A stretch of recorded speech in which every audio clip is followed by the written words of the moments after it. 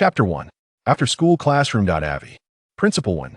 Huadian City Number 1 High School. Today is the first official day of school, and the banner welcoming students back in September has yet to be taken down. During the break, students flood the corridor towards the restroom, the summer air filled with the unique restlessness of adolescence.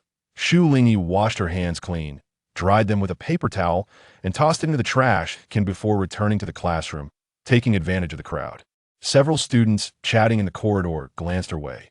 She paused her steps as someone holding a basketball came out of the door, a tall figure that cast a shadow around Shu Lingyi, quickly moving away just in time to avoid a collision.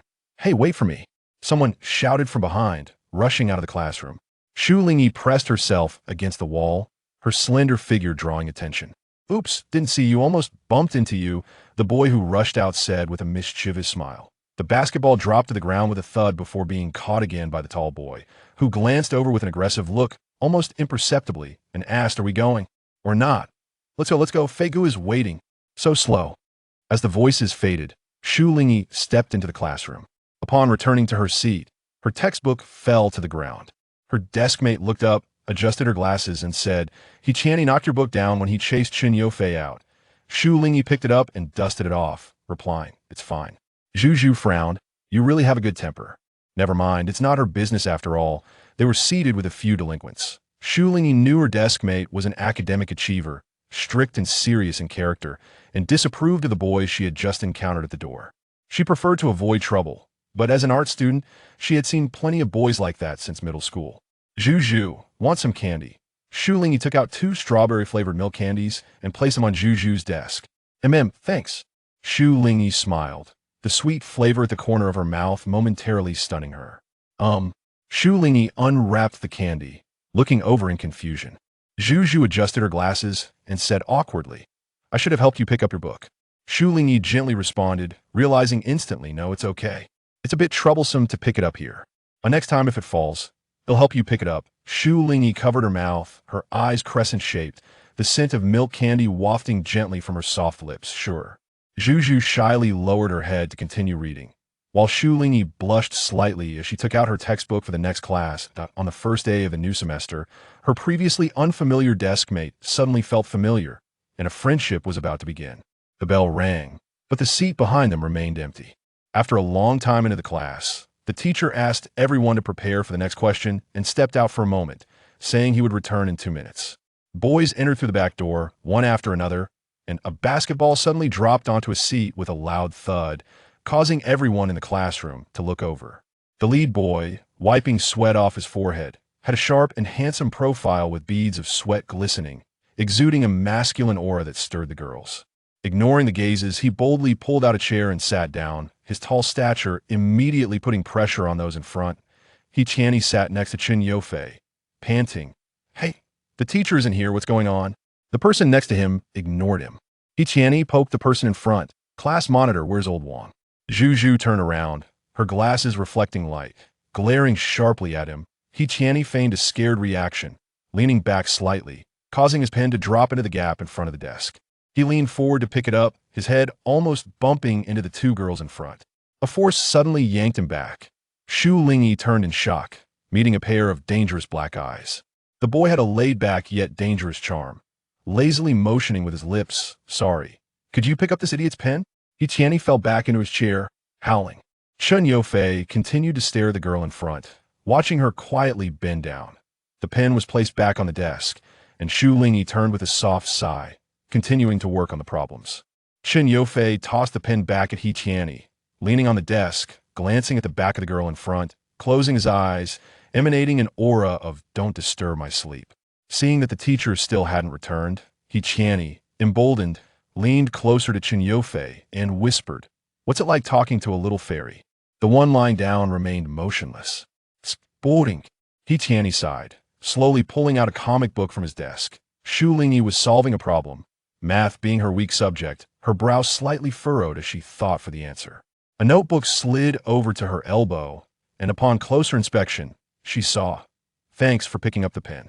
Shu Lingyi replied, "No problem," smiley face. She lowered her head, and in no time, Zhu wrote something else and passed it over. The Chun Yo-fei behind you used to be the boss in middle school. I heard he knows a lot of people in high school too. Now he's considered the boss of our grade. That he Tianyi is said to be the second Dinka man, but to me, he seems more like a follower. However, they're all quite unruly, so don't interact with them too much. Be careful not to get led astray. Shu Lingyi was taken aback and wrote back, quite unruly. Zhu. They know people from outside the school. You'll find out later. On the first day of school, after everyone introduced themselves on stage in the morning, class began. Some students were directly promoted from the middle school of number 1 high school, while Shu Lingyi came from a private international school where she didn't know anyone in her class. Zhu was the only one she was somewhat familiar with so far. Now it seemed that many of the classmates in this class were familiar faces from middle school, and Zhu knew both Chun Yo-fei and He Tianyi as she mentioned. After explaining everything to Shu Lingyi, Zhu sighed in relief, feeling a strong sense of duty to warn her gentle and quiet deskmate. After all, in their middle school, the most notorious figure was Chun Yo-fei, with many girls liking him, but he wasn't that great himself.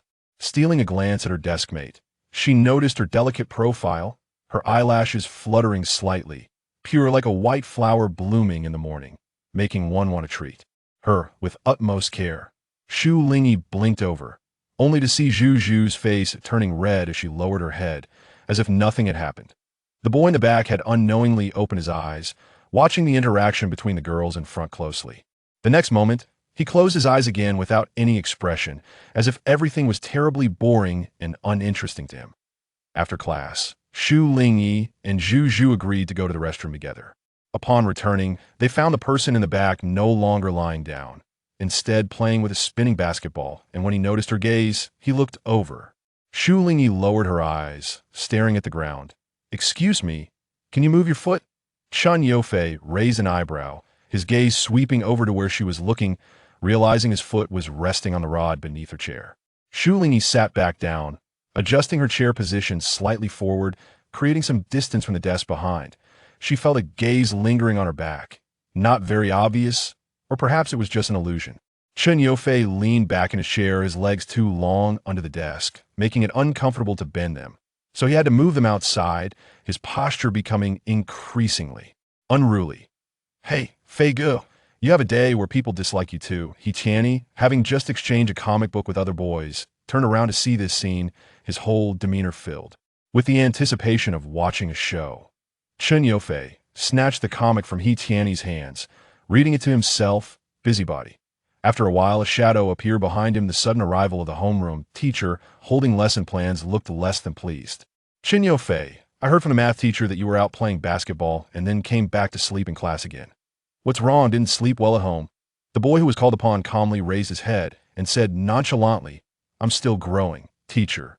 Shu Lingyi instinctively tilted her head up when she heard this. "That if you can stand and still manage to sleep during class, I admire you, and it won't affect your growth," the teacher replied, clearly irritated, and climbed onto the podium with her teaching materials. During the subsequent class, the boy indeed stood at the back, lazily leaning against the wall, tall and the most noticeable one in the class.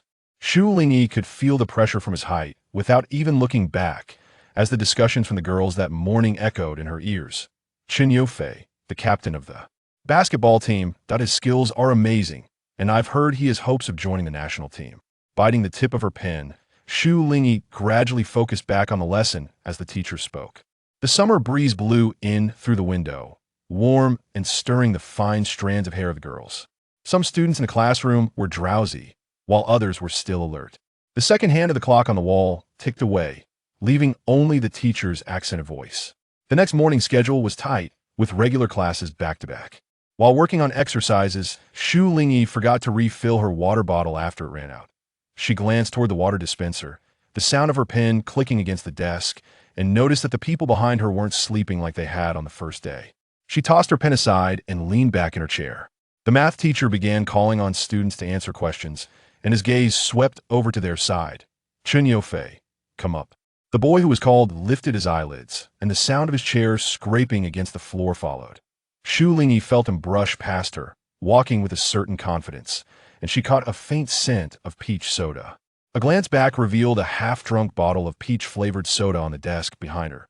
The boy stepped onto the podium, taking a piece of chalk from the math teacher without accepting the one offered to him. The problem he was about to solve was exactly the one that had troubled Shu Lingyi the day before. Without any hesitation, he smoothly wrote down the standard answer formula and tossed the chalk down. Tianyi led the applause, whistling, "Our Fei Gu is the math king." The math teacher coughed. Well done. He looked carefully at the student walking down, somewhat aware of his background. Students who moved directly from junior high to high school must have decent scores to get in. And as for those who got in through connections, it depended on whether their families had money that a score could be bought.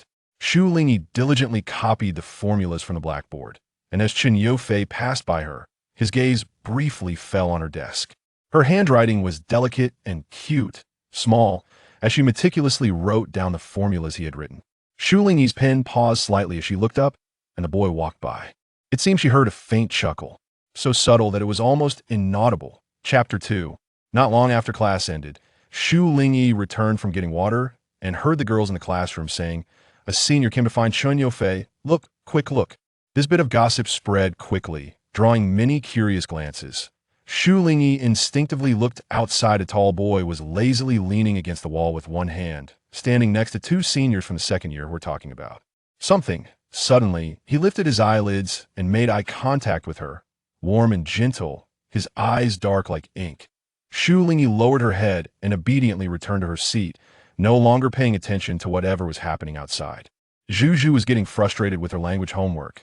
"I told you I wouldn't know these flowery phrases. Chinese is just not my thing." Shu Lingyi leaned over to take a look and said, "Zhu, this character is a homophone."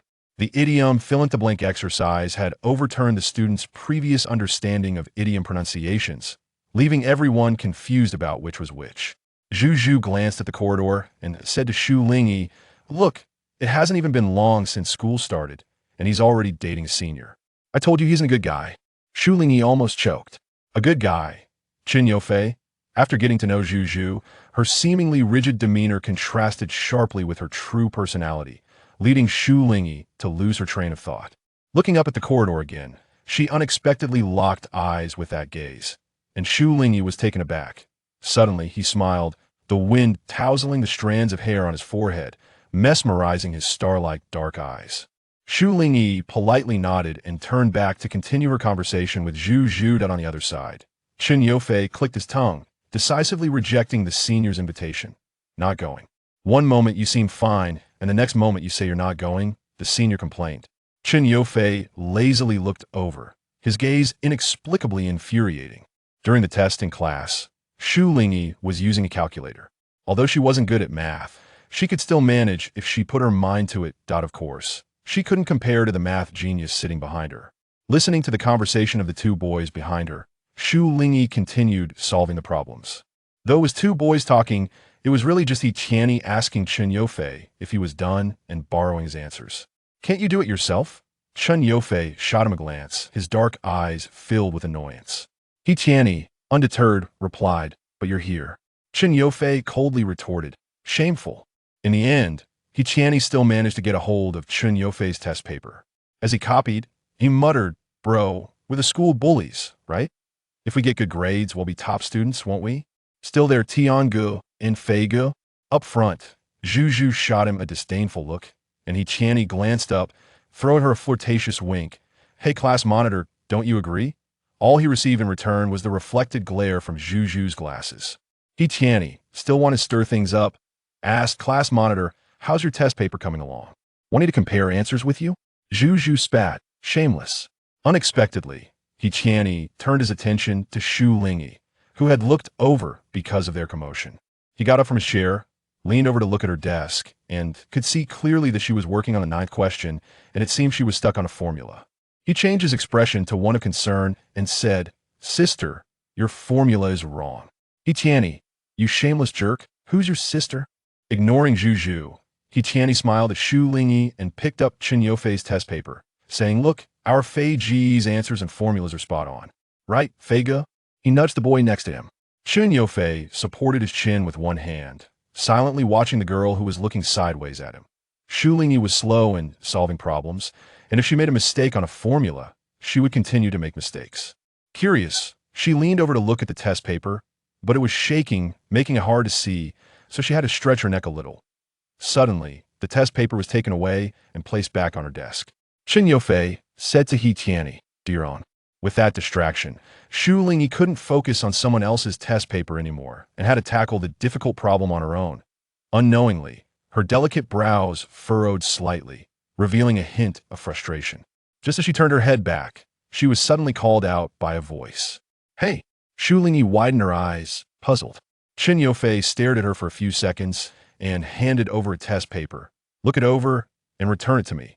Beside them, He Tianyi watched the scene with great interest, unusually not interrupting.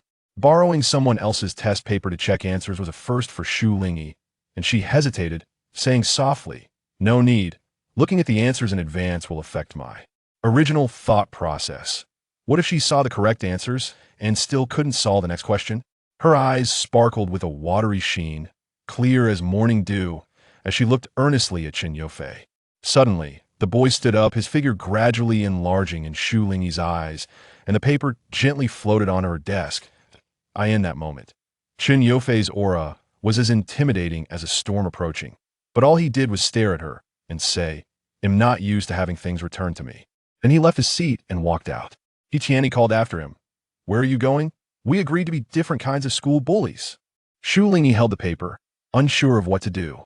During the next class, Qin Yofei was absent, and He Tianyi also left, but before he went, he comforted Shu Lingyi with a remark, "Fei Gu is just straightforward, don't take it personally." "Okay." Shu Lingyi wanted to say that she wasn't offended, but He Tianyi rushed off. Zhu said to her, "You got the test paper, just take a look." Shu Lingyi nodded, listening to her assertively say, "Although I don't like them, I have to admit Qin Yofei is quite intelligent." The handwriting on the test paper was surprisingly neat. Shu Lingyi hummed in response, looking at Zhu in confusion. "Qin Yofei, he has issues."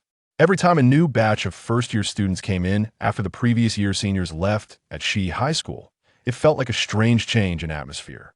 Aside from studying, the biggest gossip usually revolved around who was dating whom or the latest about notable figures on campus, which was the only thing that could fill the student spiritual void. The milk tea shop next to the school. Shu Lingyi paid and placed 2 cups of milk tea on the table. Zhu thanked her and then handed over her phone, indicating for her to look here. "This is our middle school class's report card." The screen displayed a dense table, but the names circled in red had very noticeable grades, all in the top 10 of the grade. Following her instructions, Shu Lingyi swiped through the images, finding several lists like this. Qin Yofei's name stood out prominently, and she blinked in confusion. Zhu, seeing her reaction, said, "Can't wrap your head around it, right? Wasn't he supposed to be a school bully? At the beginning of the school year, they said he was not a good person." Shu Lingyi looked at the scores and said, "His grades are really good." Zhu scoffed, "That's not even the worst part. Once, because he didn't know what happened with our grades top student, his grades became even scarier in the second half of the semester, making it impossible for our top student to stand out. Whenever they saw him, they'd avoid him because he's too intimidating. So, what's the point of not wanting to be an honor student?" He Tianyi also said something about being an alternative school bully, that being a poor student doesn't matter, but being a good student who's also a delinquent is something to be proud of. After her rant, she took a big sip of milk tea and sighed, but Qin Yofei has been popular since middle school for this reason, and he has some privileges with the teachers. In the dusk, Shu Lingyi and Zhu came out of the milk tea shop, each heading home. "See you tomorrow." Shu Lingyi waited at the bus stop and waved goodbye to Zhu before taking a different route. There were quite a few students at the bus stop, and a gentle breeze lifted the hems of their clothes. From a distance, a group of tall, thin boys was playfully walking over, some carrying or holding their backpacks, their blue and white uniforms very eye-catching. He Tianyi spotted the girl standing under the bus sign at a glance. She was so conspicuous, as if in a vacuum, with everyone around her keeping their distance. Hey, Qin Yofei, look who that is?" The other boys turned to look in the direction He Tianyi was pointing. Among them, a girl with lowered brows and wearing headphones presented a gentle and quiet image. "Who is she?" "Qin Yofei, your girlfriend?" The boy being called was focused on the figure in that direction, tugged at his lips. "Who said that?" He Tianyi asked. "That direction leads to Chang'an Street. Does she live there too?" "Isn't that in the same direction as Qin Yofei?" Lin said. "That's also in my direction. My grandma lives on Chang'an Street too." Another boy quickly added. He Tianyi waved his hand. Go. Why are you making a fuss? Why not say hello?" Shu Lingyi was listening to dance music, silently counting the beats in her heart. when someone suddenly approached her, making her look up in surprise. Someone had pulled out her headphones, holding them in their hand, and their dark eyes were fixed on her without the previous depth, but with an unwavering gaze. "Where do you live?" Shu Lingyi was taken aback. Chen Yofei. She also noticed the other people beside him. Some were classmates, and some were unfamiliar. Facing their scrutinizing gazes, she remained relatively calm, though her delicate brows furrowed slightly, resembling misty mountains after the rain. Chen Yofei repeated, "Where do you live?" Shu Lingyi slightly opened her mouth, unsure whether to answer, but in the end, amidst He Tiany's uncontrollable chuckle, she said, "At the end of Chang'an Street." Chen Yofei turned to the onlookers and said, "You guys go back. See you tomorrow." The others made a sound of protest, saying, "Didn't we agree to have an event tonight? Why are we going back so early?" Chen Yofei replied nonchalantly, "I'm accompanying my mom." "Oh, that was a conversation ender," He Tiany said. "All right, tell the beautiful Annie I miss her." Cooking. He was almost kicked by Chen Yofei, who then pulled Li An's neck and called the others to leave. As Zhang Yang was halfway through, he said, "Wait, I need to take that bus like Chen Yofei." He Tiany and Lian swiftly tackled him and dragged him away. "What bus? Go have fun." The bus arrived. Shu Lingyi got on the bus, followed by a tall boy with a single shoulder bag. They walked one after the other, their white sneakers moving in the same direction as the flow of people boarding. There was only one seat left, and Shu Lingyi hadn't planned to sit down, intending to let the person behind her take it. The blue and white uniform walked past her, and Chen Yofei called out to her from that spot, "Come sit here." With him blocking the way, the students who wanted to grab the seat dared not say anything. Shu Lingyi hesitated for a moment, and Chen Yofei thought she hadn't heard him and called again, his gaze carrying a hint of danger. In the end, she walked forward and sat in the spot Chen Yofei had saved for her. "Thank you." Chen Yofei looked out the window, still standing by his position, and it was unclear if he had heard her.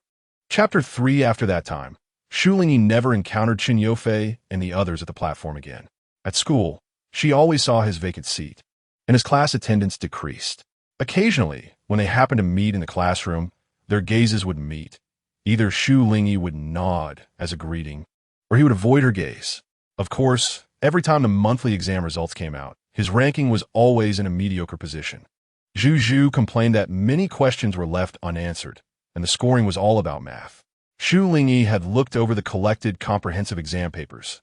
At that time, Chen Yofei had fallen asleep from exhaustion, and when the group leader urged him, she had no choice but to hand in his paper for him. Subject discrimination was quite serious. Only math was picked for scoring. The classroom door was kicked open by the leading boy, and a group of boys rushed in, making excited howling noises like baboons. Competition. The seats behind her were occupied by boys, and she could feel the breeze from outside brought in by them. Mineral water dripped directly onto her head, dampening the tips of her hair. She tousled her black hair, looking rugged and unrestrained. Under her tousled hair and dark eyes, water droplets slid down, revealing the youthful exuberance of a boy. Shu Lingyi was splashed by the droplets, and her chair felt slightly damp. He Tiany, like Chen Yofei, was causing Zhu to be unhappy. "Hey, do you have any paper?" "No." Water droplets were on Zhu's glasses, flicked there by He Tiany's wet fingers. She took off her glasses and glared at He Tiany, her vision blurred. He Tiany, who had intended to tease her, gradually flushed and turned to find Shu Lingyi, saying, "Sister." Seeing Zhu unhappy as she wiped her glasses, Shu Lingyi pulled out a piece of paper and handed the whole pack to He Tiany, saying, "You shouldn't always provoke Zhu." He Tiany pouted in defense. "How is this provoking? It was an accident, you see. Chen Yofei is the one who splashed water everywhere." Chen Yofei watched this scene and suddenly said, "Do you want to die?" When Shu Lingyi turned around, Chen Yofei leaned lazily on the desk, one hand resting on it while the other dangled at the side of the chair, asking, "When did you get so familiar with her, casually asking for her stuff?" He Tiany was about to speak when he thought of something and provocatively said, "Hey, Brother Fei, are you envious?" Chen Yofei made a hand gesture. Behind them, the tissue in He Tiany's hand fell into Chen Yofei's hand. Shu Lingyi felt a slight movement behind her. Very subtle, not enough for her to notice as she snapped back to reality. She turned to look, and Chen Yofei met her gaze. Holding a tissue in his hand and wiping the water on her chair that had splashed from earlier when she had forgotten to wipe it after talking to Tianyi. What? Not afraid of being discovered? Chen Yufei raised an eyebrow and continued his motion. Shu Lingyi shook her head and turned away without saying anything, leaving the person behind her staring at her, lost in thought. The first middle school and the third middle school were going to hold a basketball competition, scheduled for this Friday. Chen Yufei and several boys from the class were the main players on the basketball team, mostly training. Shu Lingyi and Zhu Zhu were returning from the office with their homework, and from a distance in the corridor, they saw the figures on the basketball court. Recalling the tasks assigned to them, "Has the cheerleading outfit from the school come down yet?" Shu Lingyi replied, "It's on the podium. I'll distribute it later." The homeroom teacher had assigned this task to the Cultural and Entertainment Committee, and since Shu Lingyi studied dance, the committee member thought of making her the cheerleading captain first. On the day of the competition, the school deliberately set aside the afternoon for the event, and the third middle school's basketball team and cheerleading squad also came over to the first middle school. Many people arrived at the basketball court, including several teachers watching the game. The third middle school's cheerleading team had just finished their performance, and the first middle school's cheerleading team, led by Shu Lingyi, was about to come out. Chen Yufei, who was drinking water, paused, his gaze landing on those long, straight, white legs.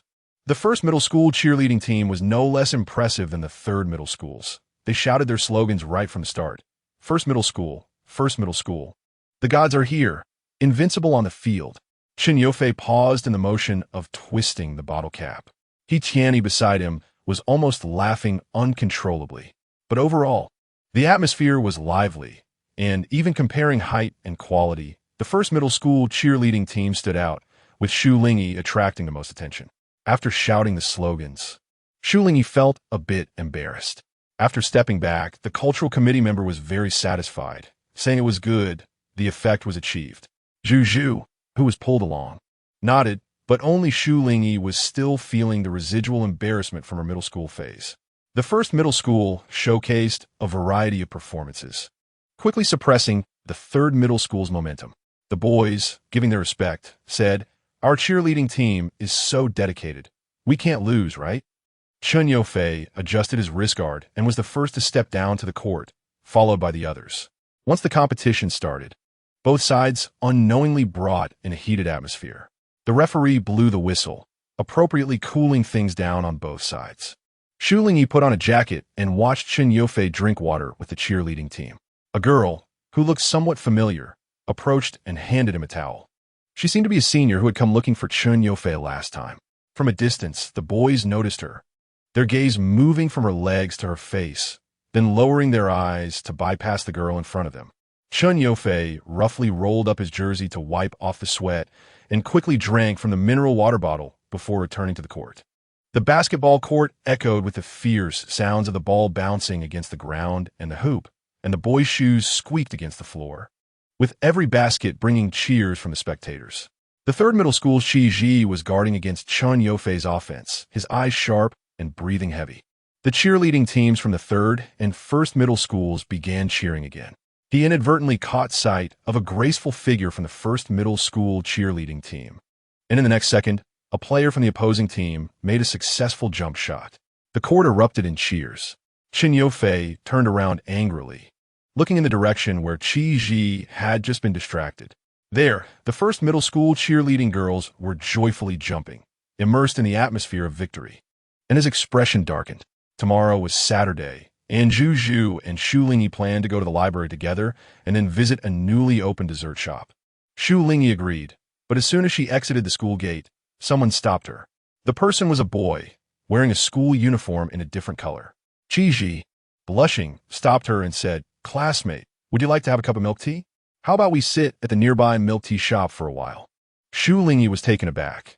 There were other students nearby the school gate, and they were very curious about the scene. "It's too late. I need to go home," she gently declined. At first, Ji was nervous, but as the captain of the third middle school basketball team, he was decent looking and gradually calmed down. With a flushed face, he said, it's fine. Where do you live? I can take you home." He cautiously looked at her, clearly afraid of her rejection. Feeling the increasing number of people lingering around, Shu Lingyi shook her head, politely refusing, "Thank you, but no need." There were two other boys with Chi who had just come off the basketball court, and they came over to help him block her.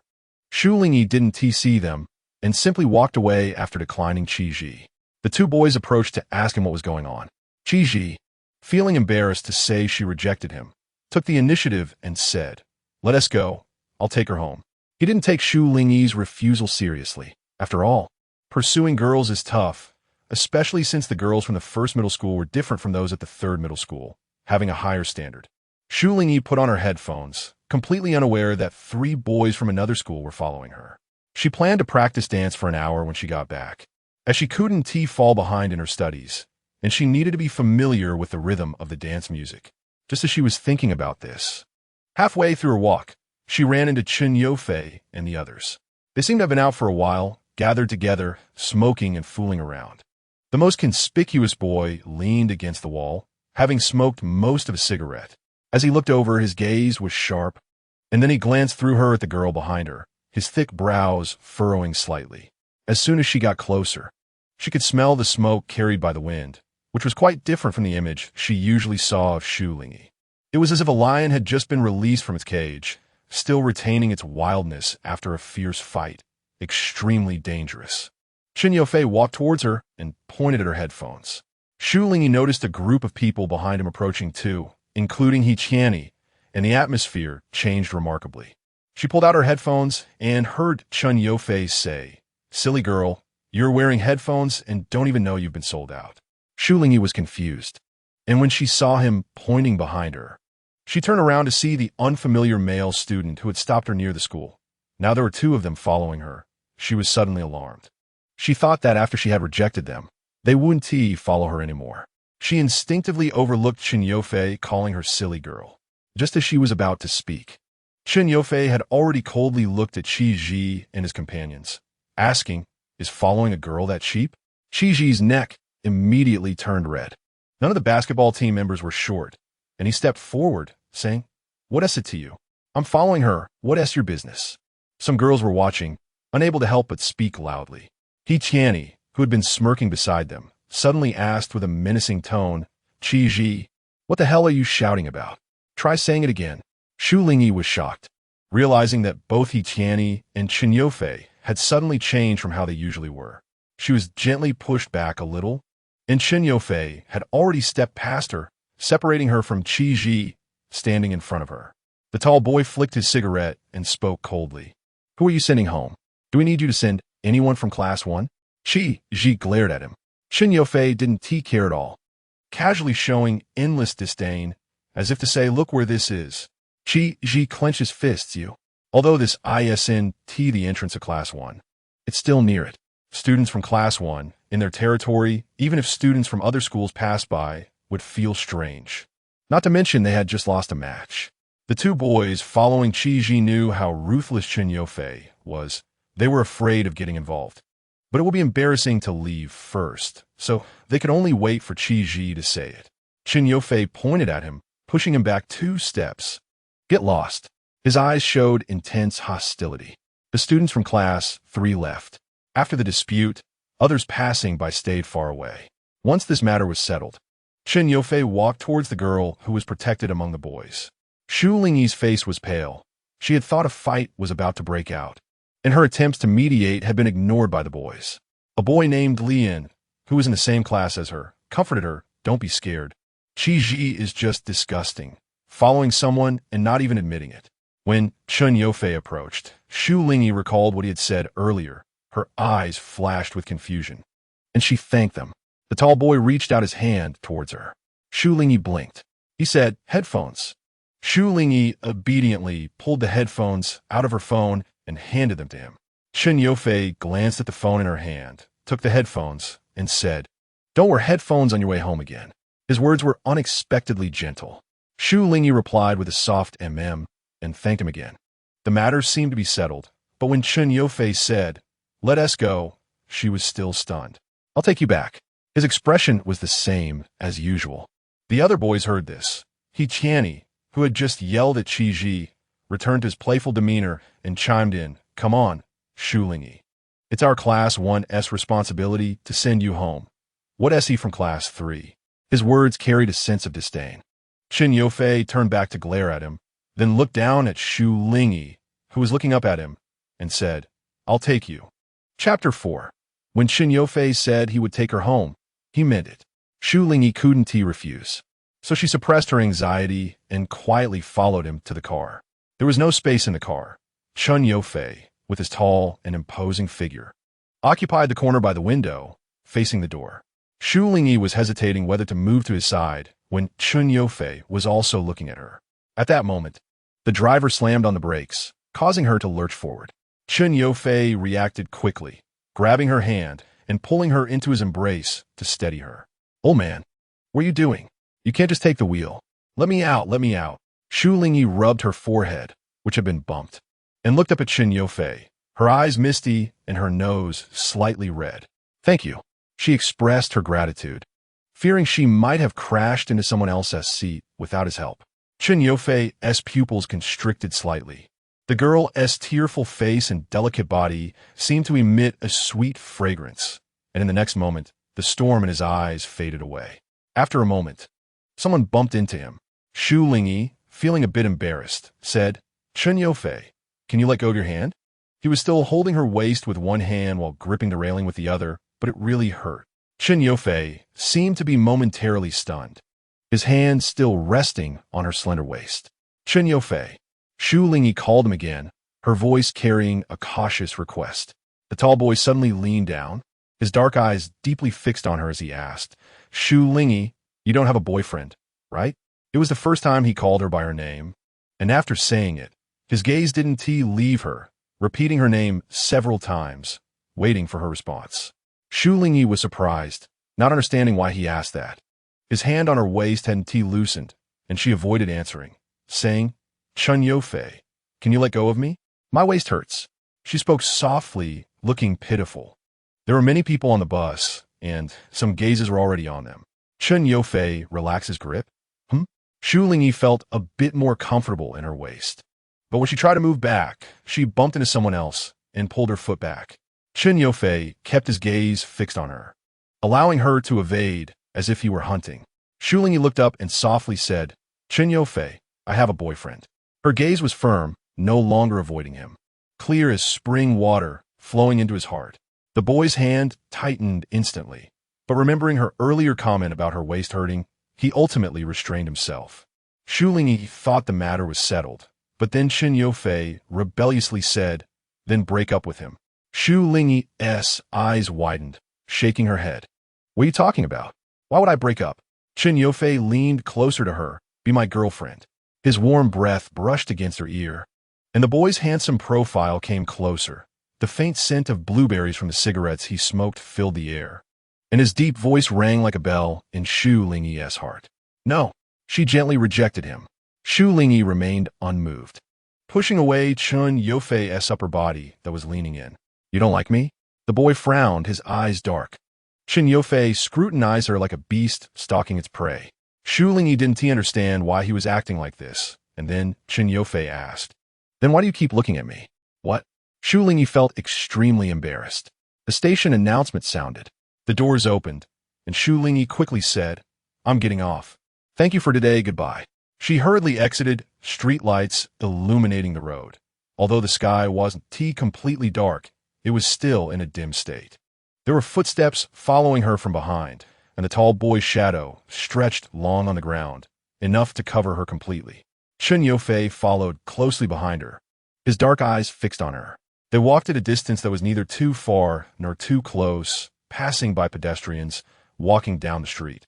The noise of people mixing in disrupting their little world. There were many snack shops on Chang'an Street, and it was already mealtime, the enticing aroma wafting through the air, tempting one's appetite. Shu Lingyi quickened her pace to go home, leaving the people behind her as she jogged. The girl had long, shiny black hair that floated gently with her movements, brushing against the fabric of her back. Pushing open the door at the alley's entrance, she was greeted by the warm light inside, stepping into the courtyard and distancing herself from everything behind her. As night fell at the end of Chang'an Street, a long river lay beside it, with lanterns and boats bringing people back to the old days. At a small stall where pancakes were being cooked, white steam rose, a sign of food being prepared.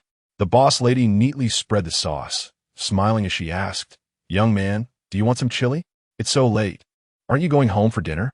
Chen Yofei replied lightly, "No, just add tomato and seaweed." Leaning against a stone pillar at the street's end, eating the fragrant pancake, Chen Yofei's phone rang, and he answered the call. From a music store, Li Xiangyi's gentle voice came through. "Son, where are you? Why aren't you home yet?" Ducks raised in the river splashed water as a vendor selling sweet rice dumplings blared a horn. Chen Yofei responded gently, "I'm at Wui Alley, bringing you sweet soup." In the evening breeze, the youth walked toward the street.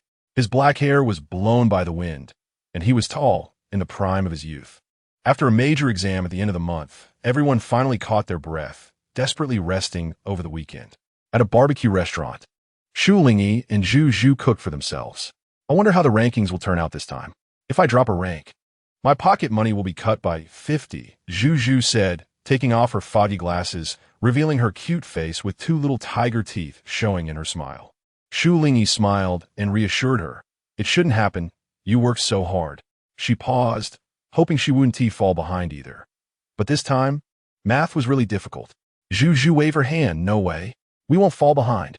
Shu, eat this grilled sausage. It's super tasty. After eating, let's go to the accessory shop." Shu Lingyi nodded. "Why does the atmosphere feel a bit strange lately? Oh, by the way, someone asked me to slip you a love letter. Do you have someone you like?" In the accessory shop, when Shu Lingyi heard Zhu ask this, she refused. Not interested. Zhu was curious. "Do you have a boyfriend?"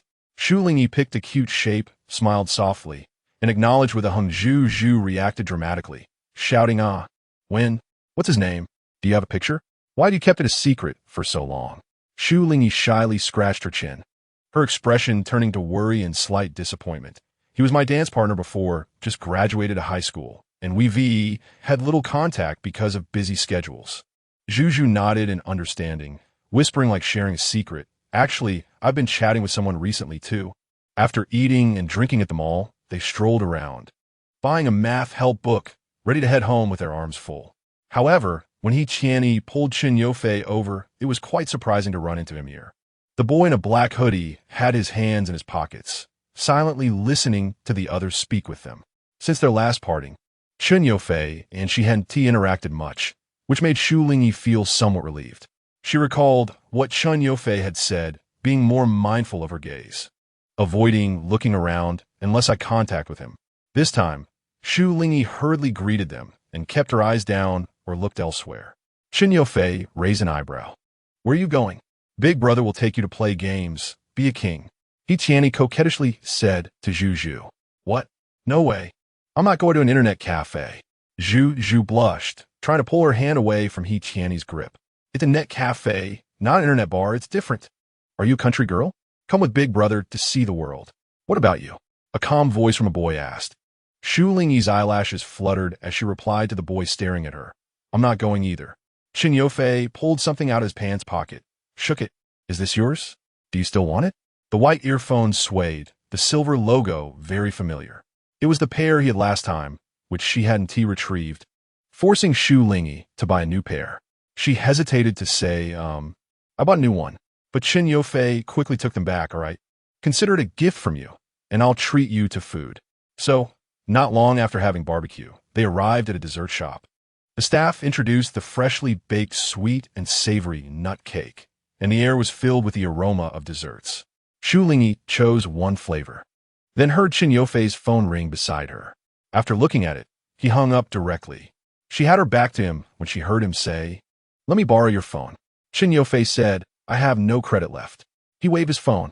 Shu Lingyi pressed the main button, and the screen lit up. The cover flashed by, and Chen Yofei saw it clearly. It was a boy and a girl dancing. His eyelids twitched as he took the silver-cased fruit phone. "Are you making a call? Or do you need to recharge?" Chen Yofei replied, "Neither." Shu Lingyi's confusion ceased when he returned the phone. Chen Yofei casually said, "Calls, texts, WeChat, feel free to bother me anytime." Shu Lingyi felt very helpless about his indifferent attitude and domineering way of doing things. She saw him slightly curve his lips, asking her, with such ordinary contact information, "Want your boyfriend mind? You also have a girlfriend, Shu Lingyi said, short of breath, her delicate brows furrowing, looking quite troubled. Chen Yufei replied, "Who said that?" Shu Lingyi recalled the girls' discussions in class and what she had seen, not understanding why he was unwilling to admit it. She felt it was no good to stay like this and wanted to leave with Zhu, but Chen Yufei blocked her way, fiercely saying, "What misunderstanding do you have about me?" Misunderstanding? Chen Yufei had several girlfriends. Monday was with a junior girl, Tuesday with a senior, Wednesday with a class beauty. Shu Lingyi suddenly thought of this, her eyes showing confusion, weakly asking, "Which one are you referring to?" Chen Yufei's expression changed, his look dangerously smiling. On the other side, the noisy Zhu and He Qianni approached, each holding a stuffed toy. He Qianni inserted himself into their awkward atmosphere, not sensing anything wrong, grinning and saying, "I say, don't we look like a couple on a date? Where next?" Zhu retorted, "What about your face?" He Qianni shyly said, while hugging the doll, "I gave it all to you." The tense atmosphere was instantly broken. Chapter 5. Autumn came a bit early. A hint of coolness seeped through clothes into the skin, and most of the class had switched to long-sleeved uniforms. Only the young, energetic boys still wore short sleeves. Shu Lingyi, who shivered from the morning cold, took a candy from her desk during the early class, unwrapped it, and popped it into her mouth. Wearing fewer clothes, she might need to add a long sleeve underneath tomorrow. She tugged at her sleeves, wrapping her arms around herself a bit for warmth. In the hallway, Chen Yufei and He Qianni, who were late due to playing basketball, were caught by the homeroom teacher and punished to stand outside. With midterms approaching, even the privilege of good grades didn't help. He Qianni leaned against the wall and asked, "What is going on between you and Shu Lingyi?" Chen Yufei frowned, looking away from the classroom. "What do you mean?" He Qianni awkwardly scratched his head. "Well, Zhu asked me to find out if you two are fighting. She used to talk to you, but now she is avoiding you? What is going on?" Hearing the word avoiding, Chen Yufei's eyelids twitched. He Qianni advised, "I say, if it doesn't work out, just let it go. Doesn't she have a boyfriend?" Chen Yufei's eyes turned cold. The afternoon reading class was scheduled in the school's reading room, just right to help the students relax their tense nerves. Shu Lingyi brought a notebook to jot down good words and sentences, and inside it was a letter. She was focused on writing a reply. Zhu, sitting next to her, whispered, "The girls from the junior high confessed to Chen Yufei yesterday, and even said they are cuter and younger than us high school girls. It's hilarious. Sooner or later, a senior will teach these little girls a lesson." Shu Lingyi paused her pen, lightly hummed, and continued writing. Zhu leaned over and complained, "Are you writing a letter to your boyfriend? Can't you just send a text in this day and age?" Shu Lingyi smiled, recalling the last text that said, "I can't. He recently participated in a competition and had his phone taken away." Zhu was incredulous. They even took his phone? Shu Lingyi replied, "Yeah. His mom is pretty strict." Just before the last class before school ended, Chen Yufei and He Qianni finally appeared after training. They were slightly out of breath, with a bit of sweat on their foreheads. Recently, they had been practicing basketball, leaving little time for classes, and would also sneak out to play. However, with exams approaching, the school team's training was coming to an end, and there would be more class time afterward. Shu Lingyi had grown accustomed to seeing them occasionally in the classroom, so she was a bit surprised to hear He Qianni say that training had finished. "Hey, Shu Lingyi, what about you?" He Qianni asked curiously. A cool breeze blew in through the back door of the classroom, and she shrank her hands a little, a faint blush on her fair face. The schedule has changed to practice twice a week, and after the final exams, it will all be over. Chen Yufei noticed her hand reaching into the desk, and familiar fingers found a small bag of candy, which was empty. A hint of disappointment appeared on Shu Lingyi's face as she sighed and got up to fetch hot water. When she returned, she found Chen Yufei standing at the back door, addressing a boy blocking the entrance. "Move aside." The boy, engrossed in a magazine, was startled to see him and complained, "The air in here is stuffy." Chen Yufei coldly replied, "Then go outside." The boy sheepishly lowered his head. He returned, and Shu Lingyi blinked, hesitating to say thank you. But she wasn't sure if it was for her, so she refrained from being overly sentimental. Instead, she merely moved her lips slightly and sat back down to work on her exercises. He Qianni watched the situation between the two with a helpless click of his tongue. Chen Yufei lounged lazily in his chair, his feet resting on the front chair's bar. Shu Lingyi felt the uneven weight on the chair, frowned, and turned to him. Chen Yufei, your feet. Chen Yufei looked over. What's wrong with them? Shu Lingyi replied, you're resting your feet on the chair. It's too heavy. Her gentle tone was soft like fluffy candy, making it quite endearing. Chen Yufei slowly responded with an "oh" and pulled his feet back. Everyone went about their business, living the most ordinary student life. The candy that was usually kept in the desk was replenished, and Shu Lingyi pulled out a box of candy that was different from the one she had bought before. Who gave this to you? Zhu adjusted her glasses, asking with interest. Shu Lingyi shook her head. The blue and white candy box felt a bit heavy, with a transparent section in the middle showing the candy inside. It seemed to be bulk candy placed in this box, including her familiar milk candies, other flavors, white chocolate, toffee, and more. The two turned back to see a boy who was either lying down or furiously writing. He Tianyi, busy with his homework, quickly replied, I don't know, I didn't see. Ask Brother Fei. He shook his leg and added to Zhu, do you want some? I can go buy you some. Bribing me? Dream on. The person to ask was sleeping on the desk. Shu Lingyi was uncertain, holding the box and calling out to him. It wasn't until her slightly cool hand gently nudged him that Chen Yufei finally looked up, his eyes slightly bleary and his gaze not as sharp as usual. He looked a bit tired. For a moment, Shu Lingyi didn't know whether to disturb him, but in the next instant, Chen Yufei's gaze cleared as it landed on the candy box in her hand. Not good? He asked. Did you buy this? Shu Lingyi inquired. Chen Yufei's expression was calm. How much is it? I'll transfer it to you. Chen Yufei stared into her eyes without speaking. Shu Lingyi felt anxious and raised the candy box, saying, I can't take your stuff for free. Can I give you money? Her tone was soft, carrying a gentle request. Chen Yufei's lips moved slightly now. Shu Lingyi placed the candy box on his desk. Then I can't accept this. He Tianyi couldn't continue copying his homework and advised, just take it, Shu Lingyi. Our brother Fei ran around a huge mall last night just to find you that imported milk candy. A book was thrown at He Tianyi. Chen Yufei straightened up, transforming from lethargic to assertive, stating, if I gave it to you, it's yours. If you don't want it, just toss it. It's up to you. Zhu tugged at Shu Lingyi's clothes and turned to Chen Yufei. Hey, you haven't written your application for the youth league yet. Are you going to submit it? The tall boy seemed to just remember. He pushed the blue and white candy box forward, raised his chin, and said, let her write it for me in exchange. He pointed at the candy box. Zhu looked at Shu Lingyi, who was left speechless, looking at him like a wronged little wife, unexpectedly a bit pitiful. The candy box was stuffed back into Shu Lingyi's desk by the end of the school day. The number of girls coming to find Chen Yufei gradually decreased. The seniors who occasionally came to ask Chen Yufei out were no longer around. Zhu asked He Tianyi about it, earning a sly smile from him. Why aren't you concerned about me?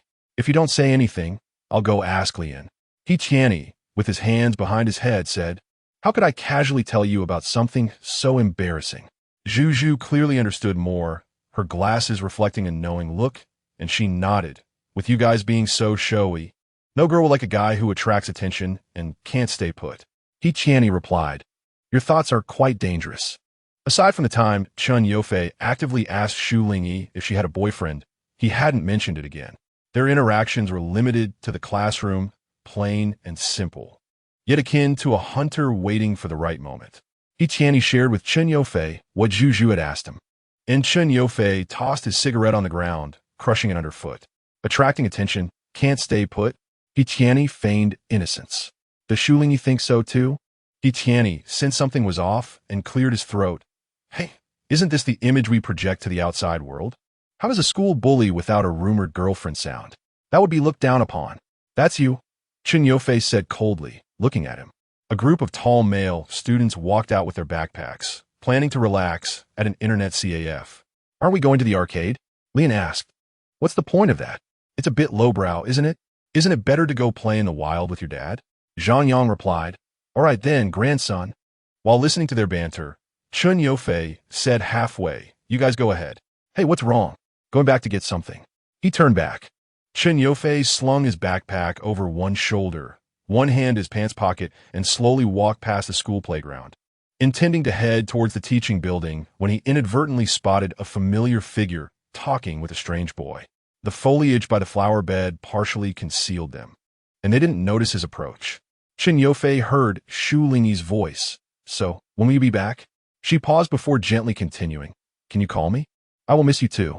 And Xiao ruffled her hair and softly comforted her. I'll come back once I fulfill my dreams. I'll contact you whenever I can. Little textbook. Say hi to Dad for me. Shu Lingyi responded with a soft mm. And Xiao looked at her with concern, holding her tightly in her arms. When you have time during your holidays, I'll take you to Haisher. Okay? Shu Lingyi shook her head, raising her gentle smile, and said, that would disturb you. And the dance theater will be very busy. I heard that it's not just about getting in. There are exams every month, and if you don't pass, you'll be kicked out. And Xiao chuckled and shook his head, confidence sparkling in his warm and charming eyes. How could that be? Shu Lingyi couldn't help but curl her lips, smiling with tears in her eyes. Anyway, you go fulfill your dream and bring back pride. I'll wait for your triumphant return. And Xiao looked at her and nodded heavily. Little textbook, I'm leaving, don't cry. Shu Lingyi sank into a complex mood of sadness and happiness. To cheer her up, and Xiao delayed his return home, but it wasn't good to stay on campus for too long, so he left with her. As they got up to walk out of the flower bed area, they bumped straight into a tall boy behind them. Chen Yofei stared at the girl with long, dark eyelashes that were now wet, her nose slightly red, and his gaze shifted from Shu Lingyi to the person beside her. The other person was young, but looked older than their age. What's going on? Is he your boyfriend? He coldly glanced at Xiao and asked Shu Lingyi. The sudden appearance of this handsome boy made Xiao sense the subtle atmosphere between Shu Lingyi and him. Frowning, he forced a distant smile and said, Are you Lingyi classmate? Hello, I'm Xiao. Chen Yofei ignored him and stepped closer to ask Shu Lingyi, What's wrong? Noticing her slightly red eyes, his expression darkened. And Xiao was surprised, but understood. Shu Lingyi didn't expect to run into Chen Yofei and didn't know how much he had heard, but feeling down, she nodded randomly. We're leaving now, goodbye. She held hands with Xiao and walked towards the school gate. Behind them, Chen Yofei looked at their retreating figures with a gloomy expression.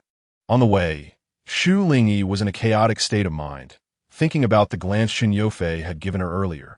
His dark eyes showing a sense of urgency and seriousness. The boy usually had few changes in expression, exuding a lazy yet precious aura, always seeming to have everything under control. Today was the first time she saw any emotion in his eyes, and Xiao supported her shoulder to prevent her from bumping into pedestrians. Lingyi, what are you thinking about? Shu Lingyi murmured, Nothing. What do you want to eat? And Xiao replied, You're making me really worried. Seeing her innocent and gentle look, and Xiao helplessly said, Forget it. If any boys look for you while I'm not around, just follow our agreement. Shu Lingyi agreed, but still zoned out a little during the following time. The warm lights in the city at night illuminated the pedestrians, and the bustling scene on Chang'an Street was as usual. In the internet CAF, they played several rounds of games, and only during the intense moments were there occasional curses. The sounds of speed filled the air with passion and fierce roars. Who the hell gave me a sword? Look at the enemy troops. Are they okay? Li Bai. Where's Li Bai? My Jiao Chan beauty. He Tianyi cried while worshipping Chen Yofei. Boss, what's wrong? Why is the killing intent so strong today? Lian held on a Zhang, trembling, and suddenly heard the boss coldly say, Come again, with a bitter expression. Holding his backpack, Kai Hua's eyes were almost closing. Lian said with a grimace, Be boss. Hurry up. If I don't go home soon, my mom will come at me with a feather duster. Zhang Yang nodded like a chick pecking at rice. We have class tomorrow, boss. On the street in the early morning, a cigarette was thrown in an arc and landed on the ground. The tall boy, slightly tipsy, let a beer bottle fall to the ground as well. Still drinking? He Tianyi, who had burped from the alcohol, said dizzily, Whatever, I'm fine. At the 7 to 11 convenience store, the smell of Odin wafted through the air. Chen Yofei had faint red blood vessels in his eyes, with no intention of heading home. He Tianyi sobered up, finished a bowl of noodles, and ordered another. I mean, why bother? Are you going to wait for her to break up with her boyfriend? Besides, being a male third party is quite degrading. Chen Yofei ate his food decisively, not even blinking at his words. He Tianyi sighed. Do you not believe that's her boyfriend? Should I ask someone? After a while, Chen Yofei replied, I'll find out myself. He wanted to investigate Shu Lingyi's past and about the person named in Xiao. Lying on his bed, Chun Yofei opened QQ, which he hadn't logged into for months. Flipping through the contacts, he scrolled down one by one, some without notes. Not knowing who was who, but none of that mattered. His finger finally stopped on a profile picture. Wang Minmin was peeking at the senior male god space when someone suddenly messaged her, making her excited. Upon opening, she felt like a deflated balloon, disappointed. But she still didn't dare to neglect the person who suddenly contacted her. Cousin who's even more handsome than my male god. Are you still studying at Ingang? Wang Minmin had a strong impression of this cousin and even felt a sense of admiration. She had always looked up to him, following him like a little shadow until she went to a private school after middle school, distancing herself from him. Though time had passed, her childhood admiration hadn't faded. And she knew well that this cousin was not only famous in the first high school, but also had a reputation in their area. Wang Minmin had once used Chun Yofei's connections to show off for a while. Cousin, what's up? If I remember correctly, I still went to school yesterday. In a milk tea shop, Chun Yofei lifted his gaze, his cold and unapproachable demeanor making his little cousin want to scream as she rushed over. What do you want to drink? Order yourself. He nodded in indication. Wang Minmin mumbled a few ums while picking up the menu, saying, "Oh, the matcha milk cap has to have double the milk cap." A waiter came over with a plate of waffles and took her order. Picking up a piece to eat, Wang Minmin asked, "Cousin, what do you want to know? If it's something I don't know, I can ask in our school's internal group." Chun Yofei looked directly at his cousin, who had been sent off to dance since childhood, and asked straightforwardly, "Do you know in Xiao?" Wang Minmin held her face with one hand, eating the dessert heartily, occasionally saying a few words. Ingang has a dedicated record for outstanding students and has even featured excellent individuals in special reports for younger students to familiarize themselves with their seniors. Well, it actually relies on older students to collect and write about people's stories. Of course, as long as the person is famous, you can find anyone from here. Chun Yofei's pink shell phone was very eye-catching. He looked at the profile Wang Minmin opened for him, which contained gossip links. The boys' photos mostly showed side profiles, taken surreptitiously, and he was a few years older than them, likely a senior this year. It was confirmed that he was indeed the person beside Shu Lingyi, with a report stating, "Illuminating our school's glory, senior in Xiao awarded a recommendation letter from university teachers." Chun Yofei clicked on the gossip link about him, and the post mentioned in Xiao's only publicly acknowledged girlfriend, who transferred to the first high school after graduating from middle school, predicting that their relationship had already broken down.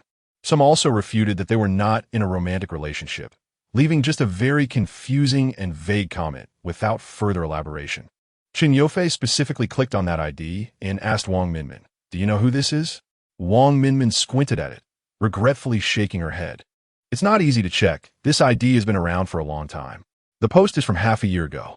Wang Minmin pondered and asked, "Third brother, why are you checking on senior in Xiao?" Chun Yofei uttered two words, "Love rival." He didn't take his eyes off the screen, where the page had switched to another post discussing the romance between two people. It provided an introduction to Shu Lingyi, and those who knew them revealed that the two had grown up together since kindergarten, continuing through elementary and middle school, until Shu Lingyi graduated from middle school. It seemed that the two were indeed in a boyfriend-girlfriend relationship. A comment at the end caught Chun Yofei's attention.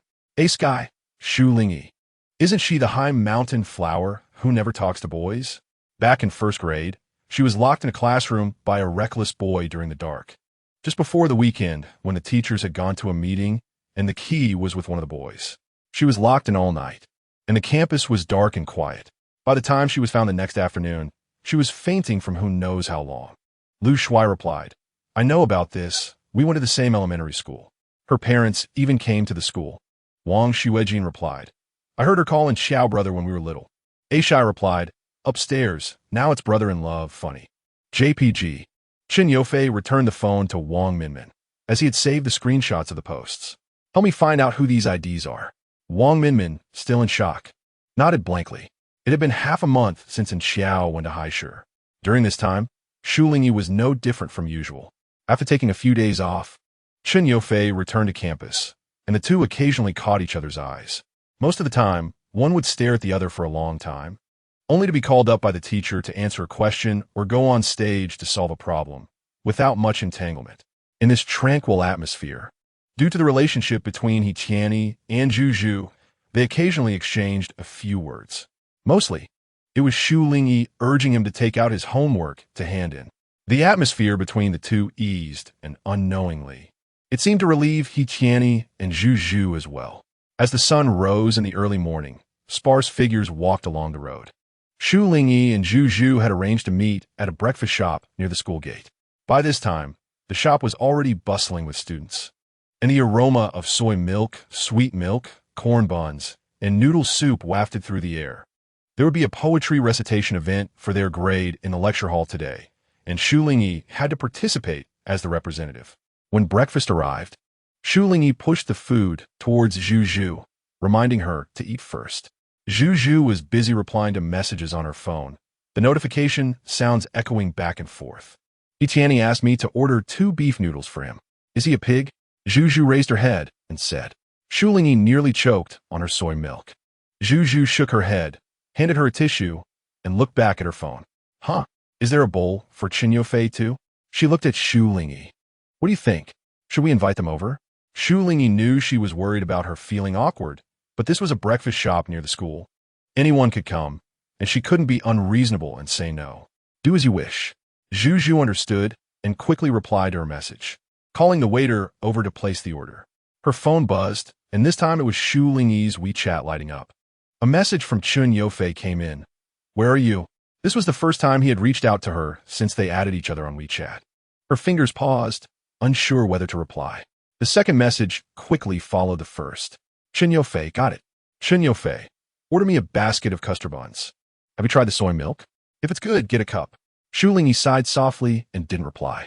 She called the waiter again, reporting Yofei's order in front of Zhu. You're eating so much? Zhu asked in surprise. Shu Lingyi lowered her eyes. It's not mine. When the people who were supposed to eat arrived, Zhu widened her eyes and swallowed the last bite of her red bean bun, mumbling, What the heck? When did you two exchange contact information? Shu Lingyi was eating elegantly, taking small bites of the oatmeal bun, staring blankly at the steaming food on the table. 2 big boys, one wearing a baseball cap and the other in a gray sweatshirt with white letters, appeared in the ordinary breakfast shop. They instantly attracted the attention of many people, both male and female, with those who recognized them lowering their heads or whispering to the person next to them. He cheerfully placed an apple on Zhu's table, saying, Here's a golden apple for you. Meanwhile, Yofei sat down directly beside Shu Lingyi, placing a box of strawberries in front of her, saying nothing, but his intention was clear. He greeted her as the bun good. Shu Lingyi smelled the sweet aroma of the custard and glanced at the yellow bun in his hand. Yofei rarely smiled at her, and his usually unapproachable demeanor softened a bit. Want one?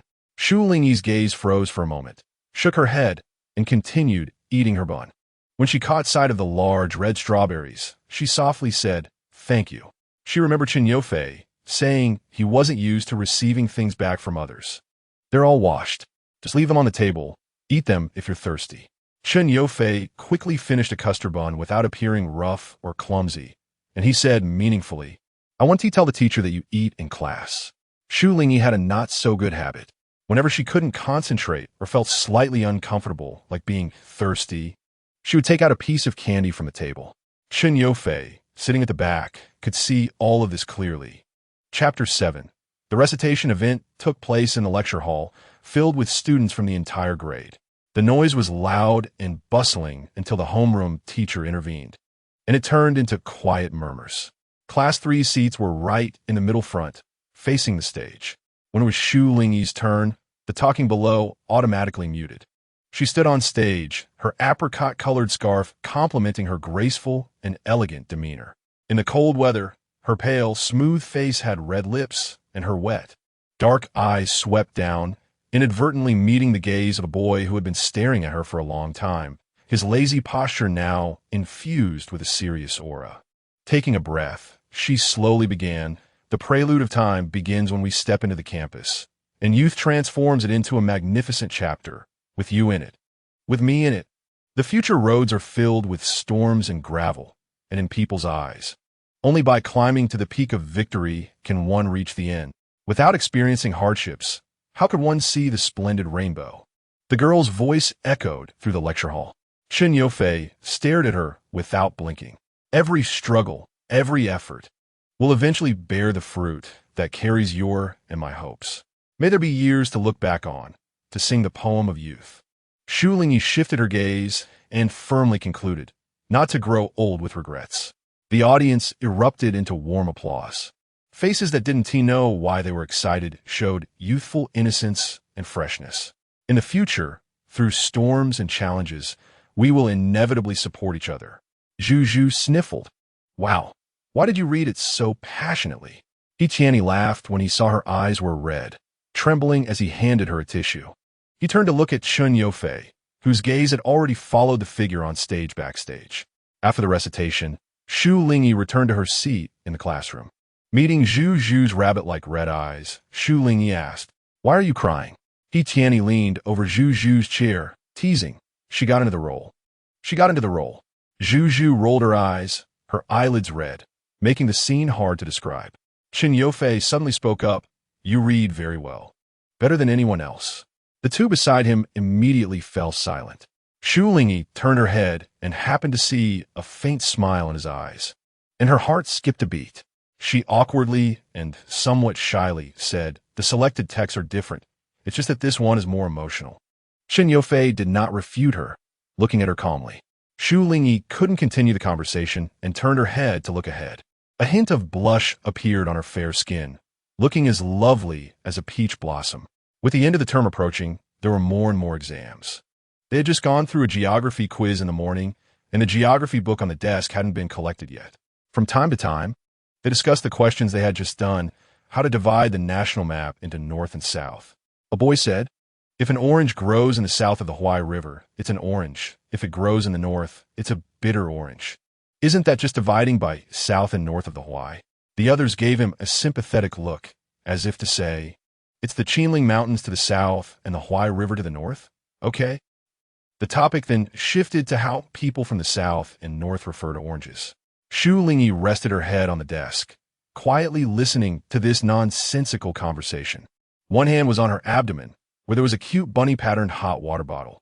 Zhu asked worriedly, "How are you? Does it still hurt?" Her voice was low. Shu Lingyi replied softly, her delicate brows slightly furrowed. "It has been hurting. The colder the weather, the colder her hands and feet felt, even though the classroom was warm. Her soles couldn't warm up." Zhu looked at her with a "what should I do" expression, and seeing this, Shu Lingyi shyly smiled and comforted her.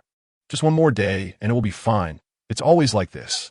She had gotten used to the pain on the first day of her period, often sitting quietly in her seat, not daring to move around. "That's true. You'll have to fight through the next week." Shu Lingyi understood. After returning from the cafeteria, Chen Yofei had his hands in his pockets, and He Tianyi, behind him, tossed some food to the excited girls who shouted upon seeing them. Chen Yofei handed the bag to Lian, who took it to share. "Hey, thanks, Brother Fei." Zhang Yang, who didn't want to run around in the cold, flattered Lian. In a blink, he saw Shu Lingyi lying on the desk, her small and thin figure suddenly looking up at him with a mix of reproach and sorrow on her face, which caught him off guard. He walked over and asked, "What's wrong with her?" Zhu had just received some food from He Tianyi and was unwrapping a small bun when she said, "Nothing much. Book baby is now a fallen angel. Please do not disturb." Chen Yofei. Shu Lingyi looked gentle, her usually rosy lips now pale. She saw Chen Yofei take a box of milk from his thigh pocket and place it on her desk, saying he heard that warm milk could relieve pain. Zhu said, "That's impossible." Chen Yofei shot her a look, and she quickly fell silent. Shu Lingyi touched the milk box. It surprisingly retained warmth on such a cold day. She glanced at Chen Yofei's leg, where it had been placed. Her cool fingertips tightened. It was something she needed at that moment. Seeing that she was willing to drink it, Chen Yofei moved his leg and returned to his seat. When He Tianyi returned to his seat, Chen Yofei was replying to a message. Wang Minmin had sent him a string of numbers and recommended a business card. Chen Yofei checked it and clicked to add the friend. "Are you going out tonight?" He Tianyi asked with a glance. Chen Yofei took a moment before saying, "Not going. I have something to do." After school, He Tianyi, Zhu, and Shu Lingyi headed home together. After they got on their bus, He Tianyi waited for his own bus. On the bus, Shu Lingyi was bumped by someone. The person looking kind asked, "Is that you, Lingyi? Do you remember Teacher Luo?" suddenly encountering a middle school teacher. Shu Lingyi was momentarily taken aback, then politely greeted her. The plump female teacher, with her hair tied up, kindly asked her, "I heard you went to City, no? One high school. How is it? Are you still practicing dance?" Shu Lingyi softly replied, "It's all good. I am still practicing." And the teacher? The female teacher, seeing her gentle and obedient demeanor, smiled more. "The teacher is good too. That little boy at home will also be going to City number 1 high school. I ran into your dad on Chang'an Street last time. He said your brother received a recommendation letter. He might even go abroad for further studies, right? That's great. Both brother and sister are promising." A little girl sitting nearby bit her finger, curiously looking at her. The female teacher was about to get off the bus, picked up the little girl, and said to her sister, "Goodbye. You should also study and dance like your sister, okay?" The little girl shyly shrank back. Shu Lingyi took out some candy to share with her and gently patted the little girl's head. "Goodbye, teacher." The female teacher said, "Hey, when you have time, come back with Xiao to visit our middle school." Shu Lingyi nodded and smiled while waving. Under the same sky, in the internet CAF of City number 1, He Qianni rushed in. The door to the private room closed, and Kai Hua, leaning against the door with a bag, lazily smoked, and stepped aside when he saw He Qianni. "How is it?" He Qianni asked, raising his head. Kai Hua, recalling Chun Yofei's fierce demeanor in the internet CAF, smiled and said, "They're all inside, scaring those little bastards quite a bit." He Qianni scoffed, thinking they assumed that the management of City no. One wouldn't he care about them.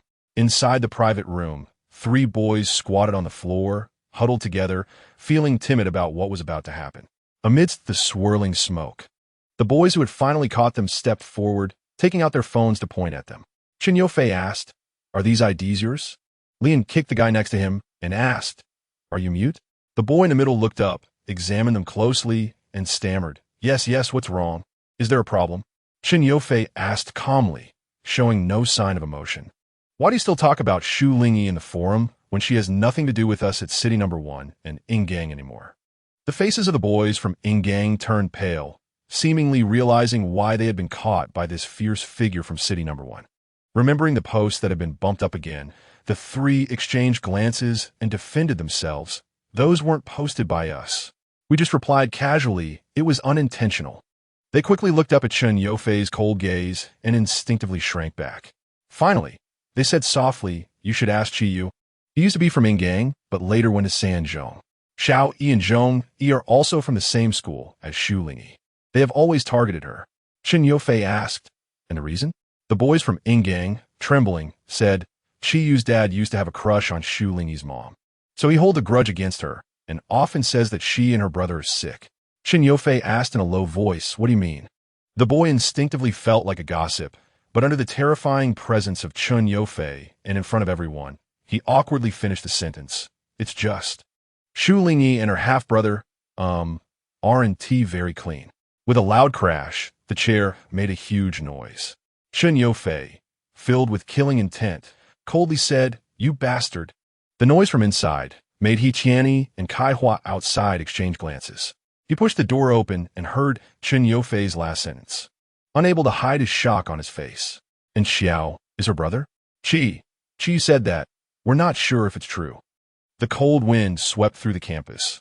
The leaves on the trees were frozen, and the ground was damp as if it had just rained. Shu Lingyi had just taken a pile of test papers to the teacher's office and was walking back down the stairs when she coincidentally bumped into Chun Yofei, who was standing in the stairwell.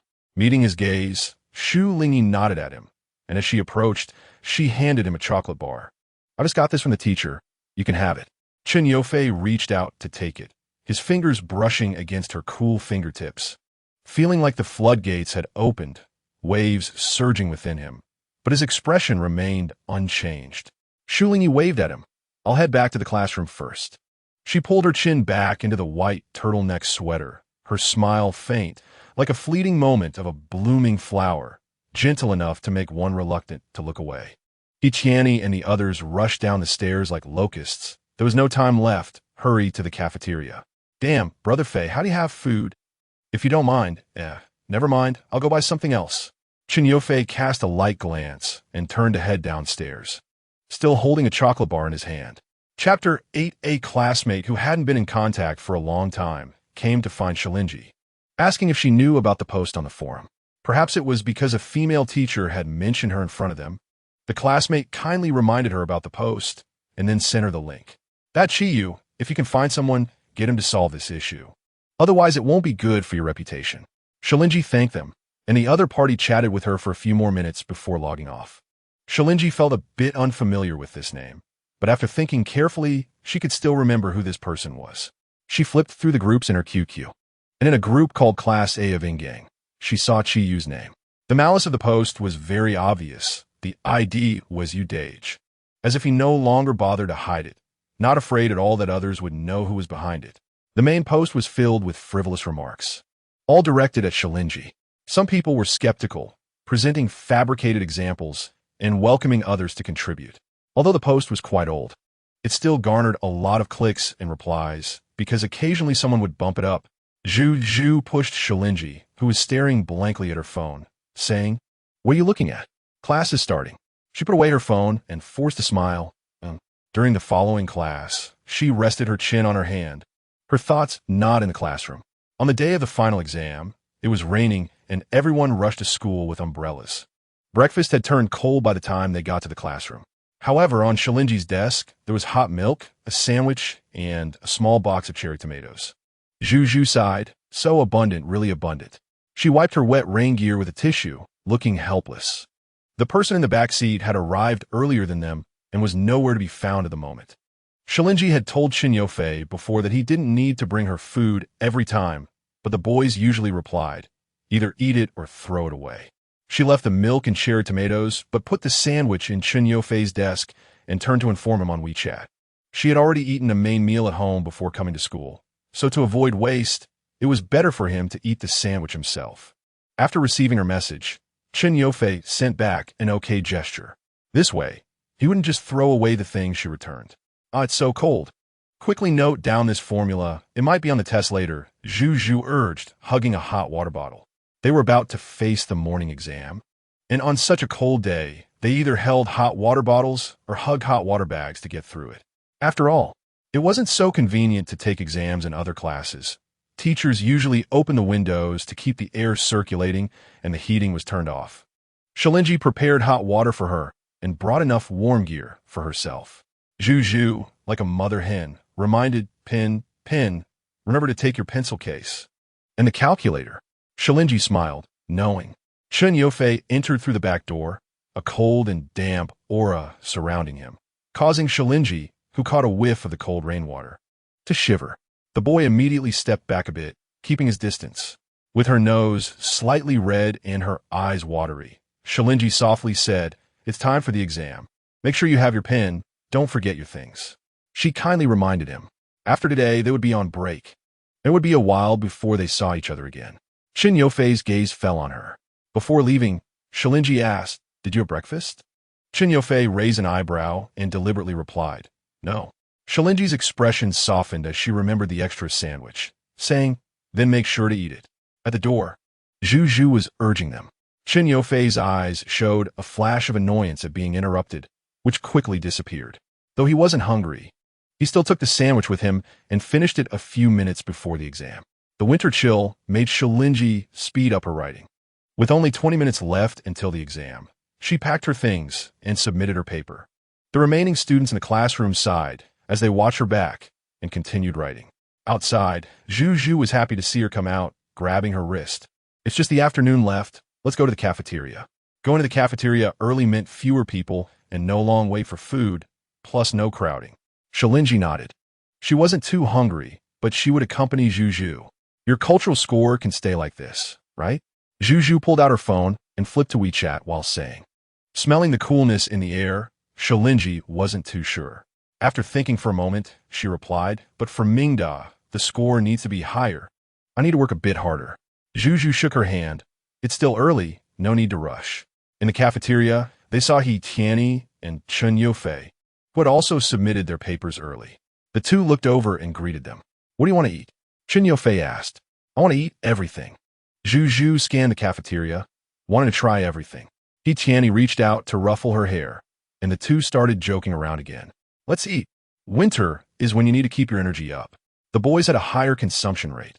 Snacks could only be considered as tidbits, and it was still essential to eat a proper meal. So they went to the second floor of the cafeteria to order some stir-fry dishes. The four of them sat at a corner table, and the warmth of the food drove away the chill. "So, how did you all do on the exam?" Zhu asked. Qiqiani replied without looking up, "Math. I have Brother Fei to protect me. Let's see how the Chinese essay turns out." Zhu asked, "Does Brother Fei know the answers to the math?" Shu Lingyi's hand, which was holding the food, paused, almost dropping the chopsticks, but she saw Chen Youfei looking at her, resting his chin on one hand. "No," he said suddenly, looking at her plate, "you have a bit of a picky diet." Then he picked out the untouched meat from her plate and handed it to her, saying lightly, "Although you look good being thin, you should also look pretty with some meat on you." After completing all these actions, Shu Lingyi didn't dare to look at the expressions of the two beside her. She lowered her head deeply, lightly biting her lip. After the exam finally ended, the students in every classroom were in high spirits. They pounded on the desks waiting for the break, but the thick stack of exam papers to be completed during the holiday couldn't dampen everyone's excitement. Qiqiani and Chen Youfei talked about going ice skating during the winter break, and seeing that he seemed to be in a good mood while looking at the girl in front of him, he changed to a teasing expression. "Does the pretty aunt know you're so pitifully chasing someone?" He emphasized the first two words. Chen Youfei couldn't be bothered to respond. "What a skate?" Qiqiani asked. "Good times, skating rink. It takes 2 hours by car in the mountains," Chen Youfei replied, his eyes slightly moving. After school, Shu Lingyi listened to the teacher speaking in the office. "I know you're an art student. Although the cultural score requirement is lower, you are balancing both sides. You ran around more during your second year. Have you thought about attending a tutoring class during the holiday?" The homeroom teacher, thinking of her stable grades, was quite satisfied. Shu Lingyi was also worried that she wouldn't be able to manage both sides, but if attending a tutoring class could improve her grades, that would be great. "Then, teacher, how will the tutoring schedule be arranged?" The homeroom teacher covered the cup and looked at the school's tutoring schedule. "For these 18 days, it will be like this every year during the holidays. If you agree, you just need to sign a consent form for voluntary tutoring." Shu Lingyi nodded, took the paper, and the homeroom teacher didn't say anything else, letting her go back. Most of the people had left the school, and the mango tree under the teaching building had lost all its green leaves. Shu Lingyi retracted her gaze and walked back into the classroom, only to hear the sound of a basketball bouncing on the floor inside. Stepping into the classroom, she saw Chen Youfei sitting at his desk with a shoulder bag slung over one shoulder, his long legs stretched out in the aisle. Turning to look at her at that moment, the winter light in the classroom seemed to gather around him alone, flickering, and his dark eyes under the messy hair resembled obsidian, making the tall and handsome boy appear unapproachable. Chen Youfei frowned slightly, and seeing her return, he relaxed the next moment. "Why didn't you come in?" Shu Lingyi was taken aback, as she hadn't expected him to still be here after everyone else had left. "Why are you still here?" The basketball was tossed into a corner trash bin, and Chen Youfei turned to her, beckoning her over. The boy said nothing, silently watching her approach, the softness in his eyes making his cold and handsome features even more striking. Just as Shu Lingyi stopped, a hand brushed past her ear, slipping into her head of black hair and ruffling it. Under her astonished gaze, he quickly withdrew his hand, coolly cautioning her not to catch a cold. Her thick black eyelashes fluttered gently, like delicate feathers, tickling the deepest parts of her heart. Shu Lingyi came back to her senses and stammered, "Chen Youfei, don't do that." "Do what?" The boy replied lazily, his expression unchanged. Shu Lingyi looked directly at him, finally summoning the courage to say, "I want to study hard and get into university." Her peach blossom eyes stared straight at him. Hearing this, Chen Youfei thought she wanted to say something else, and, after a moment of surprise, he became playful. He frowned and asked, "I not letting you study?" Shu Lingyi was speechless. Chen Youfei stood up, straightened his legs, towering over her, and stared at her intently, saying nonsensically, "Okay." Shu Lingyi was confused, and he slowly continued, "University, right? Then let's take the exam together." It was as if he was talking about something incredibly easy. Chen Youfei's mood improved greatly. The person in front of him had a natural innocence and obedience. He picked up the bag on her chair and a dark blue umbrella, coaxing her.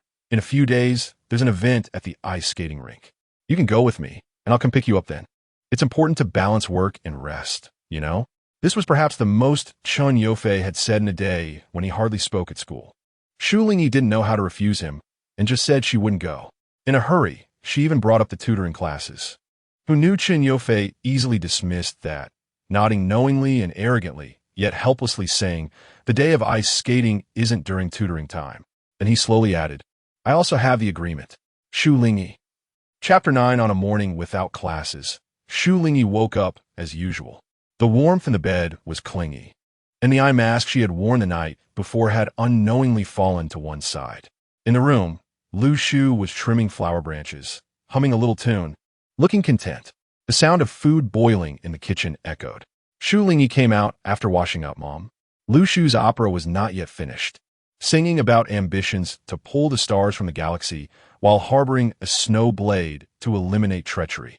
With her charming and affectionate eyes looking over, oh, my good baby is awake? I missed you so much overnight. Shu Lingyi smiled shyly. We just slept together last night. Dropping the flower branches, Lu Shu came over and pinched Shu Lingyi's little face. Well, your mom missed you too. Why didn't you put on skincare cream before coming out? How come you don't know how to take care of yourself? She went back to the room, squeezed out some cream, and applied it to Shu Lingyi's face. Girl, you need to take care of yourself, you know? Love yourself a little more. Time can be merciless to women, Lu Shu earnestly taught her. Shu Lingyi obediently responded. And only when her face turned rosy did Lu Shu feel satisfied. After breakfast, Shu Lingyi accompanied Lu Shu in arranging flowers, and Zhu Zhu called her to chat. What are you doing? Shu Lingyi replied obediently, arranging flowers. There was some noise on Zhu Zhu's end. You seem quite relaxed. Aren't you watching shows or playing games? The tablet on the flower arranging table was playing the latest variety show, and Lu Shu was watching it with great interest. Shu Lingyi retracted her gaze. I'm watching while arranging flowers. What about you? Zhu Zhu sniffled. I watched a melodramatic movie and cried like a pig. Shu Lingyi. Zhu Zhu. So how do you plan to spend your holiday? Shu Lingyi trimmed away an excess leaf and replied, I don't know. Noticing the silence on the other end, she added, just eating, reading, sleeping. Zhu Zhu. As their chat ended, Zhu Zhu spoke to someone on another phone. Did you hear? Shu baby is becoming a bookworm. He Tiany's laughter came through, and another voice seemed to still be immersed in the previous phone call, responding lightly with an MM. He Tiany, pig, why do you have two phones? Zhu Zhu. Who asked the pig?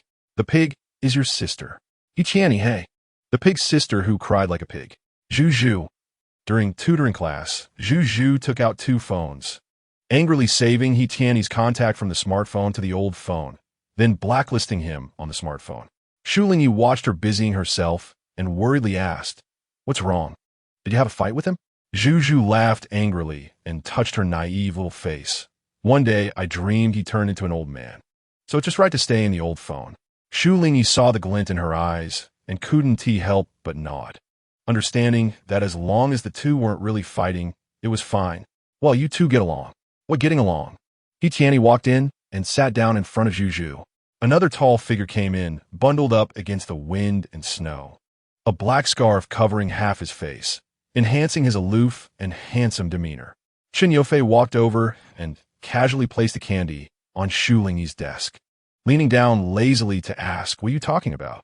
His approach made Shu Lingyi feel an overwhelming pressure, and she could smell the cool scent on him. Shu Lingyi suddenly felt nervous.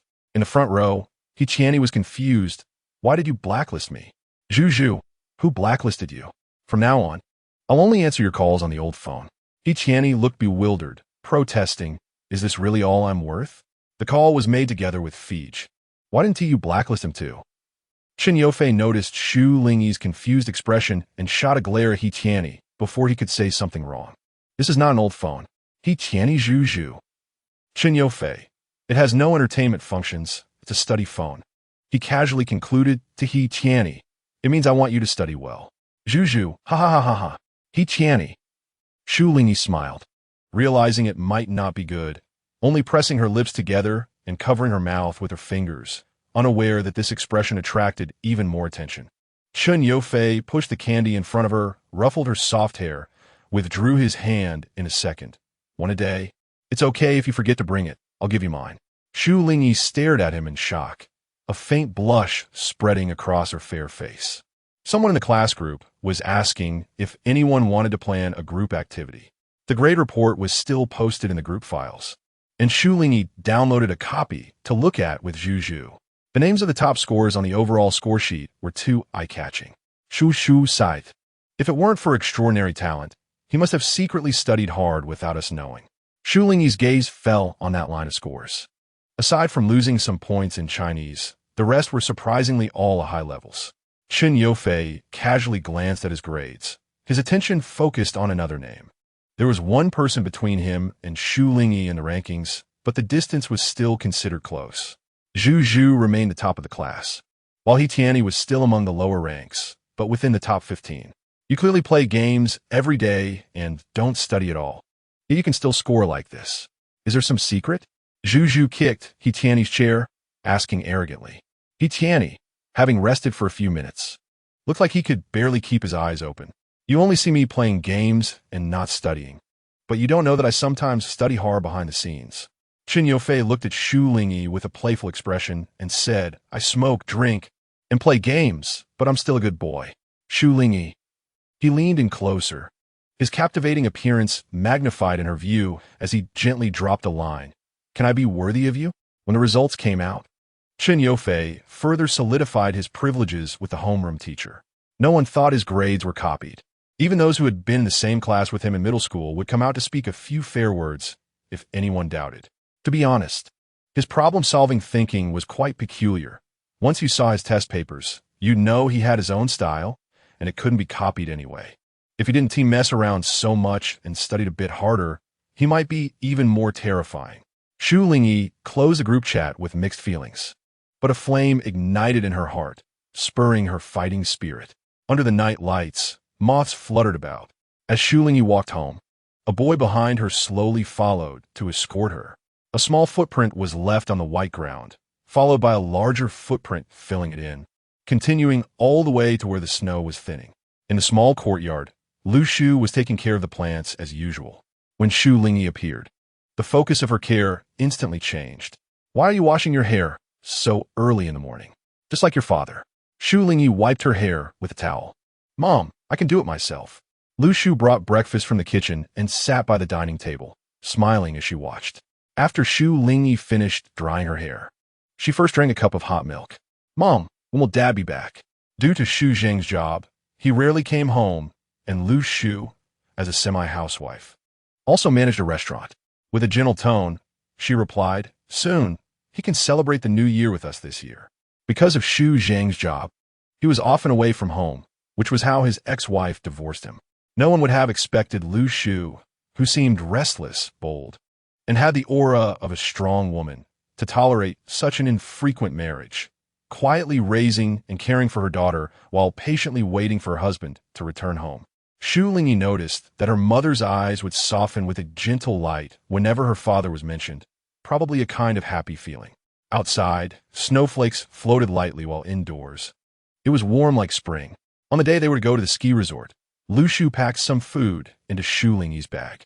You'll get hungry if you stay in the water too long, okay? Be a good girl and listen to your mom.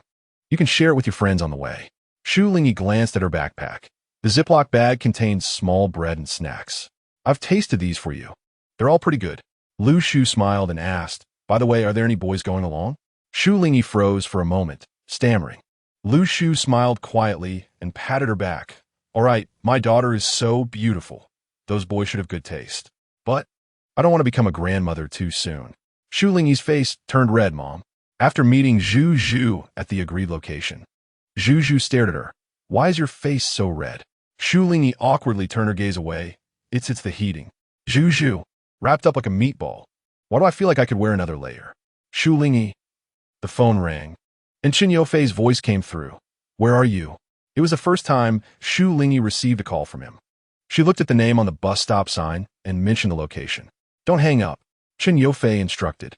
2 minutes later, a white car flashed its lights, and the window slid down, revealing the handsome face of a boy who quickly found her location. Get in the car. Tianyi waved to them. After Zhu and Shu Lingyi got in, they realized the driver was a stranger. "Whose car is this?"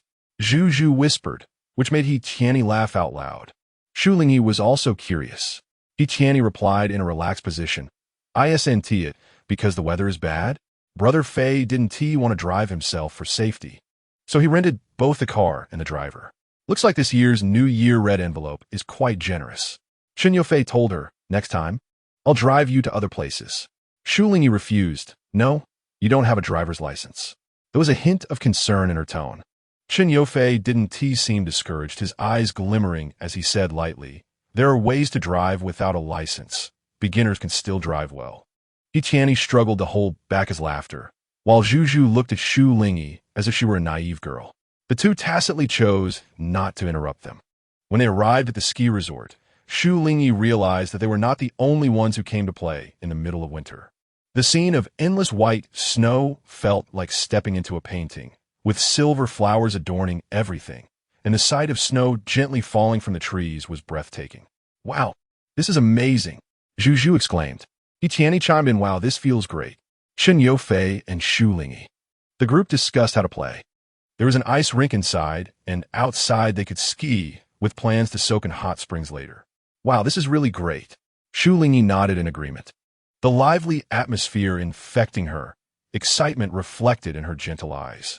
They ultimately decided to ski first, then skate a few laps at the ice rink, and afterward, soak in the hot springs. There was plenty of time. They could stay overnight and return the next morning.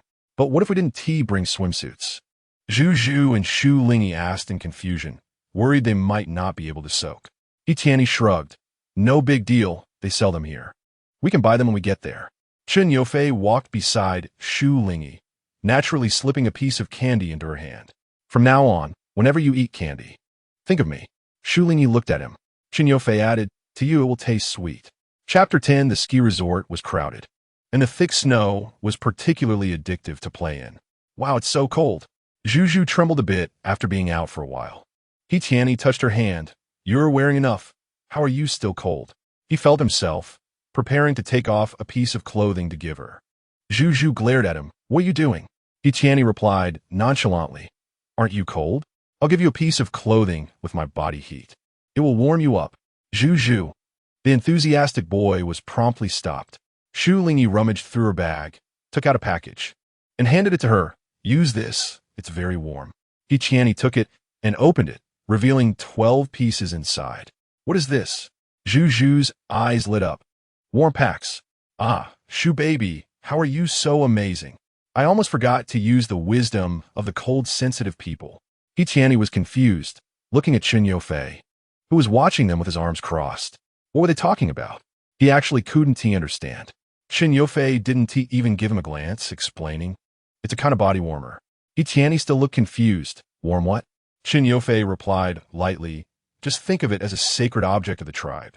Tianyi understood sacred object. It was the best gear in a game he often played, hard to get and incredibly useful. This didn't stop him from gaining knowledge. "Can I use one?" he asked eagerly. After using it, as the back warmed up, Tianyi let out excited, monkey-like sounds of "oh, oh, oh." Chen Yofei clicked his tongue, frowning and glaring at him. After Shu Lingyi finished sticking the warmers on Zhu, she turned around and saw him. After hesitating for a moment, she asked, "Chen Yofei, do you want one?" She still had 3 left. Chen Yofei lowered his gaze, and the person in front of him was looking at him cautiously. Even though it wasn't cold, he nodded. "You can stick it for me." He took off his outer coat, leaving only a sweater on. Shu Lingyi stood behind him, applying the warmers on his back, one on the left and one on the right. When it came to the last one, Chen Yofei said, "Come stand in front of me." Shu Lingyi, not suspecting anything, obediently held the last warmer and stood in front of him. Chen Yofei pointed to the area over his heart, a mischievous smile on his lips. "Come, stick it on my heart." In that instant, the world in Shu Lingyi's eyes was left with only him. In a vast, snowy field, people's love for this sport had reached a level where they weren't afraid of the cold. From being at a loss at the beginning, Shu Lingyi later learned to ski without being too clumsy. Tianyi and Zhu were laughing and playing behind them, making excited noises. Shu Lingyi prepared to ski down again, but a figure next to her went down faster. The two skied far away, and when she was halfway through her run and about to tumble forward, Chen Yufei was already standing at that spot to catch her. They collided and fell back several steps into the snow. Chen Yufei shielded her, and Shu Lingyi thought about getting up, but was slow, moving like a chubby animal without help. Afraid of crushing Chen Yufei and feeling the cold of the snow, she couldn't help but whine, "Why can't I get up? Chen Yufei, are you okay?" The person beneath her didn't speak, and Shu Lingyi anxiously looked around. But at that moment, everyone else was playing their own games, far away from them. "Chen Yufei, say something." Shu Lingyi used her strength to move her upper body to the side and turned to check on him, but suddenly froze. Under the gray-white sky, the boy lying in the snow, protecting her, had gentle, pure eyes like water, smiling softly at her. "Shu Lingyi, you sound really nice when you call my name." After coming out of the snow, Zhu looked at Shu Lingyi's puffed-up appearance with curiosity. Chen Yufei followed closely behind her, having taken off his gloves, quickly touching her hand and soothing her in a gentle voice. "Your face is all red. Don't be angry anymore. I won't scare you next time, okay?" The girl's watery peach blossom eyes seemed to be both angry and playful. "Go away. I don't want to talk to you." The boy stuck close, asking, "Your clothes got into the snow. Is it cold? Let me check." The girl replied, "I don't want to. Just go." The boy followed behind her, slightly sulky but still playful. "I'm cold, so warm me up." Zhu watched with great interest. Tianyi had a similar expression, feeling that Chen Yufei had fallen this time. He was gleeful. Zhu sighed, "Wow, it's the first time I've seen Shu Lingyi's emotions so obvious. Their relationship is changing too quickly, but that's what makes it interesting." Tianyi, with a look of confusion, suddenly asked, "Do you like this way of interacting?" Zhu, unaware, replied, "Don't you think it's interesting? Even a little lady can get angry. Can a school bully handle it?" Tianyi said meaningfully, "Aren't we usually like this? So, you must have fallen for me, right?" Zhu puffed. The ice skating was canceled due to the long skiing time, and, thinking of the girls, they ultimately decided to go to the hot springs. The two of them took their wallets and told the boys to wait here and not follow them. Shu Lingyi avoided the bikini and chose a white one-piece swimsuit, pure and modest. "How's the shopping going?" Tianyi and Chen Yufei were waiting for them. "All done," Zhu replied. Chen Yufei saw the bag Shu Lingyi was holding and paused for a few seconds, saying, "Then go change clothes. See you at Gyeongbok Pool." They had booked 2 rooms at the ski resort, and after returning, Shu Lingyi and Zhu took a shower and changed into their swimsuits. The indoor heating still made them shiver. "Zhu, put on your bathrobe, don't catch a cold." Shu Lingyi brought over 2 sets of bathrobes and shared one with her. Zhu looked over, momentarily distracted by the sight of Shu Lingyi's fair skin. Shu Lingyi, with her slender waist slightly bent, was tidying up things by the bed. Her long white legs were captivating from top to bottom, lingering in view. She straightened up, placed her backpack aside, and her chest, like a small bun, was round and plump, not exaggerated in shape, but perfectly outlined, her youthful figure revealing a soft, gentle, and still innocent state. "What's wrong with you?" Shu Lingyi turned around to see Zhu staring at her in a daze. Zhu covered her nose and muttered, "Cough. Suddenly, I really want to recite some erotic poetry." Shu Lingyi looked puzzled. Zhu continued, under the peony, "No, it's on Lotus by Zhou Dunyi." Shu Lingyi, Gyeongbok Pool is a small hot spring pool. Chen Yufei had booked this pool for 2 hours in advance. They divided into 2 separate areas, equivalent to having both genders in the same pool, but with scenic features like a rockery in between, preventing them from crossing over, allowing them to see and talk to each other. Chen Yufei and Tianyi each occupied a corner of the hot spring, one with his eyes closed and the other looking at the entrance. Tianyi remarked, "Women really are slow." Chen Yufei's eyelashes fluttered, and the next moment, he opened his eyes as someone approached the hot spring entrance. 2 figures in white bathrobes jogged over. Upon seeing that there were already people in the pool, they exclaimed in surprise, but relaxed once they recognized who it was. Shu Lingyi dipped her toes in the water, untied her bathrobe, and her pure white swimsuit outlined her graceful curves, like a nimble fish falling into the water. From the moment she appeared, Chen Yufei had been staring at her, even as she quickly entered the water, as if she intended to go unnoticed. She was pure and breathtaking, and her youthful figure was the greatest attraction for the boys at that moment. In the countless moments to come, many would feel a skin hunger wanting to get close to her.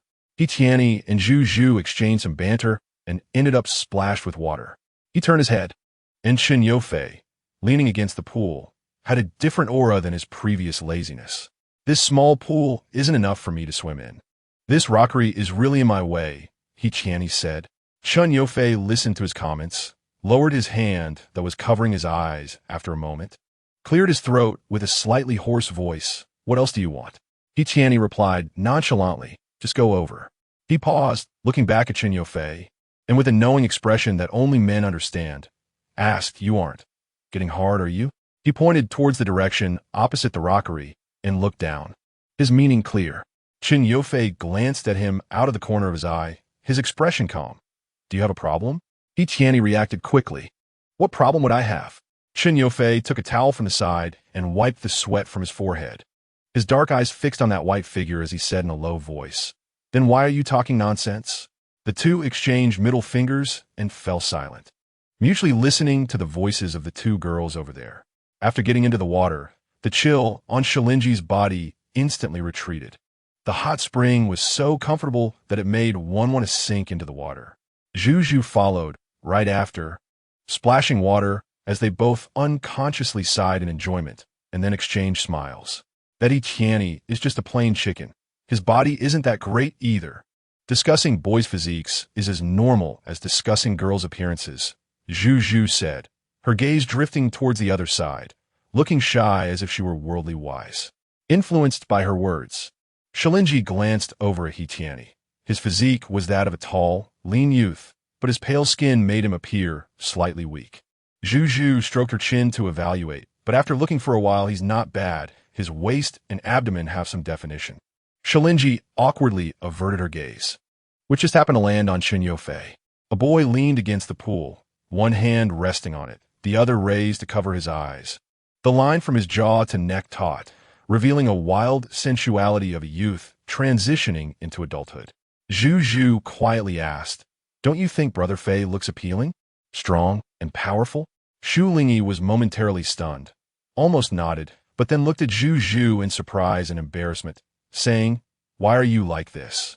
Zhu Zhu coughed, her face slightly flushed, feeling as if she were leading a child astray. Hey, I'm just checking for you. Forget it. Quickly tell me what shampoo you use. In a hot spring, the two sides sat facing each other.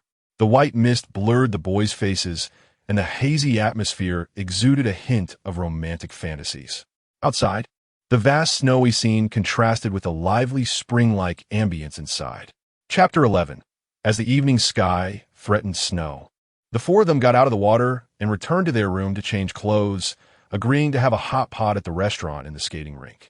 The place was bustling with people, and the aroma of food made mouths water. The hot pot was a traditional dish from the flower market, with raw beef slices, vegetables, and an abundance of other food filling the table.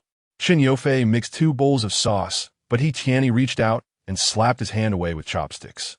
He Tianyi, where's the brotherly love? Chen Yufei, it's gone. He Tianyi's pitiful little gaze couldn't move Chen Yufei. He turned his gaze to Shu Lingyi. What are you looking at? Chen Yufei smacked his head back.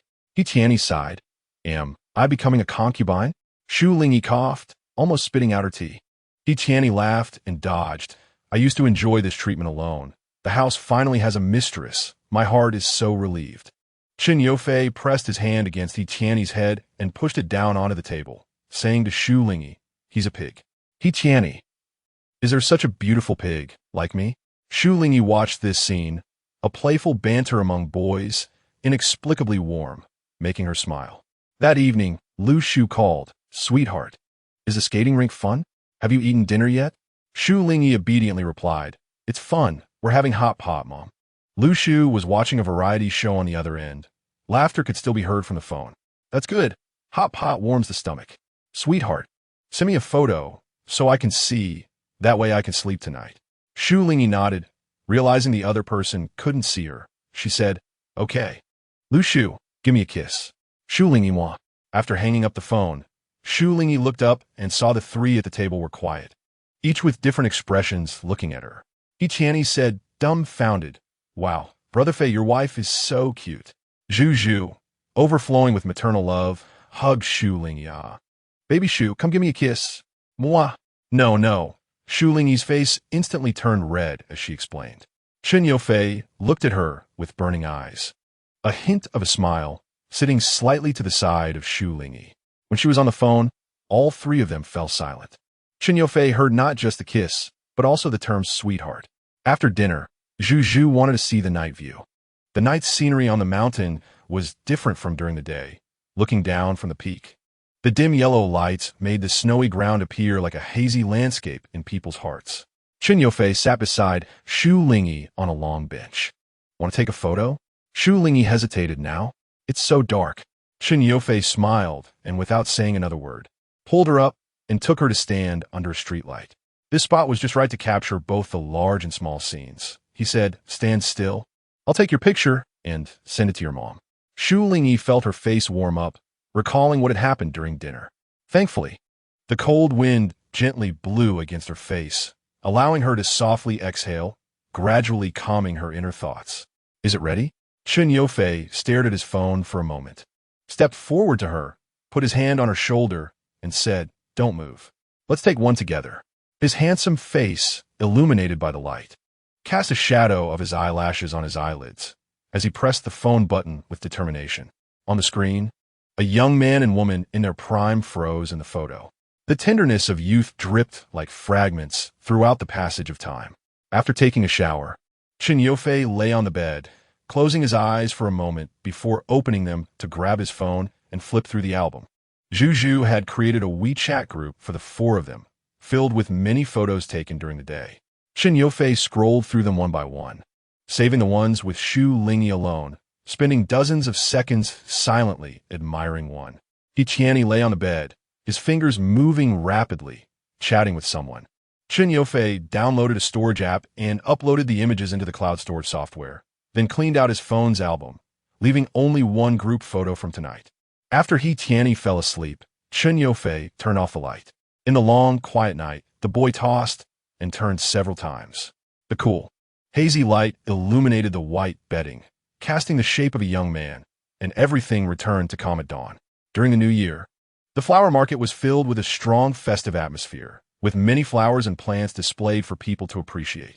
Children ran around with unlit sparklers during the day. The number of vehicles gradually decreased, and people strolling about carried New Year's goods, smiling more.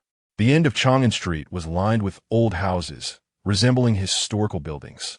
Shu Lingyi's home looked no different from the outside, but inside, thanks to Lu Shu's management, it had been renovated and meticulously designed.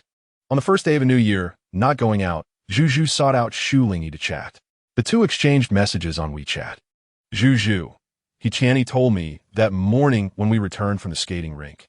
Chen Yufei woke up earlier than him and was washing clothes in the bathroom without turning on the light." "Zhu, what do you think he was washing so early in the morning in this cold weather? We didn't see any of his clothes dirty, right?" Shu Lingyi hadn't looked closely yet, opening her mouth, but was fed a snack by Lu Shu. "Sweetheart, Mom's going to make you some milk. Wait until Dad wakes up to have breakfast." Shu Lingyi nodded. She recalled that day when they returned. Chen Yufei still gave her candy, but didn't touch her hand. While having breakfast, whenever she glanced up, she would catch his restrained gaze that quickly flashed away. After several times, Chen Yufei covered her eyes, stepping back slightly, telling her not to look at him. After going out to play once, the atmosphere between the two had changed from the previous stiffness. It was different now. But Shu Lingyi couldn't pinpoint how. After a while, Zhu seemed to bring a big secret to share with her. "Zhu, Tianyi, tell me." "Chen Yufei." "Shu Lingyi." "Zhu, he said, Brother Fei was probably overheated that night. His energy was high. Zhu, he had a spring dream. Zhu, in the dream, he was hard." Shu Lingyi accidentally slipped her hand, and the phone fell from the sofa to the ground. Lu Shu came out with milk. Seeing this unexpected scene, "What happened? Did you get scared and drop your phone?" Shu Lingyi's earlobes turned red as she bent down to pick it up, taking a deep breath to act nonchalant. I didn't hold it steady." Lu Shu noticed her change, but gently patted her head when Shu Lingyi appeared slightly uneasy, smiling. I saw the photos from the skating rink the other day. It looks like the snow scenery is really nice. Next time, when we have time, we can go there to play with your dad. Shu Lingyi drank her milk, leaving a little white mustache, obediently agreeing. When she touched her phone again, a new message came in. Zhu, baby Shu, are you shy? I heard that boys have wet dreams when they reach a certain age, and the women in their dreams are their fantasy objects. Shu Lingyi, it's a physiology education class. Normal physiological phenomena for boys. Zhu. That day, Chen Yofei was like that. He was as if nothing happened. He came later than Chen Yofei. It can't be abnormal, right? Shu Lingyi. I don't know. A blush spread across her face. A heartbeat sensation akin to discussing a taboo topic coursed through her body. A few days later, after breakfast, Shu Lingyi was taken by her father, Shu Papa, to a flower and bird market. Phalaenopsis, clivia, small peonies. What else did your mother say? Shu Zheng asked, riding his bicycle, leisurely crossing the street with his daughter. Shu Lingyi recalled her mother's instructions. Dad, also kumquat, evergreen. Shu Zheng reacted, chuckling softly. Evergreen, right? May your mother always be youthful and beautiful. Shu Lingyi laughed along and tightened her arms around Shu Zheng's waist. In the flower and bird market, Shu Lingyi had been following Shu Zheng since she was little. During those years, Shu Zheng's archaeological research wasn't so busy, and since he wasn't very senior, he went to various places with his seniors, inevitably leading to less family time. Every time they came, it was Shu Zheng who brought her, until recent years when Shu Lingyi got busy with her studies. And Shu Zheng participated in an important archaeological project abroad. Now, reappearing in the flower and bird market, many acquaintances who remembered them greeted him. Shu Zheng listened to the shopkeeper mention his family situation, praising his wife for being good at managing the household, with a constant smile on his face. You really found a good woman, the other party said. Shu Zheng's expression was sincere. Yes, I'm lucky she can see me. After ordering the flowers, Shu Zheng took Shu Lingyi to a dessert shop next to the flower and bird market. On the way, Shu Zheng received a phone call and told his daughter, You sit here for a while, eat the snacks when they come. Daddy will go outside to take the call. Shu Lingyi nodded, watching him leave. Wang Minmin got 2 big red envelopes from her aunt and excitedly wanted to go out for a walk and eat something. A tall boy dressed entirely in black, with a red scarf around his neck, making his handsome face appear a bit playfully aloof. Wang Minmin sensed the glances from girls by the roadside, straightened her back, and held onto the boy's hand like a peacock showing off. This dessert shop has been reviewed by the king. Let's go there. She had her sights set on the dessert shop next to the flower market. The tall boy lazily responded with a hum. Then his gaze shifted to the dessert shop and became completely focused. Freshly baked desserts were served, with waffles and sweet milk placed in front of Shu Lingyi, making her mouth water. She searched outside with her eyes for a while. Shu Zheng was still on the phone, and Shu Lingyi felt reassured that he wouldn't come in so quickly. She told the waiter to bring the remaining snacks later. A bell jingled at the door, and a striking pair walked in. The boy had an aura that was hard to describe, both cool and dangerous, while the girl beside him was cute and charming. Shu Lingyi was taken aback, not expecting to run into Chen Yofei and a strange girl by his side here. The boy instantly spotted her sitting there. Their eyes met. Shu Lingyi saw him adjust the red scarf that covered half of his face, and it seemed like he smiled. She considered whether to greet him, worried it might disturb him, but saw him directly walk over from the entrance. Chen Yofei hadn't intended to come out. Wang Minmin complained to her mother that he bullied her, so he was told to take her out for a stroll. Happy New Year. Shu Lingyi stood up to respond. Happy New Year. She saw the strange girl rush towards Chen Yofei, hugging his waist, curiously looking over, and then her expression changed strangely as she exclaimed, Oh, you are the former flower of Ingang. Shu Lingyi was stunned, finding it strange that this girl knew her. Chapter 12. Chen Yofei roughly covered Wang Minmin's face with his hand, pulling her away from behind him. She's my cousin, Wang Minmin. Wang Minmin struggled, trying to escape. My makeup. The other customers in the dessert shop were drawn to her voice. Chen Yofei finally let her go, and Wang Minmin, with a mournful face, realized everyone was looking at her, shyly covering her face. Cousin, how could you do this? I have my pride. Chen Yofei. Shu Lingyi's lips curved slightly. She wore a thick white sweater today, with long hair cascading down her shoulders. Even in winter, She looked refreshingly beautiful. Chen Yufei's gaze darkened. Shu Lingyi invited them to sit down and eat. Chen Yufei naturally occupied the seat next to her. Wang Minmin sat opposite Shu Lingyi, saying, "Senior, you could have gone to high school in Ingang, and applying for studying abroad in the international class would be easy. Why did you suddenly participate in the high school entrance exam and go to number 1 middle school?" Private school students and public school students think differently. Most private school students come from affluent families, mostly aiming to study abroad. Public schools are highly competitive for them. And thinking of competing with millions of students for college entrance exams, it's better for the family to invest more money for studying abroad and allow oneself to be free. Shu Lingyi shook her head. "I want to enter Ming University." Ming University's dance academy is linked with the National Dance Association, and any artist from there is revered, making it incredibly difficult to get in. Shu Lingyi admired artists, longing to achieve such accomplishments.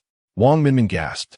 She also studied dance and was technically a junior to Shu Lingyi, having been her teacher's student. She glanced at her brother, filled with sympathy and pity. No matter how handsome a boy is, what's the use? A flower like the senior, aiming for higher things, right? Chen Yufei shot her a glance, and Wang Minmin quickly withdrew her gaze. Ming University can be said to be a gathering of elites. So, are you taking the sports entrance exam? The Central Sports Institute is nearby Ming University. Shu Lingyi looked at Chen Yufei, curious about his thoughts. Chen Yufei said, "I won't tell you." Chen Yufei is good at basketball, and the school teachers recommended him for the provincial team. He had been on the provincial team for a year in middle school, and it was easy for him to get a recommendation. He looked at Shu Lingyi and suddenly said, "Do you want to know?" "Yeah." Shu Zheng walked over and noticed 2 young kids sitting next to his daughter. "Dad." Chen Yufei's words were interrupted, and he glanced at Shu Zheng with a dangerous look. But as Shu Lingyi began to introduce them, his expression softened to the point that Shu Zheng thought he was hallucinating. This kid has quite the aura, Shu Zheng thought. Slightly puzzled, Chen Yufei and Wang Minmin introduced themselves. "Uncle Shu, Happy New Year. Wishing you good fortune and happiness." Wang Minmin obediently said good words under her cousin's gaze. Shu Zheng responded, smiling, "You must be Lingyi's classmates, right? Order whatever you want. Uncle will treat you. Happy New Year." Chen Yufei, "You're too polite." His calm demeanor made Shu Zheng glance at him again. In his eyes, Chen Yufei did not behave like an ordinary student. "Usually at school, I trouble you to take care of Lingyi. I'm busy with work and can't look after her much. I hope you could be like friends together." Shu Lingyi felt a bit shy and softly called out to Shu Zheng. Chen Yufei looked at her. It was the first time he saw her interact with her family. Like a feather brushing against his heart, tickling. "Chen Yufei, don't worry, Ling. Classmate Shu is well liked at school. We all like her."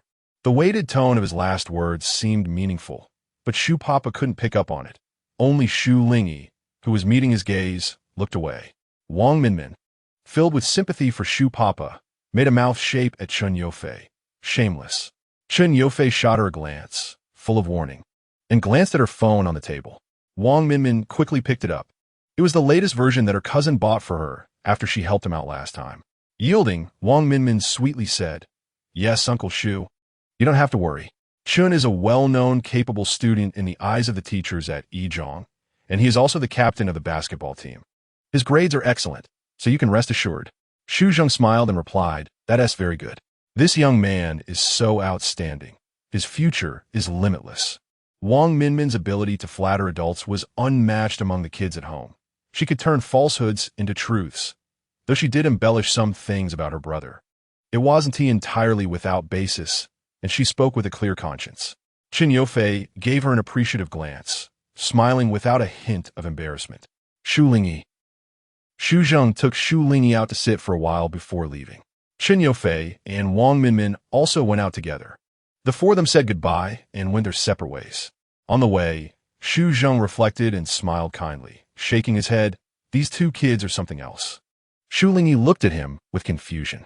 Shu Zheng patted her head, treating her as he did when she was younger, thinking that there was plenty of time for everything, so there was no need to worry about a single moment. Shu Lingyi, "Dad, I don't understand." Shu Zheng, "Dad is just sighing. The younger generation is formidable." Shu Lingyi, facing the crisp wind, The tall boys and the nearby girls occasionally exchanged playful banter while passing through the flower and bird market. After the new year, life was always filled with the spring breeze and joy.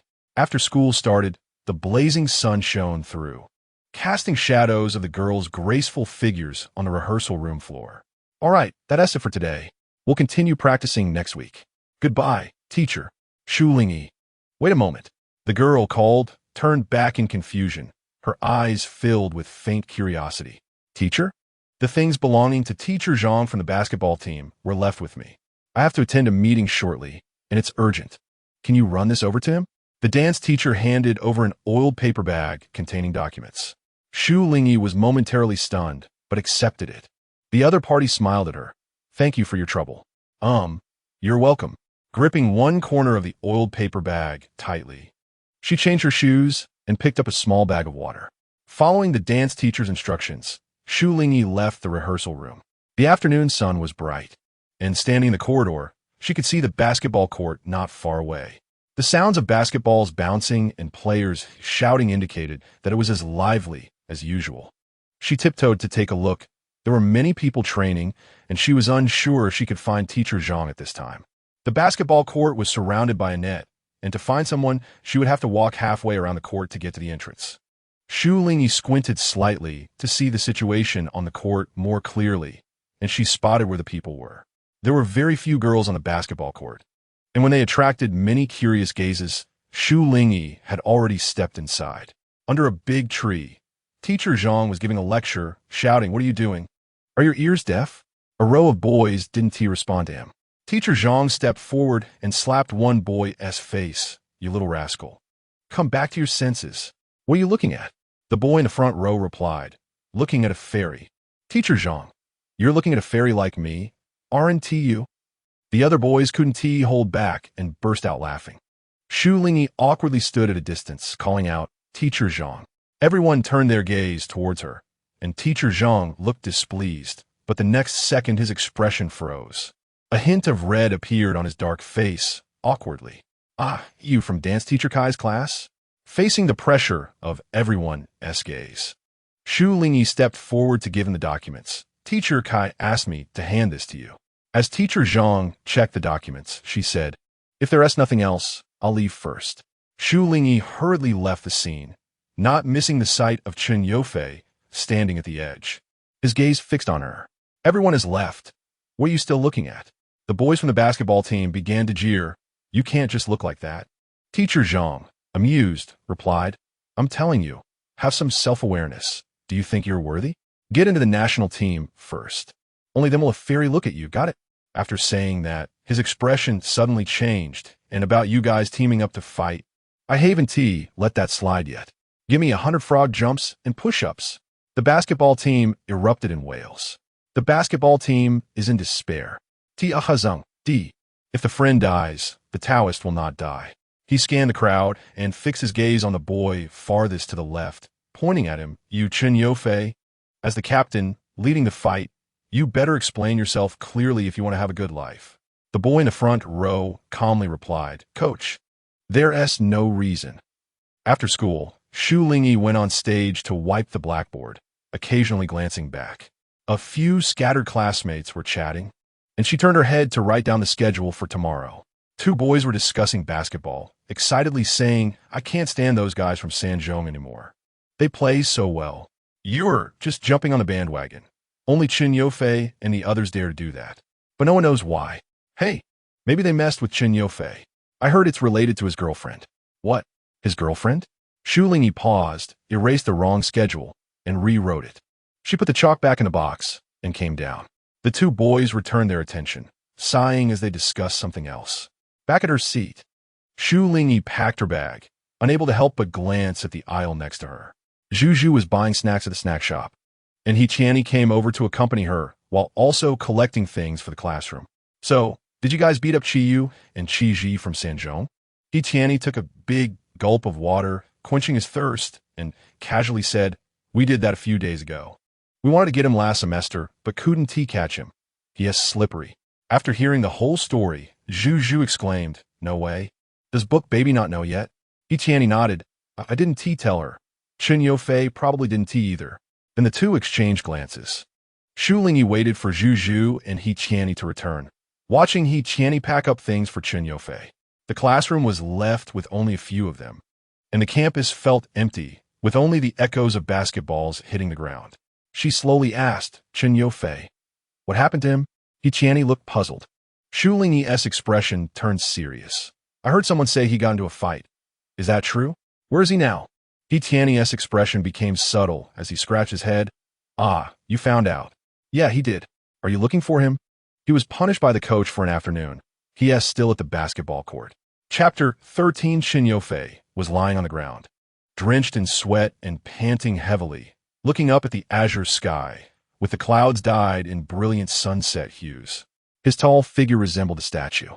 Shu Lingyi, carrying his backpack, entered and saw the scene from a distance, with several basketballs scattered around and weighted sandbags lying nearby.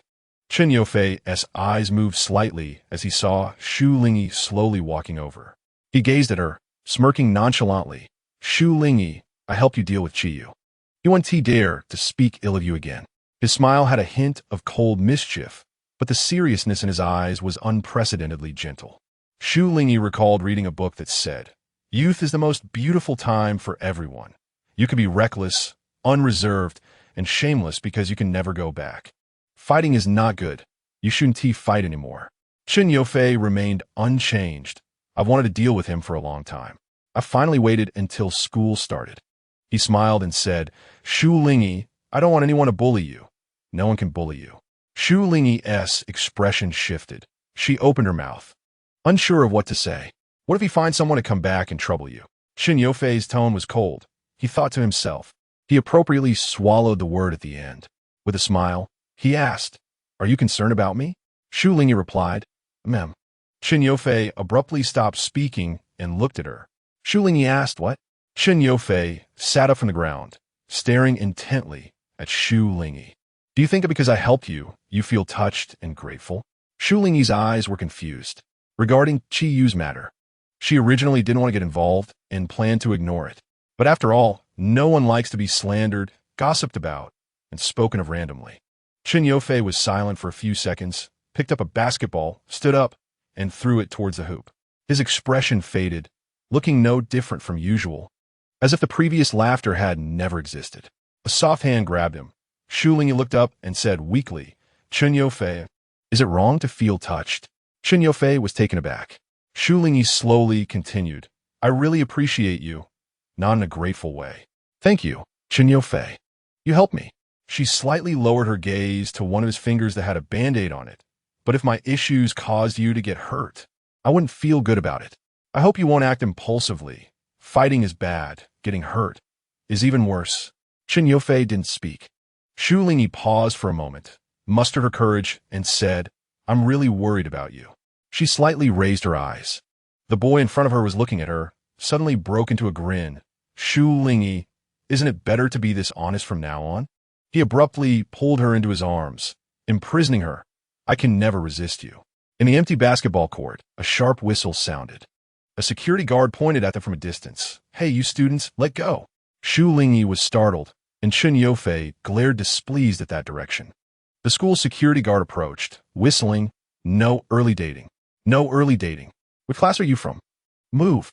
Chen Yofei bent down to pick up his backpack, pulling Shu Lingyi towards the exit. He didn't care about the basketballs and sandbags on the ground. The sharp whistle continued, beep, beep, beep. The security guard chased after them. "Stop. I'm calling your grade director." Chen Yofei made a provocative gesture behind him, quickened his pace, and ran with Shu Lingyi towards the school gate. Shu Lingyi was not lacking in stamina. She usually needed a lot of exercise for dancing, but no matter how good she was, she couldn't keep up with a boy like Chen Yofei in his teenage years. By the time they reached the platform, she was slightly panting, her small face a bit pale, lips red, and eyes glistening, attracting quite a few glances. Just then, the bus arrived, and Chen Yofei pulled her on. The bus was crowded, and the two were pressed closely together.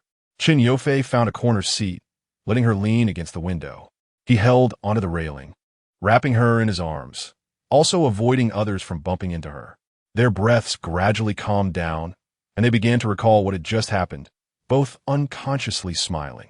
Chen Yofei casually asked, "Are you hungry?" Shu Lingyi usually would have gone back to eat by this time, and with this delay, it was almost 7 o'clock. As the sky gradually darkened, Chen Yofei decided, "Let's go eat glutinous rice near your home. I'll drop you off." Shu Lingyi thought for a moment and said to him, "Let me treat you."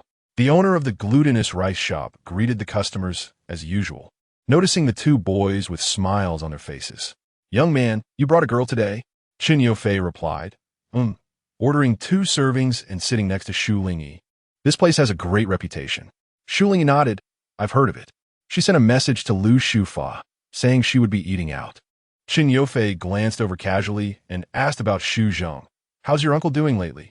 Since they last met during the new year, apart from the start of school, they hadn't seen each other for quite a while. He only remembered Shu's dad, saying he was busy with work.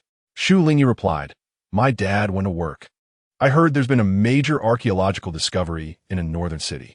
Chen Yofei was not surprised and actively inquired more about Shu Lingyi's family. After finishing, Shu Lingyi looked at Chen Yofei, seeming to realize something was off. Chen Yofei asked, "What?"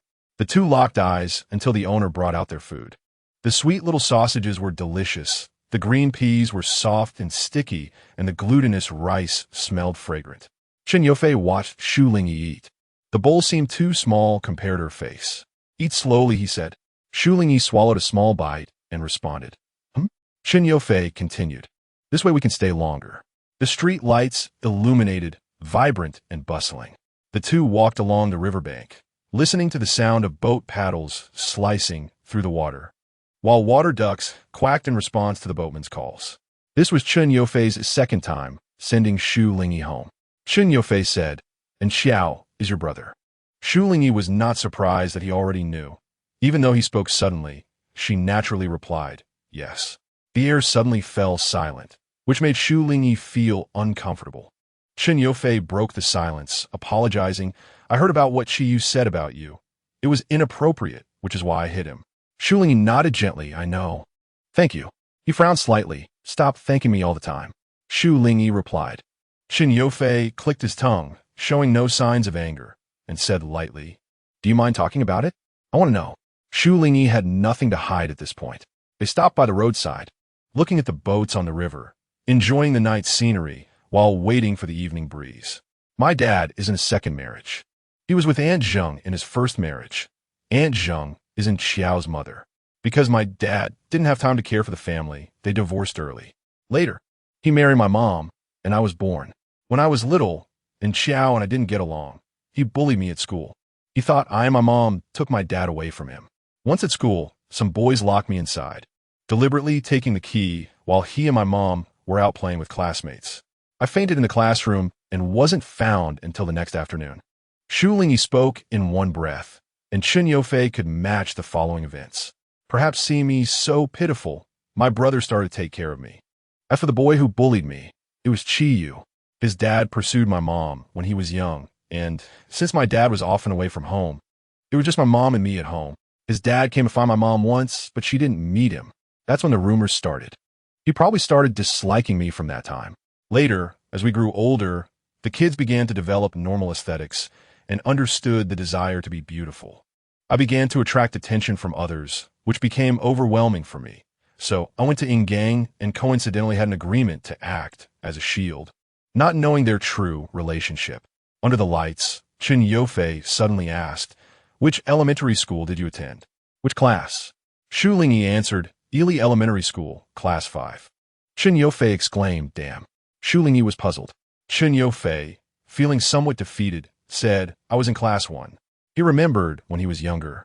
He always liked to pass by one class to go to the furthest restroom. There sat a well-behaved girl by the window, weaving the dreams of a little boy every night. But in 4th grade, he transferred schools. Walking a few meters was the entrance to her alley, brightly lit inside and out, so that passers-by wouldn't feel afraid or worried about going home." Chen Yofei watched her enter, just like last time, catching a glimpse of her back. But this time, Shu Lingyi walked slowly, stopping at the door to say, "See you tomorrow." Chen Yofei's lips moved. "See you tomorrow." Shu Lingyi received greetings from her former classmates at Ingang, and unsurprisingly, they asked about Yu. "I heard that punk got taught a lesson." Did you call someone to deal with him? She recalled the scene on the basketball court, where the boy's smile was radiant and full of life. Shu Lingyi replied, "Mem." The other party exclaimed, "I didn't expect that. Shu Lingyi, you seem to be doing well at school. Looks like you've met a lot of people. Do you know Chen Yofei?" Shu Lingyi replied, "I guess I know him. Can you introduce him to me? Does he have a girlfriend? Can I add him on QQ? Sells cuteness."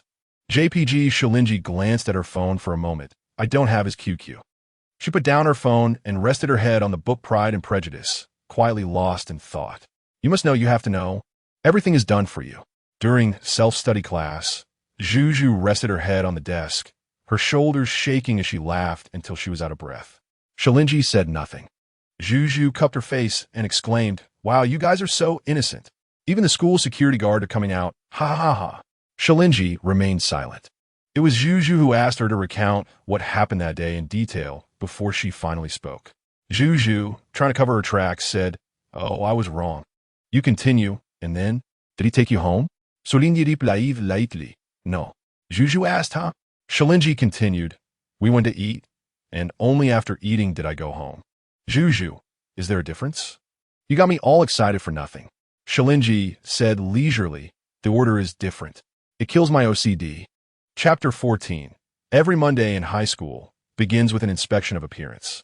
When Shu Lingyi arrived for class, she happened upon the inspection teacher who was stationed at the entrance of the sophomore classroom. Some students who didn't have time for breakfast were still holding food. As Shu Lingyi walked up, a row of boys was already being punished by the inspection teacher. This teacher was well known throughout the school. It was said that many years ago, she was the only school beauty at the first high school, and when she was around, all the boys came to see her. Later, she stayed on as a teacher, and this story was often mentioned by the male teachers from her year, which all the students in high school knew. She was also very strict. Shu Lingyi was called in front of her for inspection, and among the row of boys behind her were He Qianni and Chen Yofei. The school beauty teacher squinted her eyes. "Did you perm your hair?" Shu Lingyi was taken aback. "No, teacher." The school beauty teacher, with her hand behind her back, looked at the tall and slender girl in front of her, whose fair complexion and dark eyelashes attracted the attention of the boys behind her. "Did you perm your hair? You must tie your hair up at school, and your appearance must be neat. Perming is not allowed." Shu Lingyi's hair was only tied into a bun at night, and it didn't come undone while she slept. During the day, if her hair wasn't tied up, it would be curly. The school beauty clearly misunderstood, and she had to explain, "Teacher, I haven't permed my hair." A voice came from the boys, "Teacher, she's an art student. She hasn't permed her hair, I can testify." A chorus of teasing voices erupted, and the school beauty teacher snapped, "Shut up, you two, dressed in such strange outfits, and even dare to dye your hair. Who are you trying to impress?" "My mom." A disobedient boy chimed in. Again, there were giggles and silly laughter, and the school beauty teacher glared at them. Shu Lingyi's gaze fell on Chen Yofei. His pure black hair had been dyed a deep ash color. Facing the teacher's reprimand, he lazily said, "Am I not handsome like this? Don't you like it, teacher?" His gaze passed through the school beauty and met hers, with a hint of mischief in his eyes. "I dyed it to show you. Teacher, don't you think I'm cute?" He Qianni shamelessly acted cute. The boys were in chaos, and Chen Yofei signaled Shu Lingyi with his eyes to hurry back to the classroom. As she walked up the stairs, she glanced back. Chen Yofei was looking at her, suddenly pointing at his hair and mouthing, "Is it nice?" Shu Lingyi looked carefully and nodded quickly, like a graceful figure darting past, disappearing around the corner of the stairs. Chen Yofei withdrew his gaze, his eyes shining as he continued to confront the school beauty teacher. However, less than a day later, Chen Yofei and He Qianni dyed their hair back. He Qianni exclaimed, "Damn, the school beauty wants me to call her mom. Does this require my queen mother to come?" Zhu remarked, "You seem to be deeply addicted to historical dramas." Shu Lingyi smiled, her eyes curving. Zhu asked Chen Yofei, "And you? Why'd you dye it back too? This style doesn't really suit you." The boy's hair had been cut a bit shorter, looking fresh and handsome. He lifted his chin. "Just like me, no difference." He Qianni chimed in, "What do you mean no difference? It's embarrassing for your parents. You just want to show off. And once they've seen it, that's it. I didn't even want to change back in the first place." Chen Yofei didn't deny it. Anyway, he had received her approval, So whether he kept the deep ash color or not didn't matter. Shu Lingyi met his gaze. That's too damaging to your hair. Chen Yufei replied, just to show you. Shu Lingyi. During exam week, the atmosphere in the grade was very tense. Shu Lingyi seized the time to review the key points, and many students began borrowing books to supplement their notes. Hers had already been lent out and only returned today after circulating among the students. Zhu was watching videos and casually took the book for her. Shu Lingyi habitually flipped through it, and a piece of paper fell out. Zhu, not taking her eyes off the screen, asked, "What fell out, book baby?" Shu Lingyi bent down to pick it up. It was a little sticky note she had written before. "Nothing," she said, putting it back. But a line of text caught her attention. "Shu Lingyi, can I be your master? Licking your feet would make you feel good." Her hand trembled, causing the paper to drop onto the book. Zhu turned her gaze from the video and saw Shu Lingyi looking shocked and at a loss. Curious but unaware, she asked, "What happened?" Looking down, she saw nothing strange, and the sticky note was, "What is this? Is this a pervert?" Zhu's eyes suddenly froze as she exchanged glances with Shu Lingyi. They both saw the fear in each other's eyes. "A pervert?" Shu Lingyi nodded, unsure who wrote this prank. She didn't want to read the content on it a second time, so she picked it up and tore it off. Zhu was about to stop her, thinking it could be kept as evidence to find the person, but it was torn, so it was torn. This was the first time Shu Lingyi had encountered such a thing. She felt that the sticky note in her hand was dirty, suppressing her discomfort and putting it in a trash bag to throw away. When she returned, she and Zhu exchanged glances, both unsure of what to say. Zhu exclaimed, "So disgusting. What do you mean is master? Licking feet? Crazy?" Shu Lingyi sighed, hypnotizing herself to forget. "All right, don't think about it. Let us read." Saying she would read. This incident still made her uncomfortable for a long time. When Chen Yufei came over, he noticed her change in expression and asked, "What happened?" Zhu looked at Shu Lingyi. Since the matter involved her and was so disgusting, she found it hard to speak, leaving it to her whether to decide to let others know. Shu Lingyi shook her head. "It's nothing." Chen Yufei observed her silently and said nothing. A few days passed, and Shu Lingyi thought it wouldn't happen again. But who knew that upon returning from gym class, there was another note stuck on the desk under the book. Students in the class gradually returned, she quietly observed. Some rushed in to drink water, some didn't look at her, and some exchanged normal eye contact before shifting their gaze away. Who could be writing the notes? Zhu brought her a soda and placed it on the desk. Daydreaming? Shu Lingyi showed her the note. Zhu, with a serious expression, said, "Is this a lunatic? We need to find out who it is." Shu Lingyi nodded. There's a saying that things come in threes. But she would really wait for a third time or let it get out of hand before solving it. After finishing training in the rehearsal room, Shu Lingyi saw Chen Yufei still training under teacher Zhang's watchful eye on the basketball court. She watched from a distance for a while before walking back to the classroom. Most students in the school had already left, except for those involved in activities. The footsteps behind her grew louder, and Shu Lingyi moved to the left, only for the other person to do the same. She paused for a moment, quickened her pace from a jog to a run, and then a hand grabbed her. "Ah, Chen Yufei, let go, it's me." Shu Lingyi's face turned pale. Upon realizing it was him, she spoke with a slightly teary and panicked tone. "Chen Yufei, please don't scare me like that." Chen Yufei was taken aback, not expecting to frighten her, and after a brief pause, he patted her back. "What's wrong?" He looked around, his dark eyes deepening with vigilance. Shu Lingyi tightened her grip on his hand. Her slender fingers felt cold. The trees around them rustled in the wind, creating a whispering sound. Chen Yufei placed his arm around her shoulders, turned her body, and shielded her with his tall figure as they headed to the classroom. After settling Shu Lingyi in her seat, Chen Yufei asked, "So what happened just now?" It was just the two of them in the quiet classroom, and Shu Lingyi began to feel at ease. Chen Yufei stared at her seriously, while she hesitated to speak. She was still shaken. I thought someone was following me. Someone wrote me notes. Over the past few days, she and Zhu had closely observed their classmates, initially suspecting that a boy was behind the notes, but after watching for a long time, they hadn't noticed anything unusual. Since the second note appeared, they hadn't made any discoveries, likely because the person was very cautious. Chen Yufei's voice was as cold as ice. "He is harassing you?" What did he write? Seeing his expressionless face as he waited for her to produce the note, they exchanged glances, as if competing to see who had more resolve.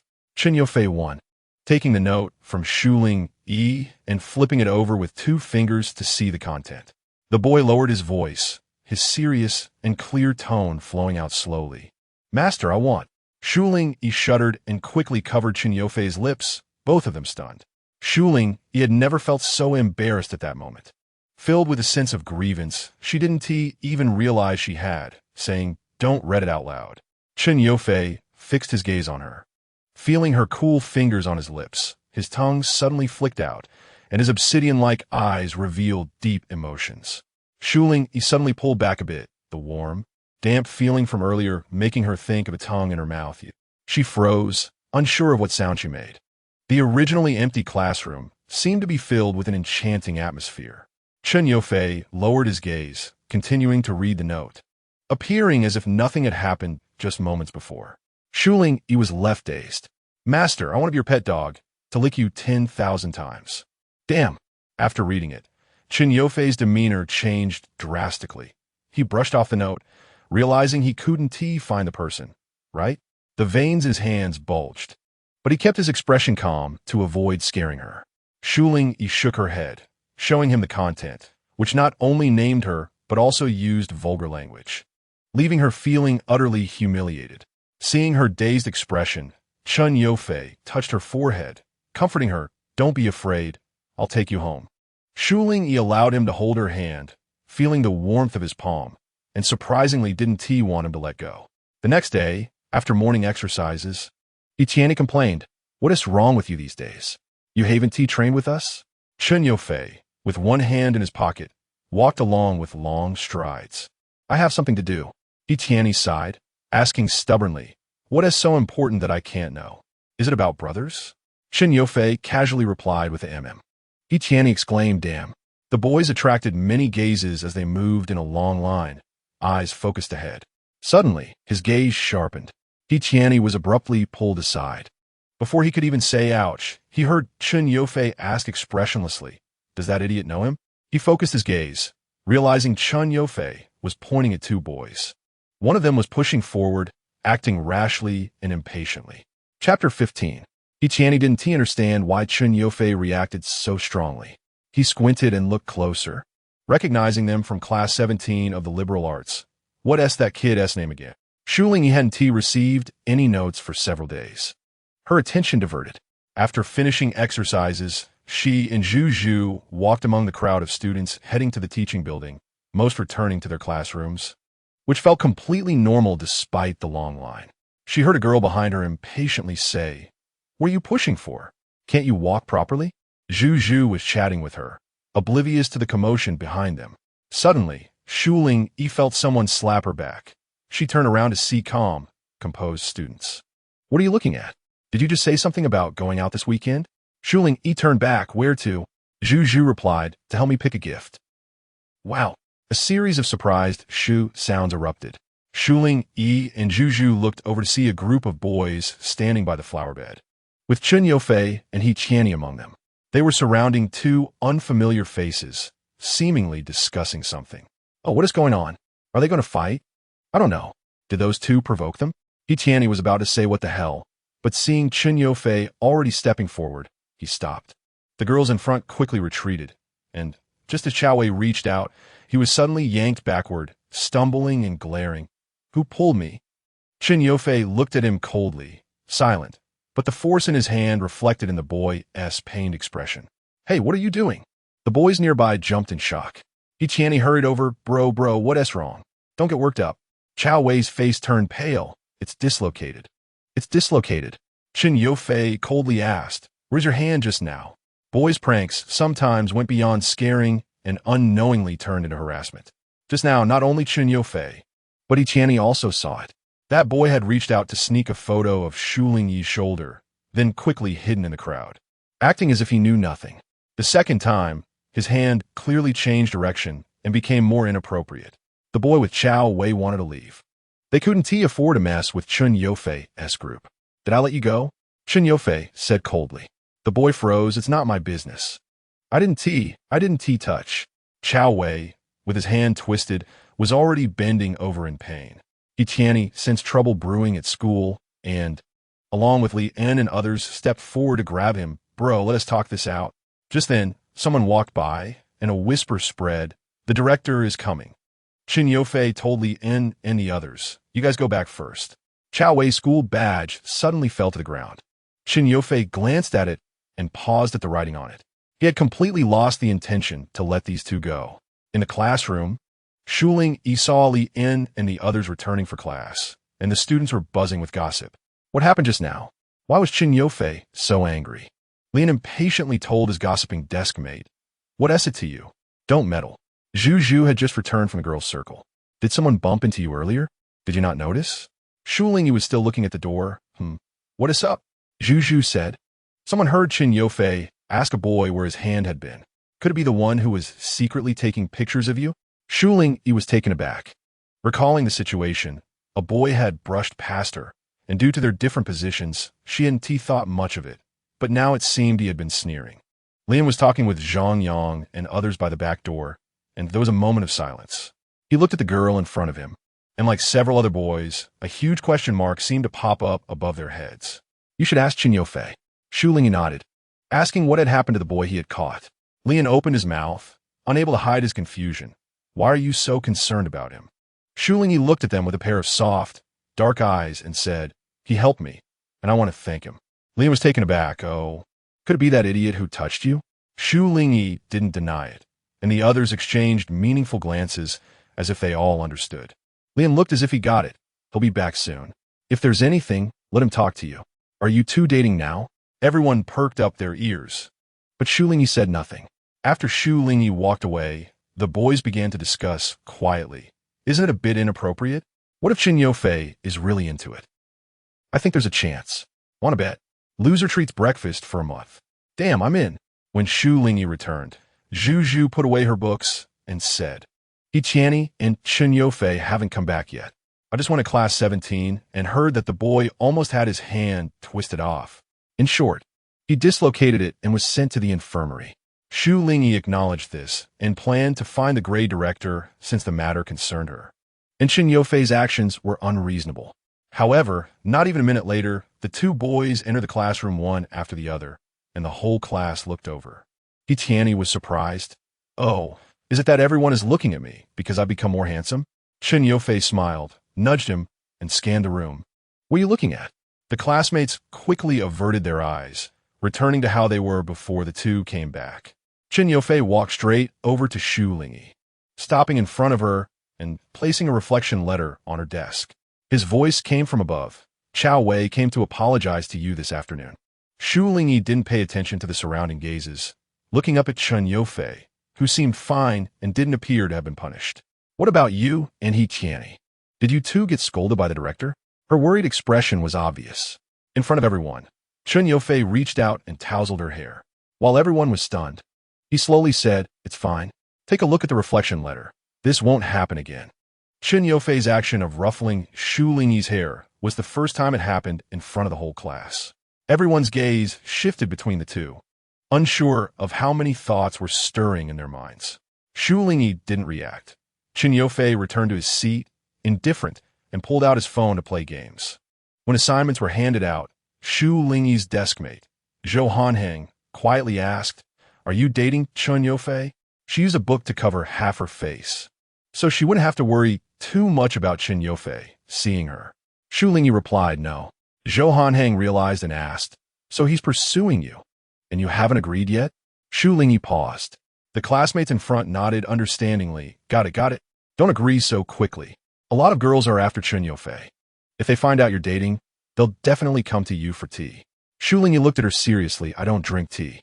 Zhou Hanheng pulled out a love letter from somewhere. "Look, this is from a junior in middle school who asked me to help deliver it to Qin Youfei. But since you two are together, I definitely can't break you up." She made a gesture of encouragement. "Go for it." The domineering school boss falling for the pure class flower. "I support you." Shu Lingyi. Taking the opportunity, Shu Lingyi finally read that reflection letter. She didn't know how Qin Youfei managed to get it, but it contained Chao Wei's apology. He first apologized to Shu Lingyi. saying he had patted her shoulder for fun that morning and accidentally bumped into her inappropriately due to being jostled. After reflection and education, he admitted his mistake and asked for her forgiveness, promising it wouldn't happen again. Zhu read it with her. Don't you think this handwriting looks familiar? Shu Lingyi also realized that note. Zhu clapped her hands. Yes, it's that pervert. In the evening, Chun Yofei, leaning against the window, looked up. Shu Lingyi came down from the podium and walked to him. Thank you for today. That Xiao Wei never dared to apologize to her directly. His reflection letter only contained pleas for Shu Lingyi's forgiveness. Chun Yofei lazily waited for her next words. Shu Lingyi asked, how did you know he was the one who wrote the note? Several classmates in the class secretly glanced at them. Chun Yofei answered her question with another. Aren't you afraid that everyone will say we're a couple? Shu Lingyi didn't have any awareness of being the main character, but that didn't stop her from saying, if I get scared, can you stop touching my hair? The sunset softened his features. Chun Yofei replied, dream on. Shu Lingyi. She knew it would be like that. Chun Yofei remarked, that idiot. His actions were inappropriate. He had a fierce look in his eyes. He bet with others. If he lost, he had to pick someone to tease, and he chose you. Did he think I was dead? He was aware of more sordid things, but didn't want to share them with Shu Lingyi, fearing it would scare her. Boys understand boys better during adolescence. They are filled with longing for everything. Their private discussions often border on the inappropriate. They seek thrills, but don't act out unless given the opportunity. At school, it's even less likely for them to let the girls hear, and they have to avoid being caught by teachers. With small courage, they could only write notes. Thinking if the other party was easy to bully, they could endure the teasing quietly. But Xiao Wei was out of luck. The hand that was supposed to reach for a girl's rear that morning was nearly twisted off, and he was still dissatisfied. If it weren't for being at school, he would have made that idiot regret everything. From that day on, Shu Lingyi was no longer harassed. She sat in the classroom, enduring wave after wave of girls in the corridor, peeking through the windows or standing at the door. Some middle school girls even came over. But before they could approach the classroom, they were scared off by the high school girls. It was clear that middle school and high school were not on the same level. Moving up to high school felt like an internal and external transformation. Zhu attributed this phenomenon to the inflation of high school students. Shu Lingyi felt helpless. She couldn't stop others from looking at her, nor could she go outside and tell those girls to stop coming to see her. She and Chun Yofei weren't even dating. Yet even her deskmate, Zhou Hanheng, exaggeratedly shook her head. Now the whole school knows he's pursuing you. Even if you two aren't officially together, everyone assumes you are. Zhu nodded in agreement. Fei's sister-in-law. Fei's sister-in-law. Shu Lingyi. What the heck? Zhou Hanheng blinked. You didn't know? Everyone's calling you that privately now. Fei's sister-in-law, little Chin's sister-in-law, Fei Ji's wife, Chun Yofei's girlfriend. What else? Zhou Hanheng asked Zhu. Adjusting her glasses, Zhu replied, the school boss's woman. Shu Lingyi. Puffed. Chapter 16. After the exam week passed, it felt like the rain had cleared and the whole grade of students relaxed. Even Shu Lingyi no longer felt the heavy pressure of reviewing like before. The Cultural and Entertainment Committee member Xiang Xiaomei came to find Shu Lingyi with a sign-up sheet, asking in a soft voice like hers, do you have any good programs you can plan? Dancing, maybe? Each class has one spot, and we thought a dance program from you would be very suitable. What do you think? She looked at Shu Lingyi with a pitiful expression, which made Shu Lingyi's heart soften a bit. Xiang Xiaomei continued, just a solo dance, how about it? Do you need backup dancers? I can recommend 2 people. Shu Lingyi replied, can I wait a bit longer? Xiang Xiaomei was puzzled, huh? Shu Lingyi slowly explained, there are also activities with teacher Kai, and I'm worried I won't be able to manage both. Solo dance. Chun Yofei sat down in the empty seat beside her, boldly taking a seat next to Shu Lingyi. After returning from the restroom, a bespectacled boy paused in his steps, locking eyes with someone, then smartly turned around to find his own date. Chun Yofei leaned sideways, propping his face on his hand as he looked over, his eyebrows slightly raised, causing the hearts of the little girls around Sue to race. Xiang Xiaomei said, hey, Chun Yofei, have you seen Shu Lingyi dance? Shu Lingyi looked at him. Every time she practiced, Chun Yofei was training, so he must not have had the time. Chun Yofei replied, have you seen it? He shifted the topic, his gaze lingering on Shu Lingyi, a smile playing on his lips. The classmates around them perked up, gossiping as they watched. Xiang Xiaomei continued, I haven't seen it, but for this school's art performance, I want her to perform something. She glanced at the two of them and suggested, why don't you both perform something together? Chen Yufei stared at Shu Lingyi, making the other girls feel bashful. He lazily said, perform what? Xiang Xiaomei replied, you can think of something. You play the piano, right? How about you play the piano and Shu Lingyi dances for you? The latter suggestion seemed to delight Chen Yufei. He said, if she dances, it should be just for me. None of your business. The girls hissed. And Shu Lingyi said.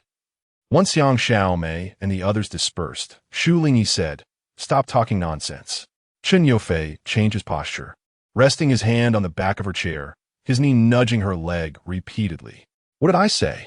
He remarked, as Shu Lingyi furrowed her brows. They said it themselves. I'm innocent. Shu Lingyi thought it over. Everyone was just talking behind the scenes, and she couldn't blame him for what others said. Chen Yufei lounged casually, claiming his territory. As his knee bumped her leg, Shu Lingyi put down her pen and asked, what are you doing? Chen Yufei listened as if it was a form of teasing. I didn't give you any candy today. Shu Lingyi indeed hadn't received the candy he usually left for her, but there were still some unopened ones in her desk. It's fine, she continued working, thinking that was what he meant. The bell rang, and classmates began returning to their seats. The boy whose seat was taken by Chen Yufei wore a distressed expression, wondering what to do since the teacher was coming and he was still sitting in his spot. A classmate nudged him. Class is starting. Aren't you going back? The boy looked at Chen Yufei with a pitiful expression. Can I? Like most of the class, the students looked over. Shu Lingyi inadvertently noticed her new desk mate standing helplessly not far away, the only one standing in the whole class. She nudged Chen Yufei, go back to your seat. Class is about to start.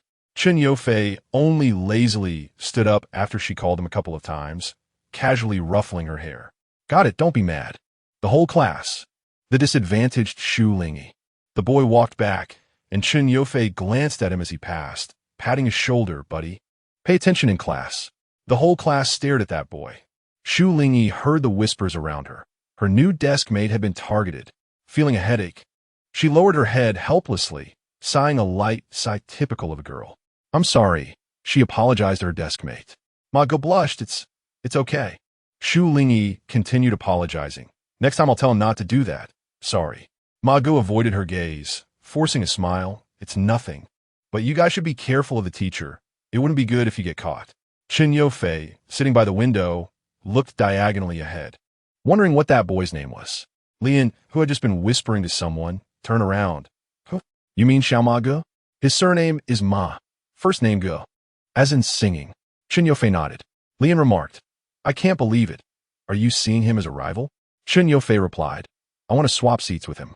When Chen Yufei and Lian stood in front of Ma Ge, he got so scared that his pencil case fell off the desk.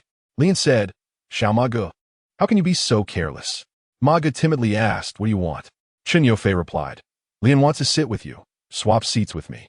Lian. Ma Ge looked confused, quickly shaking his head, no, I don't want to. Chen Yufei tilted his head and said lightly, you've been rejected. Lian. He glared at Ma Ge. What do you mean by looking so scared? Is it embarrassing to sit with me? Chen Yufei. He doesn't want to sit with you. Lian. I don't want to sit with him either. He caught Chen Yufei's glance and instantly changed his tone. Are you sitting or not? The two kept going back and forth about whether to sit or not. Ma Ge looked like he was about to cry, I'll sit. He Tianyi and Zhang Yang were holding balls, laughing uncontrollably. What else with this? You guys shouldn't talk so suggestively. I can't handle it. Laughter erupted in the classroom. Zhang Yang teased. Hey and go. You're a smooth driver. Lian's face turned red. Shut up. Chen Yufei and Ma Ge swapped seats without even moving their books, taking the entire desk along. When Shu Lingyi returned and saw her deskmate had changed, she was like, Chen Yufei propped his face and greeted her. Shu Lingyi glanced toward the window. What are you doing here? Chen Yufei leaned on the desk, tilting his head to look at her, the classroom light seemingly favoring him, making his eyes sparkle with a hint of starlight. Your deskmate wants to sit with Lian. Shu Lingyi didn't believe it. You're lying. Chen Yufei heard her soft rebuttal and smiled slightly, his eyes holding an inexplicable warmth. Because I want to sit with you. Shu Lingyi realized that Chen Yufei had an endless array of tricks, leaving her defenseless. Her wary demeanor resembled a small, white, furry animal cautiously peeking out of its burrow. Chen Yofei couldn't help but curve his lips into a smile at her reaction. Shu Lingyi learned from the dance teacher that, according to school requirements, they had to perform a dance. The rehearsal room was now training daily to prepare for the large art performance.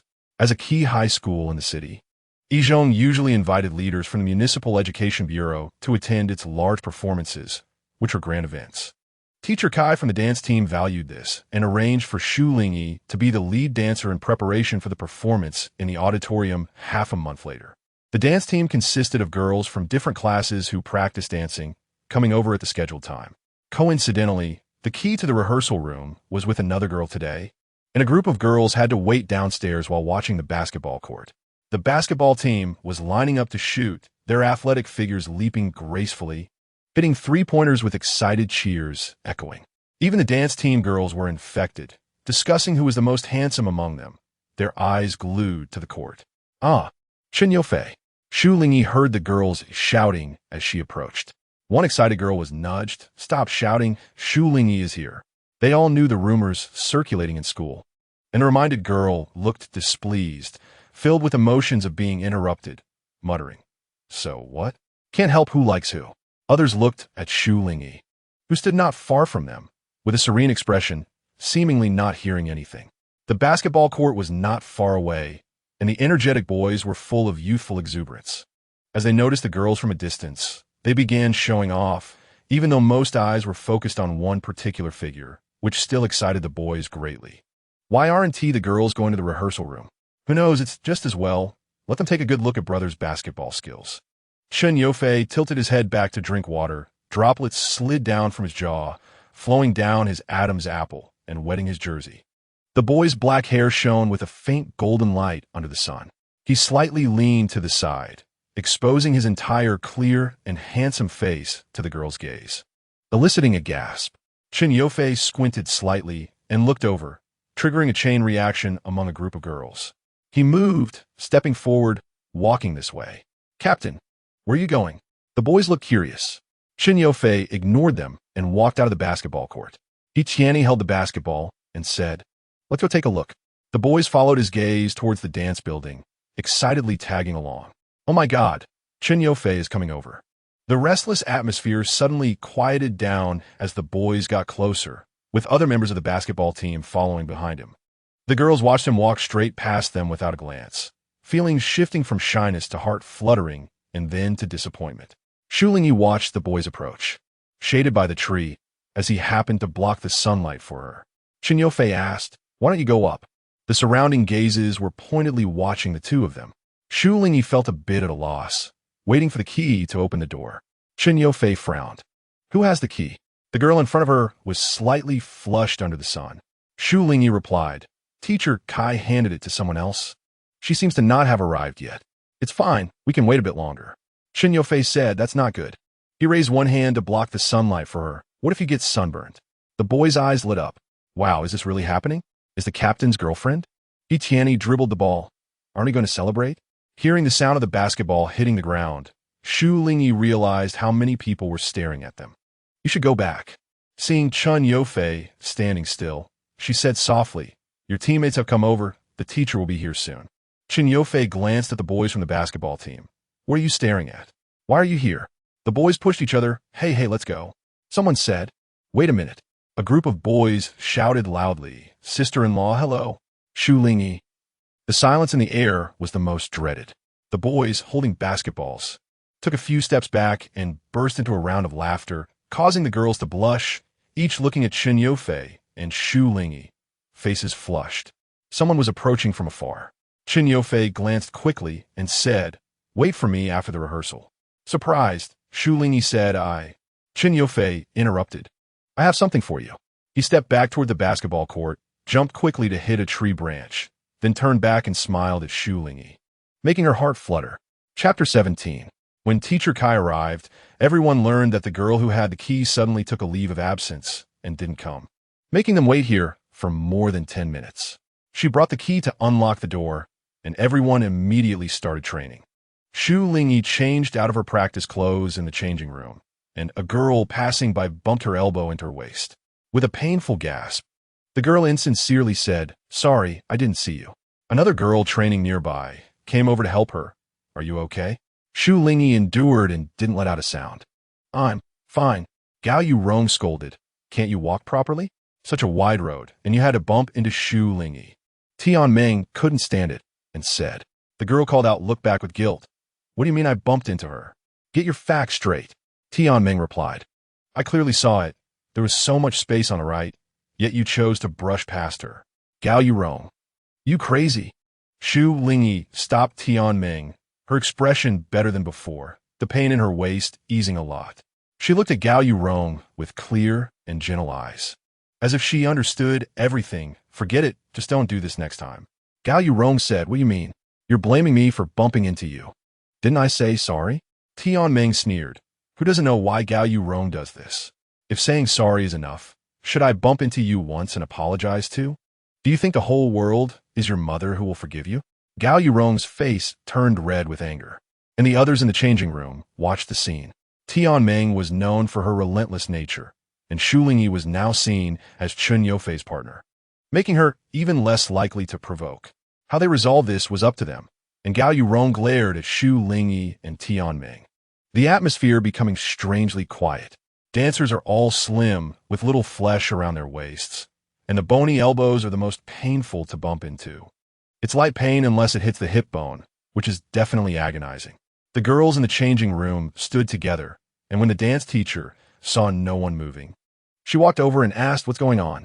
Aren't you changing clothes?" Shu Lingyi gently tugged at Tianming, saying, "It's nothing, teacher, everyone hurry up and change." With the involved party speaking up, everyone returned to their places, some sitting back down. Tianming said, "What are you afraid of? If she dares to cause trouble, just ask Qin Yofei for help." Shu Lingyi didn't expect the usually playful Tianming to think this way. She shook her head. "It's fine, we're classmates. It's not good to make a scene." Tianming looked at her as she untied the straps on her legs, her elegant neck resembling a swan, and nodded. "That's right. You don't seem like the kind to cause trouble." This was the first time Shu Lingyi had such close contact with her, and she smiled. "Thank you earlier." Tianming shrugged. "It's nothing, just for Fei Ji's sake." Shu Lingyi, Tianming mischievously said, "I was his middle school classmate and even wrote him a love letter." "Are you scared?" Shu Lingyi looked shocked. Tianming laughed. "Just kidding. I went to his family's music store to buy piano, and the little boss Chun gave me a discount."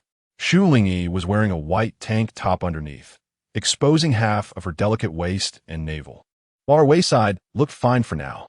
After changing clothes, she came out, and Tianming was specifically waiting for her at the door.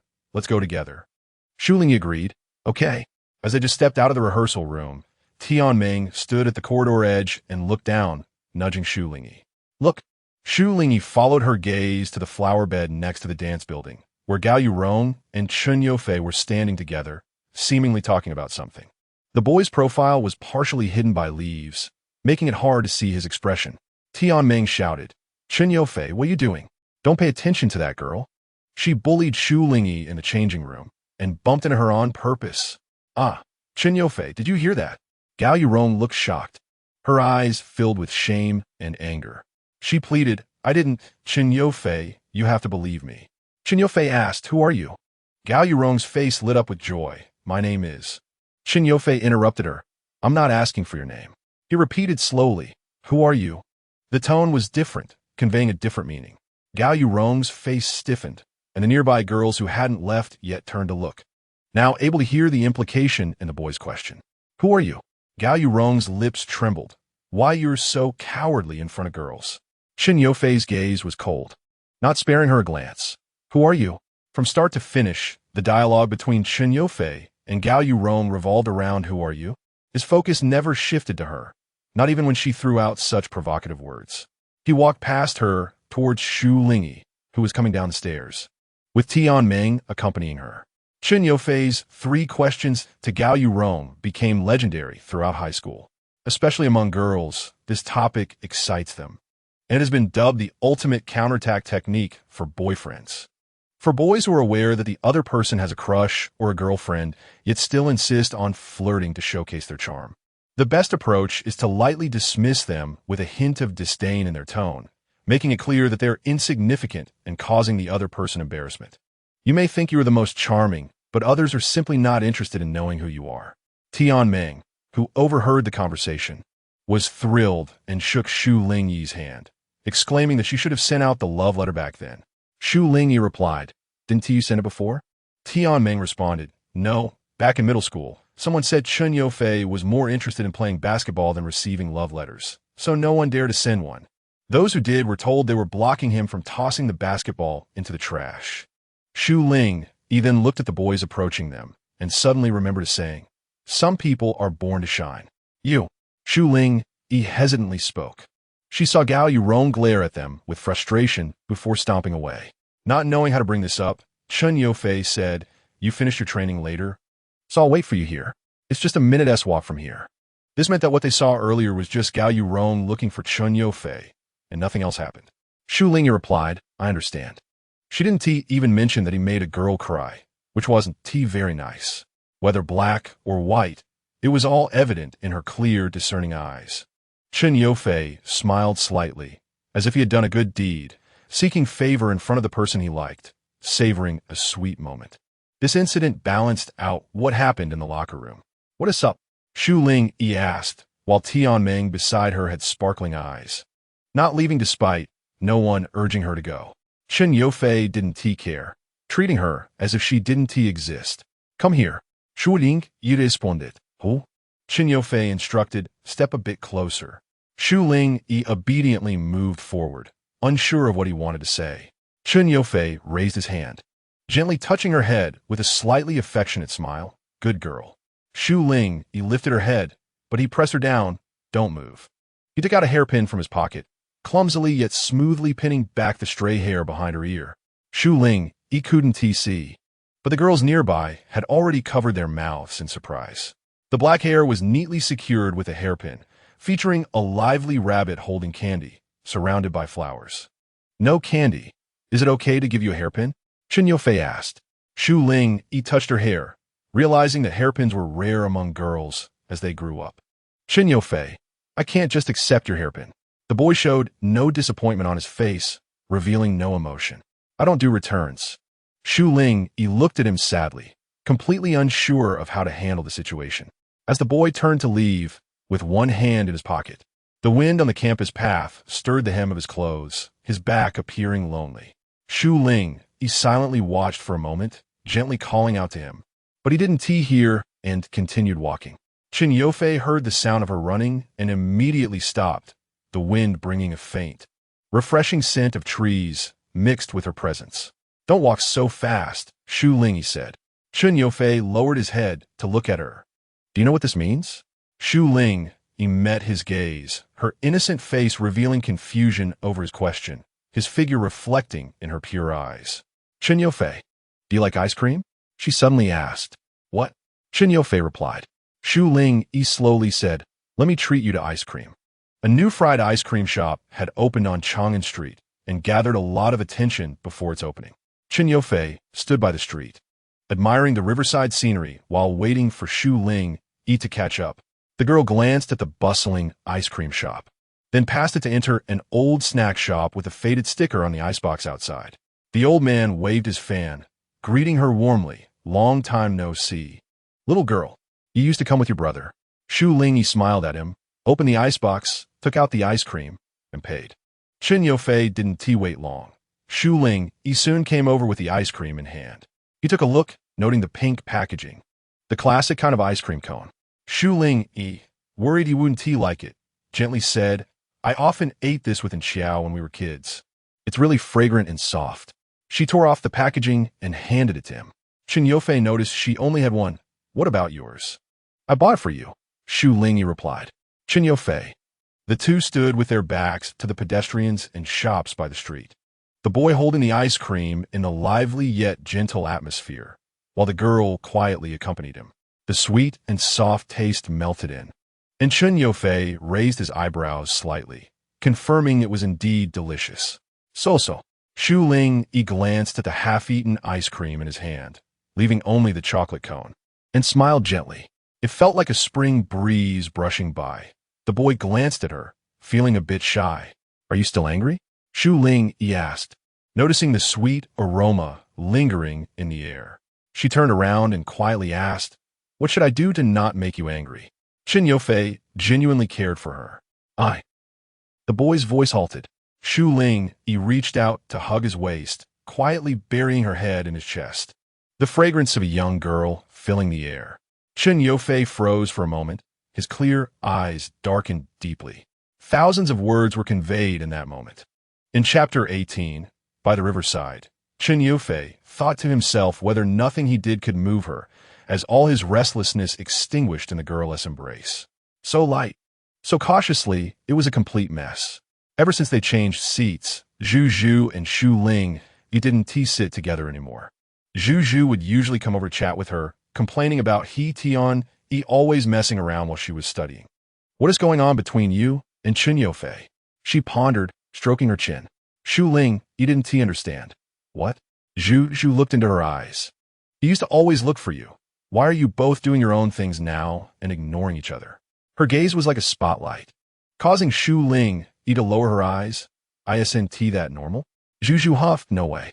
She leaned closer and said, I noticed you both became weird after that day you went back together. Shu Lingyi. It's nothing. She avoided Zhu's gaze, looking over at Chen Yufei, who was talking to Tian by the back door. Their eyes met and quickly darted away as if shocked. Zhu asked, you didn't do something embarrassing, did you? Shu Lingyi's fair face flushed red. That day, by the riverside, she hugged his waist and buried her head on his chest, only thinking about how to soothe him and not make him angry. She completely forgot how bold that action was. Leaning against the door, Chen Yufei was lost in thought, vaguely watching the girl sitting in the middle of the classroom. That entire night, whether his eyes were open or closed, he saw the scene by the riverside. As the cultural performance approached, the rehearsal times lengthened, sometimes even extending to after-school hours. Chen Yufei would sometimes wait downstairs at the dance building with a basketball or lean against a tree with his backpack. After Gao Yurong's lesson, hardly any girls dared to approach him, leaving him in solitude. Over time, everyone got used to it. However, Shu Lingyi's troubles were just beginning. She smiled wryly at the boy with tan skin, politely refusing, thank you, but I'm not thirsty. You can take it back. The boys from the entire basketball team took turns bringing her snacks every day for a week, claiming it was a congratulatory gift. Shu Lingyi. The boy shook his head innocently, placing the snacks and milk beside her. It's my turn today, sister-in-law. Then he laughed and walked away. Shu Lingyi, I'm not. She sighed weakly, sharing snacks with the girls from the dance team. The first to mention food was Chen Yufei, and a group of basketball players followed him to block the rehearsal room door, startling the girls. Later, they accepted this change, realizing that the basketball team members took turns buying snacks for Shu Lingyi. They were all envious and looked forward to such free food and the chance to interact with the boys inside. Tian Meng touched her chin and said to her, look, after eating your snacks a few times, my double chin is almost out. Shu Lingyi looked apologetic, saying she told Chen Yufei not to let them buy any more. Tian Meng shook her head vigorously, stopping her. No, don't. It's great to have food, and besides, we can see the handsome guys. You mustn't refuse. Yeah. There's one in their team who looks quite good. The other girls nodded, looking at Shu Lingyi with encouraging eyes. They were well aware of the benefits. The girls in the rehearsal room were becoming increasingly familiar with the basketball team, all thanks to her, Chen Yufei.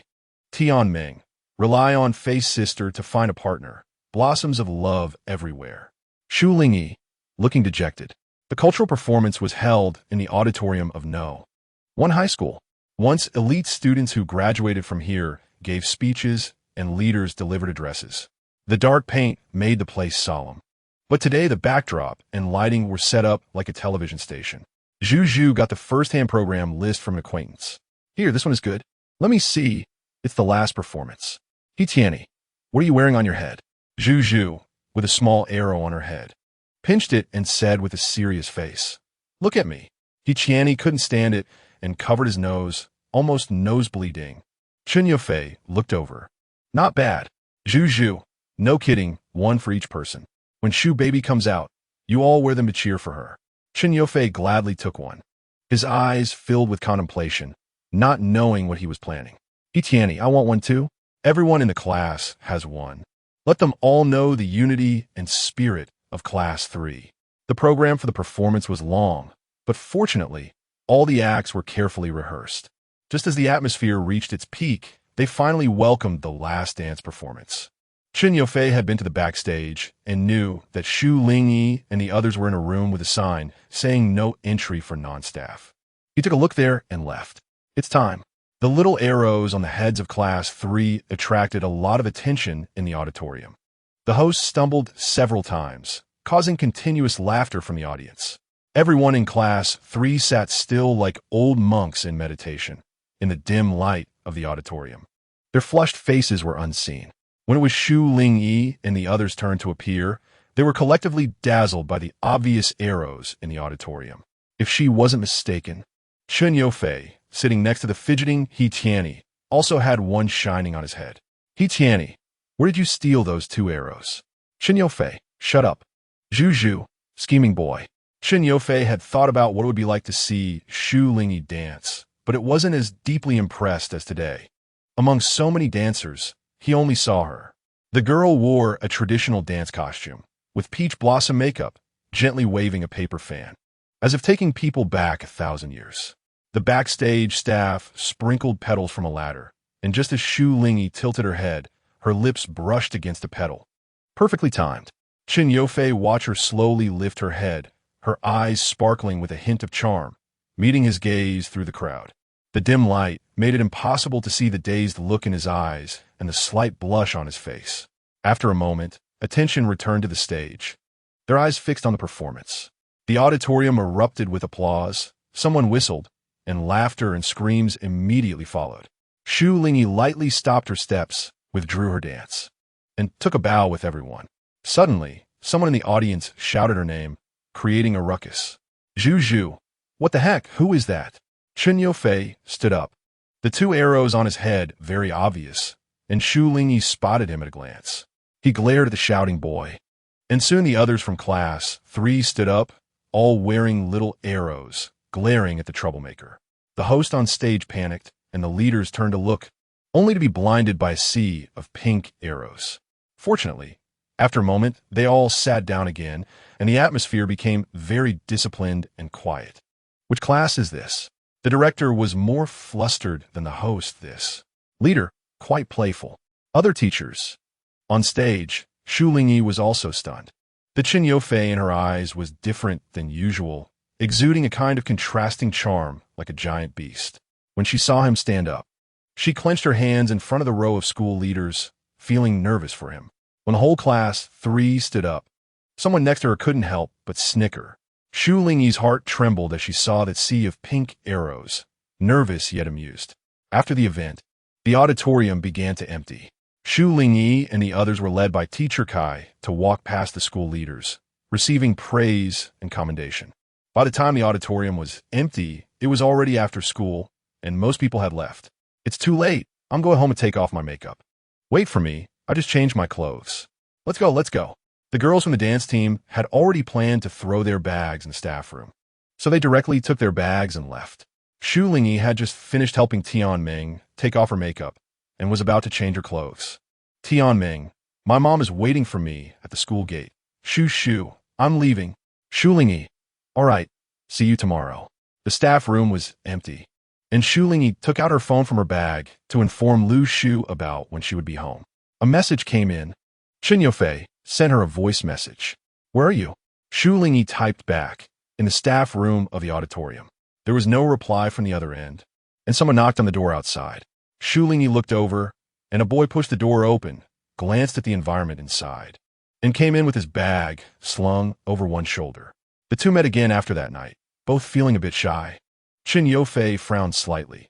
Why are you the only one here? When he arrived, the lights in the auditorium were off, and it was even darker backstage. Everyone left already. Shu Lingyi saw the dark doorway and felt a little anxious after he said that. With Chen Yofei there, the quiet staff room felt more lively, the warm yellow light casting a hazy glow on his figure. Shu Lingyi sat in front of the makeup table and said to him in the mirror, I'm going to take off my makeup. Chen Yofei took out his phone to check and sat down next to her, curiously observing her makeup. Boys have a natural curiosity about everything girls do. Seeing Shu Lingyi about to remove her makeup, Chen Yofei looked like a curious child, watching the bottle in her hand. What is this? Shu Lingyi glanced at the words on it. Makeup remover. Chen Yofei's eyes showed a look of partial understanding, lowering his head to open his phone. As Shu Lingyi took the cotton pad to wipe her face, the boy suddenly grabbed her hand. What's wrong? Shu Lingyi asked softly. The boy held his phone toward her, but didn't speak. Shu Lingyi. Chen Yofei? What's wrong with you? Chen Yofei mumbled. What does a cat meow? Shu Lingyi was puzzled, not knowing what he was doing. She tilted her head slightly. Meow? Chen Yofei. Shu Lingyi curiously pulled his hand, leaning over to look at his phone. The boy's fingers quickly tapped to save. On the screen was a very popular app for emojis, recording a short video. A girl in ancient clothing, with her makeup still on, turned her head and instantly transformed into a cat with ears and a pink nose, staring blankly at the camera. How does a cat meow? The girl tilted her head, responding meow. Shu Lingyi's heart raced. She couldn't deny that she was also charmed by the person in the video. Chen Yofei's tender heart of a young boy is soft and mushy. The questions and answers in the video are still looping, with soft, cute meows echoing. Shu Lingyi's lips moved slightly, and Chen Yofei suddenly leaned forward, gently kissing her lips and then pulling back. The boy's handsome face flushed red, his gaze fierce. Chapter 19, The Employee Lounge, dimly lit, is filled with an enchanting and ambiguous atmosphere. With that gentle kiss, Shu Lingyi's eyes widened, her eyelashes fluttering lightly. She covered her mouth, still feeling the warmth left by the boy's lips. Her pinkish-white face blushed softly, making the ancient costume girl appear gentle and charming. Chen Yofei pulled her hand away, leaned down gently, and kissed her lips once more. Noticing that Shu Lingyi had a momentary urge to escape, the boy's hands cradled her face, holding her in place with just the right amount of force. His lips brushed against hers, gently rubbing as if savoring the taste. Wanted to delve deeper. Chen Yofei, don't move. Shu Lingyi's heart raced, her face burning hot, her fingers scratching at his palm. The boy's long, thick eyelashes were closed, and a satisfied smile lingered at the corners of his lips. Just as Shu Lingyi was about to gasp for air, he finally pulled away. Opening his bright black eyes to look at her, both of their breaths were rapid. Chen Yofei, Shu Lingyi, this is my first kiss. The girl's face was flushed, her body soft and lacking strength. Staring at him with watery eyes, Chen Yofei's smile had not faded. It was full of pride and arrogance. Chen Yofei waited for her response, but saw Shu Lingyi weakly punch his hand away, turning her back, saying, "What does that have to do with me?" She forgot that the ancient costume girl in the mirror also looked both delicate and angry. Chen Yofei stuck to her like a plaster, resting his hands on her shoulders, turning her around with a serious expression. Is this also your first kiss? Shu Lingyi. Her eyes seemed to shimmer, and for the first time, she shot him a glance. It's not. Chen Yofei chuckled lightly. You're lying. She couldn't even open her mouth to breathe. Shu Lingyi. No, no, no. Chen Yofei. Yes. Yes, yes. Shu Lingyi. How could he be so childish? Chen Yofei gently pushed her. Quick, remove your makeup. I heard that leaving makeup on for too long is bad for girl skin. Shu Lingyi felt a rush of frustration, like hitting cotton, making her feel weak and unable to help but blush as she sighed deeply, picking up the makeup remover pad and pouring some remover on it to wipe her face. Chen Yofei quietly watched beside her, a hint of tenderness and affection in his eyes. Shu Lingyi finished removing her makeup under his gaze and needed to change her clothes. She locked him outside the door, and Chen Yofei stood guard patiently outside. In the hall, only one light remained, and the boy stood firmly like a young soldier, gently and powerfully guarding this small space. When Shu Lingyi changed her clothes and came out with her backpack, she was still holding Chen Yofei's bag. Seeing that even with the lights on outside, it appeared quiet and dim, Shu Lingyi handed him his backpack. The two came out from the backstage and walked to the main hall. Shu Lingyi, I'm going home. Chen Yofei, wait. Shu Lingyi looked at him in confusion. Before she could walk far, Chen Yofei pointed in the direction of the hall and walked over, easily jumping onto the stage next to the piano borrowed from the school for the program. He casually tossed his backpack aside, opened the piano lid, and his fingers skillfully landed on the keyboard. "You haven't seen my performance yet," he said with a smile, his demeanor turning serious and elegant. "Here, Chen Yufei, playing the piano just for Shu Lingyi." His 10 fingers danced effortlessly on the keys, revealing a different seriousness and steadiness than usual. Occasionally, he would glance down at the girl below, his gaze deep and slow. Shu Lingyi silently watched him on stage, the sound of the piano flowing around her. Each note struck her heart. As the music softened, the door to the hall was pushed open, and the inspecting personnel did not expect there to still be students. "Why are you still here so late? Which class are you from?"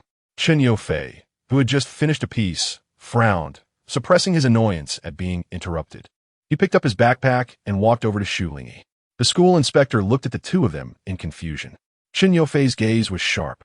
A hand gently grasped his wrist, and Shu Lingyi said, "Piano rehearsal. We're leaving now." Chen Yufei looked down at her in slight surprise. The girl's expression was calm, and her tone was serious.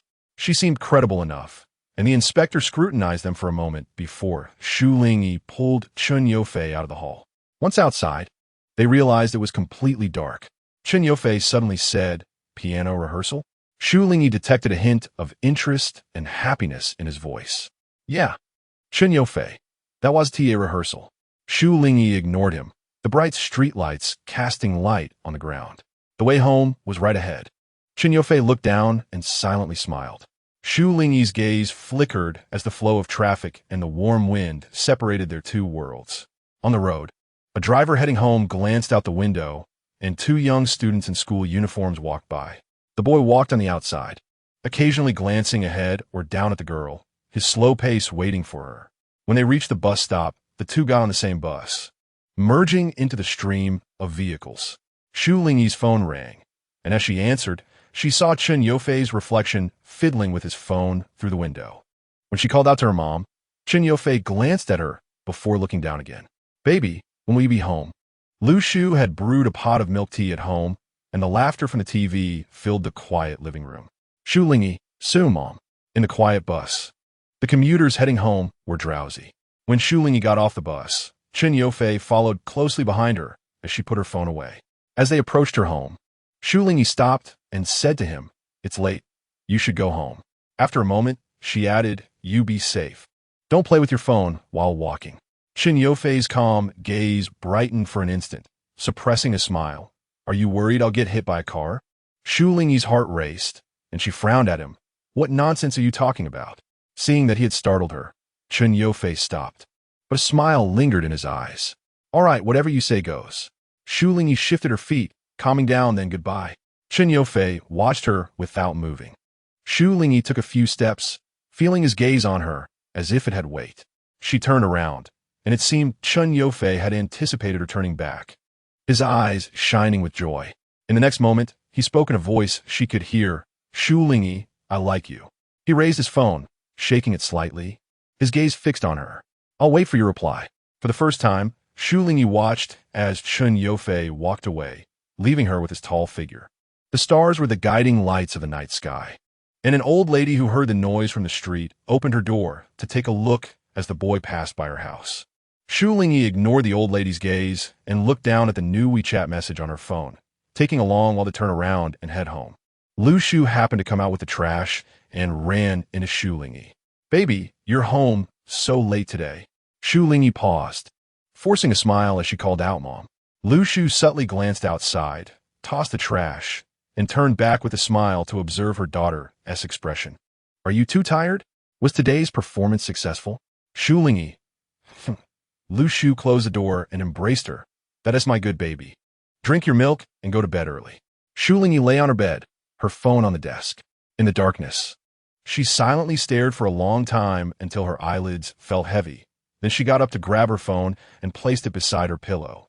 Outside, Lu Shu was still watching a TV drama, and faint dialogues could be heard. This was Shu Lingyi's first time experiencing insomnia, feeling wide awake until dawn. She tossed and turned until Lu Shu turned off the TV, shut the living room lights, and went to rest. She seemed to have made a decision and picked up her phone. 5 hours before they parted, Chen Yufei had sent her a message on WeChat. Her heart raced as if it would explode. The phone screen illuminated her face in the dark. Every day when I wake up, the first thing I think about is how to impress you today. Shu Lingyi lost all her strength, collapsing onto the bed, her phone falling beside her. She closed her eyes, breathing rapidly, recalling how she saw the boy focused on typing on his phone through the car window, typing, deleting, and retyping until she reached her stop, or perhaps even until she was near her home. Her heartbeat was louder than ever. The girl buried in her blanket kicked her legs, letting out a whimper. The sheets were tossed around as the restless night kept her completely awake. Suddenly, her phone buzzed, lighting up then dimming again. Shu Lingyi quietly lay on the bed, and after a moment, picked up her phone. Her hand trembled, accidentally sending an exclamation mark. Exclamation point. On the other end, it showed the other party has withdrawn a message, as if caught off guard, trying to cover up. Shu Lingyi. However, the other side remained cold and didn't respond. Shu Lingyi let out a shallow sigh, staring at the screen again, and began to type seriously. She started with a long sentence, then deleted it bit by bit after a while. The chat box was empty again. This went on repeatedly, her eyelids growing heavy and drooping. Until sleep quietly crept in, she rubbed her eyes, opened the emoji panel, and found only one pig emoji, so she simply sent it. Touching the pig's head, Shu Lingyi closed her eyes and fell asleep. Her breathing was long and gentle, with the corners of her lips lightly smiling. In the middle of the night, it suddenly poured rain, and in the morning, people discovered the yard had been through a storm, with flower pots and trees blown over and green leaves scattered everywhere. Shu Lingyi was awakened by Lu Shu, realizing she almost overslept. She needed to take an umbrella when going out today. Shu Lingyi washed her face and vaguely replied, "Okay, Mom." Lu Shu stuffed a box of milk and bread into her backpack, handed it to her, and sent her out. Shu Lingyi waved to her and hurried on her way to school. On the way, someone called her, and Shu Lingyi answered breathlessly. At first, there was no sound, and a few seconds later, Chen Yofei said, "Hey," then suddenly coughed a few times as if his voice was muffled by his hand. He hurriedly said, "I'm waiting for you at the school gate," and hung up. Shu Lingyi glanced at her phone and caught a bus. Only then did she notice several missed calls. From 6:30 until just now, every 15 minutes, one was from Chen Yofei. Chapter 20. Shu Lingyi arrived at the school gate, where there were already very few students. The boy seemed to sense her coming, turned around, his face covered with a mask, revealing only his dark eyes. He stood there with his backpack, watching her. In the next second, he slightly bent down and coughed. Chen Yofei. She walked closer, tilting her head slightly, seeing the unnatural redness on half of his face. "Are you sick?" Chen Yofei's eyes had some red blood vessels, slightly congested, and the corners of his eyes were a bit red. He suppressed a cough and nodded, walking in with her through the school gate. He had been excited and hadn't slept all night. A hint of a smile lingered in his eyes, and the fatigue under his eyelids seemed to fade away. "Chen Yofei, I ran out to find you in the middle of the night after you replied." Shu Lingyi froze, he self-mockingly said, who knew it would rain halfway. "I stayed near your house for a while before remembering you were asleep." In fact, he had stayed for more than just a while. The boy had run out of his house in the middle of the night, hurrying through the rainy night towards Shu Lingyi's house, and after calming down, he stood at her door for several hours, the cold rain soaking his clothes. Near dawn, he exhaled a breath of chilly air before returning home. Starting from 6 o'clock, he had been staring at his phone, timing his calls, thinking she should still be asleep, yet worried she would be late for school. Before leaving, he put on a mask and waited for her at the school gate. Chen Yofei wore a brand new pair of white shoes, stepping on the rain-soaked ground, getting a few stains. He turned to see Shu Lingyi's reaction, and the girl looked up at him. "Chen Yofei, are you an idiot?" Chen Yofei's smile froze. Shu Lingyi situt onhartos, trying to gently touch the side of his chin. The movement was soft, like the touch of cotton candy, and quickly withdrew. There was no one around. Shu Lingyi and Chen Yofei entered the classroom one after another, already more than 10 minutes late for morning self-study. The boy's gaze never left her, watching her as she ignored him as usual, setting down her backpack to start studying. Chen Yofei imitated her, taking out his textbooks for class. Propping his face with one hand, his eyes seemingly shining. This situation continued until class ended. He Tianyi and Lian came over, arms around each other, playfully trying to pull off his mask, and Chen Yofei shot them a warning look. He Tianyi and Lian size him up. Fij, you must have been beaten, right? Chen Yofei's voice, hidden behind the mask, was deep and hoarse. You must be a fool. Laughter erupted from the front and back desks. Lian asked, then why are you wearing a mask? Chen Yofei's eyes sparkled with amusement. Because I like it. He Tianyi looked at Li En with affection for 30 seconds. Are you stupid? Didn't you hear Fij's voice is off? Chen Yofei coughed a few times in response, and Shu Lingyi glanced at him, pulling her gaze away from her book. He Tianyi and Lian asked what he did after school yesterday. It rained heavily in the middle of the night, and a thunderstorm struck an old tree in our community. Chen Yofei barely listened, his gaze following Shu Lingyi, who suddenly left her seat. He Tianyi looked at the two of them and said, weren't you sleeping at home last night? How can you catch a cold? Chen Yofei casually replied, I caught a chill. He Tianyi nodded thoughtfully, while Lian looked confused, not understanding what the brothers were hinting at. Shu Lingyi filled out 4-leaf slips at Zhu Zhu's desk. Zhu Zhu, with her new glasses, seemed still shocked from earlier. Shu Lingyi quickly finished writing and thanked her. Zhu Zhu said, wait a minute. You give me the leave slips. I'll take 2 to the teacher, and the other 2 you can give to the guard when leaving school. Just after Shu Lingyi confirmed with Zhu Zhu, she felt like she and Chen Yofei had suddenly become protective animals. She pouted. You two should avoid being a nuisance to old Wang. Imagining the boy and girl going to the office, if one of them stared at the other, it made her heart tense. Shu Lingyi didn't know her thoughts. Smiling as she said, Zhu Zhu is so nice. Zhu Zhu's eyes, behind her glasses, shot a glare at Chen Yofei, who was talking with He Tianyi and the others. He was wearing a mask, so she couldn't tell what was wrong, but she still felt uncomfortable, as if Shu Lingyi had been taken away. Well, nice. Just remember to bring me a cup of hot milk tea when you come back. Shu Lingyi noted it down. When she returned to her seat, under the gazes of He Tianyi and the others, she called for Chen Yofei to pack up his things and put on his backpack, which surprised and intrigued everyone else. Chen Yofei was taken aback. Shu Lingyi was already packing her things, and He Tianyi and the others remained silent. After a few seconds, Chen Yofei moved his eyebrows and asked, what are you doing? Shu Lingyi glanced at Chen Yofei's already misty eyes and said calmly, I'll accompany you to the hospital.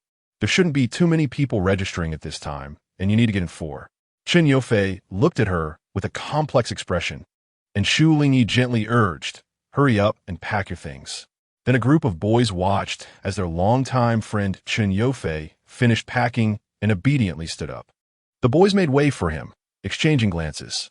As they reached the door, Chen Yofei let out a low chuckle, surprising the students who were just entering the classroom.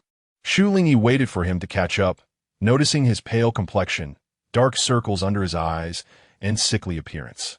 While going down the stairs, Shu Lingyi walked beside him, glancing at his feet, ready to support him if he stumbled.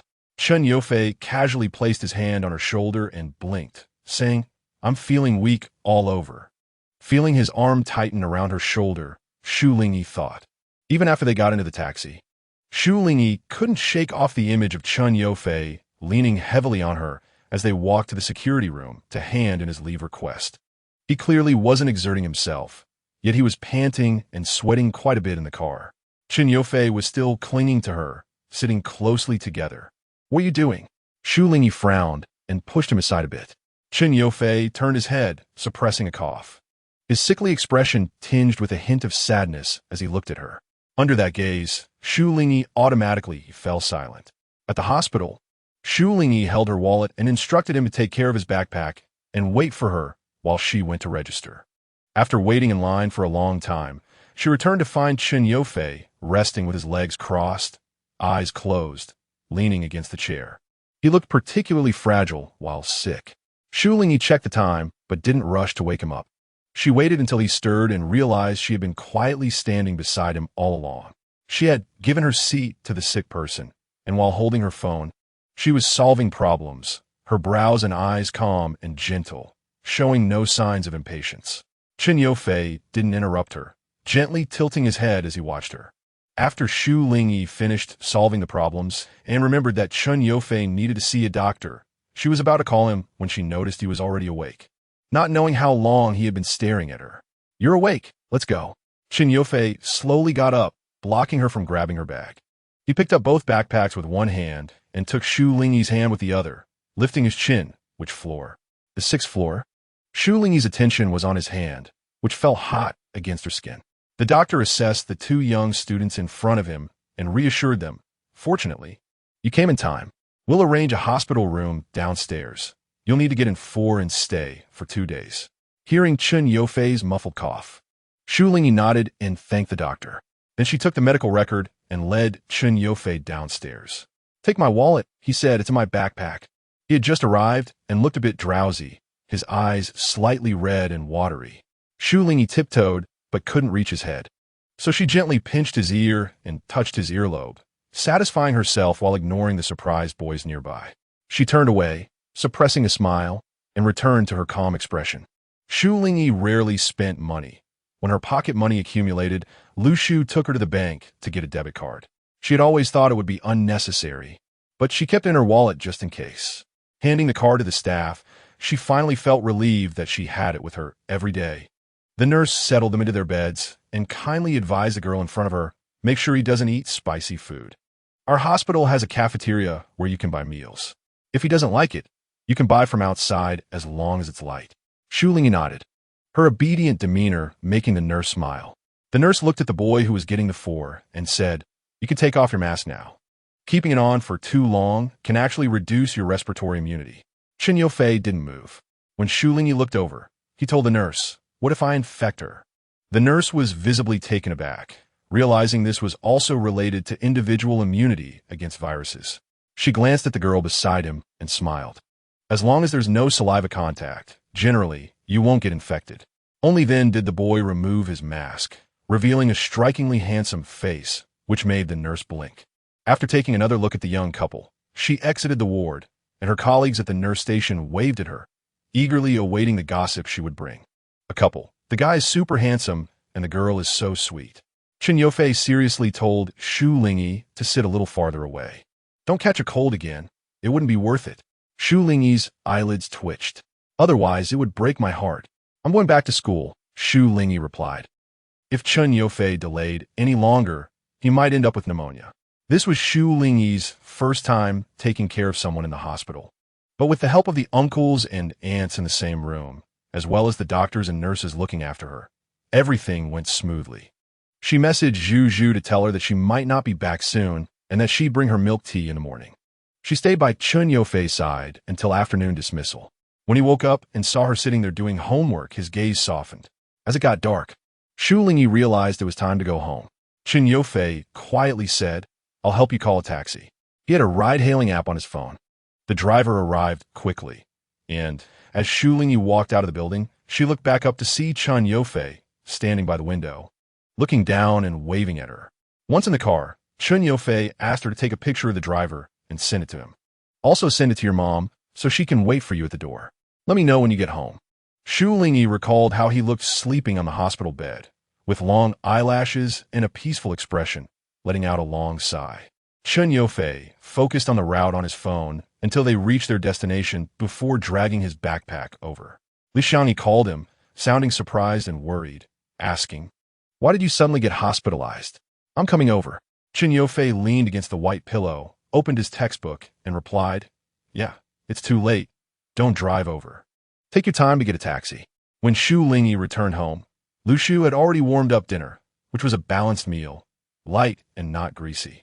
After eating, Shu Lingyi went back to her room to continue her homework. She lost focus for a moment and had to pull herself back several times. By the time she finished, it was almost midnight, and she wondered if Chen Yofei had fallen asleep in the hospital. Lu Shu urged her to take a shower, and after agreeing, Shu Lingyi hesitated for a moment, but still took her phone and pajamas to the bathroom. "Are you done with the 4?" she asked. There was no reply on the other end. Shu Lingyi placed her phone on a nearby shelf while showering. The call from Chen Yofei came at an inconvenient time. The steam enveloped Shu Lingyi, and the scent of body wash filled the space. She hurriedly pulled off her towel without wrapping it around herself to answer. The boy called her name in a somewhat ingratiating tone, explaining, "I just went out." What are you doing? Shu Lingyi awkwardly glanced at the towel and said, I'll hang up first. In the hospital room, Li Xiangyi peeled a small pear and handed it to him, smiling gently as she asked, Who are you on the phone with? Your little girlfriend? She joked, but after seeing a momentary pause on her son's face, she quickly noticed that his mood was different from usual. Chen Yofei sent a message on his phone, then looked up, his expression a mix of pride and brilliance that was hard to describe. Even though he didn't say much, Li Xiangyi paused and said then, Please invite her over for dinner sometime. Chen Yofei typed back, Wait for the right opportunity. Li Xiangyi confirmed she hadn't misheard. Her son said wait for the right opportunity. Not if there's an opportunity. Lu Shuyi curiously asked when Shu Lingyi came out. I heard a ringing sound in the bathroom. Did Mom leave her phone in there? Shu Lingyi quickly walked back to her room, saying no, Mom. Lu Shuyi went to the bathroom to check again, only to confirm that she had misheard. Shu Lingyi closed the door with a mix of emotions, feeling a bit guilty. She scrolled through her messages. Chen Yofei had sent her several texts. Chen Yofei, you. Chen Yofei. Hang up. Chen Yofei. Chen Yofei. Phone? Shu Lingyi replied, You're so boring. After a long wait, when the boy finally saw the message, he smiled instead of getting angry.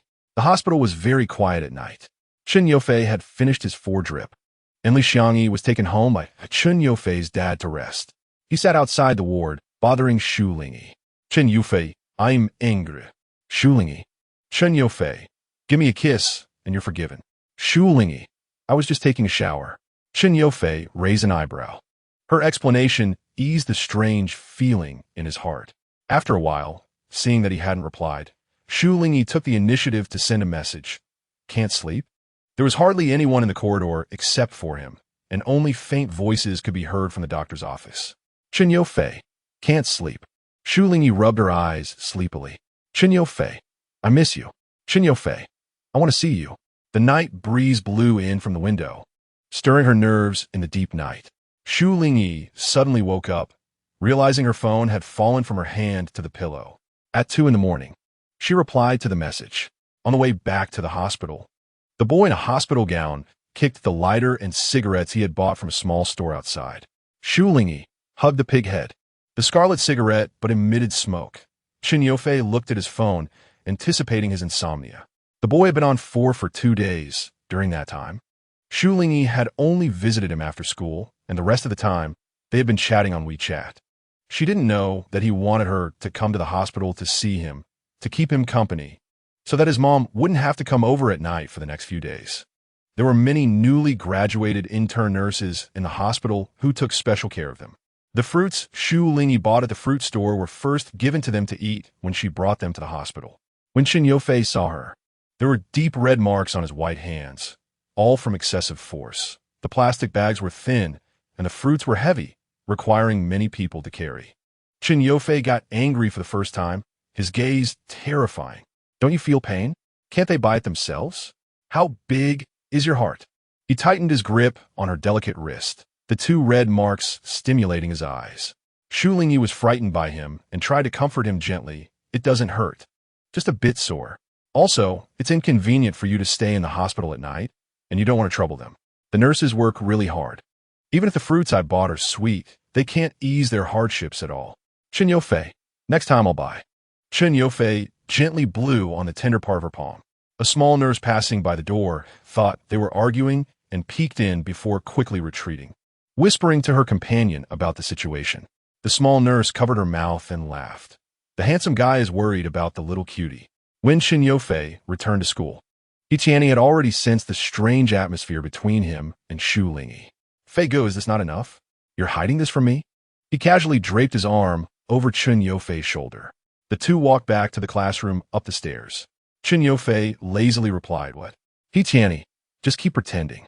Shu Lingyi is much more open than you. Zhumei already knows you guys are a thing. Chen Yofei's expression remained unchanged as he said, Oh. Skipping over Tianyi's new nickname for Zhu, and asked, Did she tell you? Tianyi proudly replied, I have a keen eye. Can you hide anything from me? He mentioned the leave request from a couple of days ago, but it was just that day when Shu Lingyi talked to Zhumei. Chen Yofei nodded and brushed off Tianyi's hand as they neared the door. Let's gather at the milk tea shop this afternoon. I'll treat. He walked in the classroom and immediately spotted the girl talking with Zhu and a group of others. Most of the time, she was listening, occasionally nodding in response. Her delicate chin lightly bobbing, her dark eyes captivating. She had also put on the hairpin the boy had given her before, her long hair flowing smoothly. It wasn't just him looking at her. The other boys, aware of his presence, could only sneak glances at their books or chat quietly. Chen Yofei's expression darkened. Zhu and the others were chatting about a recent variety show, and Shu Lingyi listened in a bit. At home, she had been influenced by Lu Shuyi, so she knew what they were talking about. The other girl's impression of her was that she was studious, good at academics, talented, and a quiet girl who was hard to talk to. They didn't expect she could join in on the conversation, which greatly changed their impression of her. Chen Yofei approached them, standing behind the girls, casually asking, "What are you talking about?" One girl was about to reply, but was pulled back by someone next to her. The tall boy wasn't asking them. He needed a response from someone else. Shu Lingyi looked at him warily, not knowing what he wanted. They chatted about the shows they had watched. "What's it to you?" Chen Yofei heard her soft, lingering voice, looked down and laughed lightly, placing his hands on her shoulders. Casting a glance at the group of girls who were too shy to even look back at him. "I think I missed a question. I need to go find it. I need to catch up on homework." Me too. Shu Lingyi. Chen Yofei's hand gently patted her shoulder, sighing, "Tizke." So boring. The only response he received was silence. During class, Chen Yofei caused trouble next to her. He either nudged her with his calf or rubbed his knee against her. No matter how hard Shu Lingyi glared at him, Chen Yofei, with one hand holding a pen, casually leaned against his chair, seemingly unbothered, and smirked at her, mouthing, "Not going to pay attention to me?" Shu Lingyi sighed and wrote on her notebook, "We need to pay attention in class." Chen Yofei took a look, wrote back, "Give me some sweetness." Shu Lingyi quickly drew a little pig head on the notebook. A simple and straightforward way to soothe him. Be good. Chen Yofei looked at her with a half smile. After doing all this, Shu Lingyi felt embarrassed under his gaze. Lowering her eyes and trying to maintain her composure, the teacher at the podium turned around, glanced down, and called Shu Lingyi up to solve a problem. Under the watchful eyes of the entire class, Shu Lingyi stood up and walked to the podium. The gaze from behind was intensely warm. After she finished writing a formula, she returned to her seat, and the boys and their friends who played well with Chen Yofei led the applause, their eyes sparkling and fixated on her. The physics teacher was stunned by the applause, surprised. "It seems I don't need to teach. You already know the answer is correct?" Chen Yofei raised his chin. "Teacher, am I excellent?" The physics teacher thought he was referring to the answer, nodded in praise. "Your reasoning is correct. The formula is right." Chen Yofei chuckled arrogantly. Shu Lingyi's fingers moved slightly. The boy's hand under the desk held hers tightly. After school, the nearby milk tea shop was crowded with people. Shu Lingyi and Chen Yofei sat on the second floor, surrounded by students from their school, some familiar and some complete strangers. People continued to come up and greet them. A senior boy sat down with his girlfriend, tilted his chin. "Your girlfriend? Finally rescued you from the doghouse." Chen Yofei's hand rested on Shu Lingyi's chair, his fingers gently running through her long hair. He looked up. "What nonsense are you talking about?" The senior boy was not afraid of him at all. He took out a cigarette box and placed it on the table, telling his girlfriend, "Go buy something to drink, get whatever you want," put on his tab. Chi picked up a lighter to light a cigarette, but was kicked under the table. Chen Yofei's unfriendly gaze fell on the cigarette in his hand. Chi glanced at the girl beside him who was quietly drinking milk tea, looking very obedient and gentle. He gave Chen Yofei a gesture and gave up the idea of smoking here. "Without your little wife, your place is just a dog den, a bunch of single dogs. You know?" Chen Yofei responded with a middle finger. Chi pointed at the table and turned to the girl who was silently watching them, smiling. "Don't mind him. He has been hanging out with me since childhood. I didn't expect to take care of him in high school. I heard you two are dating, and I'm so happy. Like a mother. This big trouble will be yours to handle from now on. Enjoy." The suddenly named Shu Lingyi was momentarily taken aback, unsure of how to react to his words. Chen Yofei glanced at him and gently said to Shu Lingyi, "This is Chi, my cousin from my mother's side." And that was his girlfriend. Shu Lingyi nodded in understanding, realizing why their way of interacting was so unreserved. "Just call me brother, sister-in-law." If he bullies you, come find me. We're family.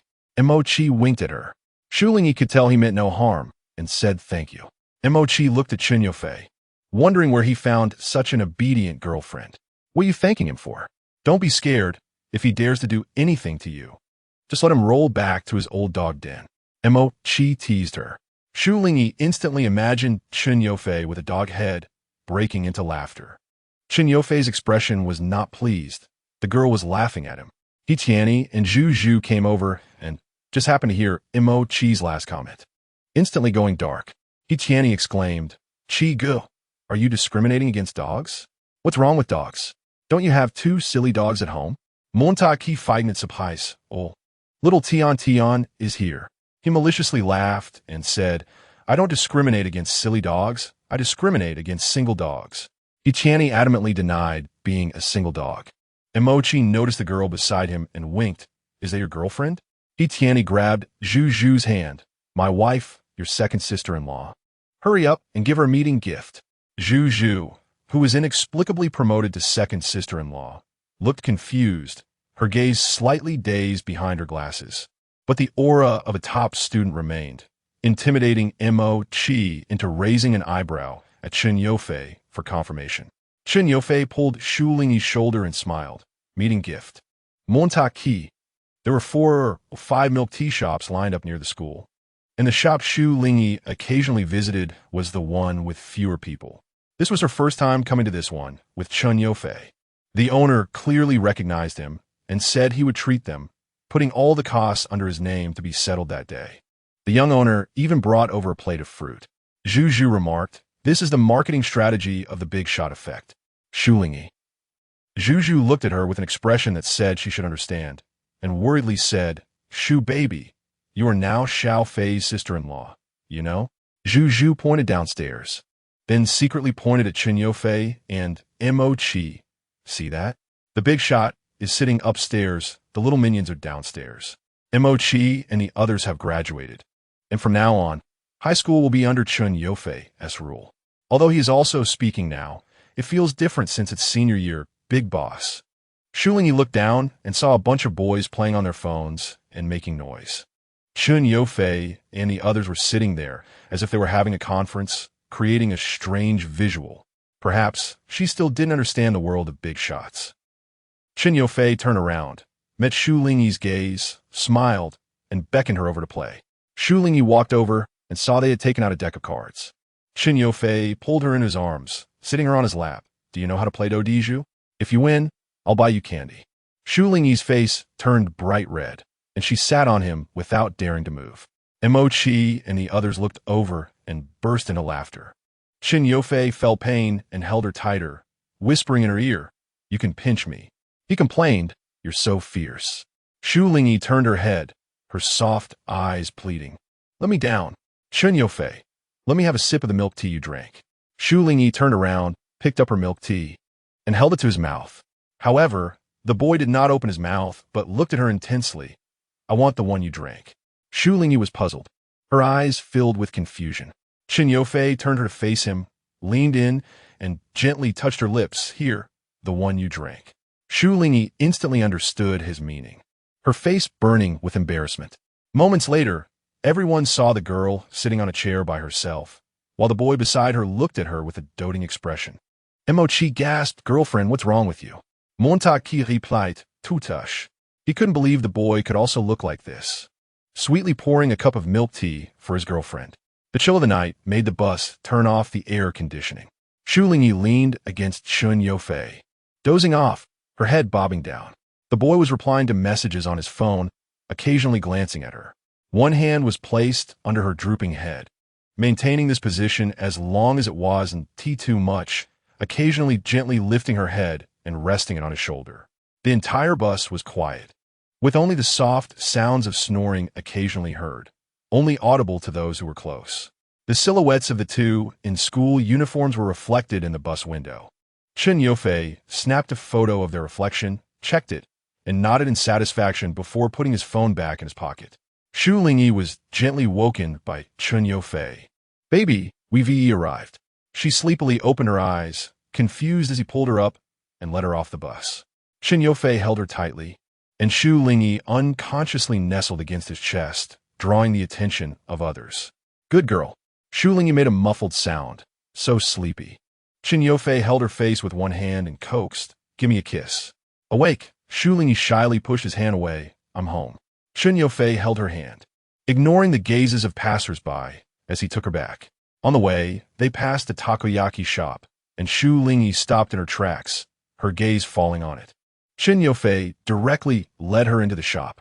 "What flavor do you want?" Shu Lingyi obediently replied, "Codfish and cheese." The owner, seeing the young couple, was unfazed. After preparing the food, he said to the boy who came to pick it up, "Your girlfriend looks very slim. Tell her to eat more to gain some weight. Then she won't be able to run away." Chen Yufei nodded knowingly. "Thank you." The owner waved his hand, indicating it was no big deal. Having done business on Chang'an Street for years, he had seen many student couples pass by, but this pair left the deepest impression on him. That rainy night on that street, he had witnessed the courage and determination of a boy similar in build to this one. Shu Lingyi accepted his feeding. Chen Yufei fed her another ball after she finished one. "Don't refuse me." Shu Lingyi looked at him curiously. "What did the owner just say to you?" Chen Yufei asked meaningfully, "Are you sure you want to know?" Shu Lingyi replied, "No, I don't want to know anymore." Chen Yufei leaned closer to her ear. "He praised my little friend, saying she is very cute." The chilly autumn wind swept in quickly, and the sports meeting at the first high school was approaching. The weather forecast said it would rain the next few days. He Qianni remarked, "The first high school is cursed. It always rains during the sports meeting." Shu Lingyi returned the clothes she had borrowed from Chen Yufei. Listening to them talk about how it had rained for 3 consecutive years during the sports meetings when they were in the middle school section of the first high school. To showcase the spirit of the athletes, the school insisted that the sports meeting continue as scheduled despite the rain. And then, Shu Lingyi asked, "Chen Yufei, the Internet CAF welcomes you. Those with foresight have already taken leave. The rest rushed to the Internet CAF near the school after the competition, casually finding some honest person to contact them as soon as there was any movement." Shu Lingyi looked at Chen Yufei, wondering who the honest person was and if he was bullying someone.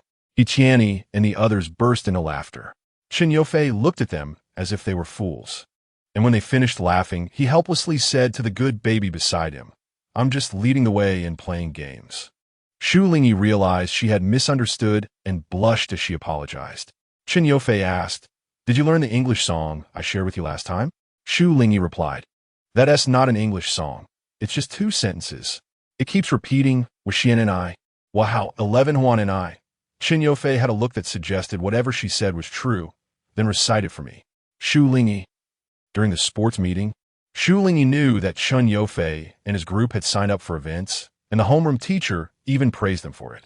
No matter how much they caused trouble in class, they still had a strong sense of collective honor at critical moments. "Go for it. Let me also have some glory." A bunch of energetic teenagers became even crazier, excitedly shouting, "Fight, fight, fight." Shu Lingyi glanced at Chen Yufei, who smiled disinterestedly. When he saw her looking at him, he scratched her palm under the table. "Aren't you going to cheer for me?" Shu Lingyi handed him a small notebook, knowing it was the one he accompanied her to buy at the stationery store a couple of days ago. He opened it to find it filled with encouraging words written at some point. "This is," Shu Lingyi explained, "if everyone gets chosen. You'll hear it when the announcer reads it." These encouraging notes for athletes were something every student had to write. Each person wrote 4 or 5 per day, and Shu Lingyi's little notebook was full. She honestly said, "Actually, there's still several pages not filled out. I'll write more when I think of them."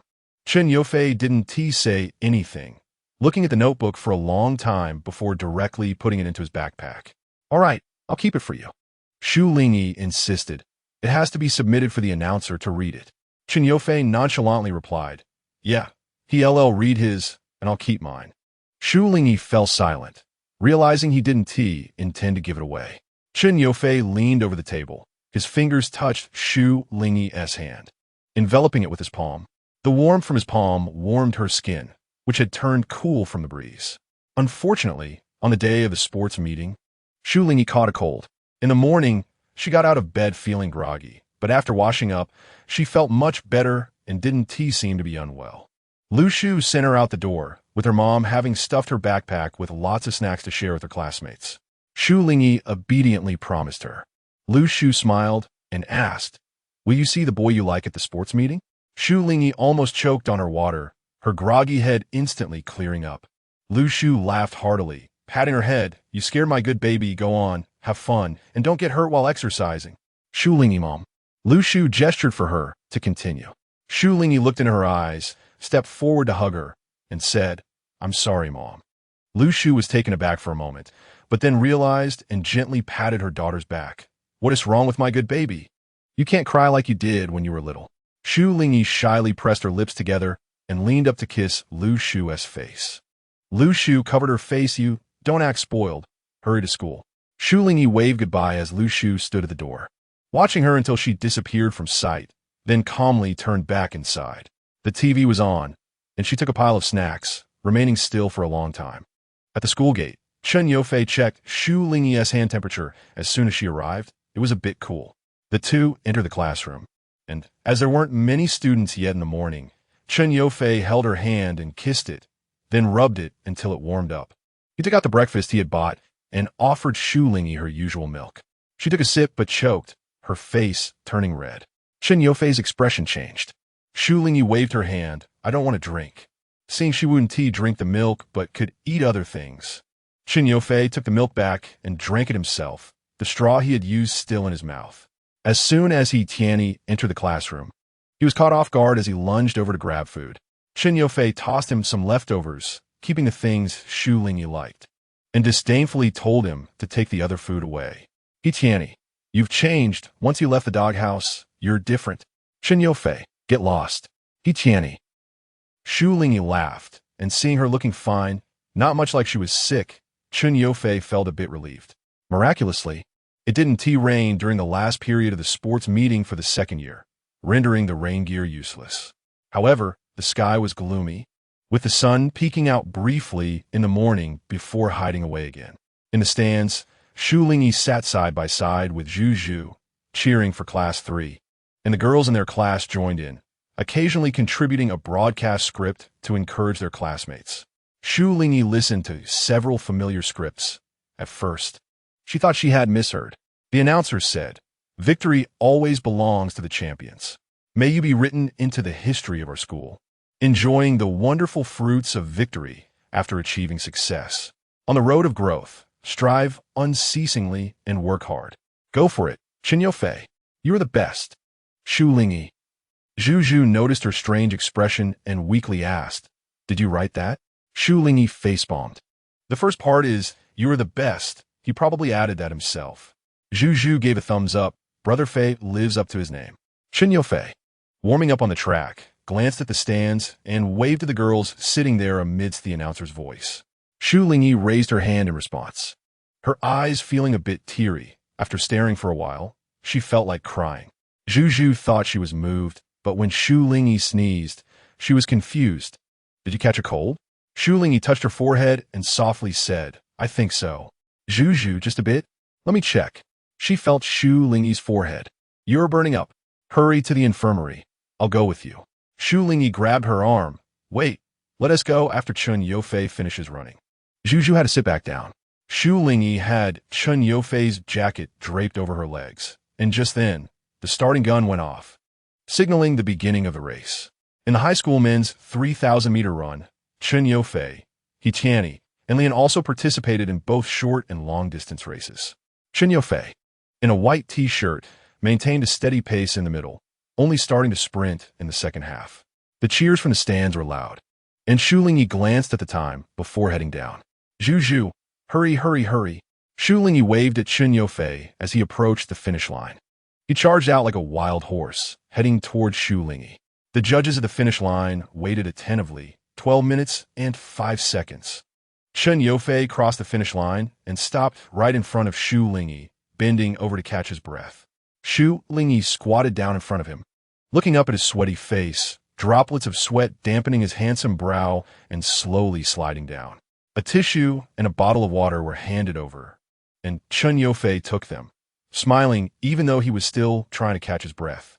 Shu Lingyi pulled out another tissue to wipe his face, but, under Chen Yofei's gaze, changed her mind and used it for herself instead.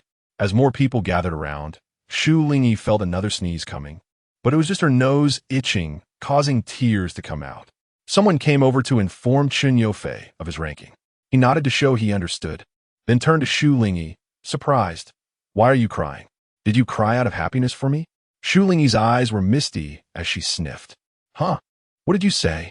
Chen Yofei reacted and carefully held her face to take a closer look. Shu Lingyi shook her head, saying, what are you doing? There's so many people.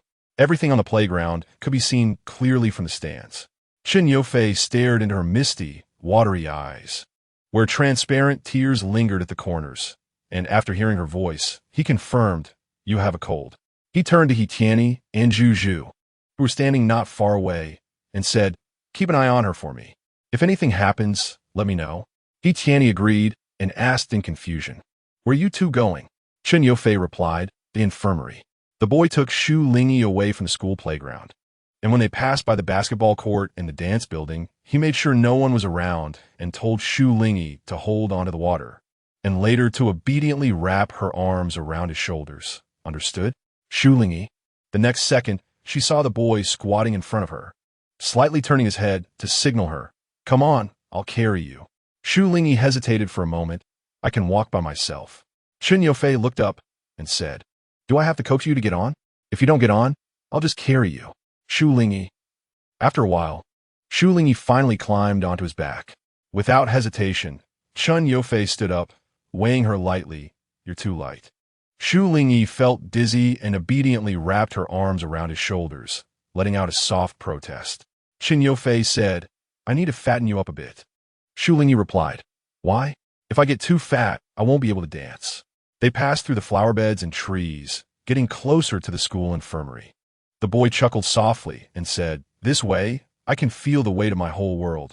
Chapter 22. Shu Lingyi took her medicine and lay on the infirmary bed, resting with her eyes closed. Behind a curtain, Chen Yofei listened to the school nurse talking. Girlfriend? Chen Yofei nodded and asked if there were any side effects from the medicine. The nurse chuckled. No, it's a normal dosage. Chen Yofei thanked her. The nurse pointed inside. You can wait for her to wake up in there. Call me if you need anything. Chen Yofei took the medicine inside, and the nurse lowered her head, saying, if my son doesn't study hard and just dates in high school, I'll definitely break his legs. Chen Yofei paused, the corners of his mouth twitching. Shu Lingyi slept for an hour, tightly wrapped in her blankets. Seeing that she was sweating, Chen Yofei worried she might get sick and pulled the blanket open a bit. Shu Lingyi's clothes were drenched in sweat. The white cotton and linen top was slightly see-through, outlining her underwear straps, and the delicate collarbone exposed at the neckline made Chen Yofei hold his breath, shifting his gaze elsewhere. When Shu Lingyi woke up, she felt much better, with a thin layer of sweat covering her pale neck and her hair sticking to it. She quickly noticed the boy sitting on the chair beside her, the chair too low for him, forcing him to bend slightly forward as he quietly stared at the floor, seemingly lost in thought. You're awake? How do you feel? Chen Yofei met her gaze. Shu Lingyi replied, it's so hot. She looked somewhat pitiful as she tilted her head back. Shu Lingyi touched her hair and realized her headband had fallen off while she was sleeping. Chen Yofei watched her rummaging through the blanket, asking, what are you looking for? Shu Lingyi said, the headband, the one for tying my hair. Chen Yofei raised his hand, revealing a familiar headband on his wrist, with two cute little white balls that didn't quite match him. What are you laughing at? The boy pinched her face. Shu Lingyi said, you little thief who stole my headband. Chen Yofei laughed at her and repeated, little thief. Shu Lingyi grabbed his hand, give me back my headband. Chen Yofei lifted her chin and leaned closer. What is so good about stealing a headband? It's the scent that's worth stealing. The curtain separating the bed swayed, and soft, muffled sounds came from inside, startling the school nurse, who rushed over to pull it open, revealing a pair of students looking surprised. The boy stood behind the girl, holding a bunch of smooth long hair, tying it for her. The nurse asked, are you feeling better? Shu Lingyi touched the spot on her scalp that had just felt a little painful and nodded. Thank you, doctor. The two came out, and Shu Lingyi's hair was already tied up. It was obvious the person who tied it was inexperienced, as a strand of hair stuck out from the rest. Shu Lingyi commented, the doctor looked so serious. Chen Yofei recalled the nurse's shocked expression and teased, those who see lewdness see lewdness. Shu Lingyi. Chen Yofei lightly scratched her nose. You don't need to understand, my good girl. After 3 days of the school sports meet, it rained for 2 days, confirming the students' belief that it always rains during the sports meet. After it ended, the performance of Class 3 pleased the class teacher, who found the boys she usually didn't tee like much more agreeable. The keys hanging from her backside swung as the teacher gestured for everyone to quiet down by tapping the desk. The teacher was very happy, saying, "You all have great potential, right in your youth, and a bright future ahead. It's worth all the hard work I've put into teaching you. The future belongs to you." The entire class chorused, "Thank you, teacher. You're a good teacher," followed by a burst of laughter. Shu Lingyi and Chen Yofei exchanged a glance, seeing the amusement in each other's eyes. Shu Lingyi said, "Chen, study hard." Chen Yofei didn't respond but asked, "What's the benefit?" Shu Lingyi leaned against his shoulder. "What do you want?" Chen Yofei's eyes softened as he quietly hummed, "I want that piece of candy called Shu Lingyi to taste her sweetness and fragrance." Shu Lingyi's candy was unwrapped, her slender fingers pinching the sweet filling and putting it into his mouth. The girl asked, "Is it sweet?" He stared at her without blinking. "Very fragrant." In the second semester of the second year of high school, they faced a provincial exam on a Saturday afternoon, compressed by the holidays. Shu Lingyi and Chen Yofei agreed to review at a CAF in a mall. When she arrived, the second floor of the CAF was half occupied by acquaintances.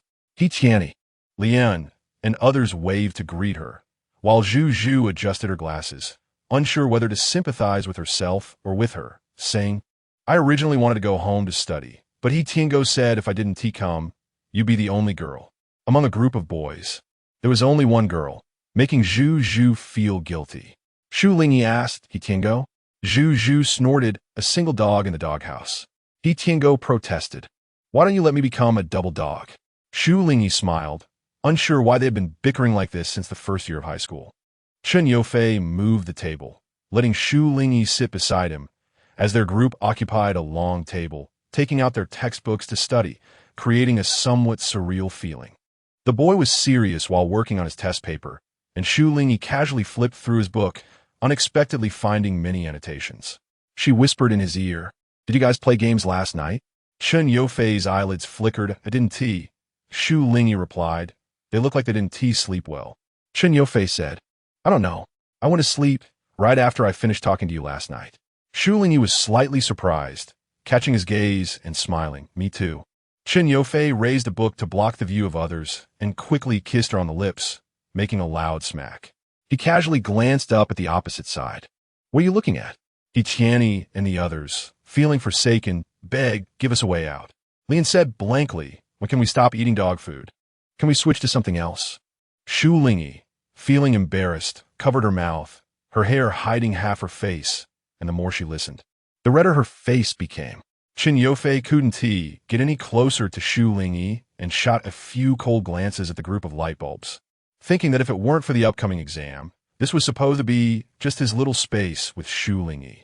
One afternoon, the boys fell out first, and He Tianyi dragged Zhu Zhu to form a team.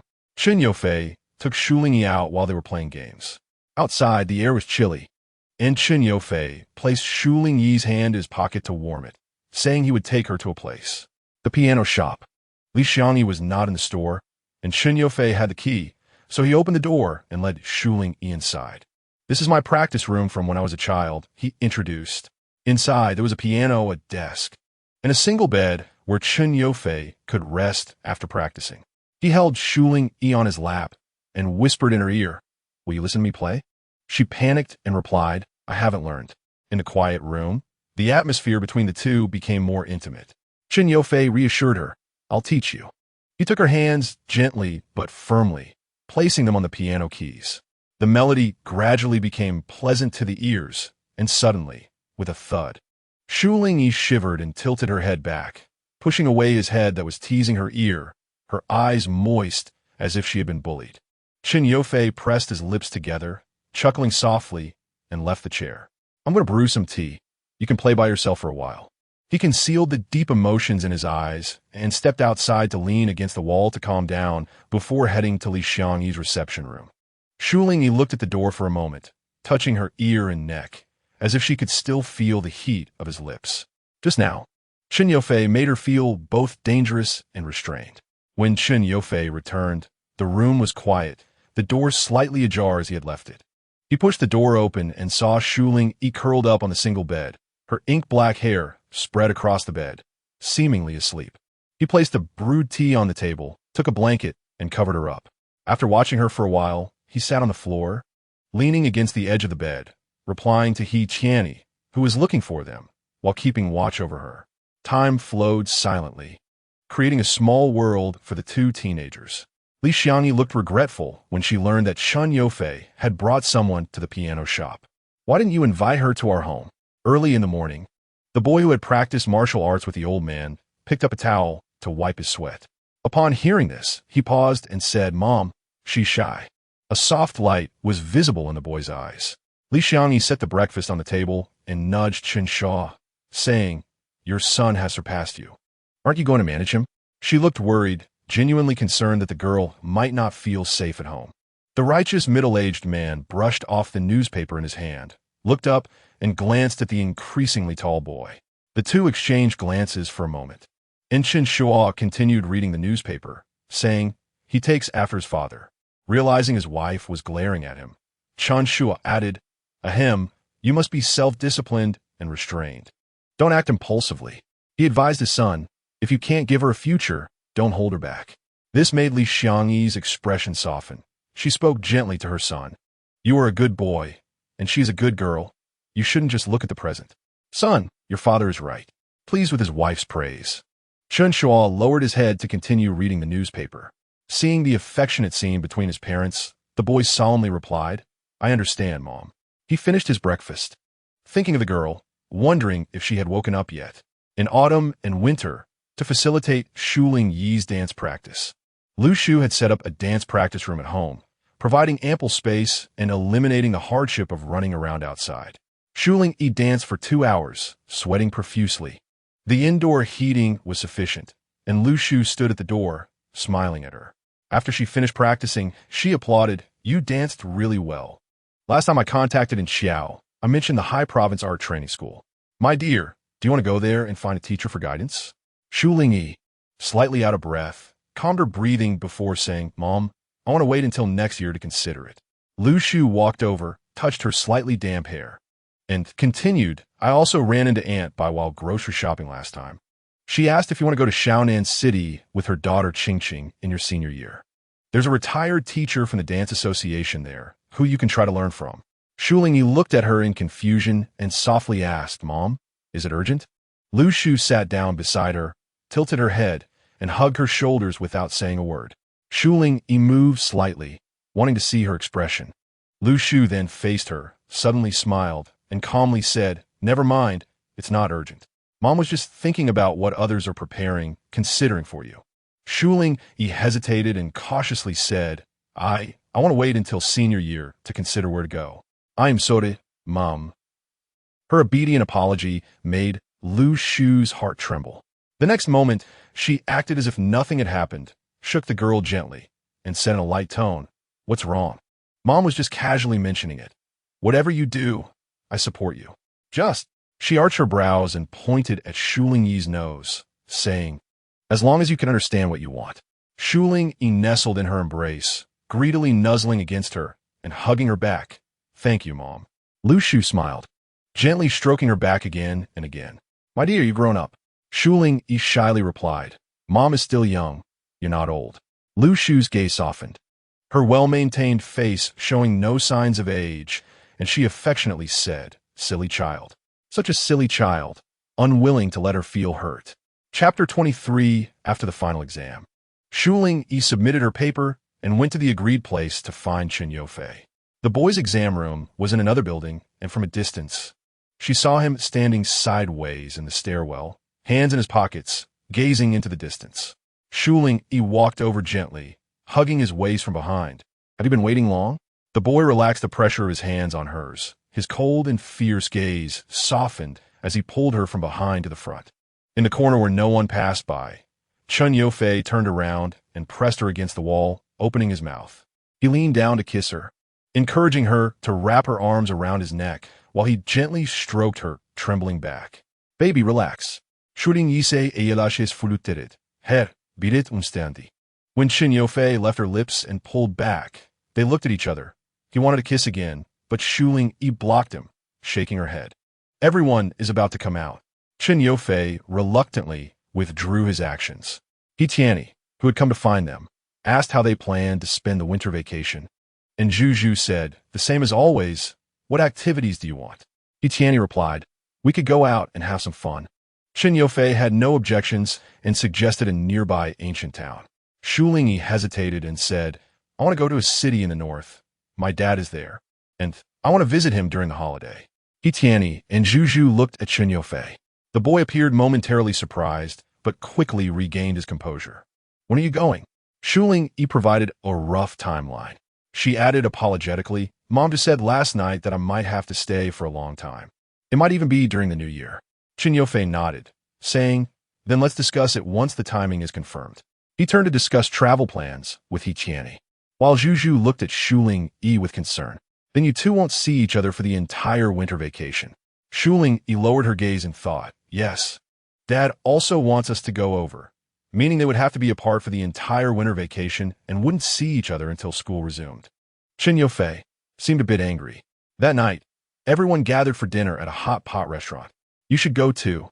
The more time you spend together, the better, Zhu suggested to her. Shu Lingyi agreed. A group of students gathered in the restaurant after school, full of youthful energy, attracting the attention of others. This time, it wasn't just Li En and the others. There were also classmates from nearby tables, Zhou Hanhui and Xiao Mago, making it unexpectedly lively. Everyone took their seats.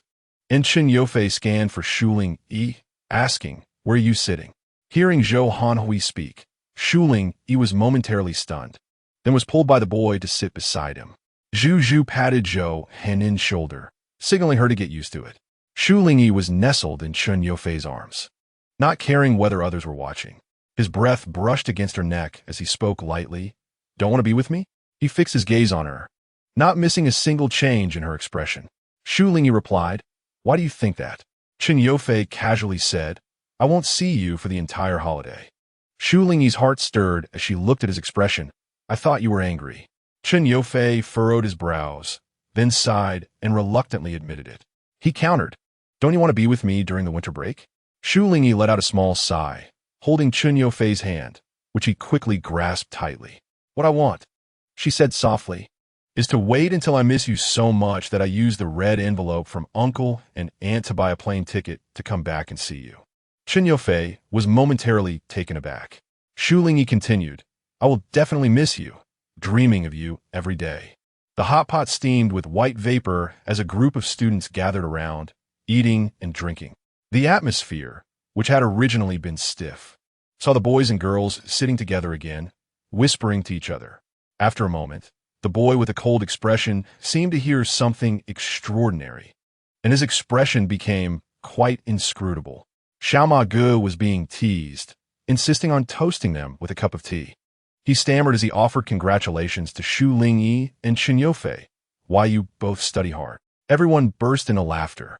Xiao Magie flashed red, ignoring them as he continued. We'll meet at university next year. He then looked around at the others at the table, seriously stating, and no one can be left behind. The laughter faded, and the people at the table gradually fell silent. Shu Lingyi smiled and said, thank you. Shin Yofei raised his tea, gesturing for everyone to join in to take the university entrance exam together. The others picked up their drinks. He Tianyi put his arm around Xiao Maji's shoulder, and everyone cheered. Let's take the exam together, and we won't miss each other in university. After the meal, the group stood by the street, still laughing and joking. The streetlights shone brightly in the night, and Shu Lingyi and Shin Yofei stood aside, watching them. It's so nice, Shu Lingyi said. Shin Yofei responded. Shu Lingyi said. Everyone is so happy, a satisfied smile spreading across her face. Shin Yofei replied meaningfully, I'm happy too. Shu Lingyi's lips moved, her smile growing wider. You mustn't get angry with me in the future. Shin Yofei softly agreed. Okay. This okay represented many promises for the future. Every time the two would resolve their differences like they did today. I'll go north to see you. Hey, you two, come over here. He Tianyi called out to them. waving for them to come over for a photo. Let's take a picture together, and next year we can take another one. Since they were right outside the hot pot restaurant, they went inside and asked a staff member to take their picture. Everyone can get a bit closer, the staff member suggested. Chen Yofei tilted his head, directly pulling Shu Lingyi into his arms, allowing her to hug him. He Tianyi and Zhu Zhu quickly argued about how to stand, while Xiao Ma Gu and Lian awkwardly posed with peace signs, and Zhou Hanins and Zhang Yang shyly stood together, leaning in closer. The staff member cheerfully asked, "Did you enjoy the hot pot?" The boys, in various poses and huddled together, answered in unison yes. Their laughter startled passersby. As they dispersed from the city center on that cold night, Chen Yofei and Shu Lingyi stood by the riverside street. "Let's take a picture too." He pinched her ear, which was red from the wind. Chen Yofei handed her his phone. "You take it." He stood behind her, covering her fair, rosy ear to shield it from the wind. Shu Lingyi stretched out her hand, focusing the camera on the two of them, with Chen Yofei's chin resting on her shoulder, his waist bent. The boy's face was closely pressed against the girl's. "Am I handsome?" he suddenly asked. The girl chuckled softly. "So handsome." The boy smiled with satisfaction. "You have good taste. Let's take another one." The girl smiled wide, and as the boy held her hand, aimed the camera at them. And just as he pressed the button, he kissed her cheek. The cold winter was filled with the sweetness of youth. In the past, Xu Jing only returned to the city during the new year, but this time he brought Lu Shu and Shu Lingyi with him. There, he rented a cozy, fully furnished apartment, having someone clean it beforehand and buying many things for his wife and daughter. He put in the effort, and Lu Shu, after inspecting the place, told Shu Lingyi with satisfaction, "Mom will cook dinner. You go rest in your room for a bit." Shu Lingyi shook her head. "Mom, I'll help you." After Lu Shu finished a call with Xu Zheng, she happily walked into the kitchen with her daughter, linking arms. "Then you put on the apron and wear gloves to wash the vegetables." Shu Lingyi gladly accepted. When Xu Zheng returned, it was just in time for dinner. Someone had turned on the lights in the newly rented house and prepared the meal. After a long day out, he felt as if he had soaked in a hot spring, feeling comfortable from his heart to his body. As Shu Lingyi brought out the dishes, she exclaimed in surprise, "Dad, it's snowing outside?" Xu Zheng then realized that the snow on his head had melted, turning into droplets that soaked his clothes and hair. "Be good. Keep your voice down. Dad is going to take a shower. Tell your mom when she comes out. Don't mention that Dad came home in the snow." The elegant middle-aged man instructed his daughter before hurriedly returning to his room to freshen up. When Lu Shu came out and walked to the window to look at the snow falling outside, she sighed in relief. It's a good thing your dad came back early. Knowing his memory, he would never remember to take an umbrella home. Shu Lingyi glanced at the closed door. Thinking of her dad who had rushed to the room to tidy up, took a sip of tea, and looked at the messages she had sent on her phone, comfortably squinting her eyes. The snow in the north stretched for miles, covering the entire city. Shu Lingyi saw the thick, meter-deep snow in the city for the first time, waking up early to watch it from the window. At night, leaning by the window, she watched the snowflakes dance under the streetlights, describing this grand snow scene to the boy on the other end of the phone. It only snows in the mountains at the flower market. The snow in the city doesn't pile up. The snow in the north is so deep and thick like transparent diamond flowers. The boy listened quietly to her words and responded, "I saw the photos you sent me." He was wearing headphones, and his phone displayed the thick snow under the night lights, untouched and pristine. She stood by the window, the room warm and cozy. The turtleneck sweater rested against her delicate chin, her gaze through the snow reaching far, far away. It was hard to tell whether the snow was beautiful or the person was captivating. After the new year, Li Xiangyi encountered her son at the stairway. The boy was wearing a pair of gray-blue slippers, and the room was filled with a bunch of children with high-pitched voices. Several boys and girls, a bit younger than him, followed him downstairs, greeting her as they saw her. "Why are you coming downstairs?" She glanced at her son, whose face showed no expression, then looked at her nieces and nephews. Andy, Wang Minmin, lively like a child, pointed at the room and complained, "Those little bandits are rebelling in my cousin's room. We want to go outside for a stroll." Li Xiangyi, holding a freshly baked small cake, couldn't help but smile and scold. "What nonsense are you talking about? Those are your little brothers and sisters, and even younger, they're your little nephews." Wang Minmin just laughed, exchanging mischievous glances with her siblings. Chen Yofei said, Take them out for a walk. Li Xiangyi replied. First, take a piece of cake for everyone, reminding him to pay attention to safety on the way. Just go nearby. It's too cold outside, come back early. We still have to go out for dinner later. Chen Yufei took a small piece and nodded. Li Xiangyi waved at them. Go ahead, contact me anytime. Wang Minmin and the others said goodbye to their cousin's mother. A group of little kids in the room, seeing that the older kids were gone, panicked and started looking for them, taking advantage of the fact that they hadn't started making a fuss. The young boys and girls quickly rushed out the door. They arrived at the flower and bird market, and Wang Minmin exclaimed, recalling that they had been here 2 years ago and met her cousin's crush at a nearby dessert shop. Chen Yufei walked toward the flower shop 2 years ago. Shu Lingyi and her dad had come here to buy potted plants. Brother, Minmin asked, have you found a girlfriend? The youngest cousin suddenly asked. Yeah, which school is she from? Do you have a photo? I really want to see what your girlfriend looks like. The boy glanced at his younger cousins who had fallen silent at his gaze, while Wang Minmin turned her back to him, hunching over like a turtle. Wang Minmin, who has a turtle? To show them what your girlfriend looks like. Chen Yufei's eyes narrowed, quickly seeing through the situation. What were they betting on? Wang Minmin and the others stammered, and in the end, it was the little cousin who couldn't withstand Chen Yufei's scrutiny and confessed. I saw the photo. Give Minmin $100. Stupid Ning Kiaofei. You're so dumb. The little cousin looked woeful. Brother, I've confessed. Chen Baiyu and his sister Chen Xiaoyao raised their hands in surrender, sincerely admitting, brother, we just needed a number. Wang Minmin, why are you giving up so easily? Chen Yufei looked at them coldly and said, multiply it by 50 or everyone bring out a red envelope. The cousins, yes. Wang Minmin reluctantly glanced at the red envelope, painfully handed it over. Phone, hurry up, you jerk. Chen Yufei gave it back, ignoring the others behind him, walking towards a store with several thick red envelopes in hand. The large green leaves had distinct patterns, and the pink and white flowers hung like slightly drooping palace lanterns. The owner carefully wiped the pot and stood up to speak to the boy who had been watching for a long time. These flowers can bloom for over 100 days.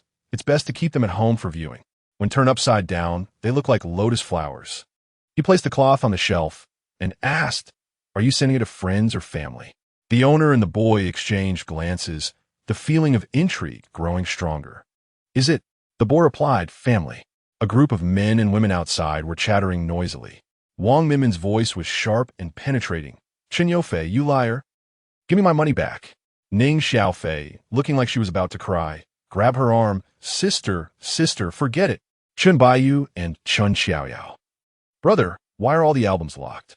The boy standing at the flower shop door looked over. Give me back my phone. Guan Minmin, no.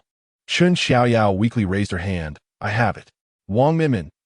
Ning Xiaofei paused. Wait a minute, I think I saw it. Chen Xiaoyao, where? Chen Baiyu pointed. Lock screen. They instantly quieted down and huddled together. The screen lit up, and the girl in the photo smiled gently, her eyes pure. Only those close to her could get that close. A hand quickly snatched the phone away, and Chen Yufei walked out with a pot of flowers. Wang Minmin, stingy. Chen Xiaoyao followed. Brother, where are you going? What kind of flower is this? Chen Yufei replied indifferently, lotus flower. Wang Minmin and the others followed one after another, only to realize they were heading towards the now quiet Chang'an Street, which used to be bustling. The younger cousins watched their older brother walk to someone else's door. In the alley, there were just a few of them, and occasionally someone would glance at them out of curiosity. The pot was placed on the wall, clearly visible by the door. He turned around, took a photo, and left. The pale pink flower center resembled gems, swaying in the wind, standing gracefully, complementing the small alley gate like a painting. Chapter 24. A week before school starts.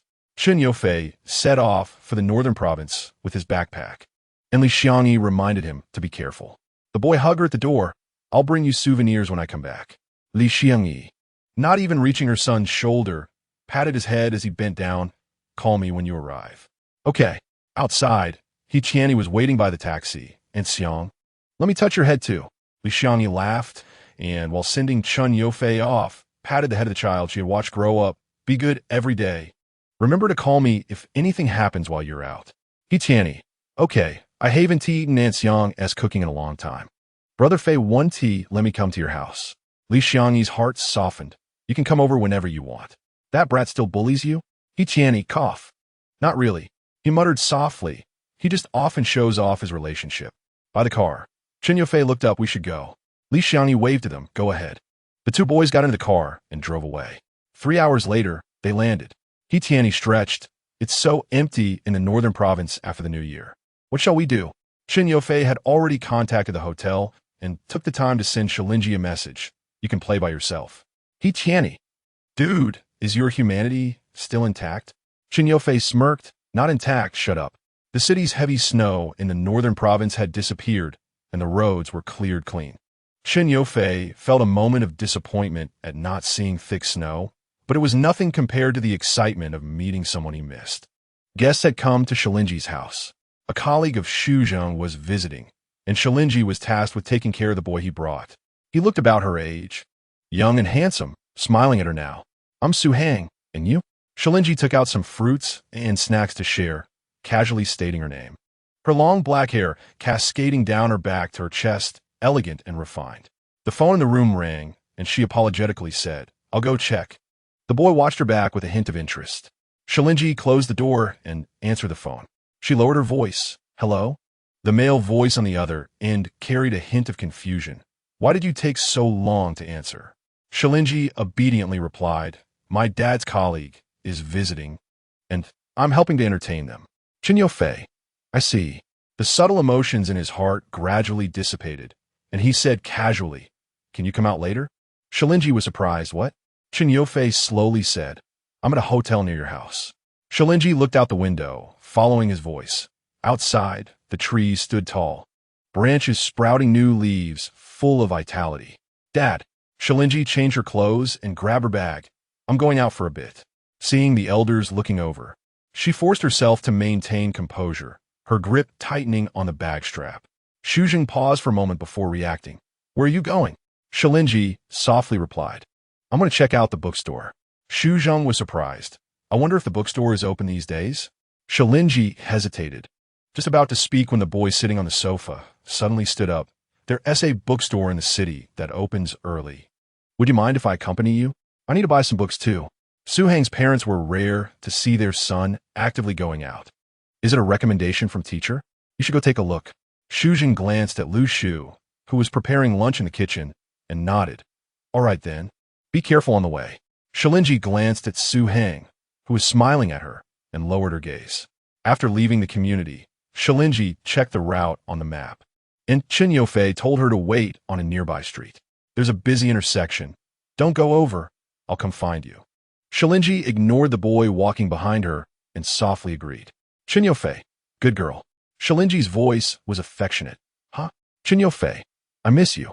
Shu Lingyi softly replied, Me too. The girl quietly waited on the street, looking at the boy who had come out of her house. Su Hang suddenly said, You're not going to the bookstore. Are you? Lying to your dad? Surprisingly, the girl didn't seem flustered at all, not scared in the slightest. Shu Lingyi, you can go first. Su Hang examined her, a quiet, good girl, not someone who would rebel against her parents. He recalled this and asked with interest, Are you waiting for someone? Who is it? Shu Lingyi. Su Hang. Where in the south are you from? Have you ever seen snow? Is it really like people say on social media? That when it snows, everyone goes crazy. Shu Lingyi frowned slightly. There is snow in the south too. Su Hang es mir kid, internally amused. As the girl's little temper flared up, her words still soft like cotton candy. Shu Lingyi didn't look at him, lowering her head to scroll through WeChat on her phone, where Chen Yufei had shared their location, the dot constantly moving. He Tianni had slept for an hour at the hotel, fearing that Chen Yufei would leave him behind, so he hurried out without putting on his shoes to catch up. Wait for me, wait for me. The big light bulb that was Chen Yufei counted down to scare him. He Tianni, I should have brought Zhu with me. Unfortunately, that silly girl had gone to the countryside to visit relatives, which made He Tianni unhappy. The two left the hotel to find Shu Lingyi. However, the girl wasn't alone. There was a stranger boy beside her. He Tianni patted his brother's shoulder. Bro, looks like it's time for me to step in. The girl had her back to them, finishing her conversation with the boy before looking down at her phone. Chen Yufei's smile faded as he walked over. The girl across from Su Hang ignored him, while he wore a mischievous smile that usually attracted girls at school. I heard your dad say you're an art student. What are you studying?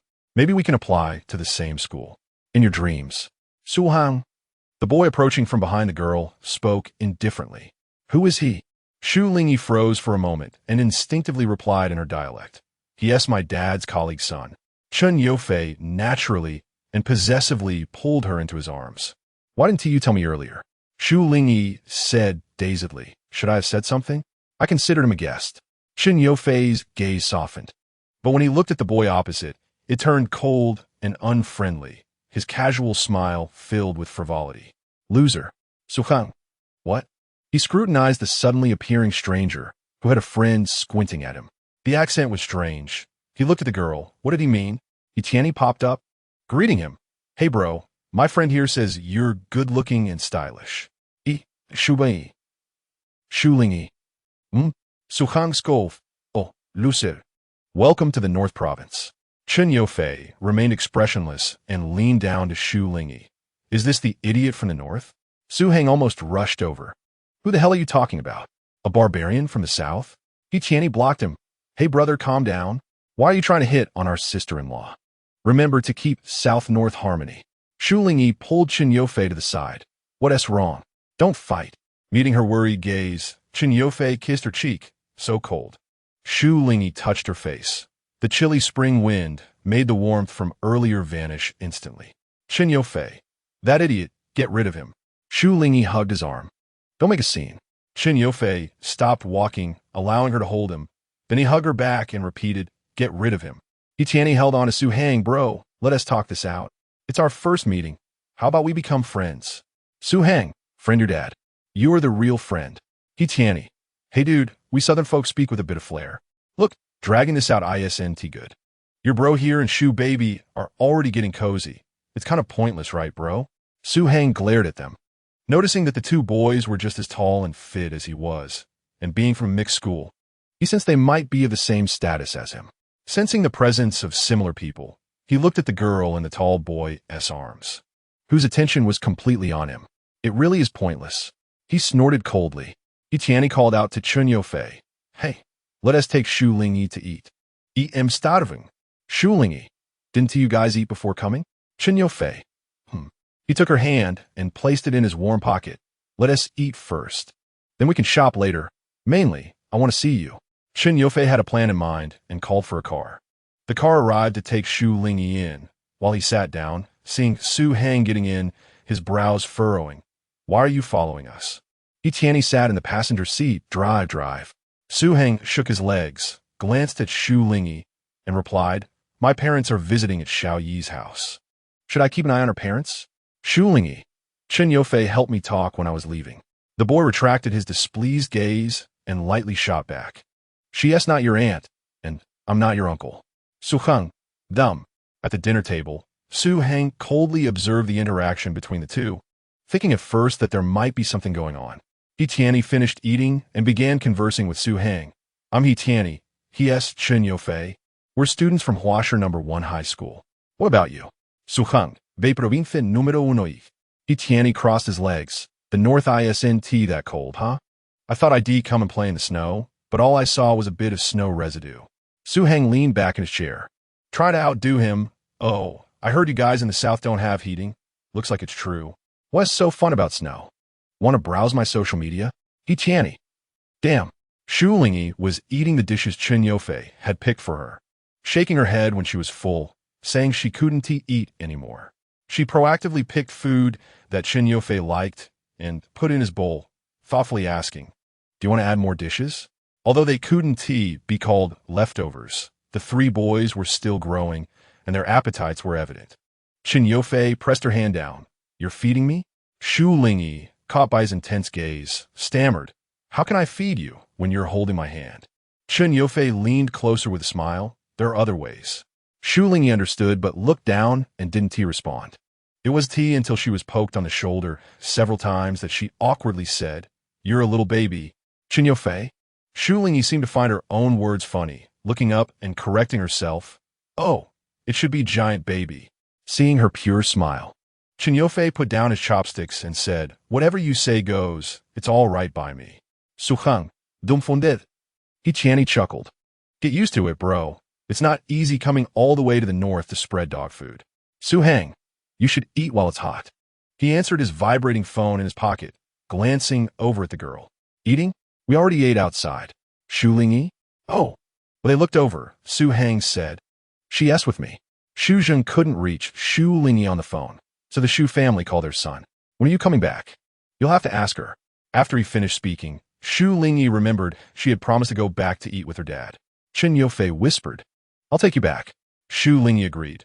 They had just met not long ago and were already going apart.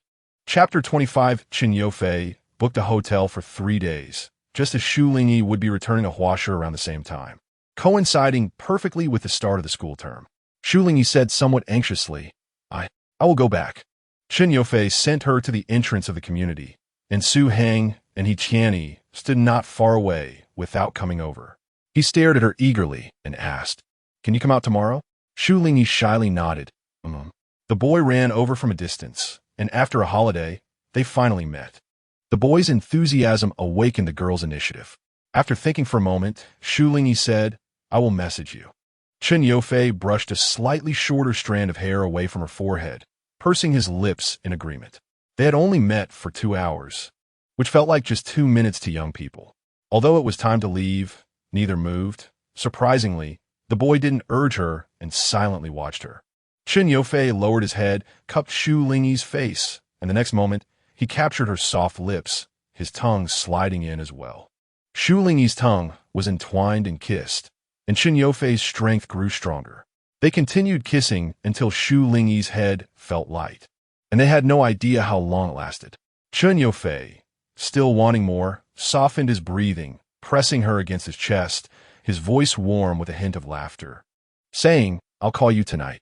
Shu Lingyi, with her lips a deep red, touched her cheek, still in a state of oxygen deprivation after the kiss. She had a dazed and obedient expression. Watching Shu Lingyi go upstairs, Chen Yofei coldly looked at Su Hang, who was slowly following. He Tianyi called out to him, "This is still near your home. You guys be careful. If the girl's parents find out, it's likely to cause trouble." Chen Yofei turned back to glance at the entrance of the community, his expression somewhat serious. "I know." He Tianyi sighed. Following him, it's not easy for students to date. After returning home, Lu Shu indeed asked her why she had been gone for so long. Everyone was sitting in the living room. Lunch had already been eaten, and they were talking casually while eating fruit. Shu Lingyi sat next to Lu Shu, inadvertently noticing Su Hang looking at her with an expression of anticipation, and she quickly averted her gaze. She softly said it took a bit of time to get a ride. The bookstore wasn't open. Lu Shu didn't suspect anything and just comforted her, asking if the book she wanted was urgent and if she wanted her mother to help buy it online. Shu Lingyi paused and shook her head at Lu Shu.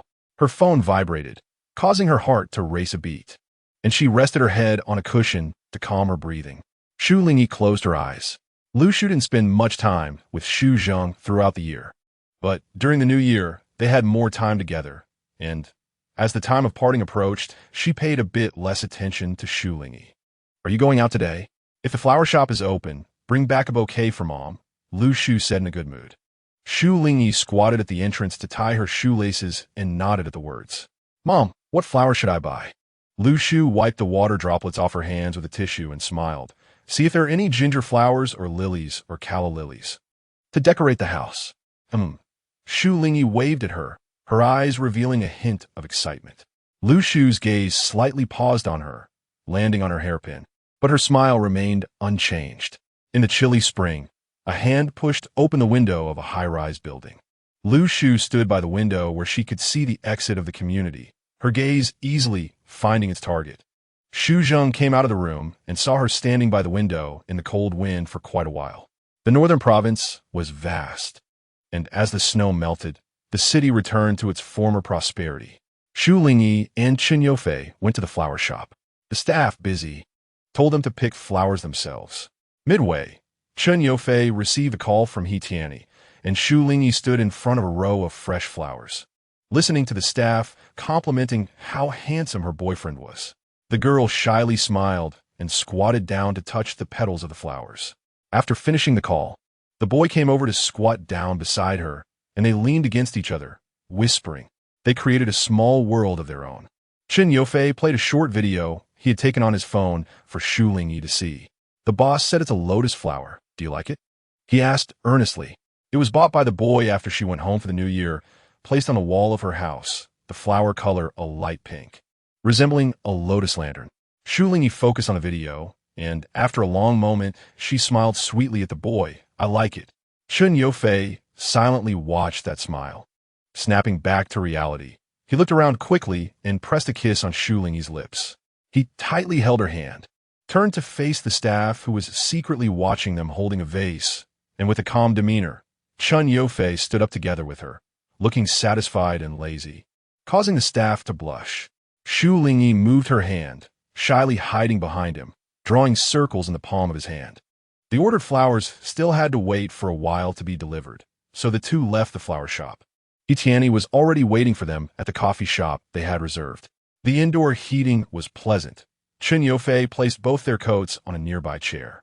He cast a glance at Tianyi, who was quickly sending messages. What are you doing? The notification sound kept chiming. Tianyi chuckled and said, checking in on my new chubby friend. Chen Yofei caught a glimpse of the content on his phone. Shu Lingyi looked at them curiously, and Chen Yofei commented, he's an idiot, don't mind him. Tianyi retorted, is there anyone dumber than me here? Su Hang, who was being harassed, replied. Tianyi sent another message, bro, are you really not coming out? I'll treat you to dinner. Su Hang, hi, you want to feed me dog food, right? The southern boy was too sly, but Su Hang wasn't foolish. Unable to trick anyone, Tianyi had no choice but to find Zhu, sitting far away from Chen Yofei and Shu Lingyi. Taking advantage of the early time, the three of them went to visit the famous landmark buildings in the northern province, surrounding the city center's snack street to eat and drink. After a round, everyone was full. Shu Lingyi was fine. She fed Chen Yofei any leftovers she couldn't finish. They took turns feeding each other, and after finishing, they wiped each other's mouths, enjoying their youthful beauty, attracting quite a few glances from passers-by. Tianyi took many photos along the way, intentionally lagging a few steps behind them to avoid eating too much dog food and using his phone to capture the backs of the two. When the crowd thinned out, and there was plenty of space around them, he shouted, Chen Yofei, Shu Lingyi.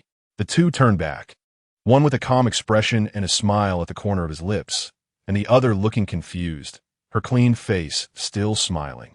Tianyi pressed the main button to take a photo. The pictures were sent to the WeChat group, with both their group photos and individual shots. Chen Yofei saved a few and posted a moment. Shu Lingyi only found it after returning home. The first post already had likes and comments, which Shu Lingyi saved, copied the text, and posted an identical update. No matter how long we walk, I will hold your hand. Whenever you look at me, I will always be by your side. Image, the world is safe and the youth are at peace.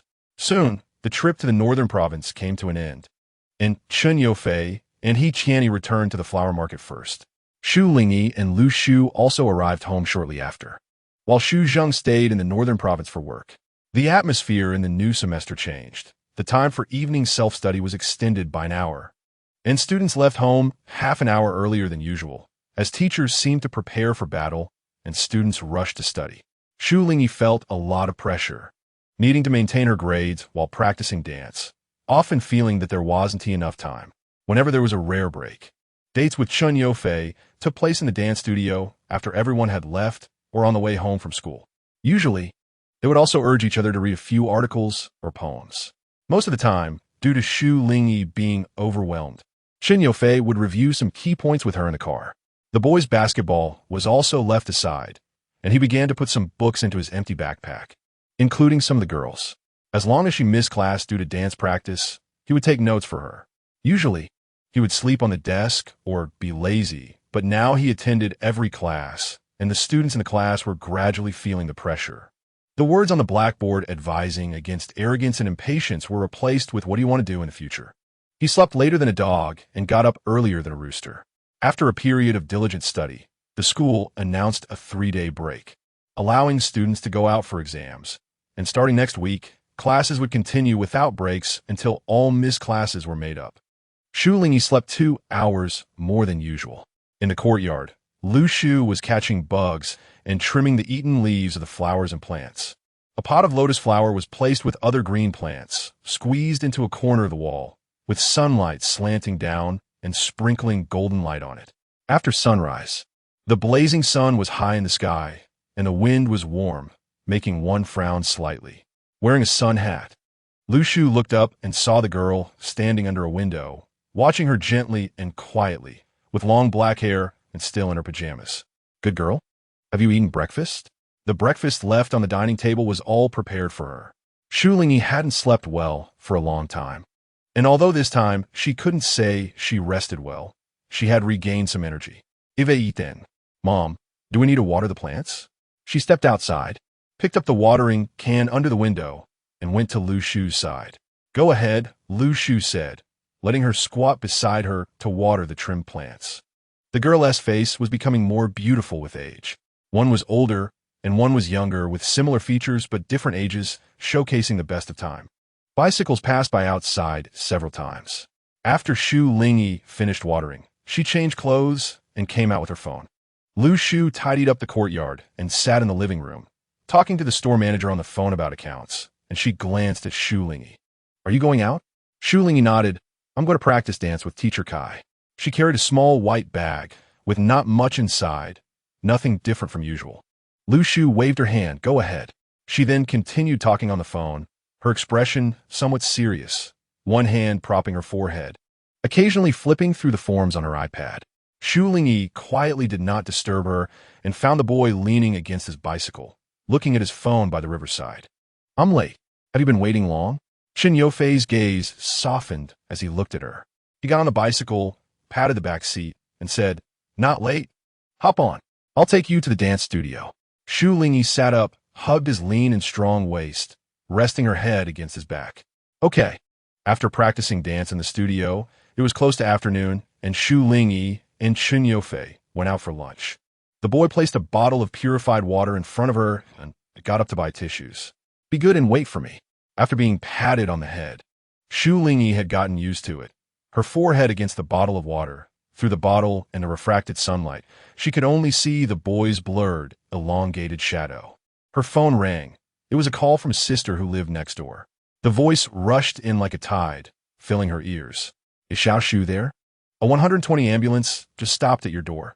It seems Aunt Lu has been taken away. Hurry to the hospital and check it out."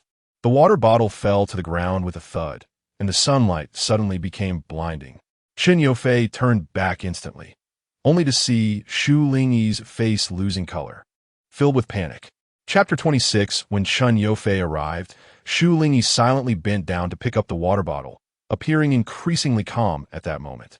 It was hard to catch a taxi on the street, so Shu Lingyi had to walk along the street, her face pale under the blazing sun. A taxi waved at her, signaling that there were passengers inside or that it was in a hurry to change shifts. Shu Lingyi was rejected time and again. Sensing someone behind her, she covered her eyes and softly asked the boy following her, "Chen Yofei, could you take me to the hospital?" "The hospital?"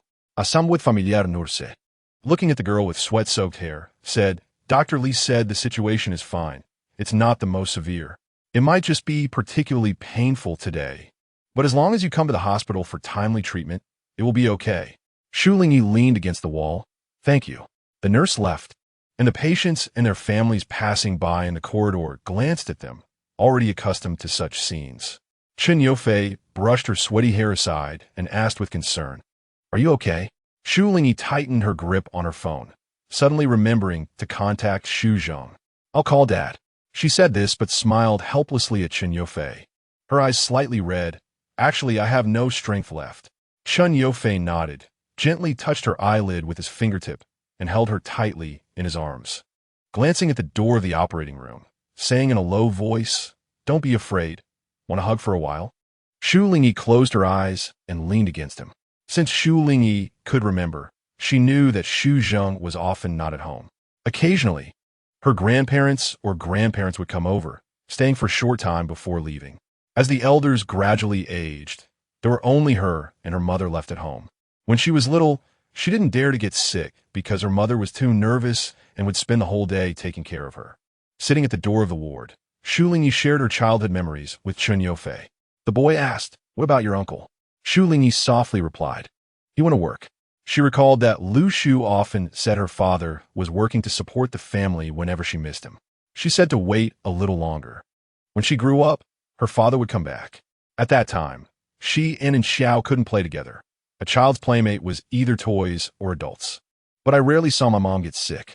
It turns out she always slept late, preferring to watch TV alone for a long time, eating a lot of snacks while enduring pain, always smiling and not showing anything wrong. Shu Lingyi slightly regretted and sincerely said, if I hadn't slept before and had kept her company all night, maybe I could have discovered something was wrong. Every time she returned home, the lights in the courtyard, the TV in the living room, and the snacks she saw, even if laughter filled the air, though surrounded by warm light and laughter were the loneliest. Chen Yofei held her tightly with both hands. Shu Lingyi said, this time it's my turn to tell her to wait a bit. Dad will be back soon. Lu Shu was wheeled out of the operating room and sent to the ward for observation. The situation was good. The attending doctor looked at the young man and woman who had just entered and frowned. I was classmates with your mother. How has she become like this after all these years? Why hasn't your father come? Aren't you still in school?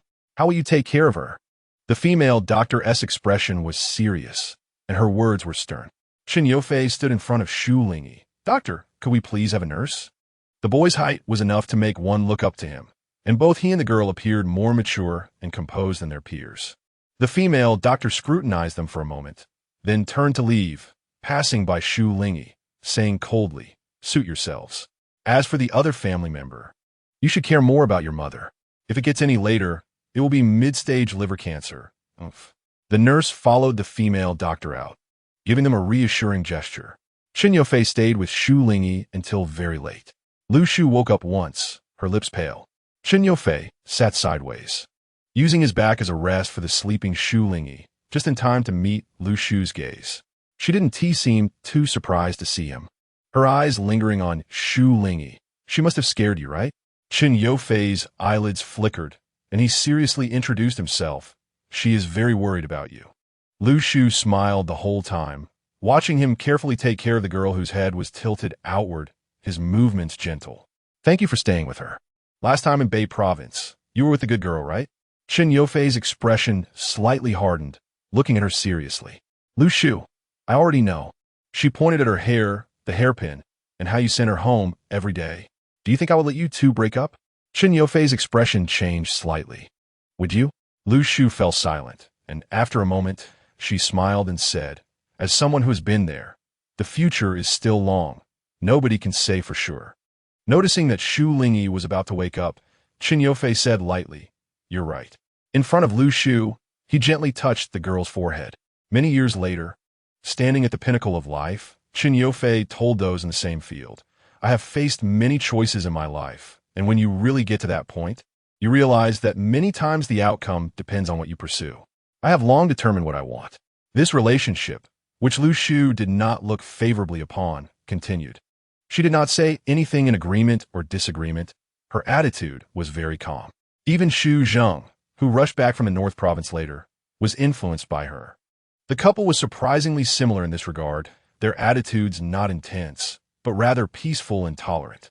Xu Zheng returned in a hurry, and it was the first time Shu Lingyi saw her usually gentle and refined father looking quite disheveled. There was mud on his pant legs, and his worry and tension were even more apparent. He told Shu Lingyi to go rest while he took care of things at the hospital. The holidays soon passed, and after class, Shu Lingyi went to visit her parents in the hospital. Xu Zheng came out of the ward just about to ask the doctor for an update, and upon seeing her, nodded to the boy a few steps away as a greeting. Before she could enter the room, Xu Zheng suddenly called her name. What if Dad comes back for the flower market? The middle-aged man in his 40s asked her carefully, his eyes filled with apology. At first, Shu Lingyi felt resentment towards him for being away from home for so long and not being able to show up in time when something happened. But gradually it dissipated. Dad, Xu Zheng, Shu Lingyi, he will be very happy, right us? After Lu Shu was discharged from the hospital, Xu Zheng did not return to the North Province. Shu Lingyi stretched her body in the yard, listening to her parents talking softly. The lotus flower was well taken care of. The blossoms had withered, but the green leaves remained fresh and bright. Lu Shu seemed puzzled. Is it good to wait this long? Isn't that project still ongoing? Xu Zheng poured her a cup of tea, the book he had been reading still resting on his lap. He replied leisurely, "Yes, it's still ongoing, but I have resigned." Lu Shu was taken aback. Xu Zheng held her hand and smiled at her, saying, "After so many years of running around outside, I don't want to be involved in anything anymore. Time has passed, and even you are gone." Lu Shu was speechless and stammered, "This is unexpected." Xu Zheng, "Let it be. Mr. Zheng has already agreed." Lu Shu's eyes became slightly moist, and Xu Zheng used his fingertip to wipe away her tears, saying, "I've been selfish for so many years, always running around under the guise of providing for the family. I'm sorry. Upon reflection, I thought that the precious baby and you could keep each other company. But that wasn't the case." Lu Shu gasped, "You jerk." Xu Zheng hugged her, saying he wouldn't run around anymore. She had given everything, and he had endless love and debt. The emotional world of adults is cruel and direct. Outside the house, children passed by laughing, contrasting sharply with the quiet atmosphere inside. Shu Lingyi stepped outside, leaning against the wall, leaving the space for them. Later, Shu Lingyi learned that Xu Zheng had paid half of the penalty fee to withdraw from the project, and his belongings were being couriered back from the flower market, with the delivery person bringing items into the house one by one. Without the project, Xu Zheng was hired as a professor at a local university in the flower market and was also affiliated with the city's Archaeological Association. Shu Lingyi could visibly see Lu Shu's health improving day by day, and her father spent plenty of time with her. After school, she told Chen Yufei about this. The classroom was left with just the two of them, enough intimacy in their interaction. Chen Yufei lifted her onto the desk, and they were close together, having just shared a kiss. His breath was slightly unsteady. "Your dad didn't do anything wrong." Shu Lingyi looked up, supporting herself on his shoulder, and softly murmured, "Are you a puppy, biting everywhere?" Chen Yufei leaned down to lick her lips, then her delicate chin, woof. Shu Lingyi blushed and pushed him away. Chen Yufei kissed her domineeringly, teasingly barking twice in her ear. Sometimes his voice was cold, sometimes deep. "That's enough." Shu Lingyi didn't know where to put her hands, still stunned by the boy's puppy-like antics. "Chen Yufei, enough of what?" He rested his chin on the top of her head, slightly helpless yet full of flirtation, saying, "I endure every day. It's quite hard. Hurry up and graduate." Shu Lingyi buried her head in his chest, gripping his clothes with one hand while covering her mouth with the other, her face burning as she remained silent. In senior year, Chen Yufei waited at the entrance of the alley on his bicycle. Shu Lingyi came out to sit on the back seat, heading to school with him, holding breakfast in one hand and feeding him while hugging his waist. Mom asked if you were free tomorrow. Chen Yufei stopped at the traffic light, finishing the last bit of breakfast in her hand and licking her fingers clean. Shu Lingyi blushed, pointed at the green light. She said in the wind, "It's Dad's birthday. Please come eat with us." Chen Yufei pedaled steadily and quickly, deliberately asking, "Do you want me to come?" Shu Lingyi wrote letters on his back.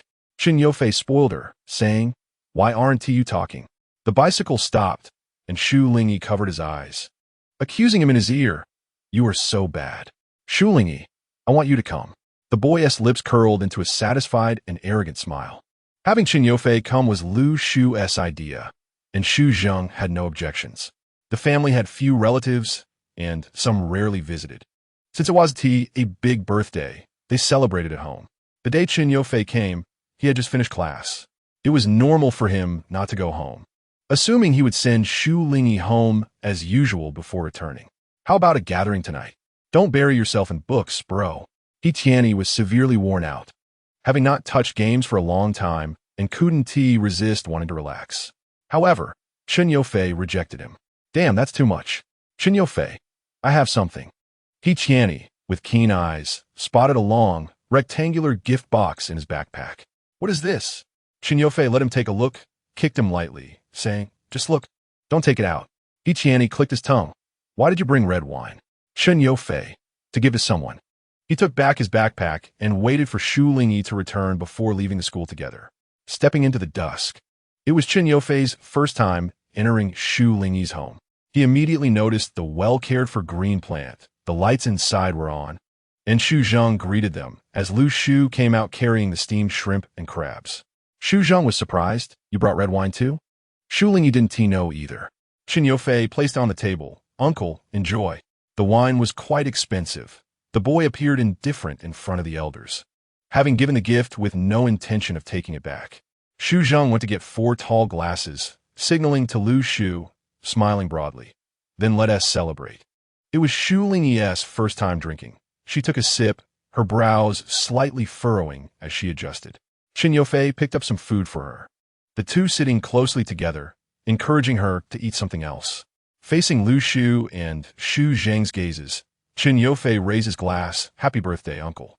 Under Lu Shu's watchful eyes, Xu Zheng had to say, "Just drink a little." Chen Yofei nodded, focusing solely on Shu Lingyi. The night had grown late. The floating clouds reflected the moon, and the warm wind by the river blew through, tousling hair and clothing. Shu Lingyi's eyes were moist, her face slightly flushed from drinking. Chen Yofei gently brushed his fingers over her brows and eyes, moving to her lips, slightly tipsy, saying, "Precious, how are you going to send me home?" Shu Lingyi's movements were sluggish as she grasped his hand and asked slowly, "Are we flying back?" Chen Yofei, slightly awake, had a smile in his eyes. "What?" Shu Lingyi, fearing he wouldn't understand, opened her hands with a tipsy demeanor and said, "Like this." She swayed lightly and accidentally fell into his arms. Chen Yofei licked his lips, restraining himself, gritting his teeth, thinking how he really wanted to sneak her home. He sent Shu Lingyi back, and, at the door, he pressed her and kissed her for a while, from her cheek to her neck, managing to pull away. "Chen Yofei, my legs are weak," Shu Lingyi said softly. Chen Yofei. That night, with no one around, the boy became a thief of fragrance, gazing at her with an intense longing. Wanting to touch, but unable to, he stayed outside for nearly an hour before Shu Lingyi finally walked in her home. Chen Yofei ran along the riverbank and caught the last bus. The boy's energy was nearly exhausted as he slumped into his seat, covering his face and chuckling softly at the sight of the girl drunk and obedient, which was quite unlike her usual self. Chapter 27. On the way to school. The ground was covered with fallen leaves. This year's winter came a bit earlier. The boy, wearing a school uniform and a down jacket, saw Tianyi and others at a nearby milk tea shop, already eating and drinking, some squeezing in at the tables to finish their assignments. When he entered, everyone else's gaze followed him as he blended into the group of boys. He looked weary, with a hint of indifference and laziness. After finishing his assignment, Lian handed it to Tianyi and gestured, "What's wrong with him?" Zhang Yang, who had just cleared a level in a game, glanced over. "Did he get dumped?" The boy bit into his bread with a cold expression, his eyes exuding frost. Tianyi carefully stored away the paper with Zhu Zhu's name on it and said to the two, "Don't be silly, dog boy." Xiao Mago cautiously observed the displeased Chen Yofei. He must not be able to see Shu Lingyi since she went to learn dancing. "Oh, how do you know?" Xiao Mago said with a hint of pride. "Art students are like that. It will be much better next semester." Tianyi, "Then how will our Fei go cope?" The group turned to look at the boy whose face had darkened further. Shu Lingyi went to a nearby city's art school with teacher Kai for dance, and her return journey would take 4 to 5 hours. For now, she was staying there for a short time like other art students. Chen Yofei hadn't seen her for at least a month or two, and their busy training and fatigue meant they had little time to call each other. They found solace in occasionally sending messages. However, recently, their messaging had stagnated since last week. Each class in the school had a few fewer students. Some had taken leaves of absence, while others were out accumulating a bit more capital for their futures, just like the art students. Chen Yofei caught the ball pass by Tianyi and threw it towards the ceiling, making an arc that Tianyi caught. Someone outside called for him, and a boy near the door relayed, "Chen Yofei, someone is looking for you." 2 girls stood in the corridor watching him. After Shu Lingyi and Chen Yofei got together, the entire high school knew about their relationship, and as they graduated from their senior year, rumors about them spread like wildfire among the students. It was rare for students to date for such a long time, especially since others thought the boy didn't seem like someone who could last this long. Because Shu Lingyi had been absent from school and hadn't been seen with him, the girls asking about them increased, speculating they had broken up or had other intentions, always thinking they could attract him more than his girlfriend could. The sound of the basketball hitting the ground echoed as the boy picked it up and tossed it back to his companions. Tianyi caught it, glanced at the situation outside, clicked his tongue, and passed it back to Chen Yofei, knowing he wouldn't pay attention. Sure enough, the boy at the door called out again, thinking he hadn't heard, but still received no response. Many in the class looked over. It was increasingly rare for anyone to look for Chen Yofei, making this seem somewhat fresh.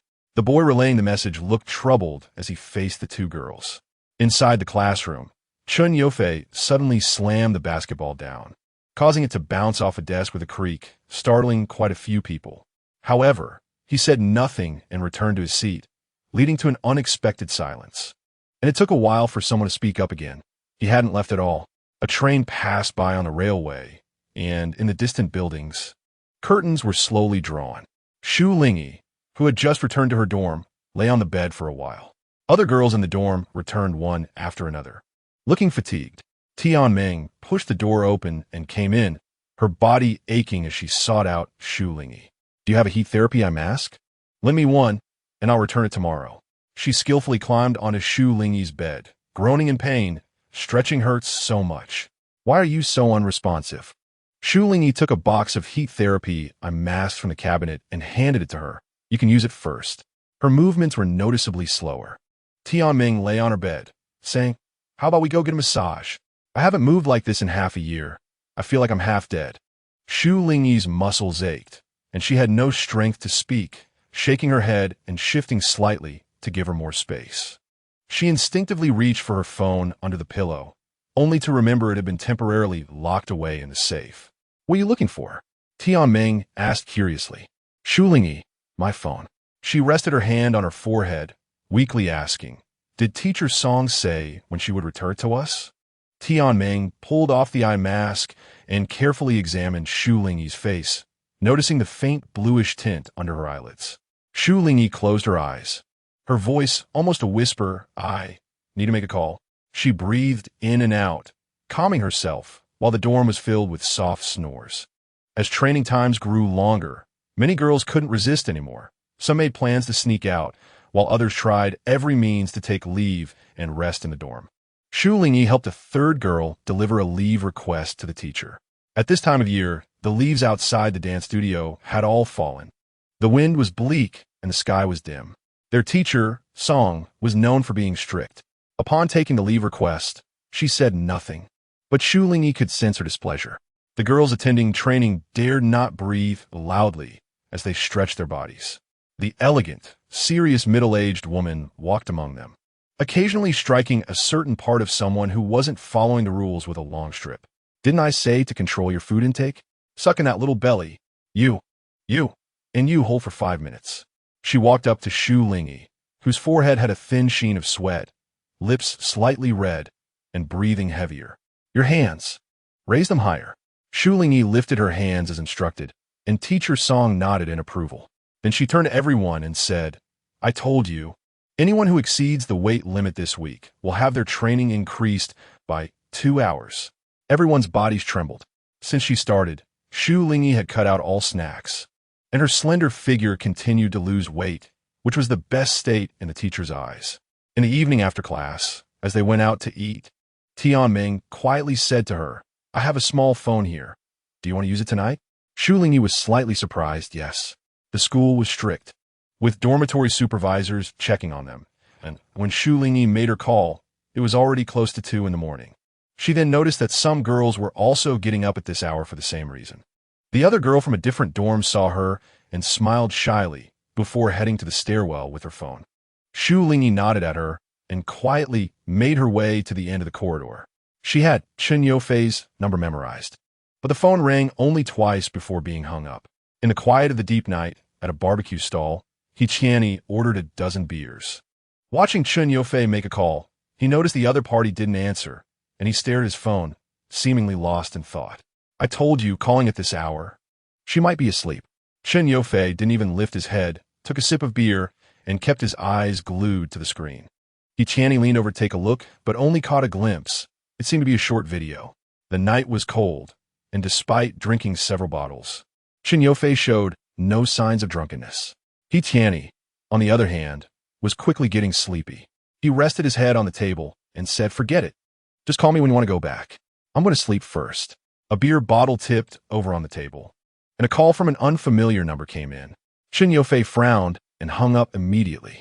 After a few seconds, he realized and looked back at the row of unfamiliar numbers, trying to call back, thinking it shouldn't be a harassment call at this hour. Shu Lingyi. Hello. That voice was long-awaited. Standing in the corridor, she felt the cold wind blowing and thought she should have brought a thicker coat. Chen Yofei hanging up her call surprised her for a moment, but perhaps he mistook her for a spam caller. When she called back, the boy called her first. She greeted him, but Chen Yofei didn't respond. Shu Lingyi sneezed and asked, Chen Yofei, are you there? After a while, the boy replied coldly with HM. Shu Lingyi noticed the change in his attitude, opened her mouth to explain, but swallowed the words back. She asked, why are you still awake at this hour? Don't you have class tomorrow? It's not good for your health to not rest. Chen Yofei, is this when you start caring about me? His tone was laced with a kind of indifferent defiance. Shu Lingyi cautiously explained, no. Chen Yofei, my phone was confiscated by the teacher. The confiscation was a sudden decision. No one dared to be careless during the nearly 2 weeks of intensive assessment training. Suddenly, a small sobbing sound came from the stairwell. It was a girl crying, seemingly venting about the hardships of daily dance practice.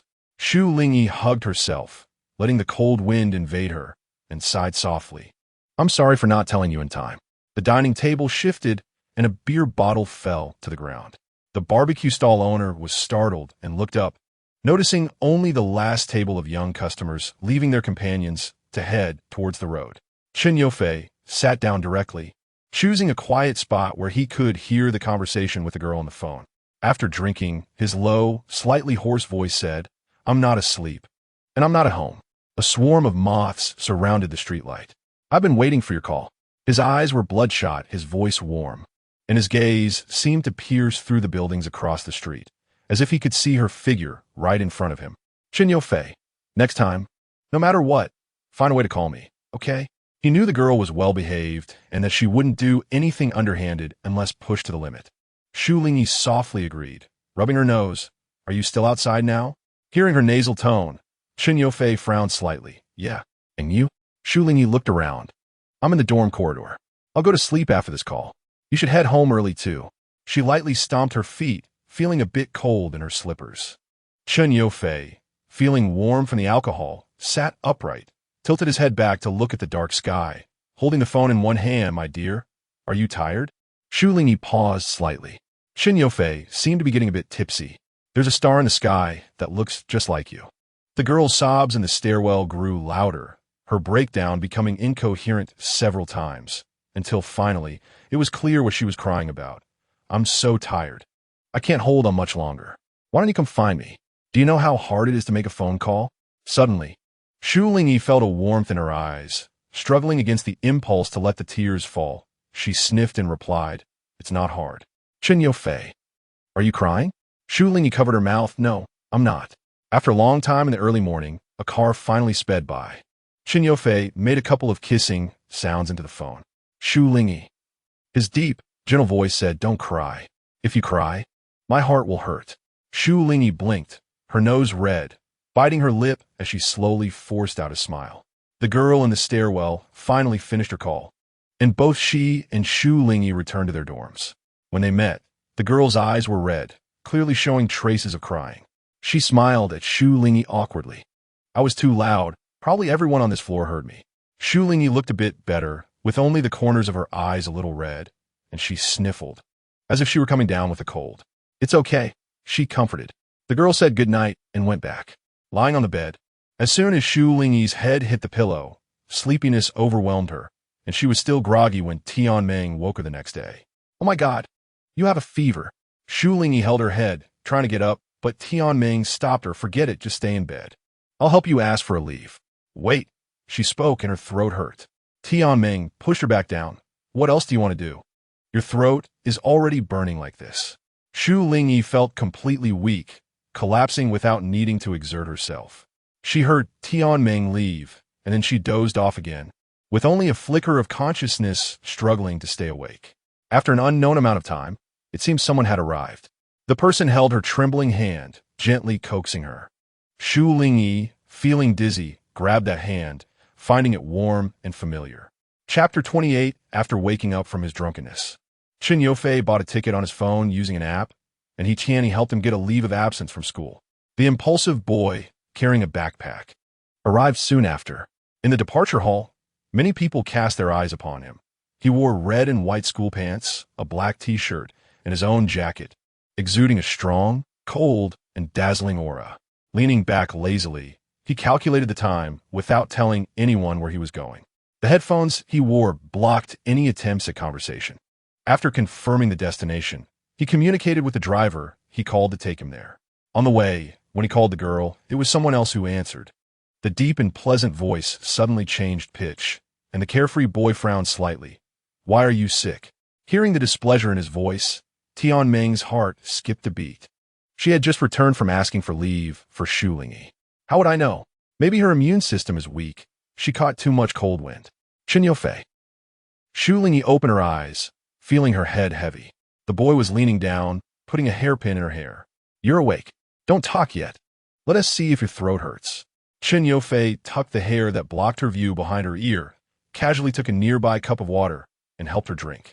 Shu Lingyi sipped from his hand, cleared her throat, and aside from feeling a bit uncomfortable, it didn't hurt much anymore. However, when she spoke, she was startled by her own voice. Chen Yofei noticed her confusion. "Doesn't sound like you, does it?" Shu Lingyi nodded, trying to speak to hear herself. "It's so strange." It sounded a bit like a boy. Chen Yofei wanted to pinch her nose, but ended up just touching her face, saying nonchalantly, "But it's still very cute." Shu Lingyi looked at Chen Yofei. "Why did you come here?" In the hospital, a nurse was checking her for, removing the needle and pressing a cotton swab on her hand.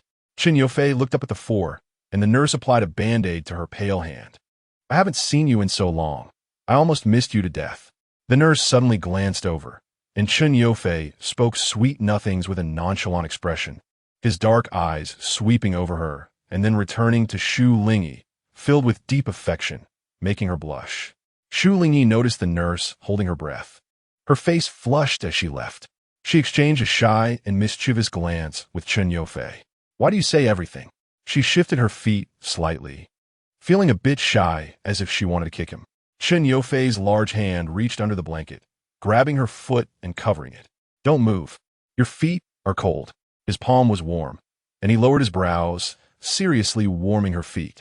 Shu Lingyi's blood warmed up instantly, and Chen Yofei gently and slowly moved up along her ankle, his expression serious as he asked, "Is it thinner than before?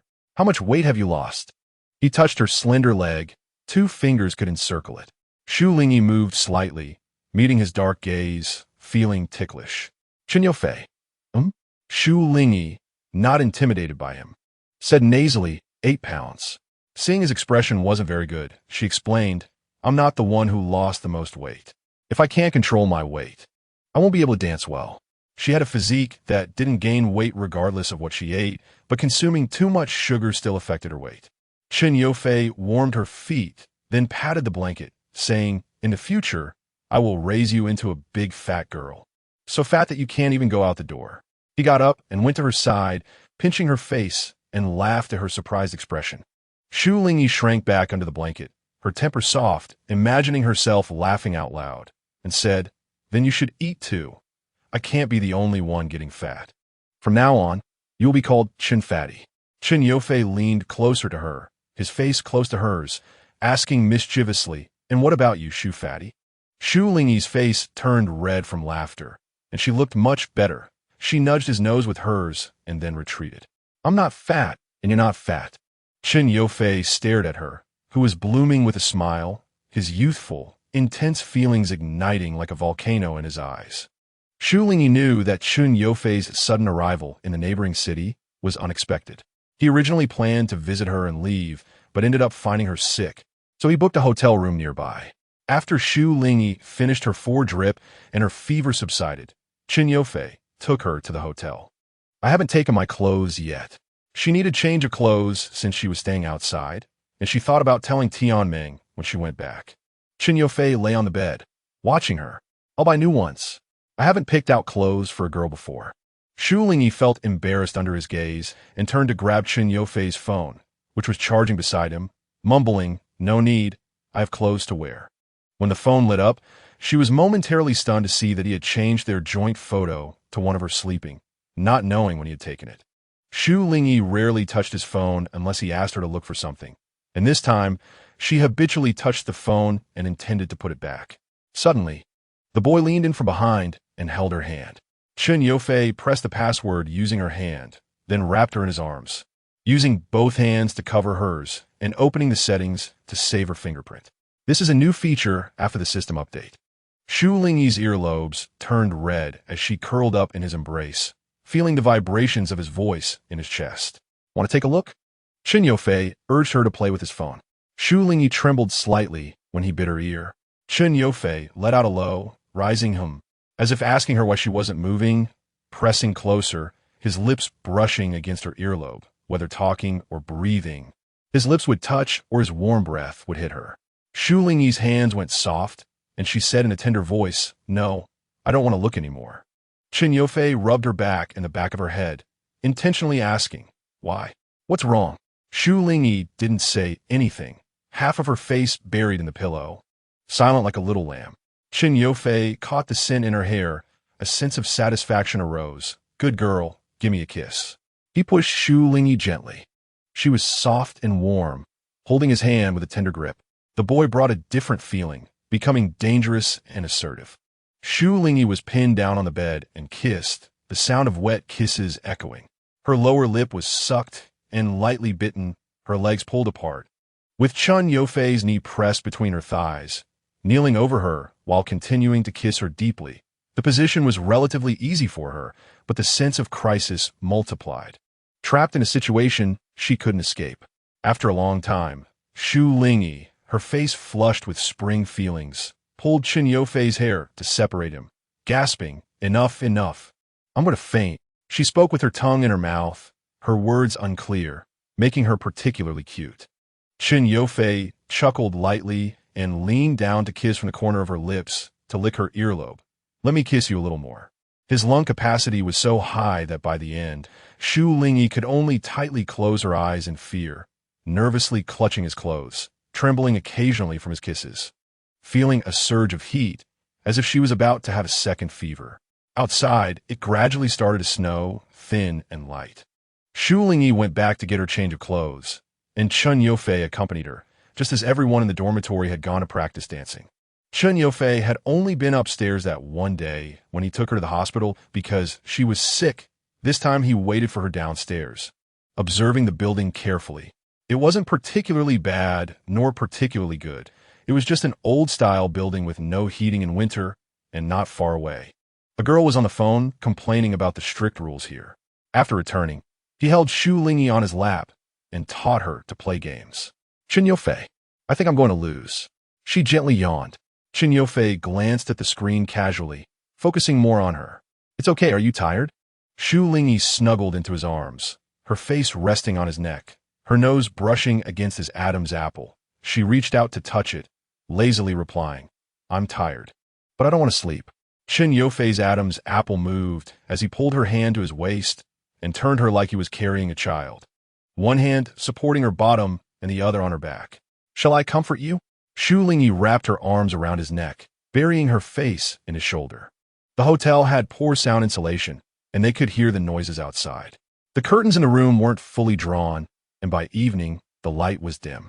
Chen Yofei held Shu Lingyi in the room, pacing back and forth, quietly patting her back like comforting a child, walking from the bedside to the window and back again. Not in the hotel room, but along the familiar banks of Chang'an Street. The buildings outside had lit up, the lights shining, cars flowing, creating a unique peace and warmth in this small world. Their time together always passed quickly. Shu Lingyi sat on the bed, while Chen Yofei took out the new socks he bought for her, placing her feet on his legs. The white socks had cute animal patterns on them, and she looked half asleep. After putting them on, he helped her wear shoes, and Shu Lingyi silently watched without saying a word. Chen Yofei pulled out a thick coat with cat ears he bought for her, making her look a bit bulky, the pink cat ears standing up on her head. Shu Lingyi looked at him with a smile, her eyes warm. "Good girl, so good." The girl in front of him was like a doll, allowing him to dress her without objections. Chen Yofei suppressed the heat in his heart, restrained himself. and pulled the hat down, then took off the coat and replaced it with her old one. Chen Yofei exuded possessiveness and said calmly with a smile, "It's better not to wear this. I don't want to let others see my good girl like this." They looked at each other for a moment, and Shu Lingyi hugged him, agreeing. As the time to part drew near, their leave period was coming to an end. Everything was very calm. But when the moment of separation truly arrived, the situation felt a bit different. Chen Yofei carried her back, and on the way, he carried her on his back. Shu Lingyi's voice still thick with the remnants of her fever. "Chen Yofei," she suddenly called out. The boy replied, unable to kiss the place she wanted to. Shu Lingyi softly and sweetly kissed his ear. "I really like you." The sudden confession made the boy stop in his tracks, his heart racing as he met those moist, smiling eyes. Chen Yofei stood there for a long time before saying, "Baby, you don't want me to go back, do you?" The confession felt like scratching an itch through the shoe, making the youthful boy unable to bear it. Shu Lingyi asked him, "Are we in a long-distance relationship?" Chen Yofei firmly stepped onto the stairs, denying it. "No." "Shu Lingyi." "Chen Yofei. It should be a love that lasts a lifetime, one that is unwavering." The cold wind couldn't freeze the gentle brows and eyes of those in love. He Tianyi called Chen Yofei to ask when he would return. The boy was already on his way back. "Have you figured out what is going on between you two?" he inquired, and it seemed there was another person nearby, whose voice sounded like Zhu's. Chen Yofei casually expressed his current state with a gaming term. "Buff is full." He Tianyi. What a waste of worry. In Chapter 29, it was common for senior high school students to take leave. Shortly after Chen Yofei returned, Shu Lingyi got her phone back. The entire semester, a single phone supported their youthful, fervent feelings. When spring came, Shu Lingyi returned, and the high school department had invested in a new building, but everything else remained unchanged. The homeroom teacher handed her a stack of review materials and told her to remember them well, since she had just returned. Other students in the office looked at her with curiosity. Art students usually attracted more attention. Shu Lingyi came out, and in the hallway, Zhu was waiting for her. Her short hair now grown to a medium length. "See, there used to be people everywhere in the hallway, but now you hardly see anyone." Zhu was talking about students who used to hang out or rest in the hallway, but now they all stayed in classrooms. Shu Lingyi agreed, passing by other classrooms where students were seated at their desks. Zhu glanced at her hair that reached her waist and said with a hint of envy, "I wonder how long it will take to grow it to your length." Shu Lingyi blinked and seemed to remember something. "Zhu, didn't you used to dislike long hair?" Zhu stiffened her face and pretended to be calm. "That was in the past. I think it's fine now." She tilted her head and asked, "Will it look bad?" Shu Lingyi praised her. "No, it looks great, gentle, and comfortable." Zhu's face turned unnaturally red as they entered the classroom. Shu Lingyi sat down, and her male desk mate turned to talk to others. After a few sentences, he lowered his head to read, keeping a distance from her.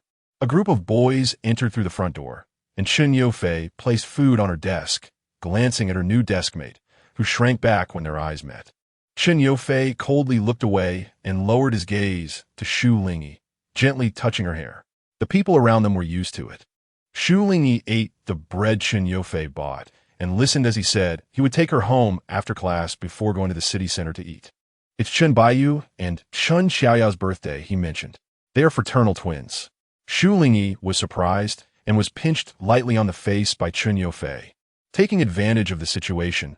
Fortunately, it wasn't too inappropriate at school. If he could, he would still want to kiss her. Chen Yofei raised his eyebrows and smiled. "Are you going with me?" Shu Lingyi thought about how it would be more than just a family gathering and shook her head, not knowing what kind of scene it would be if she went. "No, that would be too embarrassing." "Chen Yofei, why is it embarrassing? I'm his brother," he leisurely stated. "You are his sister-in-law." In the future, she would still be a member of the Chun family. His gaze was deep and meaningful. Shu Lingyi covered her face with a book and pushed him away. "Hurry back. Class is starting." Chen Yofei stared at her reddening ears for a moment, smiled slightly, and turned back as the teacher entered the classroom. A few days later, Shu Lingyi's desk partner changed again. The boy who had sat with her for only a few days left with a look as if he had something to say. Seeing Chen Yofei approach, he lowered his head and walked away.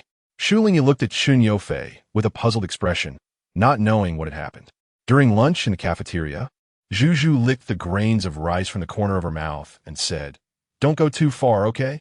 Considering I haven't seen any dog food for half a year, I can still bear it for now." Chen Yufei, drinking the milk tea Shu Lingyi had, asked, "Is he Tianyi treating you badly?" Zhu.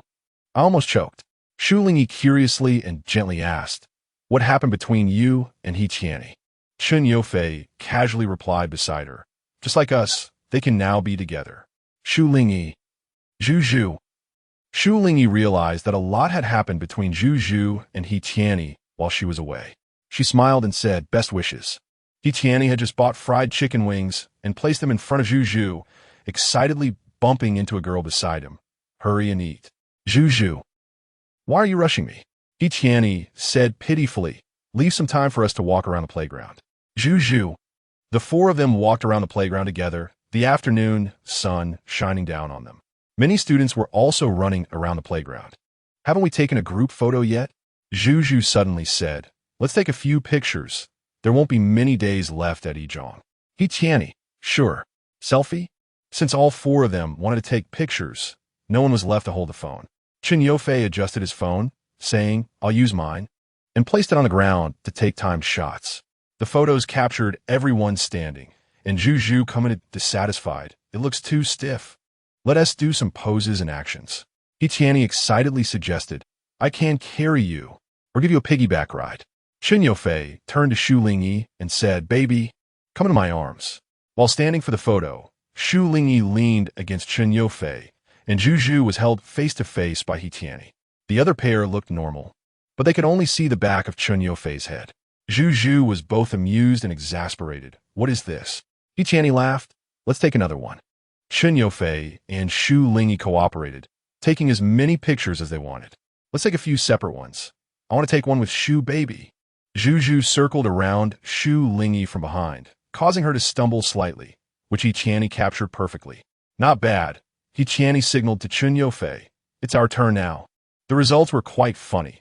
Chen Yufei threw a punch while he Tianyi leaned back and jumped, creating a still image as if he had been knocked far away.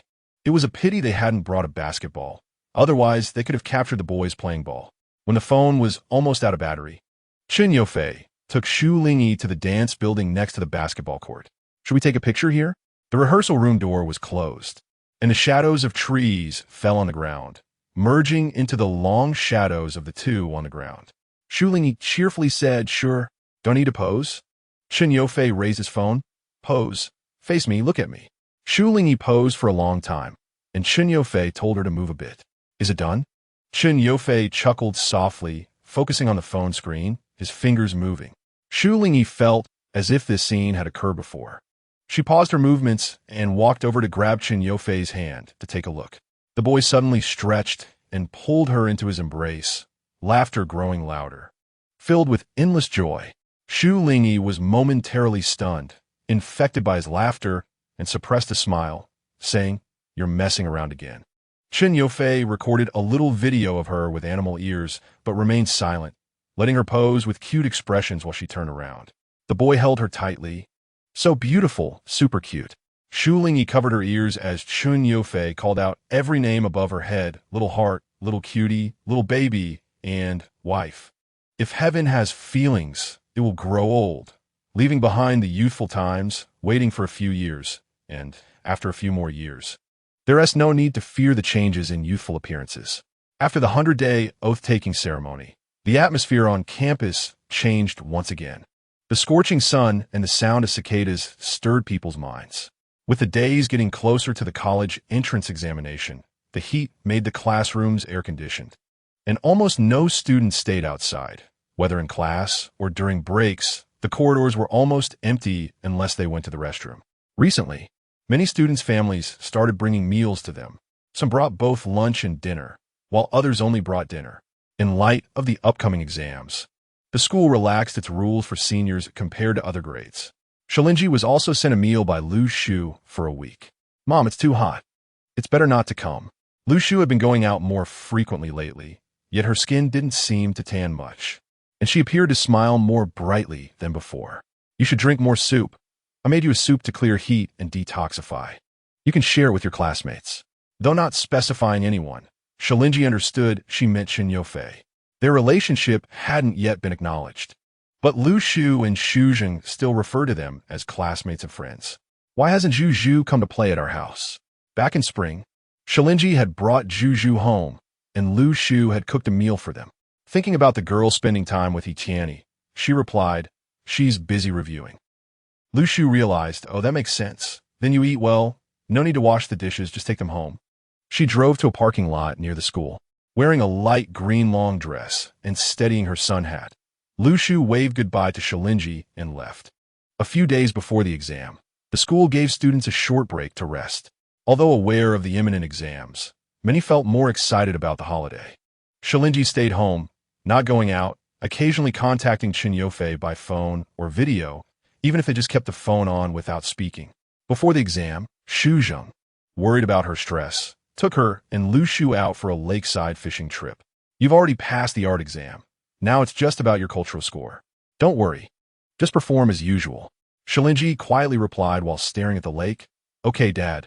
Lu Shu came over to apply sunscreen, saying put on more. I don't want my deer to get tanned. Shu Lingyi wore a wide-brimmed hat that cast her in shadow, Mom. I can't see. She said this, but didn't resist Lu Shu's care, quietly sitting beside Xu Zheng waiting for the fish to bite. On the day of the exam, both Lu Shu and Xu Zheng went to send her off. The four of them were taking the exam at the same high school, while some went to other schools. It was the first time for the parents to meet, and there wasn't much conversation. Lu Shu and Li Xiangyi exchanged shy smiles, while Xu Zheng and Chun spoke in a more composed manner, nodding and chatting briefly while watching the women remind their children not to be nervous. The national attention was on the college entrance examination, which gradually unfolded in the scorching summer. Picking up the unfinished water, Shu Lingyi submitted her exam paper as the bell rang. The final day of exams felt like liberation for everyone. Chen Yufei waited for her in the building's lobby, where many had gathered. Zhu Zhu waved excitedly at her. Over here, Shu Lingyi walked over, and the boys naturally approached, without mentioning the exam situation, heading to eat. Chen Yufei confidently held her hand. The familiar group planned to go for barbecue that night, and then to KTV for some fun. After the exams, the young men and women held hands and hugged openly, which stirred the feelings of those who were single. Be careful. Lian punched his chest, looking sorrowful. You could be in love, but we only have the five-fingered girl. Xiaoma Gu comforted, don't think about that. You still have us. We went through it together. Li was still upset, but you're not my five-fingered girl. Xiaoma Gu. Knowing that today their kids were finally free, parents reminded them not to stay out too late and no longer strictly restricted them. After dinner, they moved to a pre-booked KTV in the city center. Shu Lingyi then experienced what it meant to hear chaotic singing, while Chen Yufei laughed and watched the chaos with her. Others asked if they would sing, teasingly handing the microphone to the two. Sing, Sweet Honey or Little Dimple. Chen Yufei wrapped his arm around Shu Lingyi as they snuggled on the sofa, enjoying the atmosphere and not minding the teasing. So Klitsch, Zhou Hanwei, and Zhu Zhu came over with a pad. Sing this. Sing this. One line each. Shu Lingyi looked closely, and the song title was very fitting. We have graduated. Thank you, classmates, for the time in June. The cicadas sing as time plays music, changing out of school uniforms and removing badges. Life is like hills with rivers that never run dry. May time not fail you. Let dreams be your horse, and your heart like a plane. Looking back suddenly, returning is still a youth. Chapter 30. After finishing the exams, everyone decided to travel to another city without needing to rush and take it slow. 10 days would be enough. Xiaoma Gu planned the route, glancing at a few couples. Lian pointed at himself, asking pitifully, "Do you not see me?" Xiaoma Gu cleaned his glasses. Well, just come with me. Lian had a complex expression. It feels like Ma Gu has become manly after the exams. Xiaoma Gu joyfully asked, Really? Really?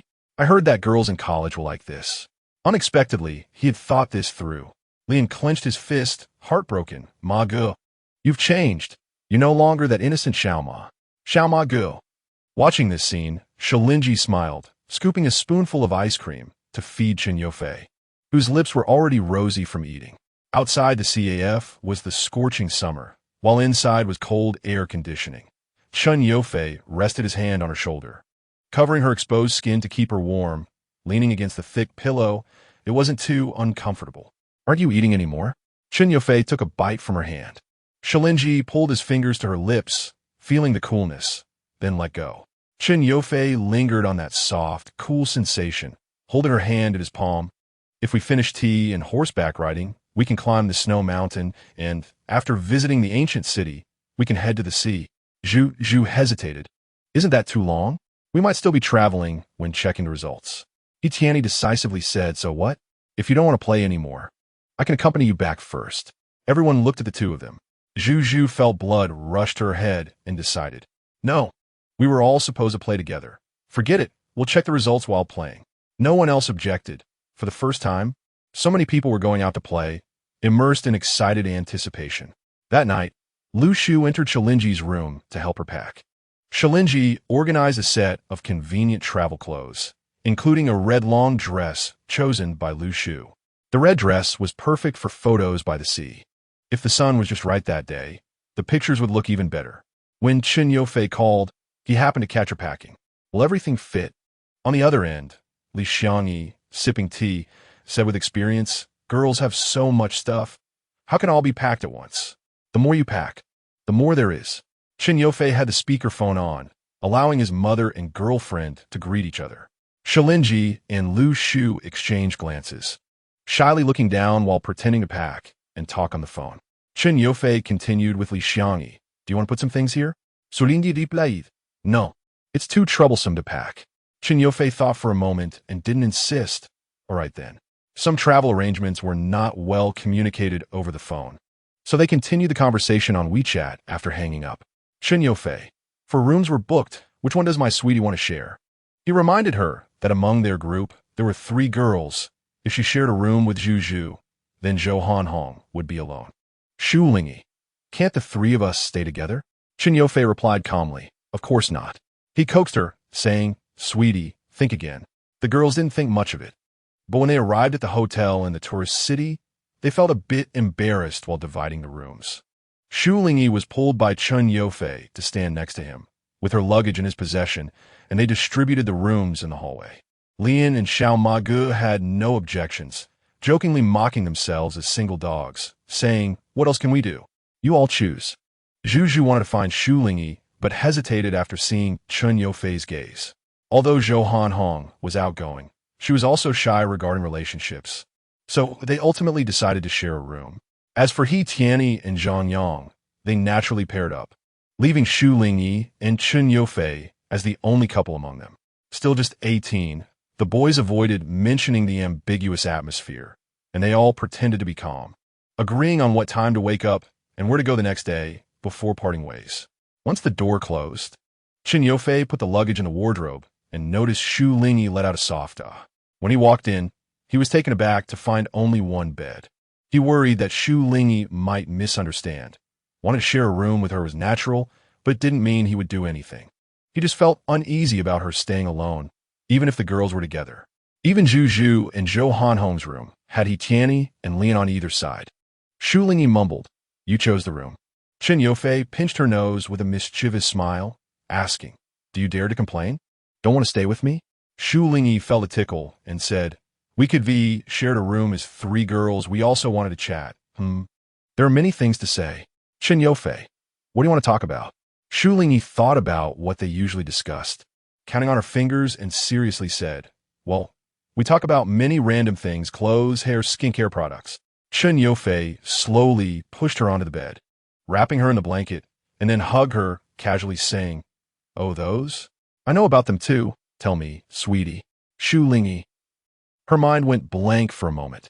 Chen Yufei suppressed her little rebellion, and the next morning, he brought out a set of brand new skincare products for her. "I went shopping with my mom, suitable for your neutral skin." He unpacked each item, explaining what they were. Shu Lingyi murmured, "You really know." Chen Yufei saw her dreamy expression and affectionately buried his head in her neck, giving her kisses and hugs. "Mrs. Li emphasizes skincare and has taken classes. I followed her a couple of times." Shu Lingyi sighed in admiration, smiling softly, her eyes showing gratitude. "Thank you." Chen Yufei felt completely satisfied seeing her like this, and as he went out, he applied some lip balm, saying, "It's dry here, you know." For the first time, Shu Lingyi realized that boys could be more meticulous than her. At least she hadn't thought of protecting her lips from the weather. Chen Yofei was oblivious to his own exposure. When they went out, the others were already eating in the hotel restaurant. Here, Zhu waved. You guys are so slow. What were you doing all this time? Zhou Hanhong looked her up and down. Hey, did you put on makeup? Shu Lingyi. No. She touched her face, noticing their gazes, pulled out a small mirror to check, and said, I just applied a little lip balm. It seems to change color.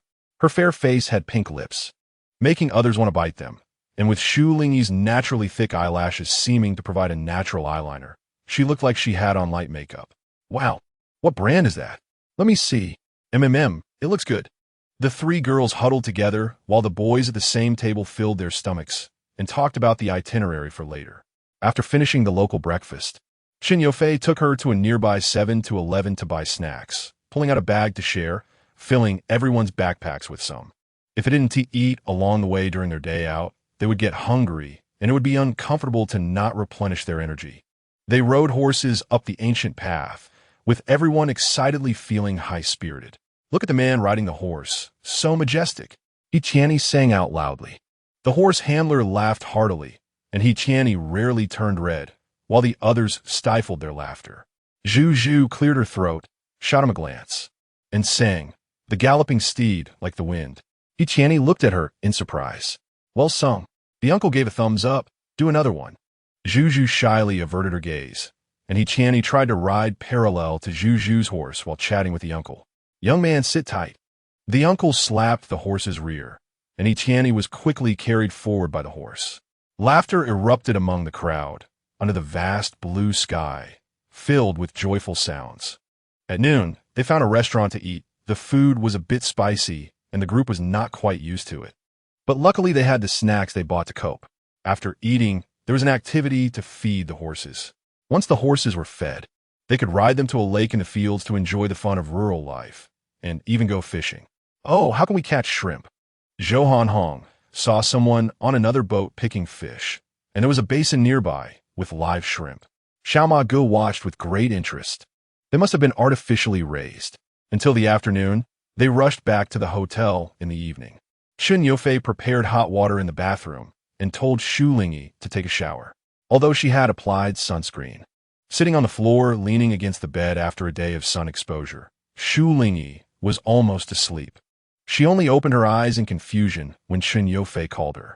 Why aren't you lying on the bed? My clothes are dirty. Shu Lingyi sleepily replied, gradually waking up as Chen Yofei told her to shower. The TV was on in the room, and the sound of water splashing from the bathroom could be heard. The boy focused on the figures on the TV, quickly changing channels with the remote. The steam from the bathroom combined with the air, bringing a faint scent of shower gel. He tossed the remote aside and began scrolling through the photos taken that day on his phone. Shu Lingyi, dizzy from the steam in the bathroom, finally finished washing up and stepped out, the warm air rushing out behind her. As soon as the door opened, Chen Yofei looked over, his brows deep with a faint glow. Shu Lingyi's heart skipped a beat, and she nervously tugged at her pajamas. When Chen Yofei stood up, it felt like a shadow had descended upon her. Are you done? He walked over, and Shu Lingyi dared not look at him. You go wash. The shadow loomed over her, but Chen Yofei made no move. Shu Lingyi curiously looked up as he gently touched her skin with a finger, wiping away the water droplets from the corners of her eyes, and Chen Yofei asked deliberately, why don't you dare look at me? Shu Lingyi awkwardly avoided his gaze. I didn't. Chen Yofei stared at her for a moment, as if discovering a new continent, and said with interest, Sweetie, are you shy? His tone was certain, and Shu Lingyi felt exposed, turning her face to the wall, urging him, you go wash. Chen Yofei was amused by her reaction. Just as he was about to walk past her, he paused and softly told her, I was pretty nervous waiting while you showered. Shu Lingyi felt a tingle all over, as if she had been electrocuted. When the boy closed the bathroom door to take a shower, she suddenly remembered that her change of clothes was still in the laundry basket, including her intimate garments. She just hoped Chen Yofei wouldn't notice. However, the boy, who had already taken in every corner of the bathroom upon entering, had seen the hotel's dedicated laundry basket. A hint of white from the clothes the girl had taken off was faintly visible. He glanced at it quickly, rinsing off under the hot water, tossing one piece of clothing after another into the basket, as if they had been living together for a long time, filled with the essence of daily life. The mirror was covered in a white mist, and the boy tilted his head back to welcome the water's flow, letting it cascade from his neck to his chest and downwards, closing his eyes with only the girl's figure in his mind. Shu Lingyi had been waiting for Chun Yufei on the bed for a long time. Unable to resist the exhaustion, her eyelids gradually drooped, and she fell asleep. When Chun Yufei came out and saw her like this, his gaze softened considerably, and he didn't disturb her. He turned off the bathroom light, checked the locked door, and pulled the curtains shut before lying down on the bed. Before sleeping, he scrolled through his phone. Everyone in the WeChat group had shared photos, and his friends had posted multiple rounds on their moments. Putting down his phone, Chun Yufei pulled Shu Lingyi into his arms, wrapping his hand around her waist. His long leg draped over hers, exuding an overwhelming dominance. In the morning, Shu Lingyi woke up a bit earlier than the day before, and the two of them called the others to get up. In the restaurant, Zhu felt that the two of them were surrounded by pink bubbles. From the moment they stepped out, the girl's face was flushed as if she had applied blush. "Come on, what is going on? Did you guys, last night?" Shu Lingyi used drinking milk to mask her discomfort. No. Facing Zhu's probing gaze, how could she explain that when she woke up in the morning, she discovered that all her change of clothes had been washed by Chun Yufei? It was simply too shameful. Her delicate lips were almost bitten by her snow-white teeth. The boy, who was getting food, saw her and waved her over. Zhu noticed the girl obediently went over, resembling a soft and cute little animal. Chun Yufei asked, "Are you still bothered by the fact that I washed your clothes?" Shu Lingyi took a long time to squeeze out a sentence. How did you wash those? Her underwear and everything. Even Lu Shu rarely helped her wash them after she grew up. She always did it herself. Chun Yufei lifted her chin gently, teasingly scratching it, and raised an eyebrow seriously. "Why not? I'll wash them for my little treasure." Shu Lingyi. "But that's so dirty, and it feels too intimate, like directly entering her heart, occupying it without leaving any room." Chun Yufei fed her a piece of fruit, smiling. "Stop thinking about it. If you do, I'll get shy too." Shu Lingyi bit into the fruit, thinking he was lying. It didn't look like that at all. Chun Yufei gazed at her. "Really? You're all I can think about." Shu Lingyi's face turned crimson. They went to the ancient road, climbed the snowy mountain, and strolled through the ancient city. Chun Yufei and Shu Lingyi browsed through a few stylish CDs in a folk music shop, while Tianyi bought 2 decorative drums, giving one to Zhu. The others also picked out a few gifts to take back for others. The music was melodious, and a singer in a roadside shop sang a modified version of the Kongding love song, making for a rare leisurely time. The group checked their gifts, planning to send them back first while also mapping out their upcoming route. "Let's go see the blue sea and sky. We'll stay there for a few nights before heading back." Chun Yufei said, "The landlord said there would be a bonfire party on the night we arrive." Everyone got excited. Let's go. I've only seen it on TV." So in the remaining time, they set off towards the sea. In Chapter 31, at the seaside homestay, the landlady prepared 3 types of tea while slowly sharing local customs with the guests who had come from afar. She told the young people at the bar, little brothers can take their girlfriends to play by the butterfly spring. It symbolizes that lovers will eventually be together. A sacred place for pledges. "So romantic," Zhou Hui sighed. Chun Yufei asked, "Are there any activities tonight?" The landlady smiled at the young crowd. "There will be a party, and many young people like you will participate." The open ground was piled with burning wood, and the music in the homestay grew more melodious and vibrant. At night, the house lit up with many decorative little light bulbs, colorful and illuminating the enthusiastic participants. Shu Lingyi wore a shawl she had bought in the ancient city. The temperature difference between day and night was significant, and it was cool at night. On a table, there were plenty of fruits and beers, and everyone took one in hand. Shu Lingyi took a small sip. The firelight illuminated her bright eyes, sour and sweet. Chun Yufei held a white drink labeled as a combination of vanilla and passion fruit. Shu Lingyi was coaxed into trying it, but the taste was hard to describe. She lingered on the bottle and regretfully said, "It doesn't taste good. The bottle is prettier." "Baby." Chun Yufei drank it without much thought. It was tea, really alcohol.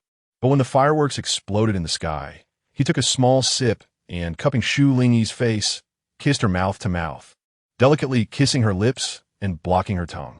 Excited screams suddenly erupted from somewhere. Everyone formed a circle to dance. During the later part, the person you liked would be facing away from you, and you could sing or give gifts to confess. As long as the other person turned to face you, you could spend a wonderful evening together. You could also follow your crush to prevent them from being taken by other pursuers. For those wanting to start a romance, they could take action in front of everyone. The host explained the modified activity rules. Those sitting around the bonfire felt inexplicably excited, while only the younger boys felt shy, with a hint of restlessness arising in their hearts. Shu Lingyi set her shawl aside and joined the crowd with Chun Yofei, as if they were all travelers in this city. Shu Lingyi tightened her grip on the boy's hand, taking a breath and then exhaling, "Phew, I'm so nervous." Chun Yofei followed closely behind her, his tall figure enough to shield her, standing out in the crowd. The host said to them, "That little sister over there shouldn't hold hands so early. If you like the little brother behind you, you have to wait until it officially starts to kiss and hug." Someone whistled, looking at them directly. Shu Lingyi's face flushed as she felt a slight chill. Chun Yofei leaned down with interest, meeting her gaze. "Be good. Don't let anyone steal me away."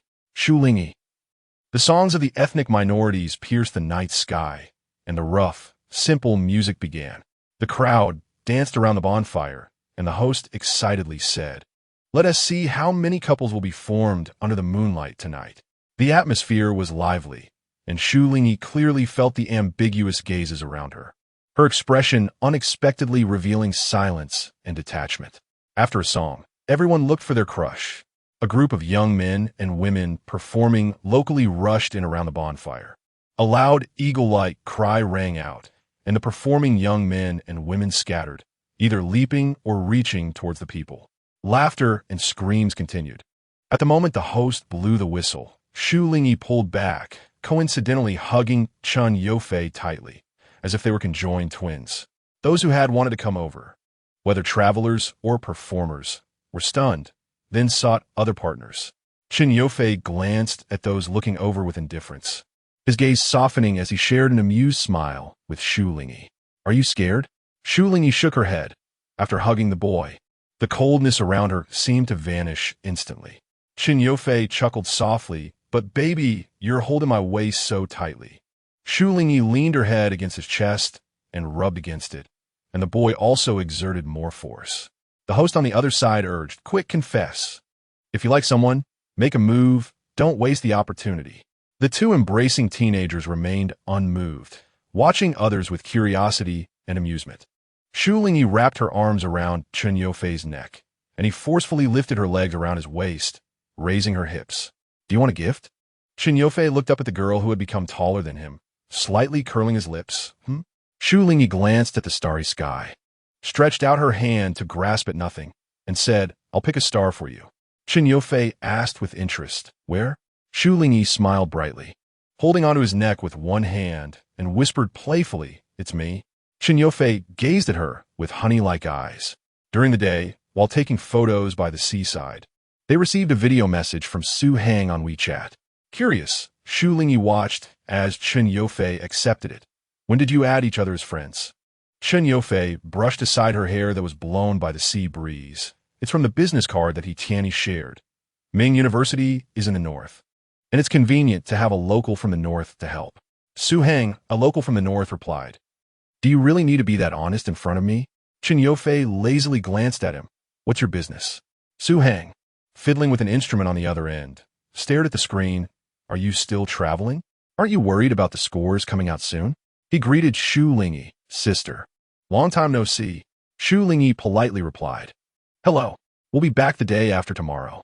Su Hang leaned back on the sofa, looking as relaxed as if he had no bones. "It's nothing much. Just saw on social media that you guys were having so much fun, so I came to ask.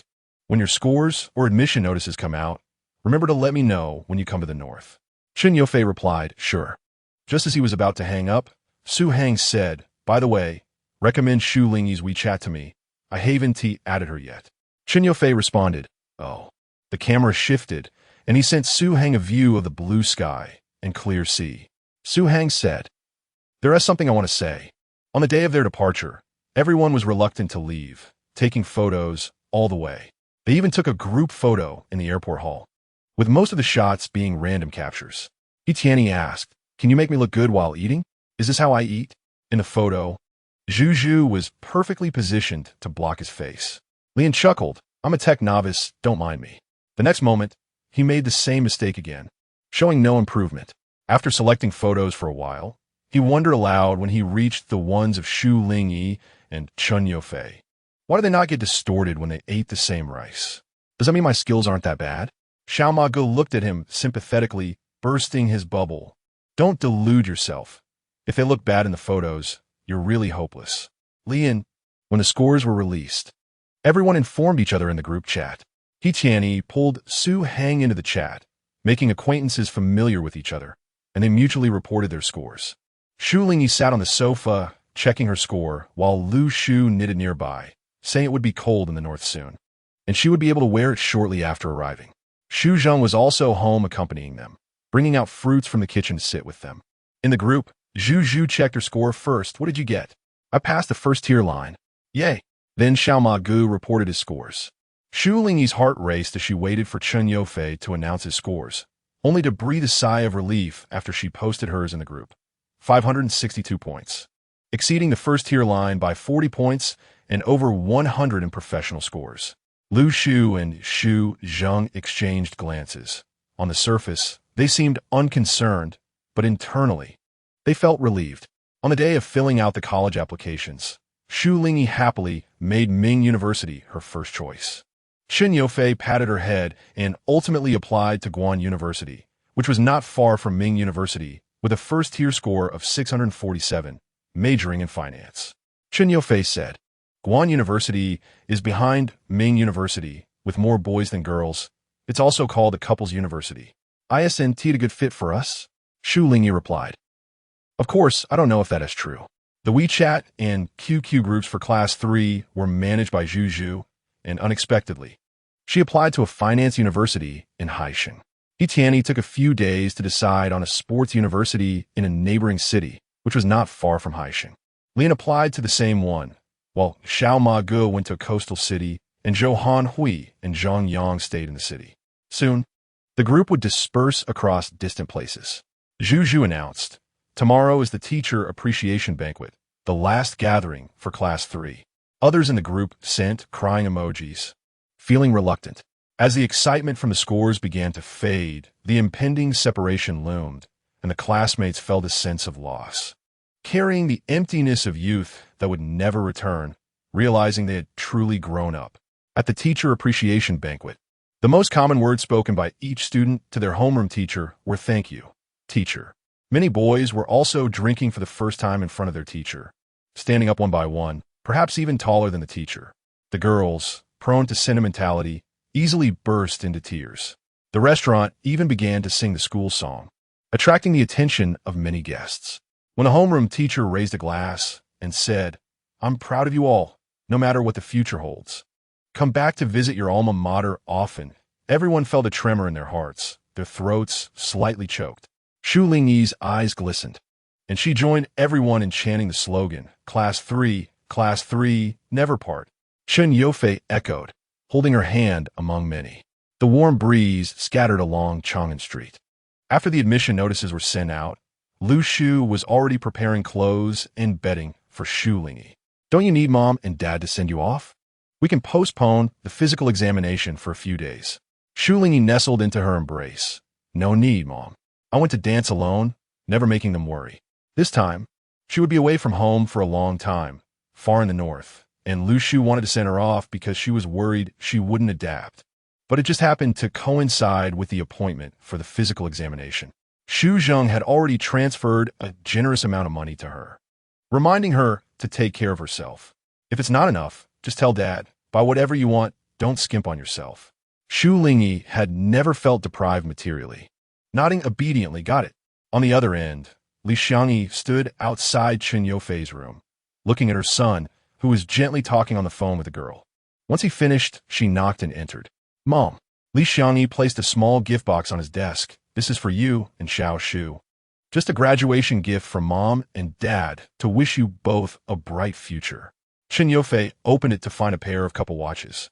With an impressive price tag, Li Xiangyi rubbed her grown son's head in ages, and this time when she did, she sighed lightly, as if remembering his childhood. After a moment, Chen Yofei closed the box, smiled slightly. Thank you.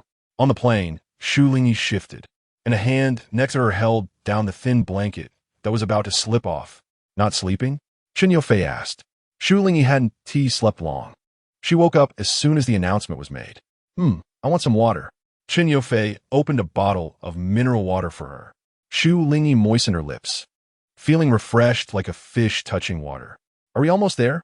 Chen Yofei glanced at the unfamiliar passengers passing by their seats, then nodded. He noticed that the watch strap on Shu Lingyi's wrist was loose, and he held her wrist to measure it, planning to find a watch shop to remove a couple of links when they arrived in the capital. Someone in the front seat turned to look at them, but they were met with Chen Yofei's cold gaze. It was rare to see such outstanding young people in their prime, and they attracted a lot of attention as they exited the plane. Upon arriving at the school, a wave of senior students eagerly awaited them.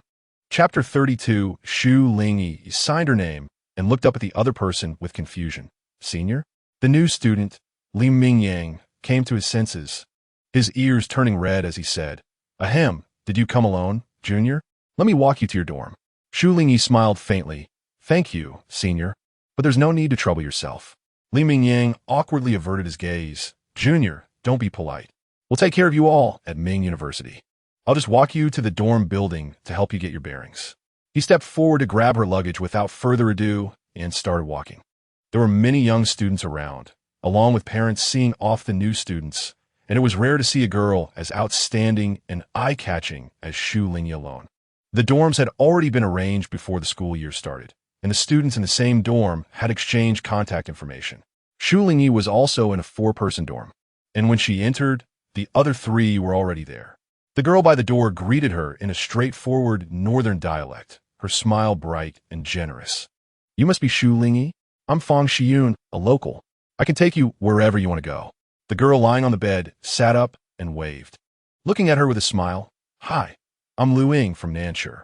The last girl, who was making her bed, shyly poked her head out and said, I just arrived before you. My name is Yi Karen. I live in Xiangshur. Just call me Xiaoya. Her name made all 3 look at her, and she became even more flustered. Oh, don't look at me.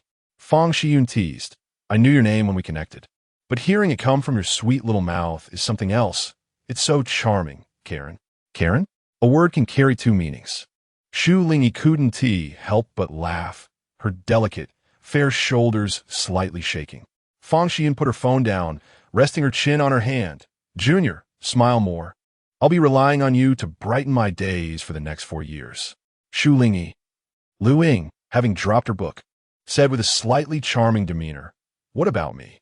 Where do I fit in? She tilted her head and asked, I can tell from your accent that it's a bit funny. Are you from the same place as me? Seeing she was asking about herself, Shu Lingyi set her luggage down next to her bed.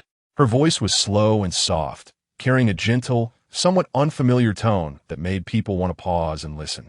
I'm from Huashur, and my Mandarin ISNT very standard. Yi Karen leaned closer to her, cupping her face playfully. No way. Your accent is just soft at the end. She mimicked Shu Lingyi's way of speaking, enjoying herself. Lu Ying responded, Oh, that is not far at all. We're in the same province, so we're practically fellow townsfolk. Let us hang out more in the future. Shu Lingyi nodded. Fang Xiyun interjected. Since we're all in the same dorm, we'll definitely hang out together. Just to be clear, let us not form any cliques. If we get along well, we'll be friends for life. If not, we'll just act like it never happened. I, Fang Xiyun, am not the type to be petty. You treat me as a friend, and I'll treat you the same. She smiled cheekily and winked. Of course, I know the sisters I meet are always great. Yi Karen weakly said, What if we don't get along? Fang Xiyun threatened. Then I'll let the northern girls eat you. Shu Lingyi quietly joined in, seriously saying, And the Huashur people, well, we could try all kinds of food from all over. Lu Ying giggled, Count me in. Yi Karen despairingly gritted her teeth. I get it, our dorm eats people. Shu Lingyi laughed along with them, her initial unease about being at school fading considerably. They made plans to have dinner together later, and after Shu Lingyi finished organizing her things, she gave him a box of Huashur desserts. Fang Xiyun exclaimed, Hey, Are you not going? Do you have plans? Shu Lingyi replied, yeah. Fang Xiyun curiously asked, who? A boyfriend? She scrutinized her expression. Shu Lingyi's phone rang, and as she answered, she whispered, I'll bring back some food for you. Waving her hand, she grabbed her wallet and headed out. How was the school? After she finished speaking, a gentle, deep male voice sounded. The sun had slightly dimmed as Shu Lingyi walked past a car. It was quite large and impossible to explore all at once. What about you? Chen Yofei said in front of the curious gazes of the boys in the dorm. Next time, I'll take you to our school to get familiar with the area. Shu Lingyi replied, sure. Chen Yofei nonchalantly kissed his phone, and with his calm expression, it always seemed oddly out of place. Be good and wait for me there. I'll be right there. After he hung up, the boys in the dorm, who had just gotten to know him, looked at him with interest. Lu Shiyuan mimicked him, saying, be good and wait for me there. Chen Yofei shot him a cold glare. Zhao Jun chuckled quietly, while Song Bing asked with interest, dude, I didn't expect you to get a girlfriend so soon. A cool and aloof guy like you shouldn't be chased by a bunch of girls, living the gaming life. Lu Shiyuan added, your girlfriend must be something special, huh? Chen Yofei lightly scoffed, don't you guys have girlfriends? The others. Chen Yofei stood up and casually said, then you should find one. You'll know once you're in a relationship. Zhao Jun slowly raised his hand, I do. She studies in my hometown a year below me. Chen Yofei high-fived him, meaningfully looking at the other two, Lu Shiyuan and Song Bing. Traitor. Shu Lingyi didn't wait long. Chen Yofei arrived quickly, and the two went to explore a famous snack street in a university town. Time was short, and they couldn't go to the city center for now, but fortunately, there were plenty of places to eat and have fun in the university town. The food is so cheap. Shu Lingyi glanced at the menu. Chen Yofei rinsed the dishes with hot tea before placing them in front of her. The senior recommended this. It's the highest rated in the university town. Let us see if it tastes good. Shu Lingyi replied, In her friend's circle, Zhu sent photos of their school, local delicacies, and a picture of her with Yi Tianyi at the same time. Shu Lingyi raised her hand and took a picture of Chen Yofei as he ordered, simply holding up 2 fingers. Soon, Zhu called, asking how is it? Is the north fun? Hearing her lively voice made Shu Lingyi smile. I just walked around the school today. What about you? Zhu replied. Yi Tianyi came with me to explore our school, had a meal, and then left. The weather will be hot for a while during military training. Shu Lingyi checked the school's internal network and learned from previous students' military training experiences that it would indeed be similar. Make sure to protect yourself from the sun, she advised.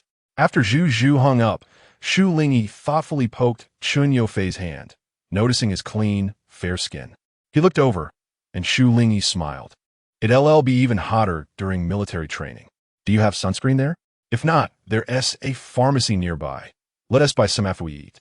She smiled, and Chen Yofei smiled back, okay. At this time, there were many people around. The two received plenty of attention while eating in the hall. In the familiar brand pharmacy, there were mostly girls. Shu Lingyi and Chen Yofei entered hand in hand. When Su Hang sent a video, he was practically bursting with frustration. I told you two to give me a call.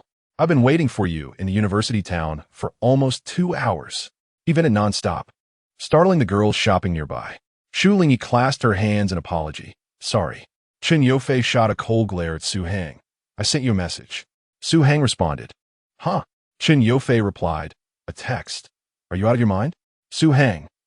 He had sent a text message in advance to inform him that Su Hang did not have their phone numbers, and he subconsciously regarded the text as a nuisance. Even though his unread messages had already exceeded 1,000. Shu Lingyi sent her and Chen Yofei's phone numbers to Su Hang, and finally, the three of them met at a cosmetic store in the university town. What are we buying? Su Hang casually approached them.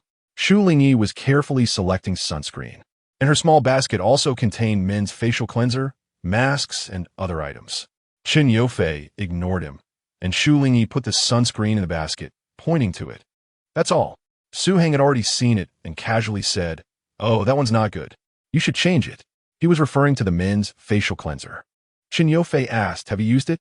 Su Hang replied, No. Chen Yofei stopped Shu Lingyi, saying, You pick whatever I use. No need to change. Su Hang. Then why ask him at all? After checking out, Su Hang asked them, What are you doing? Do you want me to take you to the city center for a stroll? There are plenty of fun places. He and Shu Lingyi went to the same school. In the music department, the two boys and one girl stood on the street, and passers-by would often look back at them. Chen Yofei checked the time and said, "No, I need to go back to school." Shu Lingyi also said, "Let's wait until the vacation. Aren't we supposed to have military training?" Suing almost forgot about that, but he was still excited about starting university. "All right, after it ends, I'll be your tour guide. I have friends here and will introduce you." Chen Yofei added, "I have a brother here too. We can play during the holiday." Su Heng raised his eyebrows. "All right." The weather during military training was hotter than expected. The girls from the dance department showed off their graceful figures, even in camouflage uniforms, exuding a different charm. During breaks, a large group of girls took off their hats, revealing their tied-up hair, creating a beautiful scene. The instructor was troubled and said to the captain, "This group of girls is too delicate. It's hard to teach." The captain, holding a wet hat, glanced at the girls hiding under a big tree to cool off, then looked at the helpless instructor and smirked. "Just teach them.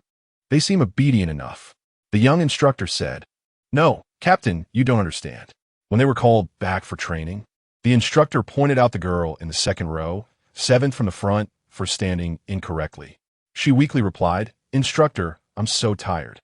The instructor said, "Shut up. Military posture is about the image of a soldier. If you can't stand properly, you're tarnishing its sacredness."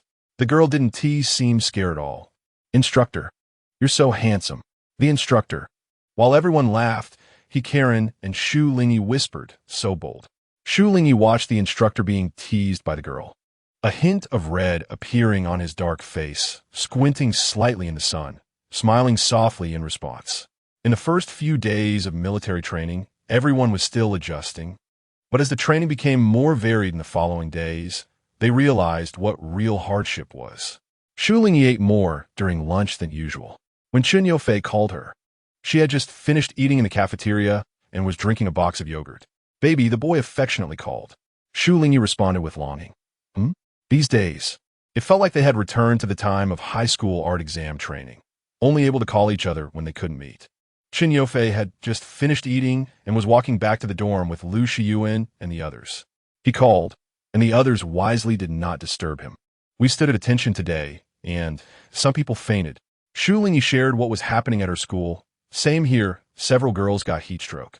Chen Yofei frowned slightly. "Be careful. If you can't hold on, report to the instructor, got it?" Shu Lingyi felt his concern and care, her gentle eyes sparkling like rippling water, filled with tenderness. "I got it, you too." Chen Yofei listened to her voice like a spring breeze, calming the restlessness caused by the scorching sun. Time was running out, but he was reluctant to hang up. He walked along the shaded path lined with trees toward the dormitory and said, "I'm going to take a nap." Shu Lingyi was about to finish eating with Fang Shiyun and the others, softly responding, "Me too." Chen Yofei asked, "You two what?" Shu Lingyi answered, "Take a nap." Chen Yofei liked that she told him exactly what she was doing and what she would do next. Even though they weren't together, through these exchanges, it felt as if they were close. Shu Lingyi thought the same. The two of them were often teased in the dorm for not being able to part with their phones. Chen Yofei didn't go into the dorm, standing at the door, ignoring passing classmates, and said to the person on the phone, "I'm going to see you in my dreams. Want to make a date?" The warm wind blew over, and Shu Lingyi bit the straw. At the water dispenser at the door, Song Bing quietly groaned while filling his cup, then returned with a pained expression. Lu Shiyuan asked, "What is wrong with you?" On Zhao Jun's bed, he was also on the phone with his girlfriend. "What did you send me? It won't arrive until the day after tomorrow, right?" "Miss you, I love you too," Song Bing asked gloomily. "Don't you think their essay stinchier?" Lu Shiyuan looked at him in confusion, sniffing like a dog. Song Bing patted his head, "Silly. It's the smell of love." Lu Shiyuan. Get lost. Chapter 33, The physical demands of military training were torturous for everyone. Karen's sunscreen ran out, and she had no time to buy more. So Shu Lingyi gave her some of her extra sunscreen. Under the big tree, they rested as usual. Karen fanned herself with her shirt, mumbling, "Fortunately, it's just the last few days. I've gotten so tanned every day." Shu Lingyi tilted her head back and drank some water, her fair neck delicate and graceful. Karen glanced at her, her lips moving. Fang Xi noticed and, coming back to herself, touched Karen's ponytail, Smiling, Shu even gave you her sunscreen. What are you still envious of? Karen shyly lowered her head. Because it's white. Shu Lingyi wiped the water droplets from the corner of her lips and smiled slightly. Luing returned from a group of boys and girls next door, looking like a cat that had stolen something. I got it. I got it. She had just gotten the contact information of a boy from the next class and was excited. Fang Xian said, look at you, securing your crush so quickly. Lu Ying was beaming with pride, but knew she couldn't be too excessive around others. Suppressing her joy, she said, by the way, he has other boys from Suchang who want to get to know us. Should I create a group and add you all? She glanced over at the boys sitting a few meters away, who were looking over. Karen was very interested, but looking at Fang Xian and then at Shu Lingyi, she said, isn't that a bit inappropriate? We don't even know them. Lu Ying's enthusiasm waned. It's okay, we're just making friends. She hesitated. I've already talked to them. It would be good if I don't add you. Fang Xian raised her chin, but Shu has a boyfriend. So let us not add her. I can accompany you with Karen. She exchanged a look with Shu Lingyi and said boldly. Shu Lingyi smiled and nodded at her. Lu Ying looked around and quickly glanced at the boys looking over, sighed and agreed right then. So, Shu, which school is your boyfriend from? Is he also from Huashi? Shu Lingyi neatly folded the paper towel she used to wipe sweat and softly replied, He is from Guanda, the same year as us. Karen exclaimed in surprise, maintaining a look of astonishment. Fang Xian was also surprised for a moment and soon sighed. Your boyfriend must be special, right? How long have you been dating? Shu Lingyi looked at the 3 pairs of eyes staring at her and said with a smile, since the 2nd year of high school. That's quite a long time. Lu Ying stopped the action of selecting someone and canceled the audition. Fang Xian shook Shu Lingyi's shoulder and said, well, now, there are only the 3 of us in the dormitory who are single. She turned to Lu Ying and said, next. It's up to you to get into the boys' circle. Karen raised her hand eagerly. I wanted to. Lu Ying gave her a promising look. Shu Lingyi found it quite interesting to listen to them discuss which boy from this year's class was the most popular. Unexpectedly, there was a familiar name mentioned among them. Then, in the following days, there was a military training closing ceremony, and some students had to perform. Chen Yofei said on the phone, let's do military boxing. We're doing it here too. Shu Lingyi lay lazily on her bed and asked, are you going to participate? Her laziness, transmitted through the phone, made the boy pause for a moment, thinking she was about to fall asleep, and his voice became gentler. The instructor will choose people, right? Are you tired? Shu Lingyi buried her head in the pillow and chuckled softly. No. I think I've gained weight. Chen Yofei teased. What to do then? I found many highly rated specialty restaurants on my phone, and I'll take you to eat after training. I remember you said that if you gain weight, you won't be able to dance. Shu Lingyi certainly remembered. It was during a sports meet at the first high school when she had a cold. And Chen Yofei carried her to the school infirmary. The boy thought she was too light and said he wanted to fatten her up a bit. Shu Lingyi, feeling a little anxious from the boy's teasing, said, then I want to eat. Chen Yofei replied, no way. Shu Lingyi negotiated with him. Then I'll go with you and watch you eat while I eat less. The boy let out a soft laugh, warm like a feather brushing against the heart. Silly baby, take a picture for me to see how fat you become. Shu Lingyi immediately felt extremely embarrassed. No way. Chen Yofei. Shu Lingyi. The other people in the dormitory urged Chen Yofei to put away his phone and come team up to play games. The boy turned on the computer, and Song Bing complained, I said to play around on the phone. Why do we have to use the computer? Zhao Jun glanced at his phone and then looked at the boy, saying, because I need to contact my girlfriend on my phone. Chen Yofei stared at the photo on the screen, having not seen Shu Lingyi for many days. She said she had gained weight, but he didn't think so. He quickly replied, can't tell. Take another one? After sending it, he looked at that photo again and again. Someone leaned over from behind, and Chen Yofei frowned and glared, making the secretly leaning Song Bing raise his hand in surrender and say with a grin, let me see your sister-in-law. In the whole dorm, Song Bing was the oldest. Chen Yofei was second, followed by Zhao Jun and Lu Shiyuan. Chen Yofei asked, are you accepting this? Song Bing didn't catch what he meant. Chen Yofei said, dorm leader, you are the oldest, you should take charge. Song Bing almost slapped himself. Being the dorm leader meant having to manage everything and ensure cleanliness. Usually lazy, He had never thought about it, but the others showed no intention of taking up the role, with all three consciously allowing him to take it. Song Bing gritted his teeth. Fine, I'll do it to see our sister-in-law. However, Chun Yofei said, who said I'd show her to you? The one-sided Song Bing exclaimed. Damn. Chun Yofei chuckled lightly, his eyes showing a hint of interest. Is a girlfriend something you can just show to anyone? He kicked Song Bing, who was blocking his way. Are we playing or not? Zhao Jun came up to calm down the frustrated Song Bing. Let us play games. Why look at someone else's girlfriend? You should find your own. He didn't want to casually show his girlfriend to others either. Lu Shiyuan, who had just returned from outside, overheard them and chimed in. Old Song, are you in heat? Brothers shouldn't bully each other as wives. If you want a girlfriend, I can introduce you. Song Bing retorted. You're the one in heat. I've been set up by this little punk, Chun Yofei. With an expressionless face, Chun Yofei replied lightly, my wife, we're getting married, don't think about it. Lu Shiyuan stammered. You're thinking that far ahead? The three of them were stunned, looking at the boy who didn't appear to be joking. Zhao Jun thought to himself that at their age, he wouldn't think that far. A girlfriend and a wife were completely different. The titles meant something, but what the boy said implied much more. Chun Yofei's eyes were glued to his phone, fingers typing away while he smirked. Song Bing was left speechless. Shu Lingyi tidied her hair and saw a new message on her phone. Chun Yofei, where are you, fat? I can't tell. Next time, I'll touch it and let you know. She pulled out the photo. It was hard to tell from her face, but other places. Shu Lingyi blushed and replied. No. The boys playing games glanced over, and the mood lifted as they struck a critical hit on the enemy on the computer. On the day military training finally ended, Shu Lingyi saw Su hang in the ranks doing military boxing. The boy raised an eyebrow from a distance and nodded. Lu Ying, with sharp eyes, gasped, that is Su Hang, right? Is he greeting us? Fang Xian squinted and looked over. Does he know someone from our side? Just then, the performance started, and everyone fell silent. Shu Lingyi watched the group of boys throwing punches with cool and powerful stances, and couldn't help but imagine Chun Yofei, who was also doing military training, looking just as handsome, acting as the flag bearer, and also boxing. Chun Yofei had already told Lu Shiyuan and the others to take photos.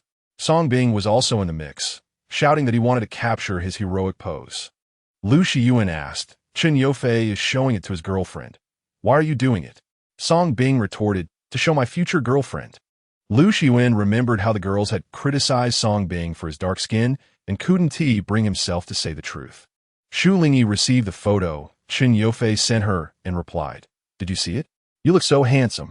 She whispered praise while wearing headphones. As Fang Xiyun and the others were engrossed in their drama on their phones, Chun Yofei asked, How handsome? Shu Lingyi hesitated, and Chun Yofei didn't press her further and happily instructed her, My good girl, you should say you're so handsome it makes your legs weak. Understand? Shu Lingyi laughed out loud, finding it exaggerated. Chun Yofei asked, How do you praise me? Shu Lingyi couldn't hold back and quickly blurted out a line, while Fang Xiyun and the others were focused on the show, so stylish and handsome. Chun Yofei could imagine her flustered expression and gently chuckled, responding, You're my good girl. Lu Shiyuan, who had just caught up from behind, looked like he was about to faint. He turned to Zhao Jun and asked, Do you talk to your girlfriend like this usually? Zhao Jun was taken aback for a moment and replied, Not as sophisticated as Brother Fei. His romantic skills are maxed out. Lu Shiyuan said, Then I'm relieved. One type of dog food is enough. Sao Yun. After finishing the call, Shu Lingyi felt a bit embarrassed. Even though her roommates might not have heard, she still felt a little shy. Lu Ying got off the bed after applying her mask, holding her phone with a joyful expression. Babies, I'm going out for a bit. Do you want me to bring anything? He Karen, whose bed was next to hers, asked eagerly, Where are you going? Bring me something to eat? Lu Ying made a gesture like an orchid and said, No. I lost my mask and laughed. I'll just order takeout for myself and wander around the mall. He Karen felt discouraged, as she was missing snacks to accompany her drama. Shu Lingyi said she didn't need anything. I'll go downstairs later. I don't need anything. He Karen's eyes lit up. Shu. Let's go to the cafeteria together. Shu Lingyi nodded. Sure. Fang Xian looked at Lu Ying and said knowingly, You must have a date. You even brought out your cosmetics. Lu Ying chuckled. Guess. Fang Xian decisively said, You mentioned Su Chang asked you out a few days ago. Looks like you're going out with him. That handsome guy moves pretty fast. Just don't stay out too late, come back early. Lu Ying waved her hand, indicating she understood. Fang Xiyin then told Shu Lingyi and the others, you guys are going to the cafeteria, right? Wait for me. I'll change my pants and go with you. Shu Lingyi replied, yeah, I still need to go to the delivery station to pick something up. Lu Shu sent over the knitted sweater she made. The weather changes quickly, and I can only go buy autumn and winter clothes on weekends. The four of them left the dormitory together. Shu Lingyi and the others waved goodbye, watching Lu Ying leave briskly to meet a guy not far away. Fang Xiyin held Shu Lingyi's hand, feeling it matched well. He Karun, who was a bit nearsighted, squinted to see clearly, sigh. I wonder when it will be my turn to find a boyfriend. Fang Xiyin laughed at her.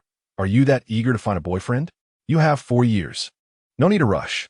He Karun hugged Shu Lingyi's other arm, sweetly saying, I also want to call my boyfriend every day like Shu does. It's so boring being alone. Shu Lingyi. After picking up the package at the delivery station, they went to the cafeteria and bumped into some really cool-looking guys. Su Heng walked over and greeted them. Here for lunch? What do you want to eat? It's on me. With them were 2 other guys and a girl. Shu Lingyi felt shy about letting him pay and said, no need. Fang Xiyin and He Kurin widened their eyes, looking at them. Su Heng casually said, order whatever. His gaze was serious. My dad told me to take care of you since he knows you're in the same school as me. And there's Chen Yofei, right? If he's not here, I'll keep an eye on you. One of the guys with him asked, is she your sister? Su Heng replied with a half nod, addressing Shu Lingyi. Didn't we say we were going to the city center this weekend? Did Chen Yofei tell you? Seeing his determined expression, Shu Lingyi couldn't refuse anymore and nodded lightly. He did. Seeing her obedient response, Su Heng wanted to pat her head but decided against it. What do you want to eat? I'm hungry too. What does your friend want?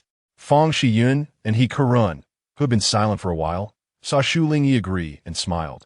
Thanks, handsome. We'll eat. After eating, Su Heng saw she was still holding her package and took it from her. Let us go, I'll walk you back. Shu Lingyi looked at her friends who came to the cafeteria with her. What about them? Su Heng turned and said, you guys go back first. I'll find you later. Then he flashed a smile at Shu Lingyi. Let us go now. Your roommate is waiting. Shu Lingyi. After dropping her off at the dormitory entrance, the boys couldn't go in. Su Heng returned the package to her. Don't forget this weekend. I'll be waiting for you at the bus station. Shu Lingyi took it, got it. He had already said it several times.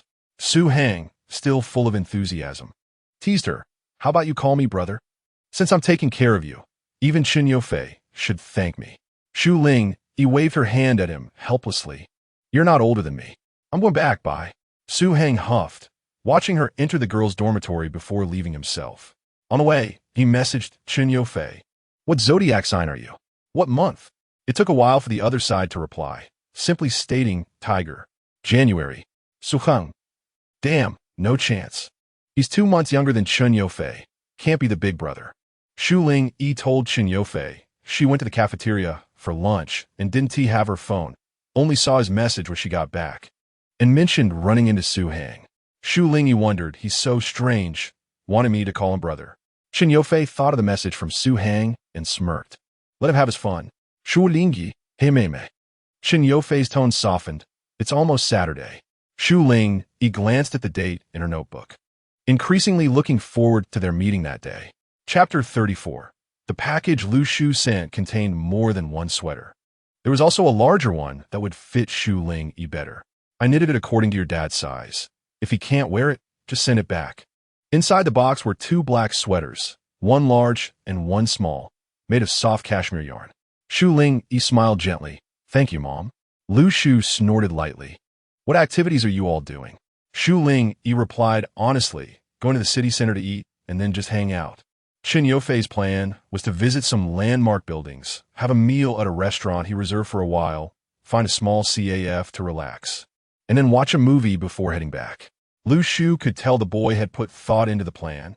If it were other kids, they would probably be casual or let the girls decide as they went along. All right then, if anything happens, let your mom know, okay? Shu Lingyi replied, got it. She and Chen Yofei had a maturity beyond their peers, which made Lu Shu feel at ease. In the end, she only asked her to take more photos and post on social media. Shu Lingyi obediently took a photo of a tree in front of the dormitory before setting off, saying she was on her way. Lu Shu indeed followed her updates and liked the post. Chen Yofei approached Shu Lingyi, wearing a baseball cap. His aggressive dark eyes looked over, but softened when they landed on her. Shu Lingyi waved at him, only to be suddenly pulled into his embrace, lifted off the ground with a strong arm. You've lost weight. Where did I gain weight? The boy examined her closely, face to face.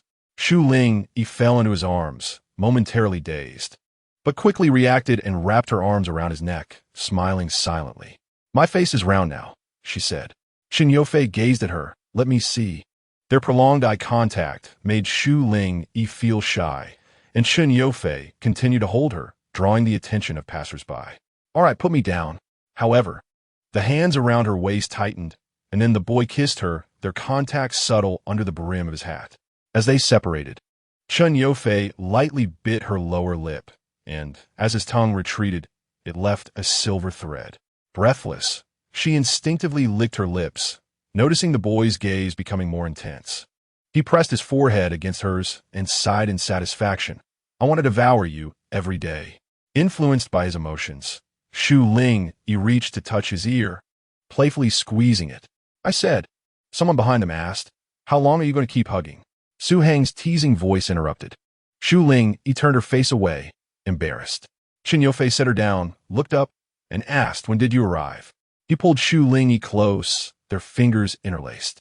Su Hang glanced at their actions and couldn't help but say, when you kiss, I'll come. How come the Southerners are even more open than us Northerners? You're not a fake Southerner, are you? Chen Yofei exchanged a heart-racing look with Shu Lingyi and calmly replied, we Southerners cultivate our hearts and spirits, emphasizing harmony of body and mind. Su Hang. Chen Yofei's profound words almost convinced him. He poked Shu Lingyi, who was suppressing a smile. This fellow cultivator, are you interested in becoming a partner and practicing together? Shu Lingyi. What have you been reading lately? Chen Yofei pondered and replied. A novel by my roommate. It's quite interesting. Shu Lingyi roughly knew a bit about it, and Juju had also read some fantasy novels. But she hated the plot where the male protagonist was fickle, calling it a stud or something like that. Don't learn bad things. Chen Yofei slightly curled his lips and leaned down to whisper in her ear, don't worry. If I'm going to cultivate, I will only cultivate on your path. Shu Lingyi's face turned red, and she couldn't help but chuckle. Su Hang's face became stiff after a few minutes. They were flirting in the middle of the street. Didn't they have any shame? Chen Yofei stopped smiling. I booked a restaurant. Su Hang. And then? Chen Yofei. As long as we're not on the street. It should be fine. Su Hang. Sitting in the restaurant. Su Hang felt utterly uninterested as a man and a woman across from him played the you feed me, I feed you game.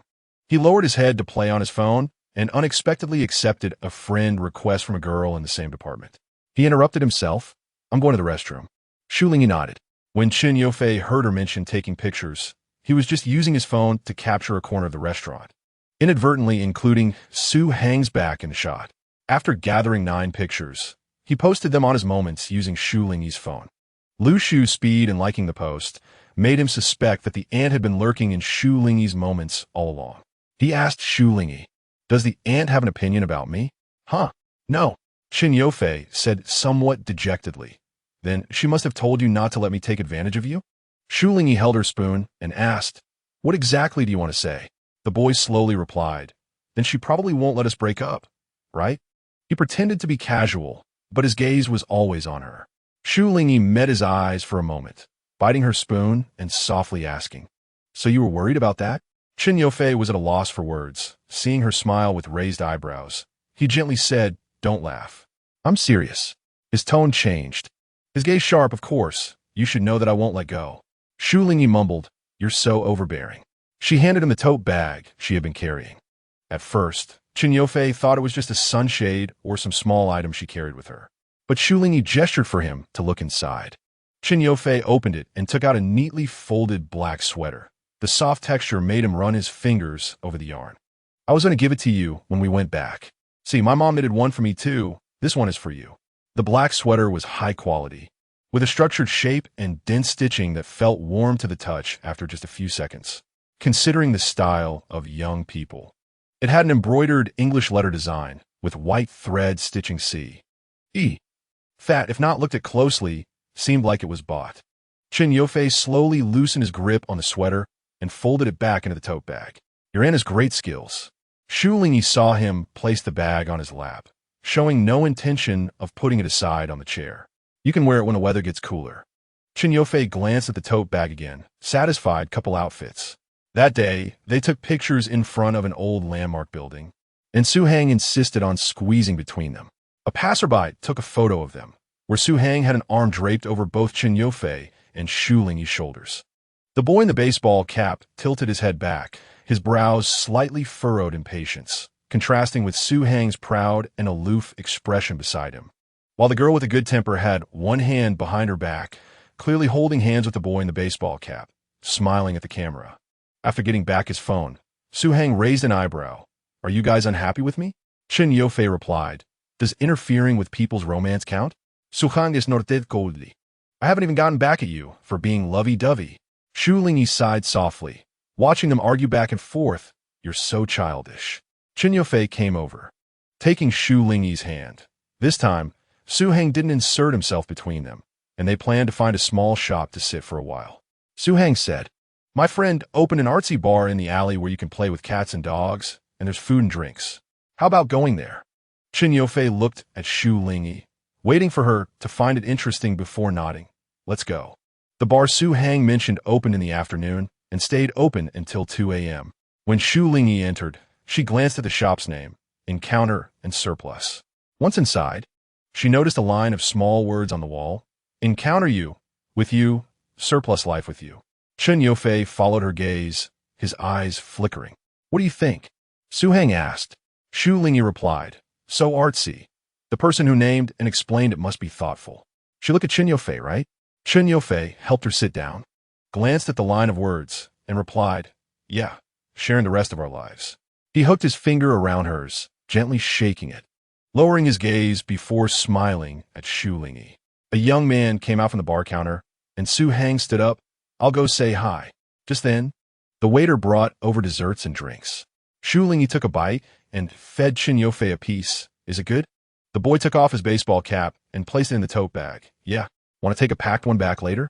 Shu Lingyi thought of her roommate and nodded in agreement. You should take one too, for your roommate. She reminded him. Chen Yofei immediately agreed. Okay. His hand, resting on the girl's chair, gently combed through her hair, his posture relaxed, but all his attention was focused on the person beside him. Su Hang and his friend came over, introducing, this is the owner of this place, Cha Hai. My friend studies at Mingda and Guanda. The young man sized him up, extending his hand. The previously dispirited-looking youth seemed to perk up a little. Su Hang always said he wanted to introduce you to me. And today, I finally meet the legendary student couple. They sat down, and Chen Yofei shook his hand. Nice to meet you. When it was Shu Lingyi's turn, Cha Hai stared at her for a moment until Chen Yofei raised an eyebrow in displeasure. Then he released her hand. Sorry. I thought she looked like an old friend of mine. Shu Lingyi. Chen Yofei. Cha Hai chuckled, ruffling his messy hair. Do you think what I said sounds kitsch? Well, it's just that this girl resembles someone I know. Su Hang said, don't mind him. He just doesn't know how to talk. Shu Lingyi's hand, which she had pulled back, was held by Chen Yofei, who unhesitatingly pierced through. Ex-girlfriend? Cha Hai's expression changed. Then he squinted at the young and outstanding boy in front of him, and then slumped like a pile of mud on the sofa. Yeah, ex-girlfriend. He punched Su Hang lightly. Your friend has a personality. Su Hang. If you don't flirt with people, you wouldn't have any problems. Cha Hai. Ohat. However, he turned to Shu Lingyi and nodded. Sister, feel free to come to the shop alone in the future. Whatever you want to eat is free. Shu Lingyi. Thank you. Su Hang. Chen Yofei. You must be a jerk. Cha Hai didn't stay long before leaving, looking somewhat dispirited. Su Hang told them this shop was opened by him and his girlfriend. I don't know why they broke up, but later we found out that his girlfriend went back home to get married. Shu Lingyi listened in silence, feeling a bit emotional. Chen Yofei. Can you just tell us like that? Su Hang replied with righteous indignation. If I don't say it, you will find out later anyway. It's better I say it. Chen Yofei. A store with a story probably has an owner with a story behind it. Shu Lingyi caught sight of Cha Hai again. He seemed to have asked the bartender for a drink and went down another hallway.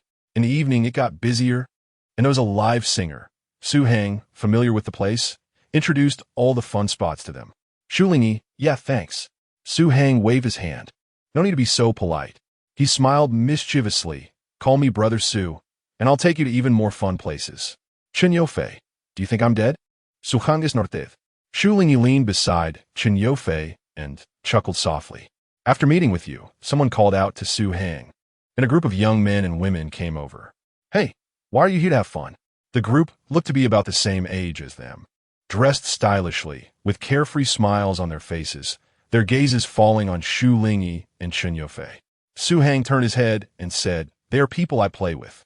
Then he told the boy who called him, "Chu Ziqing, I'm accompanying my friend. If you want to play, go ahead with your friends first." The leading boy with an imposing demeanor said, "Let's play together. Xiaohan is here too. Why not introduce us?" Su Hang looked at Shu Lingyi and Chen Yofei, mainly gauging their opinions. The boy named Chu Ziqing scrutinized them, finally resting his gaze on Shu Lingyi. And after Su Hang spoke, he shifted his eyes away. "Guanda," Chu Ziqing said. "What a coincidence. You're in the same school as Xiaohan." A girl appeared behind him, with a ponytail and light makeup that made her stand out. She smiled and greeted Chen Yofei. "Hello, I'm Cha Xiaohan, a freshman in the finance department at Guanda. Which department are you in?" Chen Yofei nodded and calmly replied, "Finance." He glanced out of the corner of his eye and noticed that Shu Lingyi's drink was already finished, then turned his head and asked, "Another drink?" Shu Lingyi saw the unfamiliar girl's gaze shift from Chen Yofei to herself and shook her head, indicating she didn't want any more. Cha Xiaohan then asked Shu Lingyi, "What about this beautiful lady? Are you also from Guanda?" "I'm from Mingda," Shu Lingyi replied gently. Chu Ziqing interjected, "You must be from the dance department at Mingda, right?" He smiled at her and continued, "I have a cousin at Mingda. I saw your photo in her friend circle during the freshman representative conference."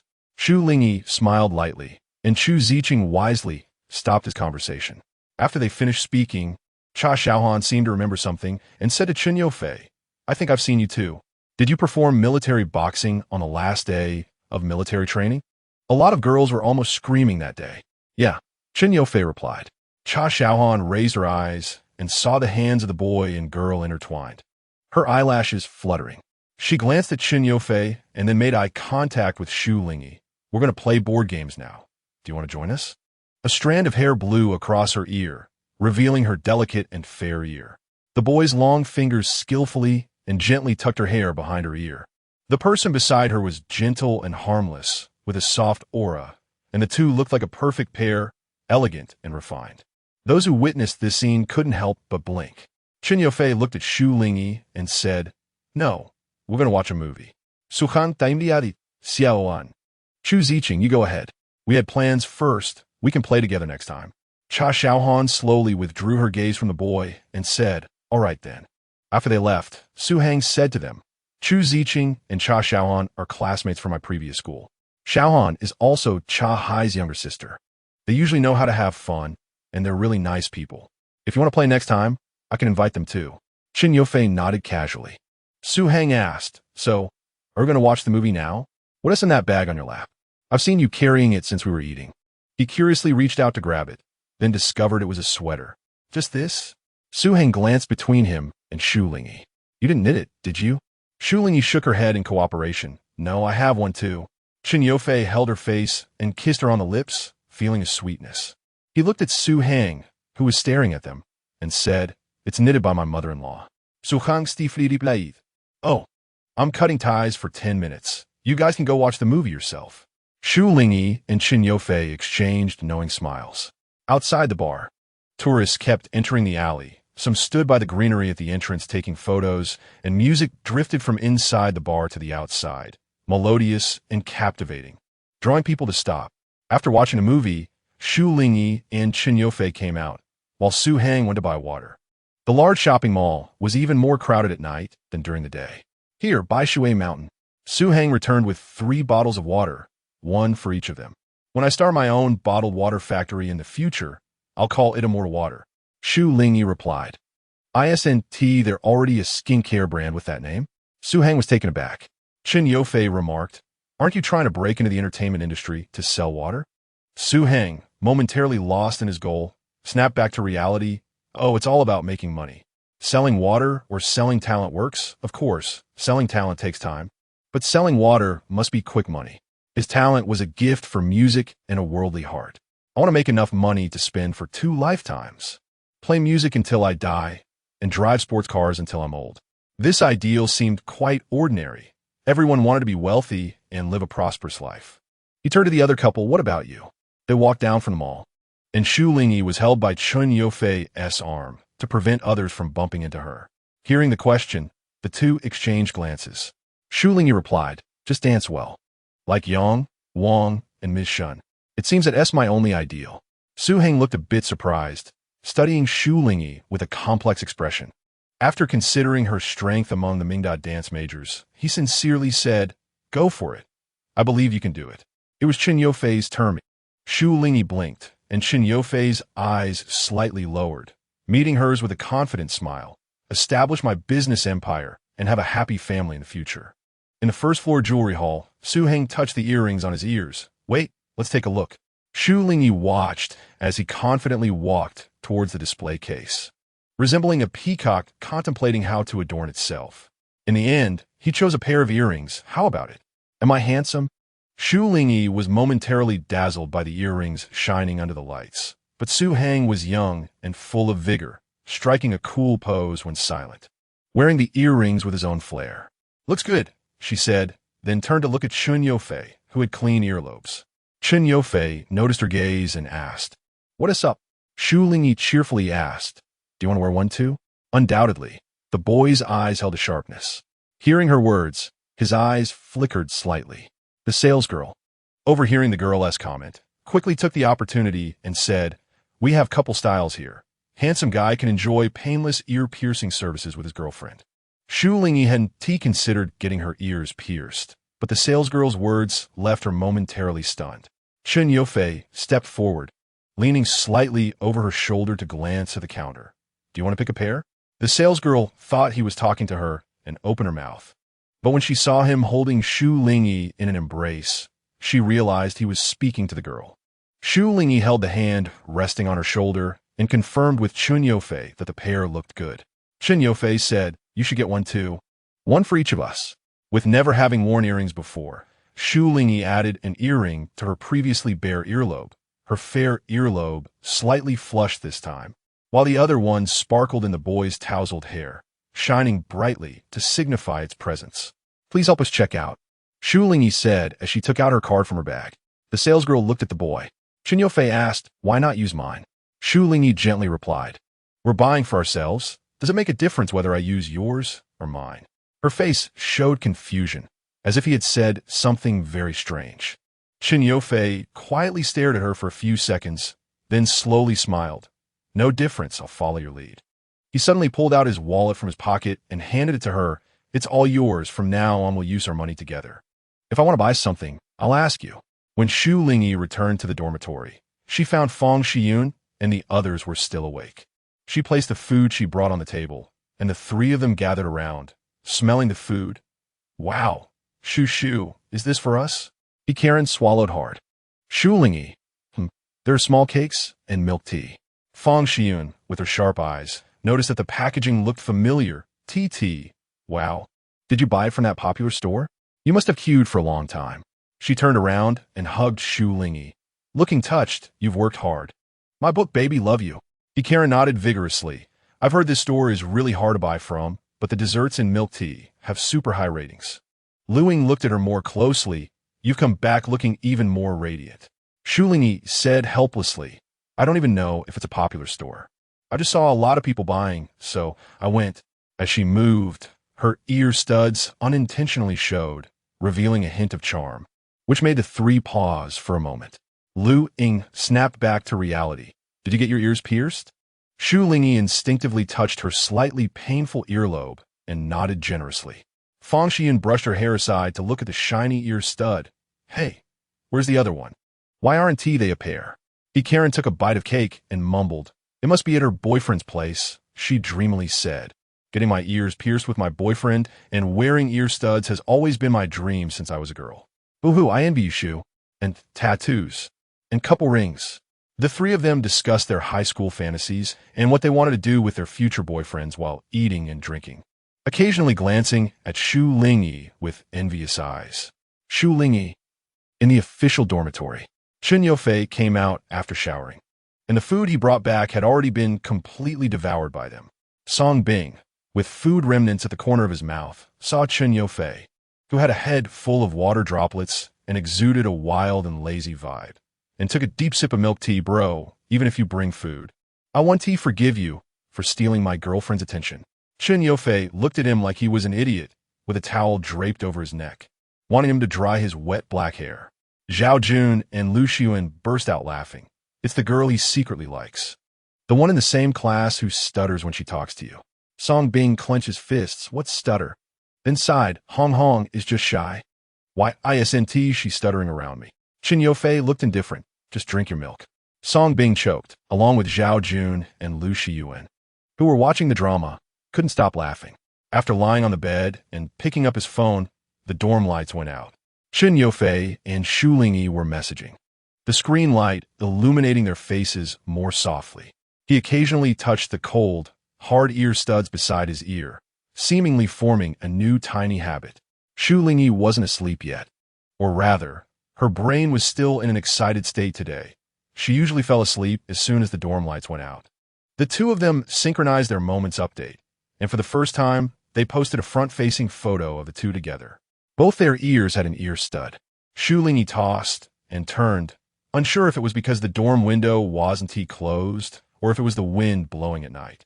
Chen Yufei was awake just like her, his arm subconsciously stretched out flat, with his head resting at the edge of the pillow, as if leaving half a space beside him for the person in his heart. Shu Lingyi, does your ear hurt? Chen Yufei quickly replied, no. How about you? They said whatever came to mind. Shu Lingyi, it hurts a little when I touch it. Chen Yufei, let me blow on it, and the pain will fly away. At the moment Shu Lingyi was about to laugh, she covered her mouth. Luckily her roommates were all fast asleep. She curled up with her pillow and replied to Chen Yufei. Finally feeling a bit sleepy, Shu Lingyi asked, why aren't you sleeping yet? Chen Yufei looked at the pig head emoji she sent, typing slowly. Wait until you fall asleep first. I'll come find you right away. The night was quiet, and Shu Lingyi held her phone, her eyelids drooping. Not receiving a reply, Chen Yufei took one last look at the screen, turned on his side, closed his eyes, and fell asleep, just like when he accompanied Shu Lingyi to rest in a hotel during high school, lying close to her back, with his hand propping up her head. There weren't many days of actual classes in the first year, with long holidays and small breaks. Ming University's campus atmosphere was much more relaxed and cheerful compared to other schools. Students at the school all knew that as long as they passed which teaching building after class, they would see a group of girls in workout clothes riding bicycles, all with long hair, great figures, and high looks. Shu Lingyi was stopped by someone, facing the senior who had helped her at the beginning of the semester. Li Yongming said shyly, Junior, really not considering it again? Maybe I didn't explain clearly.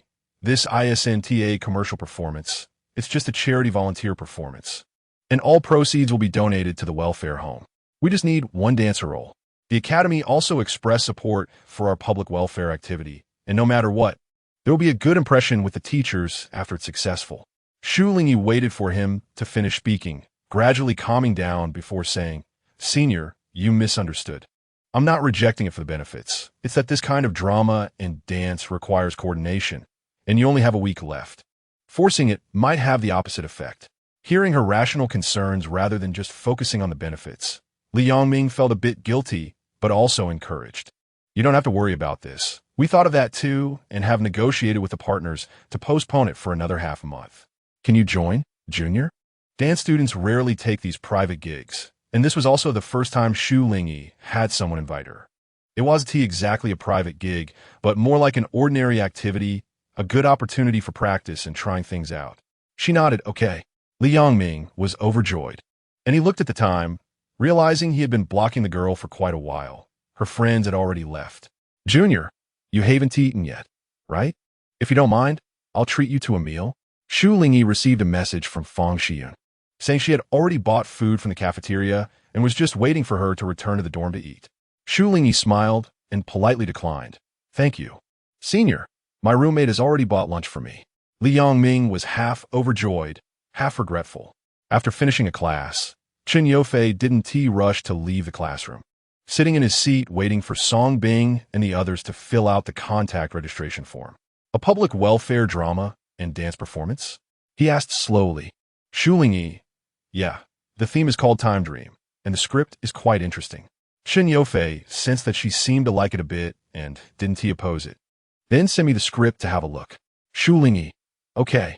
Chen Yofei wasn't in a hurry to see it and asked her to take a photo later. Asking if she had eaten, Shu Lingyi said she had, and there were still sounds of slapping the table and talking from Chen Yofei's side. Are you still in classroom? Chen Yofei.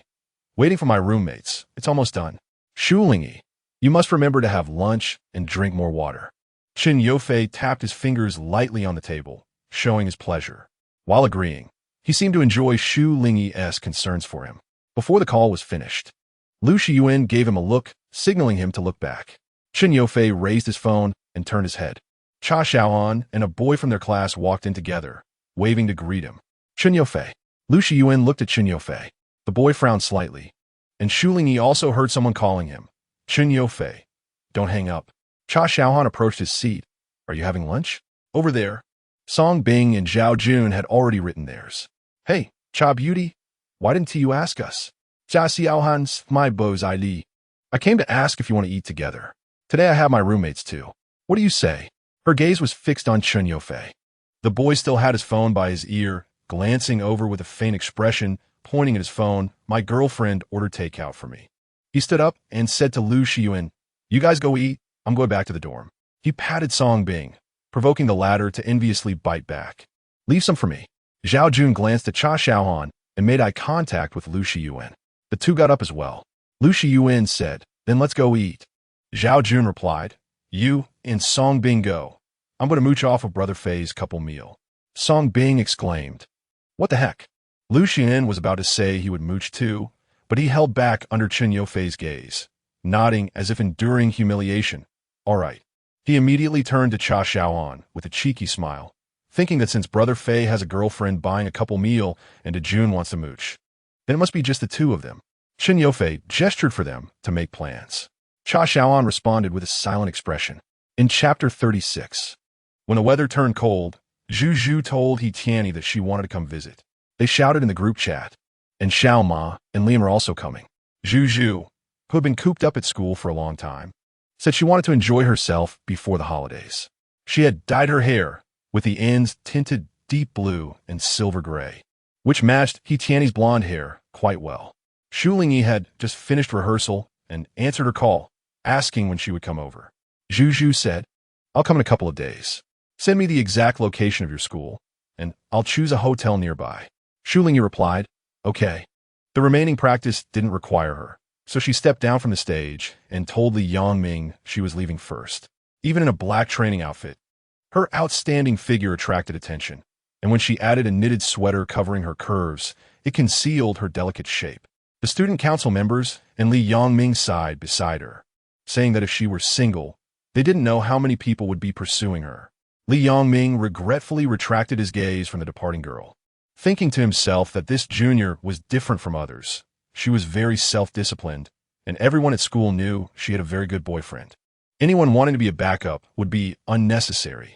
Shu Lingyi returned to change her clothes and grabbed her bag to go to Guanda.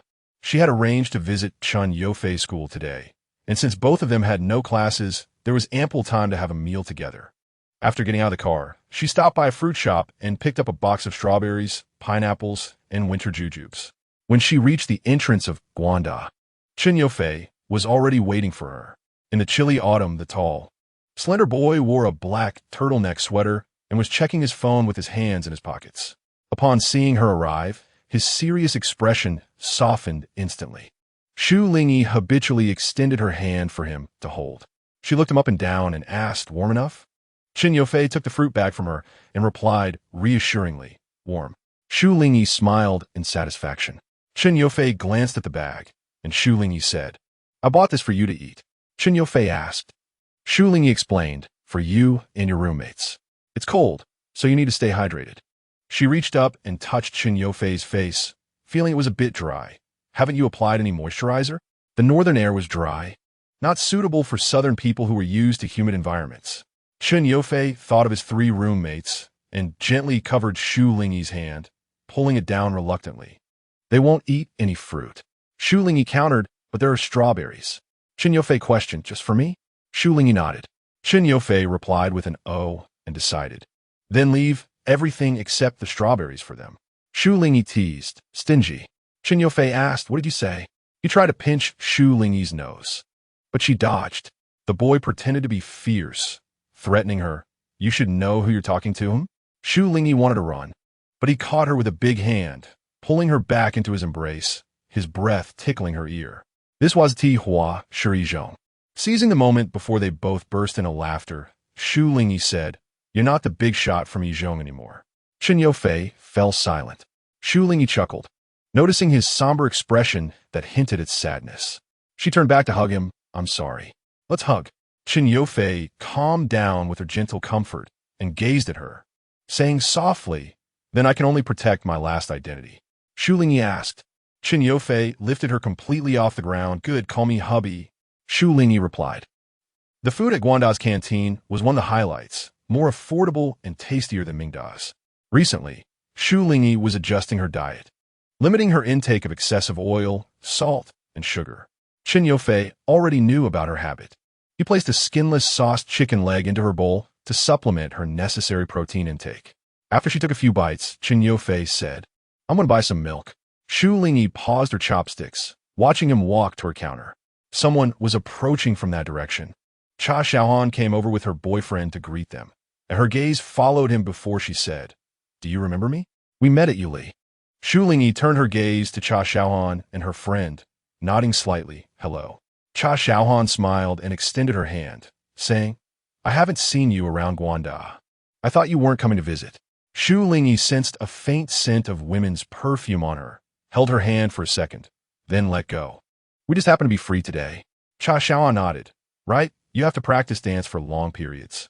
Shu Lingyi was not familiar with her, and in the awkward atmosphere, they exchanged a few sentences.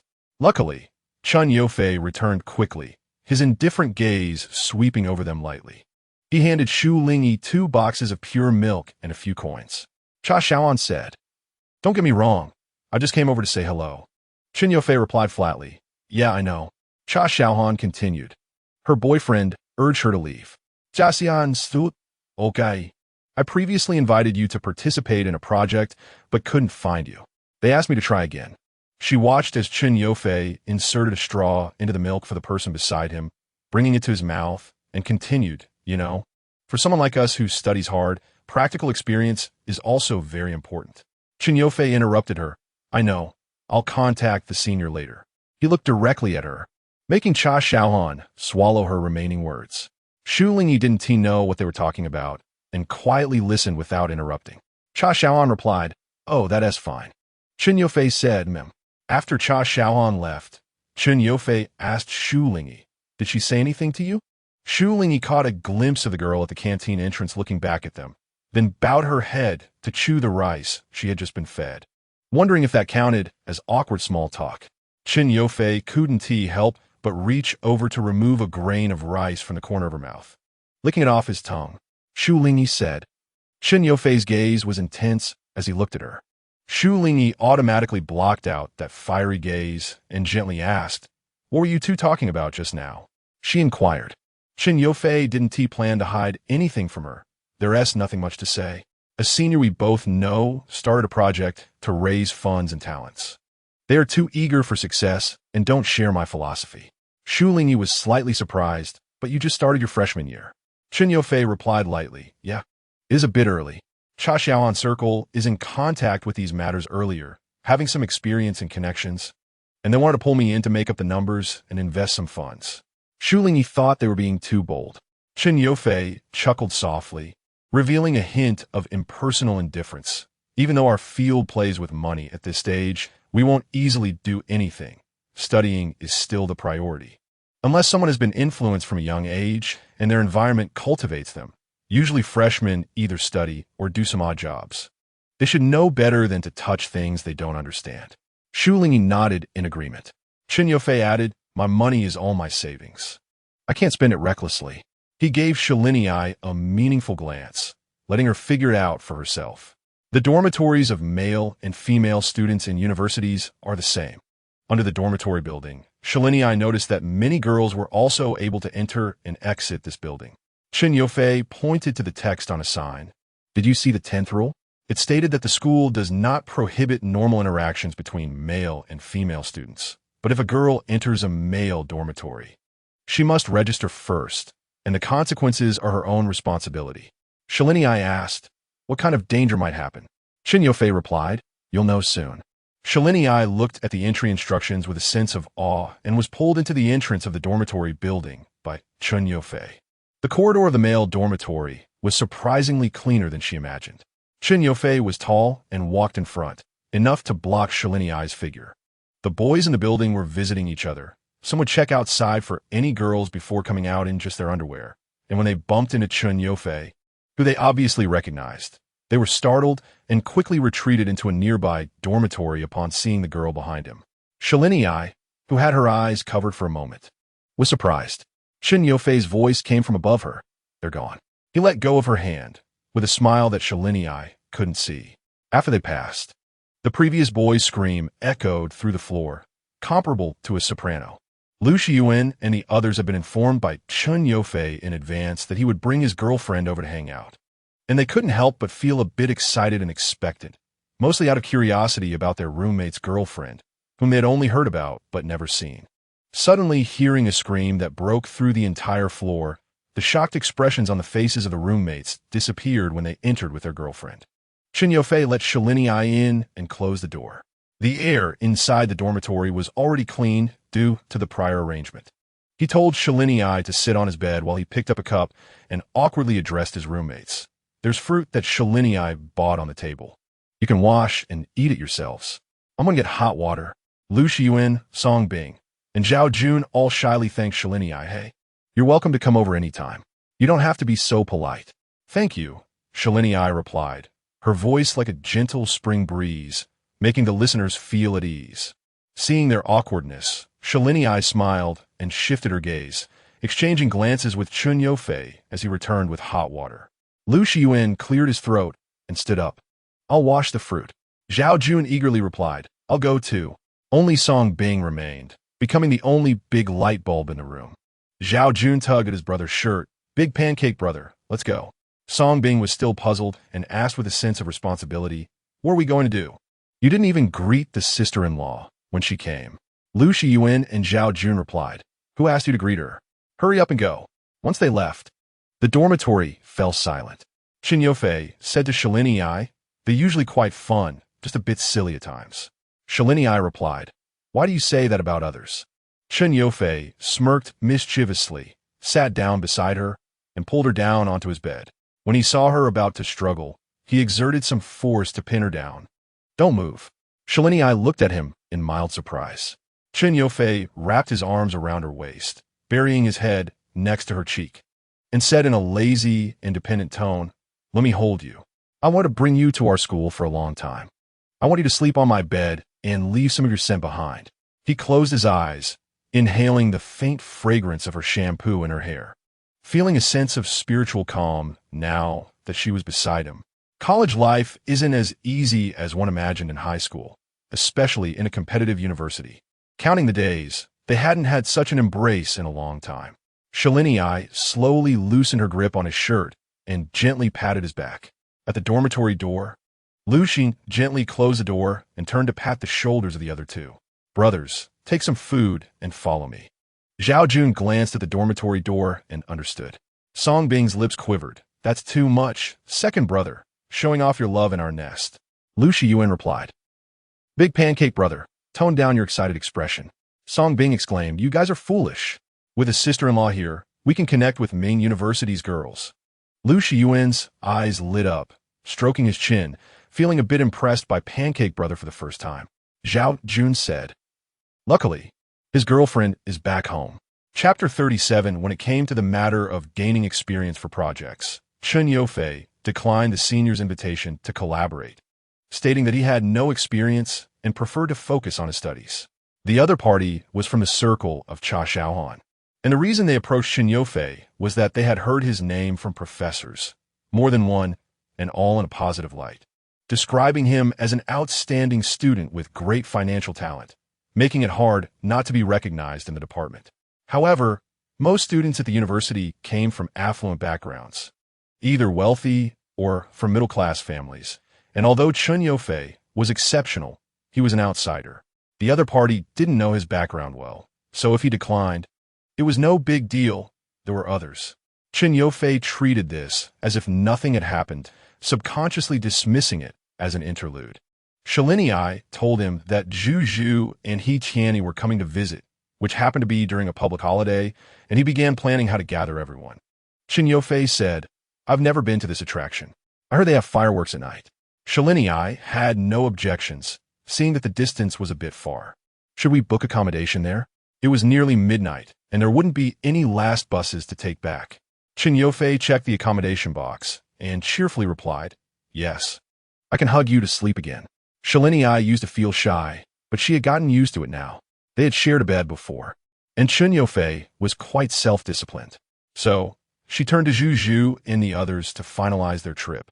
In Shu Lingyi's dorm, Fang Xian was a local and could choose to stay at school, while Karen and Lu Ying both expressed that they would return home for their first holiday in their freshman year. When Lu Ying came to ask if Shu Lingyi wanted to go back to the south with her, she seemed to have just ended a call with her boyfriend, and her eyes were slightly red. Shu Lingyi didn't want to ask if they had a fight and just looked at her with gentle eyes, waiting for her to speak. Lu Ying noticed that she seemed to be packing her things, brushing her hair aside, revealing her ear studs. Shu, are you and your boyfriend going home for the holiday? Let's go together." Shu Lingyi replied, "I have friends coming over to visit, so we won't go back so early." As soon as Lu Ying mentioned her boyfriend, tears almost fell, and she returned to her bed, dazed. Fang Xian and Karen exchanged glances and privately messaged each other that Lu Ying and Su Cheng had a falling out, and he was seeing two people at once. In the following days, Shu Lingyi saw her gradually recovering and starting to post photos with other boys on social media. Without asking too much, Zhu Zhu and He Tianyi headed straight to the university town from the airport. The four of them hadn't seen each other in a long time and were ready to have a blast. Shu Lingyi was almost knocked over by Zhu Zhu, who had an excited expression on her face. "I missed you so much, Shu." Shu Lingyi smiled back. "I missed you too." Zhu Zhu clung to her shoulder, almost wanted to kiss her, but was stopped by a look from Chen Yufei. He Tianyi pulled her back to his side and said, "What kind of hero would take advantage of Shu Lingyi? If you have the guts, come at me." His face seemed to say he would allow any kind of affection without resistance. Zhu Zhu exclaimed, "Get lost." Shu Lingyi hadn't seen them behave so playfully in person for a long time and was quite happy, which also lifted Chen Yufei's mood. When discussing how to get to the attraction, they all agreed, and Chen Yufei suggested, "Let's rent a car." Just like when they went skating in high school. They could rent a vehicle and a driver. That night, they had dinner at a restaurant near the school. Shu Lingyi and Zhu Zhu went to the restroom together. While washing their hands, Shu Lingyi looked up and through the mirror saw a couple walking down the hallway. One of them looked a bit like Lu Ying, and the other was somewhat familiar, but Shu Lingyi couldn't remember his name. After returning to the private room, she suddenly remembered that the boy had met Yuli before. His name was Chu Ziqing. Chen Yufei asked, "What are you thinking about?" As he poured her a cup of hot tea, Shu Lingyi replied, "It's nothing. I just thought I saw my roommate." The two exchanged a few simple words and continued listening to He Tianyi and Zhu Zhu complain about things happening at school. "Isn't live streaming really popular now? There's a guy in our dorm who live streams his lunch every day." Zhu Zhu said, "That's called male-eating broadcast," He Tianyi retorted. "Who cares? He doesn't eat as much as I do. He puts a bowl of dumplings and a bowl of rice in front of the camera and eats so slowly. He talked a lot too." Zhu Zhu clearly knew more than him, saying, "Eating broadcasts, if you finish eating quickly, how can you let people watch and give you tips?" He Tianyi didn't care about those things. He was just curious if they were fun. Shu Lingyi watched them bicker, and they seemed to have a good relationship. Exchanging a glance with Chen Yufei. "It's been a long time since it's been this lively," she sighed. Chen Yufei silently agreed. If those two ever stopped arguing, there would be a problem. After dinner, they walked back and hung around a bit nearby. Zhu Zhu and Shu Lingyi deliberately walked a meter ahead, leaving the boys behind. Shu Lingyi, being pulled along, was puzzled when Zhu leaned in and whispered, "You guys, are you okay?" "Huh?" Shu Lingyi didn't catch on. Zhu, playing with her keychain, said, "I mean, since coming here, has anyone tried to steal your boyfriend?" Shu Lingyi understood, but wasn't too sure. "I don't think so. At least so far. I haven't heard of anyone looking for Chun Yofei." Zhu sighed in relief. "That's good. But don't let your guard down, okay? In college, there are plenty of excellent girls. Our Fei Gu is so handsome. I'm just afraid someone will have their eye on him." After saying that, she suddenly added, "But don't be too at ease either. If he dares to fall for someone new, you just..." After parting from Zhu and the others, Chun Yofei walked Shu Lingyi back to school. "Is that all she said to you?" he asked. Shu Lingyi nodded. Zhu seemed reluctant to let them walk away without hearing their conversation, muttering about whether he had any wandering thoughts. Chun Yofei. Shu Lingyi pinched his ear, and under the moonlight, the atmosphere was just right. She asked, "Do you have any?" Chun Yofei lifted her chin and kissed her for a while before answering. After the kiss, Shu Lingyi's lips were rosy and glistening. Frowning seriously, she said, "What else could there be? Who else could I see in my eyes besides you?" Shu Lingyi teased, "You're so cheesy." She lightly scratched his chest. Chun Yofei caught her hand and smiled mischievously. "Then you should hold me tighter." Shu Lingyi furrowed her brows in curiosity, recalling how she had seen girls manage their boyfriends. She said, "You have to call multiple times a day, report where you are. You're not allowed. Not allowed to look at any girl besides me. And you can't talk to any girl besides me." As she spoke, she suddenly started laughing. "How was that even possible?" Chun Yofei asked why. Shu Lingyi replied, "Your mom is a woman, and you have other female relatives. If you don't look at them at all, your family would definitely scold you for being so aloof." After hearing this, Chun Yofei gently touched her face and said, "What is there to be afraid of? Just look at my Chun family's daughter-in-law." Recently, Shu Lingyi often heard him refer to her like that. "If we're going to have fun, we definitely need to stay out overnight." She skillfully packed her things into her backpack. If it was too heavy, Chun Yofei could clear out most of his space for her. Fang Xian knew she was going out with a friend she hadn't seen in a long time and ambiguously reminded her to be careful. Shu Lingyi, slightly confused by her gaze, smiled and continued packing. In the dorm, Luing seemed to have recovered quite a bit from her heartbreak. She said she had met a lot of new friends. Is the alcohol bad or the phone not fun? Why do girls want to date? The perfume on her table, which used to cost $300 to $400 a bottle, had already multiplied several times and upgraded to a luxury version. Shu Lingyi thought, there's nothing wrong with that statement. Regardless of whether it was right or wrong, she had to set off. No matter how much sadness lingered in the dorm, it wouldn't disturb her. Luing and Fang Xian saw her off at the dorm waving "have fun." Shu Lingyi had a great time. They hiked at a scenic area, where they set up a tent at the top of the mountain for the night. The next morning, they could enjoy the sunrise before heading down. Halfway up the mountain, Shu Lingyi got hungry. Chun Yofei had brought food and took out bread and yogurt to feed her. After finishing, there were also some cookies, making it feel like a spring outing with plenty to eat. On the way, they encountered an old lady selling tea, eggs, and water, and they bought some leisurely. Chun Yofei said, "Tonight we'll stay up here, and you'll share a tent with me." Shu Lingyi had just swallowed the last bite of egg white. The mountain wind blew on her face, making her cheeks flush. She had forgotten to bring a warm pack, and thought that if she slept close to him, she would be cold. Chun Yofei twisted the scarf around her neck, saying she didn't need it. He looked calm, his palms still warm, holding Shu Lingyi's hand as they continued up the mountain. When they reached the top, the staff mentioned there would be shooting stars in the coming days. Whether it was true or not was still unknown. Shu Lingyi and the others stayed up until midnight, but the shooting stars didn't appear. However, it wasn't a big regret, since they hadn't come just for the shooting stars. The night sky was still dotted with stars. Sitting at the mountain top, drinking hot tea and gazing at the stars, the group found it quite enjoyable.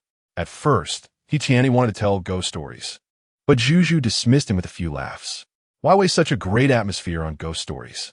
Zhu said, "Dumb straight guy." Tiani. After a bit of banter, the two crawled into one tent. Shu Lingyi took out her phone to capture the nighttime scenery of the mountain, feeling a bit regretful. It's all dark. Chun Yofei hugged her for a while, looking at the stars, then packed her directly into the tent. It's almost 2 o'clock. We should sleep.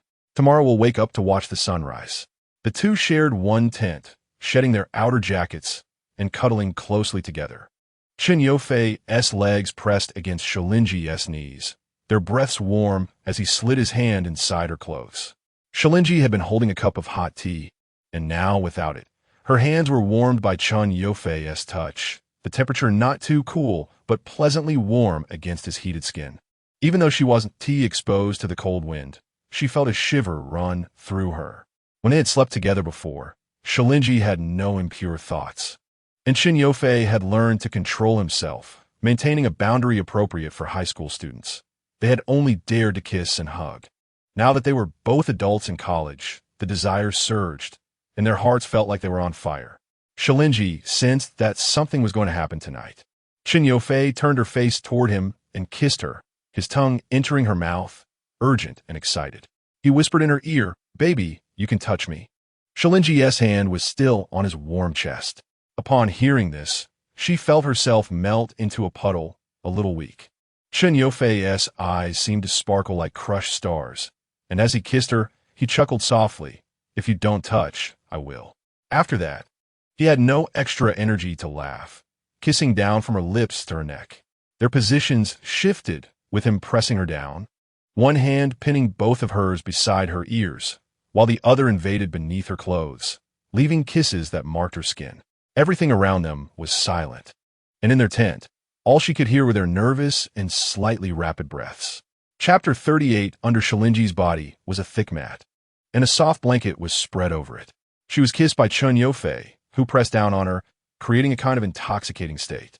The young man was full of vigor, and it had not been easy for Chen Yofei to hold back since high school. The two embraced for a while. He kissed her, took out a tissue to clean her up, and tidied everything before wrapping her in the blanket.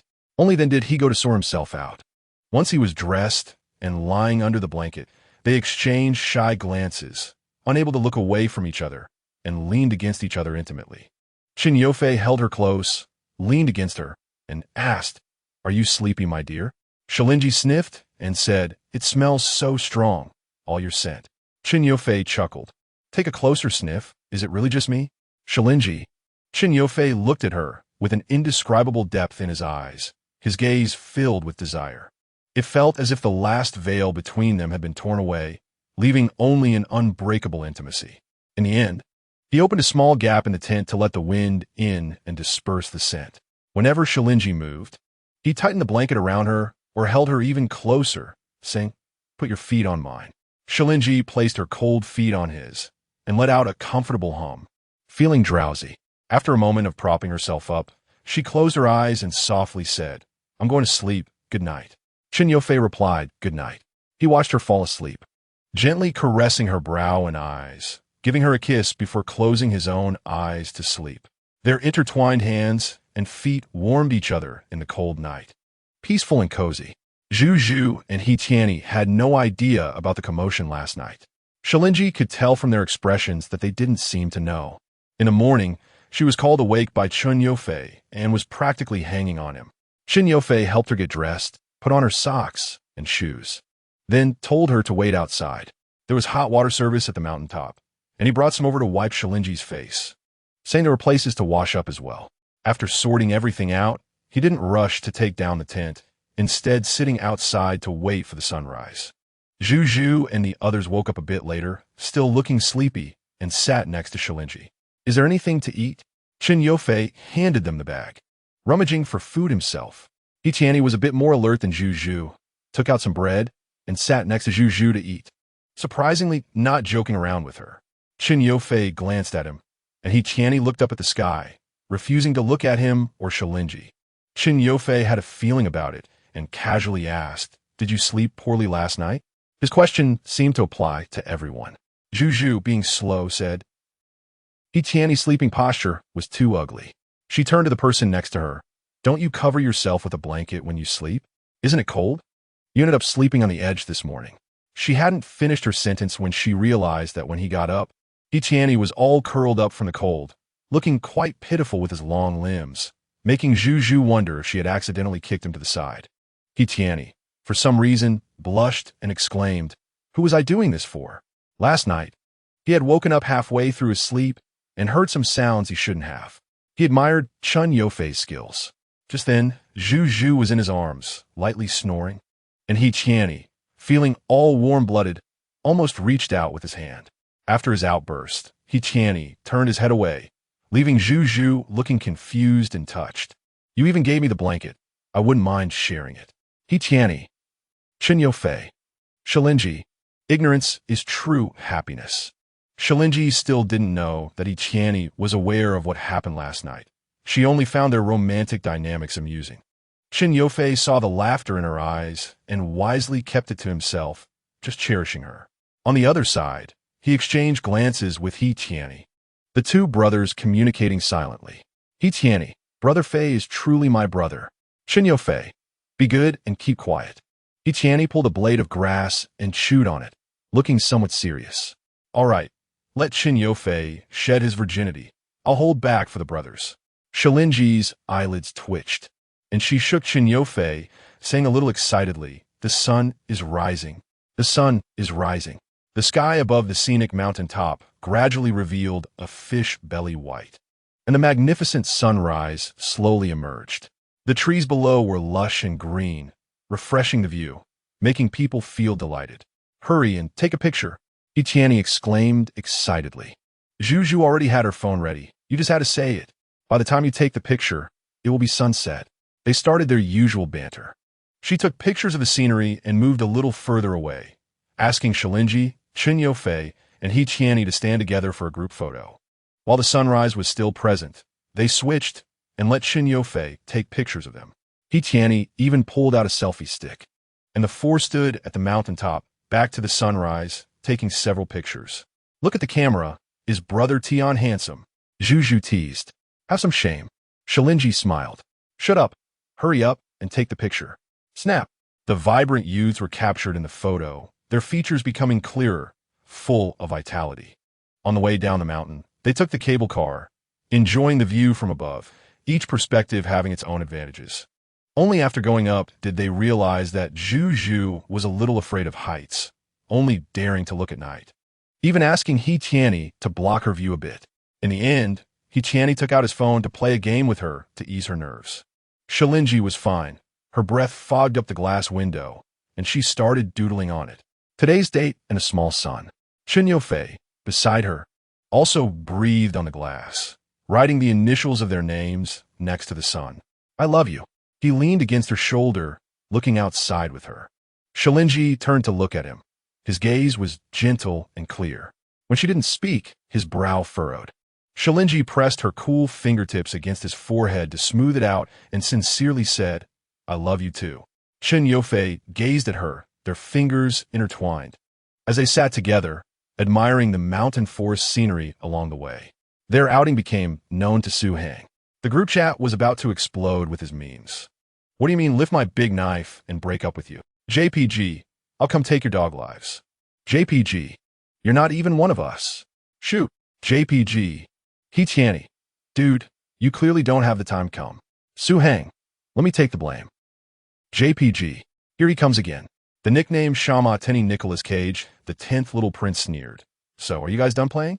Chun Yofei sent a few landscape photos, saying, almost. Su Hang invited you and you to dinner, being a good host.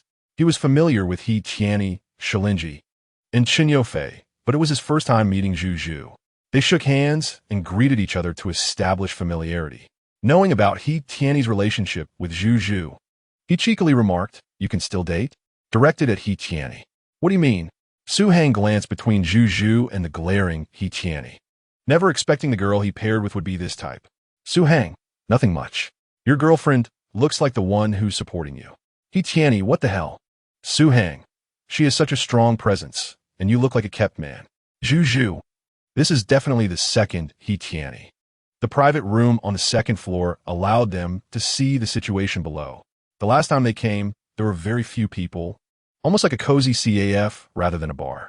This time, they directly sat down for dinner. Around 8 o'clock, it was already dark outside, and the music in the restaurant was melodious. Shu Lingyi watched the waiter going upstairs with dishes, feeling a sense of disillusionment with the bar atmosphere. Su Hang, who was not killed by He Qianni and Zhu, proudly lifted his chin and said, "Didn't he expect this, right? This is a hidden service. A special treatment for familiar faces. But the price for a meal here is even more expensive than outside." He secretly cursed Cha Hai for being a profiteer. Everyone was experiencing dining in a bar like this for the first time and adapted well. He rated the environment 4 stars, the ambience 5 stars, and the novelty was off the charts. Chen Yofei scooped a spoonful of steamed egg into Shu Lingyi's bowl, telling her to focus on eating first before looking at anything else. Su Heng asked, "Are you all going back for the New Year this holiday?" He Qianni retorted, "Not going back to celebrate with you. Are you giving me a red envelope?" Su Heng. With just one sentence, He Qianni's thoughts ran wild. Shu Lingyi handed a piece of rib to Chen Yofei and said, "For those going back, you can visit the south." Su Heng's eyes lit up. Zhu coolly remarked, "You might get beaten up for not knowing how to speak." Shu Lingyi and Chen Yofei chuckled, not helping him. This was all Su Heng's own doing. Su Heng held his breath for a moment, then called over the waiter for half a dozen beers. He looked at the others and asked, "Are you all drinking? It's rare for friends to gather like this." Zhu said, "North and South are connected. Cherish this bond." Su Heng spat out he conceded to this couple, glancing over at Shu Lingyi and Chen Yofei, thinking that their subtle show of affection was much better than what he was witnessing. At least it wouldn't make him feel nauseous. Fine, whatever you want." Zhu tried to mimic his northern accent, and He Qianni joined in, taking turns speaking until the waiter brought the beer. Su Heng shouted, "Drink. I'll drown you all. Are you bullying me for being single?" Su Heng continued, "Drink. You all drink too." Chen Yofei and Shu Lingyi each poured a cup of beer. Su Heng entered a provocative mode. "I wish you both a lifetime of togetherness. What do you think? Are we doing this?" Chen Yofei. Shu Lingyi. This silly kid offended 4 people at once. Chen Yofei raised an eyebrow and lifted a large cup, while Shu Lingyi took a sip and said, "I'll drink the rest for us." Su Heng hummed in agreement. Shu Lingyi drank, then said, "Should I drink a bit more?" She wasn't the type to get drunk easily, but she didn't want Chen Yofei to drink too much either. However, boys are not easily put down by beer, and He Qianni reassured, "Don't worry, it's just beer. As long as it's not liquor, everything is fine." Then the scene shifted to Shu Lingyi and Zhu focusing on their meal, while the 3 guys began drinking games. Chen Yofei was occasionally fed by Shu Lingyi until he said he was done eating. Beer was nothing to Su Heng. He could handle ergo too. Fortunately, they were on the 2nd floor, and their noise didn't disturb anyone below, nor were they being watched. Zhu and Shu Lingyi discussed the bar. Setting aside the peculiar restaurant-like service, it was quite comfortable, just like a CAF. There weren't any annoying people around. And Zhu and Shu Lingyi sat together at the railing looking down. Shu Lingyi nodded, "But the food here tastes pretty good." A vintage clock on the wall pointed to 9:30, and a band started performing on stage. The resident singer, with long hair, was androgynous, and began singing with a clear voice. More and more people gathered, both men and women, and the bar counter was filled. Shu Lingyi spotted Cha Xiaohan among her friends, and Zhu squinted. "Do you know her?" Downstairs, Cha Xiaohan also noticed them and looked in their direction for a moment. Shu Lingyi replied, "Yes, she's the owner's sister." Zhu asked, "Do you all know each other?" Shu Lingyi confirmed, "Yes, Chen Yofei goes to the same school as her." She found it odd that Cha Xiaohan was staring at her, but didn't think much of it. Cha Xiaohan was pulled away by her friends, but turned back a few times to glance at them on the 2nd floor. Shu Lingyi returned to her seat first, while Zhu lingered a bit longer, glancing back at her friends before moving aside to block Cha Xiaohan's view. Her expression was emotionless, and the reflection in her glasses startled Cha Xiaohan momentarily.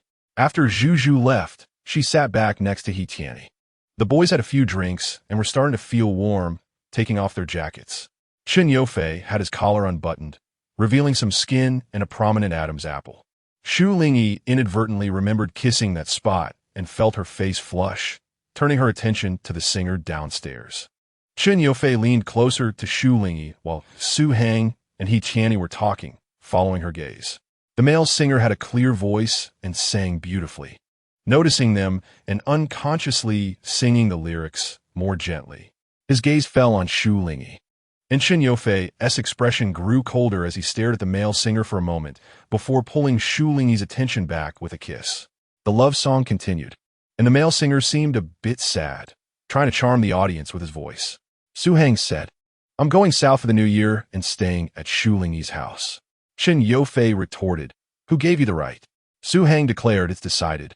I'll have my dad contact Uncle Shu tonight and let him take me in to have some fun.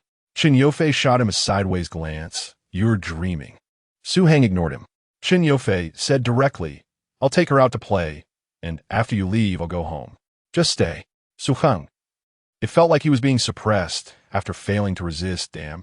He Tianyi looked at him with pity for 30 seconds. See? There's no good ending with Brother Fei. These days, those in relationships were the most arrogant. In chapter 39, they left to watch the fireworks. The entire process lasted only a few minutes. The brilliant fireworks vanished. After watching, most people left, while some stayed behind to chat with friends. Su Hang remarked. A bit of a letdown. The others silently agreed. Big cities banned fireworks, but this was an official city event. A short duration was still acceptable, and the fireworks were decent enough. Still, aside from him not camping with them, everyone had a great time.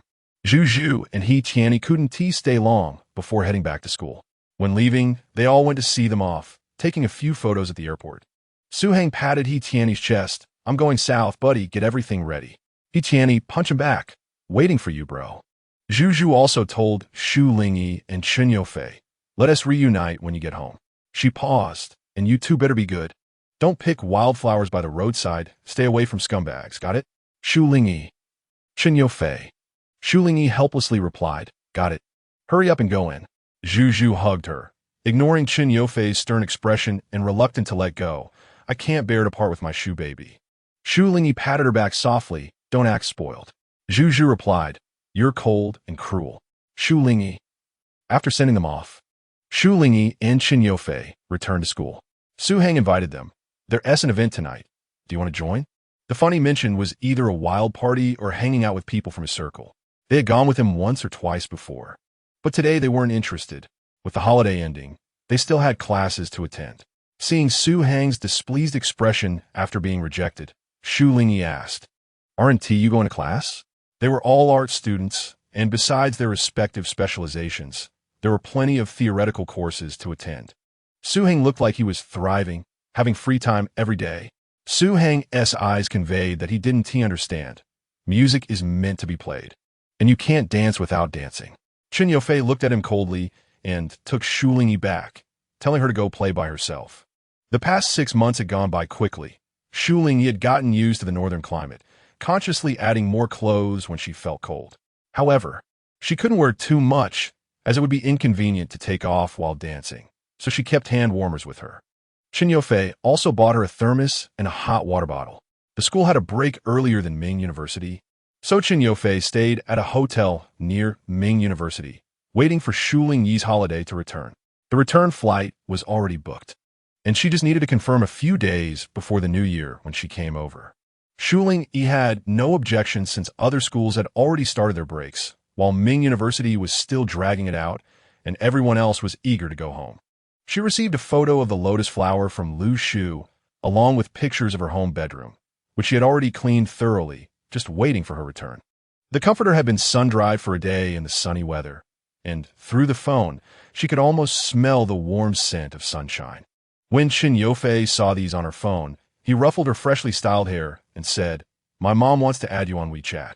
Shu Lingyi paused in her hair combing, looking stunned and seemingly easy to bully. One day at the piano store, after chatting with a lady renting a practice room, Li Xiangyi called while the kapok flowers were blooming outside. Son, is your timing ripe? After the routine exams, Fang Xian took the whole dormitory out for a short farewell dinner at a nearby couple's restaurant. When Shu Lingyi arrived, Lu Ying was showing He Karen and Fang Xian photos of the people at her phone. She waved, Shu, you're here too. Shu Lingyi sat down in the spot they had saved for her, and Fang Xian called over a waiter to refill their tea. Lu Ying raised her hand to reveal a person on her phone screen, saying, Look, isn't he handsome? In the photo, she was hugging a boy. He Karen leaned in with her teacup to take a look and said, Lu Ying got a new boyfriend. She wants us to check him out. Lu Ying pinched her cheek and said, You're right. The girl in the photo was good-looking, and the boy was handsome as well. Shu Lingyi glanced at it and thought they looked good together. The smile on her face was faint but sincere, making Lu Ying feel a bit happier. and she said, "I love you." She stuffed her phone back in her bag. Fang Shiyun's gaze landed on her bag. "Wow, this limited edition, did your boyfriend buy it?" Lu Ying shook it.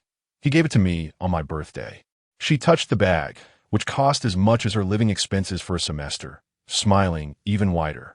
Among the four of them, only she and Shu Lingyi had boyfriends. Knowing it wasn't good for Fang Shiyun and Karen to discuss this, she noticed Shu Lingyi had been wearing the same pair of earrings for half a year. She had seen them at the mall jewelry counter, priced at $2,000 to $3,000 a pair. She only wore one, and the other one was presumably on her boyfriend's ear. Of course, it couldn't compare to the CL bags that cost around $10,000 to $20,000. Noticing Shu Lingyi's gaze on her ears, Shu Lingyi looked at her curiously, and Lu Ying smiled and looked away. A new message came in on WeChat. Chen Yofei told her to wait for him to pick her up after she finished eating and help her pack her luggage to send it to the hotel. Shu Lingyi lowered her head, forgetting the earlier scene, and replied to him on her phone. After finishing the meal, Lu Ying stood at the door of the restaurant and asked, "Are you really not coming with us?" Aside from Shu Lingyi, Fang Shiyun and Karen both agreed to Lu Ying's suggestion to go to a bar. She waved and said, "You guys go ahead, but don't stay out too late." Chen Yofei was already waiting for her at the school gate. She checked the time, her expression firm, and Lu Ying couldn't persuade her otherwise, reluctantly saying, "Okay then." As Fang Shiyun left, she whispered in her ear, "The dormitory Annie is not here today. Boys can't enter the Ming University dormitory, and since it was the holiday, there weren't many people around. The dormitory supervisor wasn't strict, so they could bring people in." Shu Lingyi smiled at her teasing look and pushed her away. "Go on, but drink less." Fang Shiyun blew her a kiss. Lu Ying's boyfriend came to pick them up, and from across the street, Shu Lingyi casually glanced at him before turning back to find Chen Yofei. Chu Ziqing chuckled and asked, "Hey, why is one missing? Isn't your other roommate coming?" Lu Ying got into the car and touched up her makeup to see if anything was smudged. Fang Shiyun replied for her, "She has something to do and isn't coming with us." Lu Ying applied lipstick and said, Shu is too well-behaved. Going to a bar is too dangerous. So we should go." Karen weakly added, "It's my first time too." Fang Shiyun patted her back. "What are you afraid of? I'm here. Just stay by my side and don't run around." The sky grew darker, and light rain began to fall on the road.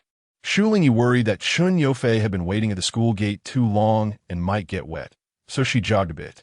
She had a small, portable folding umbrella with her, but it wasn't very big. From a distance, she saw the figure of a boy holding a large black umbrella, and she felt relieved. "Why are you running so fast?" Chen Yofei pulled her under the umbrella and touched her slightly damp hair on her forehead. Shu Lingyi was warm from running and looked up, saying, "I was worried you didn't bring an umbrella and would get wet." Chen Yofei brushed aside the hair sticking to her neck to cool her down, saying, "Next time, don't run. It's not comfortable and dangerous." On rainy days, the light was dim, and cars were passing near the school. He didn't want to see her get hurt. Shu Lingyi responded, "I'll just tie my hair up." Chen Yofei replied, "Okay." He held the umbrella in front of her, trying to keep both of them as dry as possible while patiently waiting and watching her tie her hair. "Here," he pointed to a stray strand of hair. Shu Lingyi picked it up and wrapped it around the end a few times to secure it, saying done. Chen Yofei saw she didn't retie it and curiously looked at her hair before taking her hand, his lips curving upward. "Lead the way, baby." Shu Lingyi was puzzled about why he was in such a good mood and looked at him in surprise. Chen Yofei's eyes shifted. Shu Lingyi held his hand and said, "This way." Along the way, they encountered a few pedestrians, some without umbrellas and some walking quickly. As they passed by, people gave them surprised looks for leisurely walking under the umbrella. Ignoring those gazes, Shu Lingyi pointed to a building, saying, "That's the library. There's an artificial lake behind it. It's a pity it's raining today. We can't go see it." Chen Yofei listened intently to her. Shu Lingyi expressed a regret, saying, "Next time when the weather is nice, I'll take you to see it."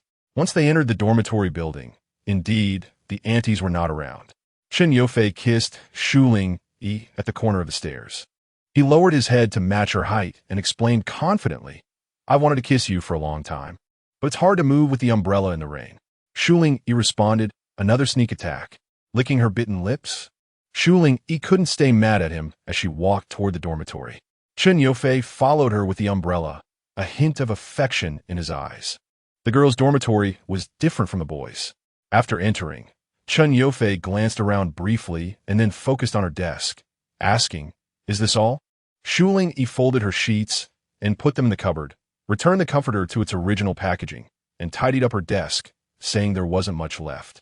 Lu Shu had already bought her clothes and skincare products at home, so she couldn't take much back. Shu Lingyi selected a few books to take with her and was almost done packing. Chun Yofei wiped her desk and chair with a tissue. When Shu Lingyi turned around, she saw him kneeling slightly to clean seriously. His nails were trimmed neatly, and he shouldn't have any stains on them. Shu Lingyi squatted down beside him and took out a tissue to wipe. Chun Yofei glanced at her clean bed and the suitcase standing nearby, realizing she was done, raised an eyebrow, and asked, "What are you doing?" Shu Lingyi was slightly startled and said softly, "I'll help you." The boy's fingers came into view, firmly blocking her, saying, "No need, Shu Lingyi." The tables and chairs in the dormitory had been used for a long time, having changed hands a couple of times. As long as they were kept intact, they really wouldn't be too clean. Shu Lingyi usually cleaned them, but whenever she got busy or had to get up for class, she could only keep things tidy. Detailed wiping was rare. Chun Yofei gently patted her fingers and raised his eyebrows, saying, "Everything about you is for dancing. Be good. I'll take care of it." He couldn't bear to see her touching these things. He didn't want her to get her hands dirty either. Shu Lingyi sighed. "Am I asking you to come just to clean?" She looked at his hand, noticing the tissue he was holding had already gotten a bit dirty, and said, "Your hands are important too." There was a smile in Chun Yofei's eyes, deep with affection. But he just believed that Shu Lingyi shouldn't touch these things. With their faces close, Chun Yofei touched her nose and said, "Be good and dance, okay?" Shu Lingyi laughed and said, "Next time, I won't let you come to the dorm." Chun Yofei, "No way."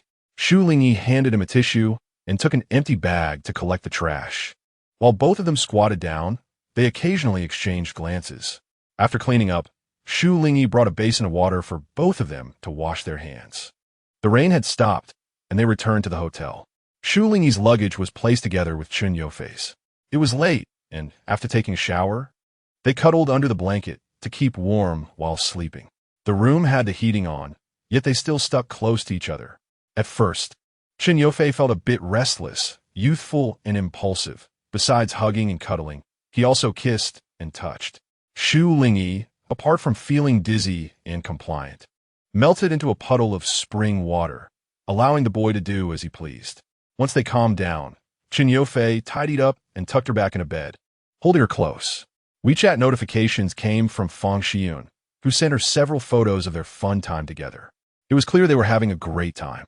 Chun Yofei looked at a photo of Lu Ying and Chu Ziqing together and asked Shu Lingyi near her ear, "Did they invite you to play today too?" Shu Lingyi scrolled through the screen and replied, "Yeah." Chun Yofei stared at her phone. Noticing his silence, Shu Lingyi looked at him curiously. "What's wrong?" The boy said softly, "Do you want to go? If you want to go back to the flower market, I can take you to have a look. It wouldn't be for long. Just a quick tour and then take her out. Those places could be fun with him around." But he still had to be cautious of anyone who might come and disturb her. Shu Lingyi silently looked at him, suddenly smiling. "What are you thinking about?" If she wanted to go, she would have told him earlier, but she wasn't very curious about those places. Whether she went or not didn't really matter. Chun Yofei understood her meaning, and seeing her obediently staring at him, pure and harmless, his male vanity swelled rapidly. "Don't look." He covered her eyes. "Shu Lingyi." Chun Yofei's lower body stirred, and he said in a slightly excited whisper, "I'm getting hard again." "Shu Lingyi." The plane landed. Back in the south, the humid air hit them, making those who had been away for a long time feel slightly uncomfortable. Chun Yofei and Shu Lingyi got off the plane and walked out of the airport hall, where Li Xiangyi had already arrived to pick them up. Shu Lingyi walked a bit slowly, saying, "I could just take a car back myself. No need for Annie to drive me. It's too much trouble." Chun Yofei lightly dismissed her, stubbornly saying, "You promised." It was impossible for Shu Lingyi to think about going back by herself. Even if Li Xiangyi didn't come to pick her up, Chun Yofei would still take her. Earlier at the hotel, Chun Yofei had already agreed with her to go back together, without needing Lu Shu and Xu Zheng to come pick them up. But he hadn't mentioned that Li Xiangyi would be waiting for them at the airport. Outside, A woman dressed elegantly in a qipao turned to watch them, her smile gentle as water. Chapter 40. For Shu Lingyi, Li Xiangyi had met her once, but they hadn't seen each other since the college entrance examination. This woman, cultivated into a refined lady since childhood, had the same gentle and elegant demeanor as Shu Lingyi. Knowing how to soften her tone when facing the slightly nervous girl, she said, "Lingyi, are you still cold? Go and put your and Chen Yofei's luggage in the trunk. I'll take you both home." Shu Lingyi's nervousness eased a bit, and she obediently called out, "Andy." Li Xiangyi smiled and waved, going to sit in the driver's seat to wait for them. Chen Yofei let Shu Lingyi stand beside him as he lifted the luggage into the car, teasingly saying, "Don't be scared. My dad isn't here yet." Shu Lingyi. They sat in the back seat, and Shu Lingyi took out wet wipes to carefully clean Chen Yofei's hands, even wiping his fingernails. Li Xiangyi adjusted the mirror, unintentionally catching the eye of her son, her face filled with interest. The car drove out of the parking lot towards home. At a red light, Li Xiangyi took out a bag of dried fruit snacks for Shu Lingyi, saying, "Are you hungry? Have a little something to fill your stomach." Chen Yofei helped her open the bag and fed her a piece. Li Xiangyi continued, "I originally booked a table at Xinghe restaurant to take you both out for dinner, but your mom might be waiting anxiously. Can you give Annie a chance to have a meal together next time?" Shu Lingyi shyly replied, "Thank you, but I'm afraid it would be too much trouble for you." Chen Yofei, chewing on a dried fruit, said, "What trouble? It just makes it convenient for Aunt Shun." He looked at his mother. No need for her to cook. Shu Lingyi glanced at him, but his hand held hers tightly, facing her son's teasing. Li Xiangyi wasn't upset at all. The car turned onto another street, and she said, "Even your dad has no objections to me not cooking. What else do you want to say? So it's settled. We can do it before or after the new year. Lingyi, don't be afraid to let Annie and your mom connect. Just pass the message." Shu Lingyi was surprised that Li Xiangyi and Lu Shu were in contact. Chen Yofei leaned down and softly said to her, "Once you become Mrs. Chun, you have to cook if you don't want to. We can go out to eat." The mention of Mrs. Chun made Shu Lingyi's heart tremble. After being away for half a year, many kapok trees have been planted along the streets, their fiery red flowers in full bloom, passing through the old street, merging into traffic and then dispersing. The sky outside the car was a grayish blue. Shu Lingyi saw several small residential buildings at the end of a long street. Chen Yofei pointed out which building was his home. The neon lights flickered, and Li Xiangyi played soft music in the car, mixing with the light chatter of the boy and girl. The restaurants on the street were bustling with people, creating a sense of loneliness in the world, while the inside of the car felt incredibly warm. "Look over there," Chen Yofei said. "The takoyaki shop you like has been renovated." It had expanded from 1 floor to 2, and the weathered green paint on the outside had been repainted, with a few hanging plants added at the entrance. Shu Lingyi's starry eyes sparkled as she said, "Let's go eat there next time." She still remembered how interesting the owner was. After being away from home for so long, her first priority was to eat all the delicious food she remembered. Chen Yofei replied, "Yeah, and that Rongji place too." In front of the alley, Lu Shu stood at the door wearing a soft shawl, waiting. She looked at Shu Lingyi as she got out of the car and stepped forward. Chen Yofei took down Shu Lingyi's suitcase, and just before Lu Shu arrived, he pulled her over and kissed her. Shu Lingyi was shocked, and Chen Yofei whispered carelessly, "Andy's coming." He lowered his head and closed the trunk, as if nothing had happened. Li Xiangyi got out of the car, standing in front of her future mother-in-law to support her son, Lingyi's mom. Lu Shu raised her hand to block her, first assessing Shu Lingyi before smiling warmly in response. "Auntie, thank you for bringing her home. You've worked hard." Shu Lingyi and Chen Yofei were both puzzled by the way they addressed each other's mothers. Chen Yofei's face froze, and after a while, he hesitantly smiled and called out, "Annie." Li Xiangyi glanced at her son. It had been many years since she had heard this form of address. At this age, her son might not be able to handle it. But even if he couldn't, he had to endure it. The meaning in her eyes was obvious, which Chen Yofei caught out of the corner of his eye, leaving him feeling extremely complicated. Lu Shu then looked at the boy. Compared to the time they had shared a meal in high school, he now resembled a proper adult. Clean in appearance, with no signs of hardship in his features, exuding a sense of integrity and calm that was very attractive. She nodded, since they were already here. Why not come inside for a bit if it was convenient? There was parking in front of the door. Li Xiangyi raised her hand to check her watch and said softly, I'm afraid there isn't much time.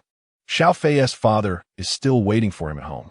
She then told Lu Shu directly, next time call me again, and I'll come in to sit for a while. Lu Shu's eyes flickered as she glanced at Chen Yofei and Shu Lingyi, and the two children exchanged a tacit glance that seemed to carry reluctance. All right, she said unexpectedly, then let us have some tea together. A look of surprised joy appeared in Chen Yofei's eyes, though it vanished quickly as he smiled and said, Thank you, Auntie. Lu Shu chuckled lightly, with a hint of a hum, as she took Shu Lingyi and bid farewell to them while walking into the house. She remarked to the girl, that boy, he is probably quite the sly one. Very shrewd. Shu Lingyi looked back as the car they arrived and drove away. In the passenger seat, Chen Yofei silently watched her walk through the door. He could see into the yard through the main door. Her home had added many flowers, and among the greenery, the pot of lotus flowers had bloomed again, its appearance graceful like a young girl. On her first day back home, Shu Lingyi had a warm and cozy sleep. In her room, she could hear the sound of the television and Lu Shu's laughter, with vague sounds of Xu Zheng's voice in the background. Life was peaceful. You're back to eat tofu to replenish your energy. You want to feel uncomfortable, Lu Shu chanted. The bowl of tofu bought by Xu Zheng was steaming on the table, and Lu Shu had stuffed a spoon into Shu Lingyi's hand, caring for her as she did when she was younger, saying, Look at my good child. You seem to have lost weight.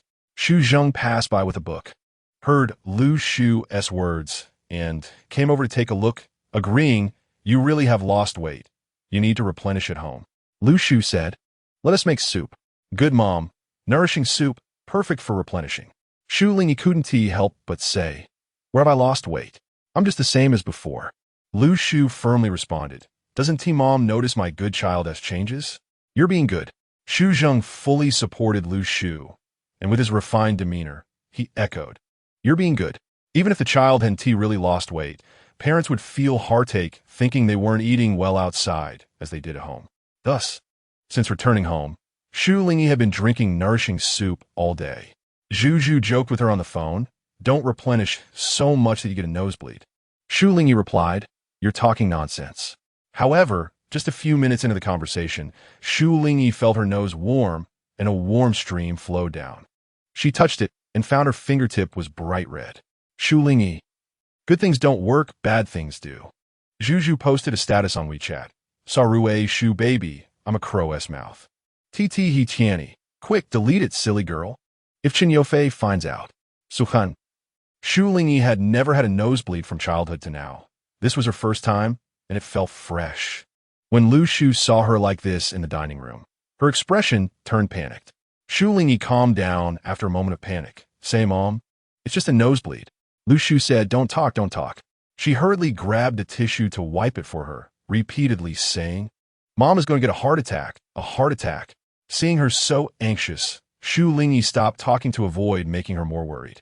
Lu Shu pinched her nose, took a deep breath, and asked, How could you get a nosebleed? Have you over-replenished? Shu Lingyi blinked her eyes, as if to say, Yes, Mom.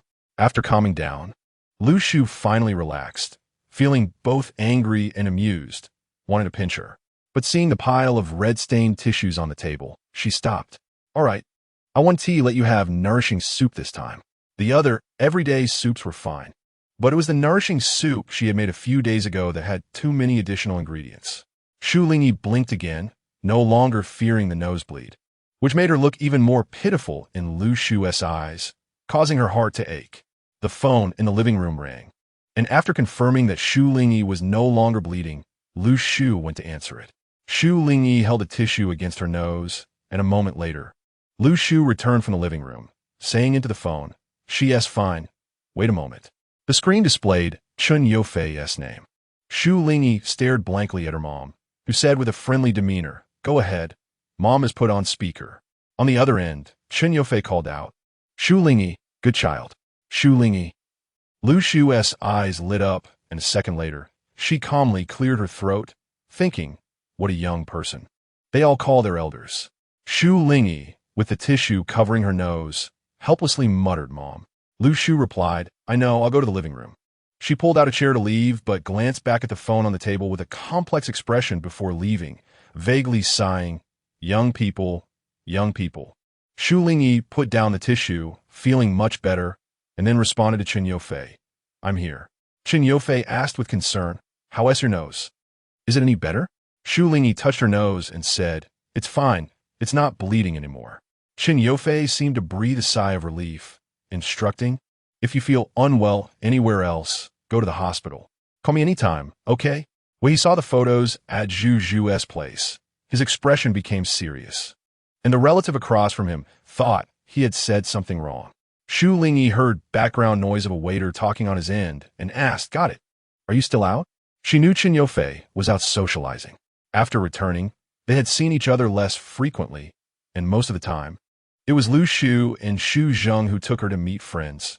Chen Yofei was often meeting more relatives and acquaintances, with dinner parties happening all day long. He seemed to be busy, yet it appeared he was not. For the necessary encounters, Chen Yofei had to be present. Those were the connections that Chen had arranged for him, gradually integrating him into his parents' network of relationships. Chen Yofei replied softly, there's a relative who enjoys drinking. I'll have to drink later. He tugged at his collar, leaning against the wall to rest, the smell of alcohol wafting from him. Shu Lingyi sighed and said with concern, I'm fine now. You should take care of yourself too. Can't we use tea instead of wine? Chen Yofei appeared to be in good spirits, his eyes bright and lively, with a faint sheen of moisture over them. The contours of his face were even more striking in the dimly lit hallway, making him look exceptionally handsome. I'll find a way not to drink too much. He was the only son in his family, and there were always people in his parents' social circle who were not convinced, comparing their children to him. Chen Yofei was clear about this in his heart. His calm demeanor surprised others as he raised his wine glass, while others scrutinized him with the gaze of an adult.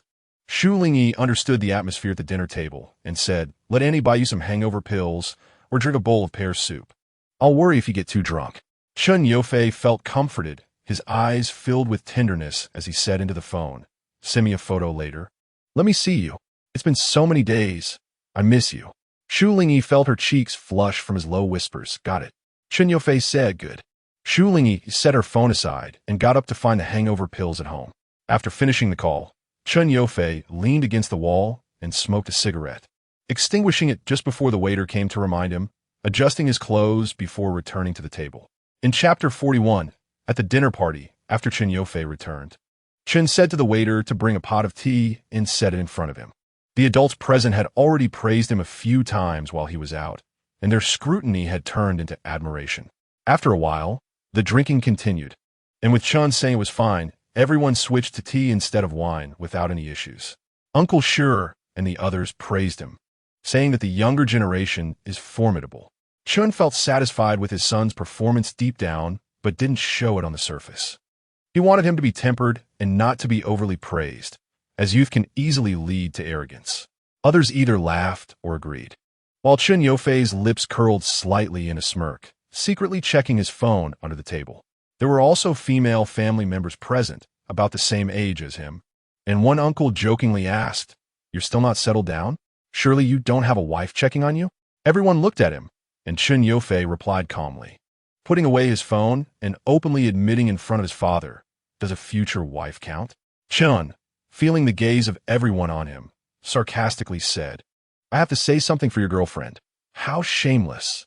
The adults at the table burst into laughter, and when pressed for more, the young man was reluctant to say anything further, until the gathering dispersed, standing outside the hotel to see off a group of people. Chen Yofei handed his car keys to the designated driver to go home. Chen asked, are you going out? Li Xiangyi is not home. She went to a spa with a bunch of rich ladies. If my son goes out, there's only him left at home. After tidying himself up, Chen Yofei was putting on his shoes at the entrance when he arrogantly replied, without looking up, I'm going to see my wife. He dropped that line and left. Chen was left feeling frustrated. You rascal. What a sin. That night, with the cool breeze blowing, Shu Lingyi was waiting for him at the street corner. It wasn't long before the noticeably confident young man arrived, his earlier arrogance towards his father completely gone. Chen Yofei pulled his hand out of his pocket and embraced her. Have you been waiting long? He asked. Shu Lingyi replied, not really. After sniffing the scent on his chest, she added, "You smell strongly of alcohol. You must have drunk quite a bit." Chen Yofei pressed her shoulders down and stepped back slightly, feeling a bit awkward as he said, "Is it really bad? I changed clothes, but you can still smell it." Shu Lingyi looked up and could see the watery color in his eyes. Feeling a little shy, but maintaining her calm demeanor. "It's actually not that bad."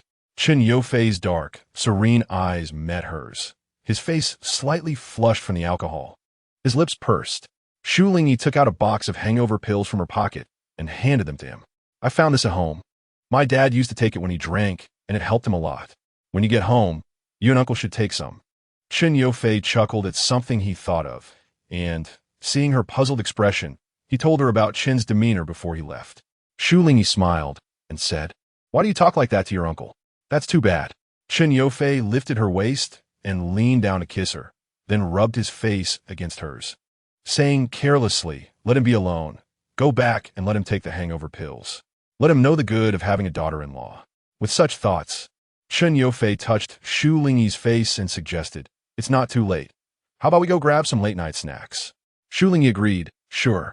The little store selling takoyaki on the street was still open, with the owner leaning against the counter, playing a game on his phone, casually glancing at the incoming customers before looking down again. "Oh, rare customers," he exclaimed. Shu Lingyi and Chen Yofei greeted him and sat down at their usual spot. "What do you want to eat? Is it the same as before?" the owner asked. Chen Yofei, interested, replied, "You still remember our tastes?"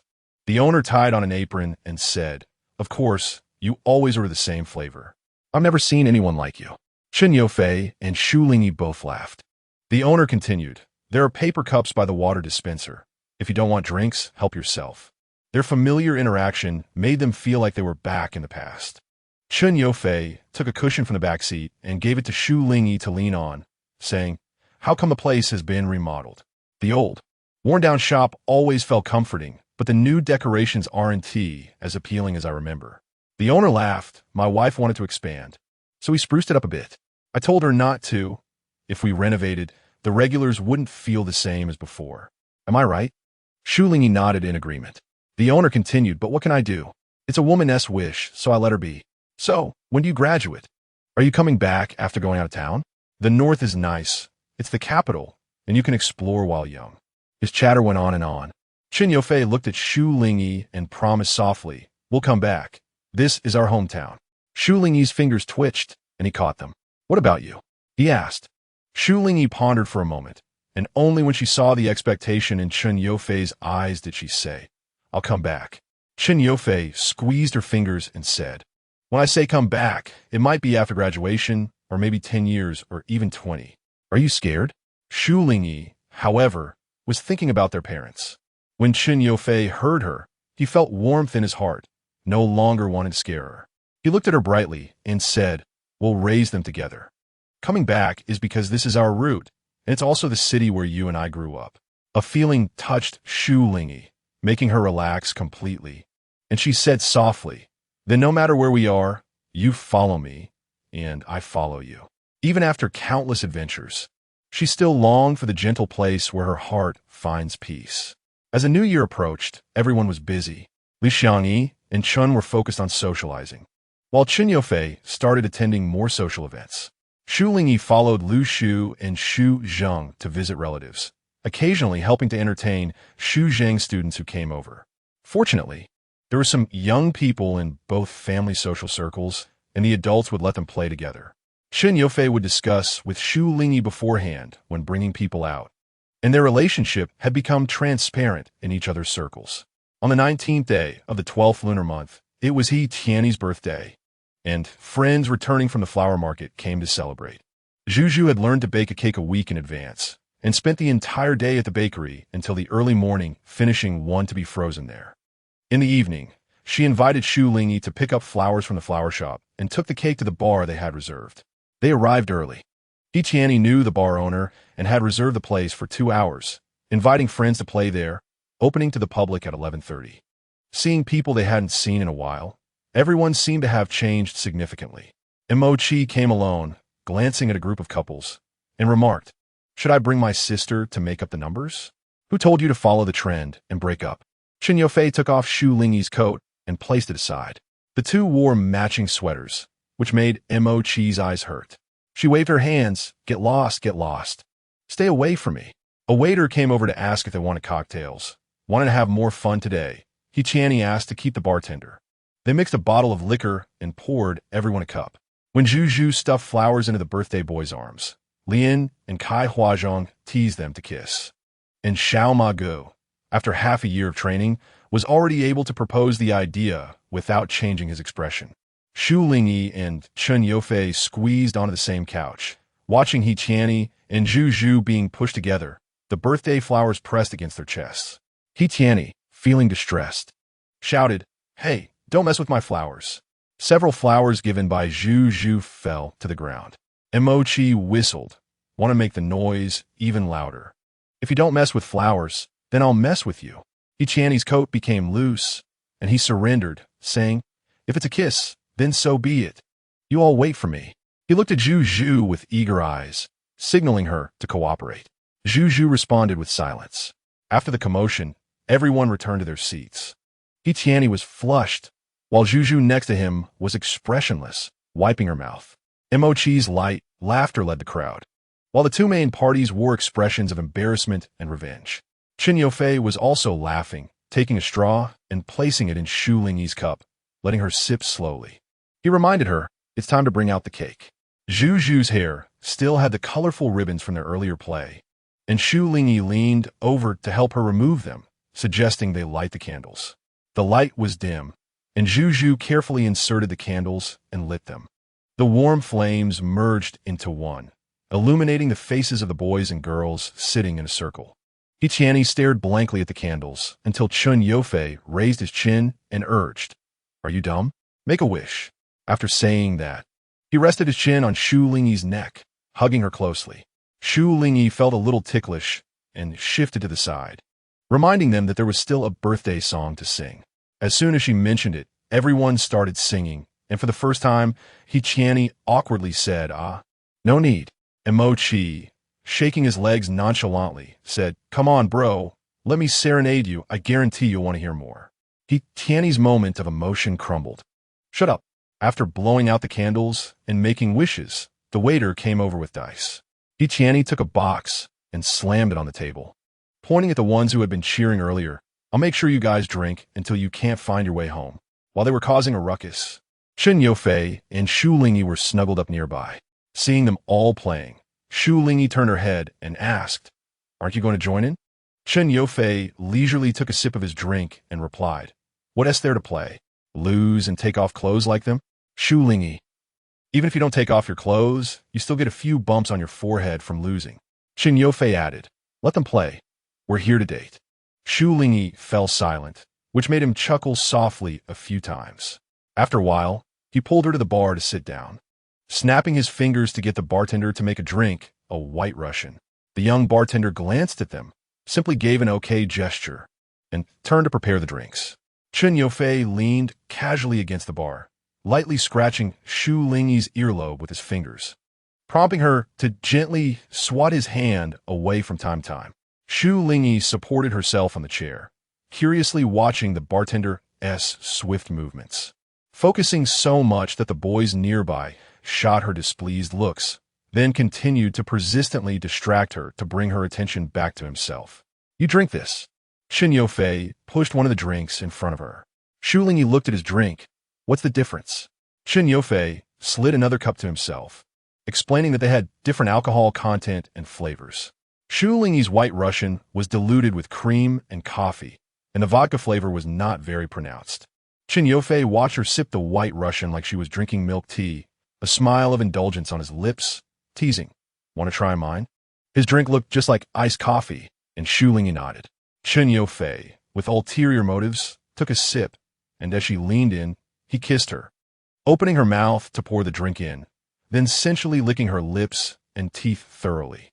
Shu Lingyi coughed lightly, her nose slightly red, her lips moist, looking at him innocently and pitifully. Chen Yofei leaned closer, wrapping his arms around her waist, apologizing, "Baby, I was wrong." Shu Lingyi's eyes widened even more, her eyelashes fluttering, making one itch with desire, as she reproached him sweetly. You always act recklessly. After staying in the bar for a while, the warmth made it feel like spring, and Shu Lingyi, feeling hot, tied her hair up, revealing her fair neck in the dim light, looking quiet and elegant as she lowered her head, her sweater beautifully outlining her curves. Chen Yofei noticed her finish the last bit of her white Russian, her breath carrying a faint milky coffee scent. And only when close could one catch a hint of alcohol. Good girl. While tying her hair, Shu Lingyi felt soft and weak, thinking it was just the heat. Responding softly, Chen Yofei, noticing the slightly tipsy look in her eyes, said, "Let's go." He Tianyi and the others were surprised that Chen Yofei and Shu Lingyi were leaving first. They handed him gifts, and Chen Yofei patted his shoulder, saying, "Happy birthday." "You guys continue." He Tianyi was puzzled, wondering why they would go for a walk at this hour after drinking. Mo-chi kicked him in despair. "Stop talking nonsense. Are we playing or not?" With him interrupting, He Tianyi stopped being tangled up in thoughts. Chen Yofei said to them, "Let us gather again when we have time." Shu Lingyi beside him, if one looked closely, could see her gaze was a bit dazed, the alcohol's aftereffects making her feel slightly dizzy. By the time He Tianyi came to his senses, the two had already walked far away. Shu Lingyi wasn't particularly drunk. Her mind was still aware of her state. Chen Yofei held her hand, and Shu Lingyi, who was much shorter than him, obediently followed, her eyes focused on the ground, taking one step at a time. Even if she felt weak, she tried to stick close to him. When Chen Yofei saw her like this, he happily tightened his grip. When they stopped near the hotel, Shu Lingyi's slight drunkenness changed from 7 parts to 4. Chen Yofei squatted down, looking back at her affectionately, saying, "Baby, I'll carry you inside." The streets were nearly empty in the cold night, with only the brightly lit hotel lobby in the distance. Shu Lingyi had sensed this day would come, but she still felt nervous. Chen Yofei maintained his gaze on her, patiently waiting for her response without rushing her. Eventually, when Shu Lingyi moved forward, she stumbled slightly, almost falling to the ground. Chen Yofei quickly moved aside, becoming a cushion beneath her, and she ended up sprawled over him. She heard his deep and clear laughter, saying tenderly, "Come on, I'll carry you over the threshold." Passing through the hotel door, everything would be different from tonight onwards. Shu Lingyi couldn't recall the front desk's expression at that moment. When she fell onto the bed, she felt her whole body go soft, like a lazy cat rubbing against a soft cushion, her eyes hazy, and all she could see was Chen Yofei's gentle face as he helped her take off her shoes and clothes. Chapter 42. In the morning, Shu Lingyi woke up drowsily, feeling warm in the blankets, with a body like a furnace pressed against her back, long limbs encircling her, a knee arrogantly resting between her legs. She felt warm and refreshed, a hand moving from her waist to her chest, and the boy was already awake, beginning to rub against her. "Baby, let us do it again." "Do what?" Shu Lingyi was still a bit dazed when Chen Yofei had already started moving. After it was over, she felt as if she had been pulled out of water. After they finished, Chen Yofei gently kissed her back, holding her close and rubbing against her. "Baby, talk to me." Shu Lingyi was momentarily lost, took a while to respond with a soft closing her eyes and then opening them again, feeling languid all over. Chen Yofei didn't leave her alone, patiently waiting for her to recover, brushing her damp hair aside, his hands gently caressing her from top to bottom. After a long time, Shu Lingyi murmured, "Do you still want more?" Chen Yofei rested his head against hers, looking down at her, chuckling softly, and as he moved, the person in his arms shrank back. "Let's take a break." Shu Lingyi sighed in relief. The curtains in the room were drawn, obscuring the outside light, and the time could only be seen on the phone. Chen Yofei put both their phones aside, holding Shu Lingyi and leading her to the bathroom for a bath. During the process of washing her and wiping her body, he couldn't help but want to do it again, this time with utmost gentleness and slowness, causing the water in the bathtub to overflow and wet the tiles. Breakfast time had already passed, so he ordered other meals to be delivered and even requested the room service staff to buy her a change of underwear. He also replaced the spare sheets in the hotel cabinet with new ones. Shu Lingyi was tucked into the blankets, wearing the long-sleeve top that Chen Yofei had given her, with only a small piece of underwear underneath. He wore a bathrobe, his black hair messy and still dripping with water, sitting cross-legged facing Shu Lingyi, exchanging deep kisses from time to time and whispering intimate words. Mainly, Chen Yofei, with a smile in his eyes, asked her, "Did you like it that way?" Shu Lingyi's lips moved slightly, not liking it. Her thick eyelashes concealed the shyness in her eyes. Chen Yofei leaned closer and asked softly, "Do you want to try again?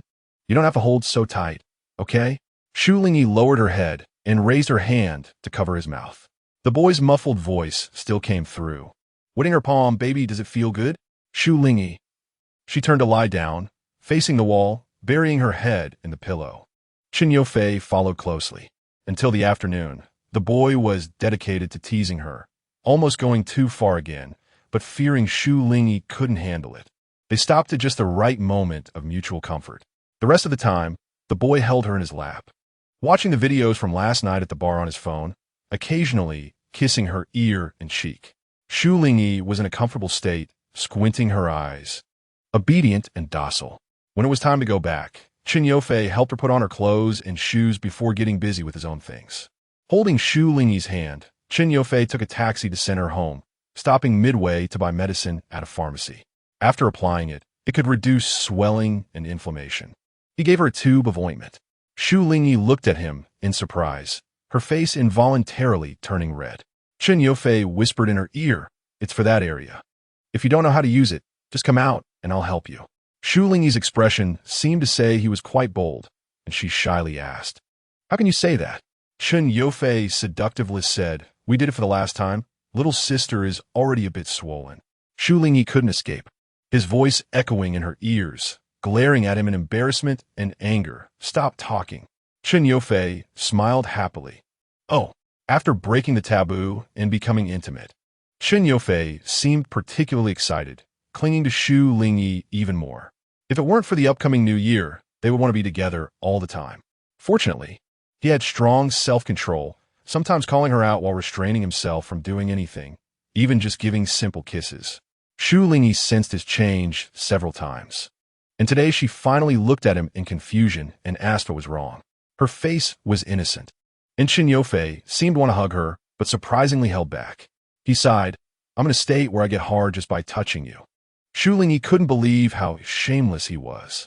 Chen Yofei frowned and said seriously, "It's true, baby. If you don't believe me, just feel little brother." He grabbed her hand and placed it there. Shu Lingyi felt embarrassed and angry, and the next moment she noticed it had swollen a lot and even throbbed a bit. Startled and at a loss, only the boy revealed a hint of impatience and desire in his expression, looking at her with longing, which made Shu Lingyi instantly lose her composure, all shame and anger gone, and she lightly laughed, finally blushing and looking at him with shimmering eyes, saying, "You deserve it. Let's see how you solve it." Chen Yofei.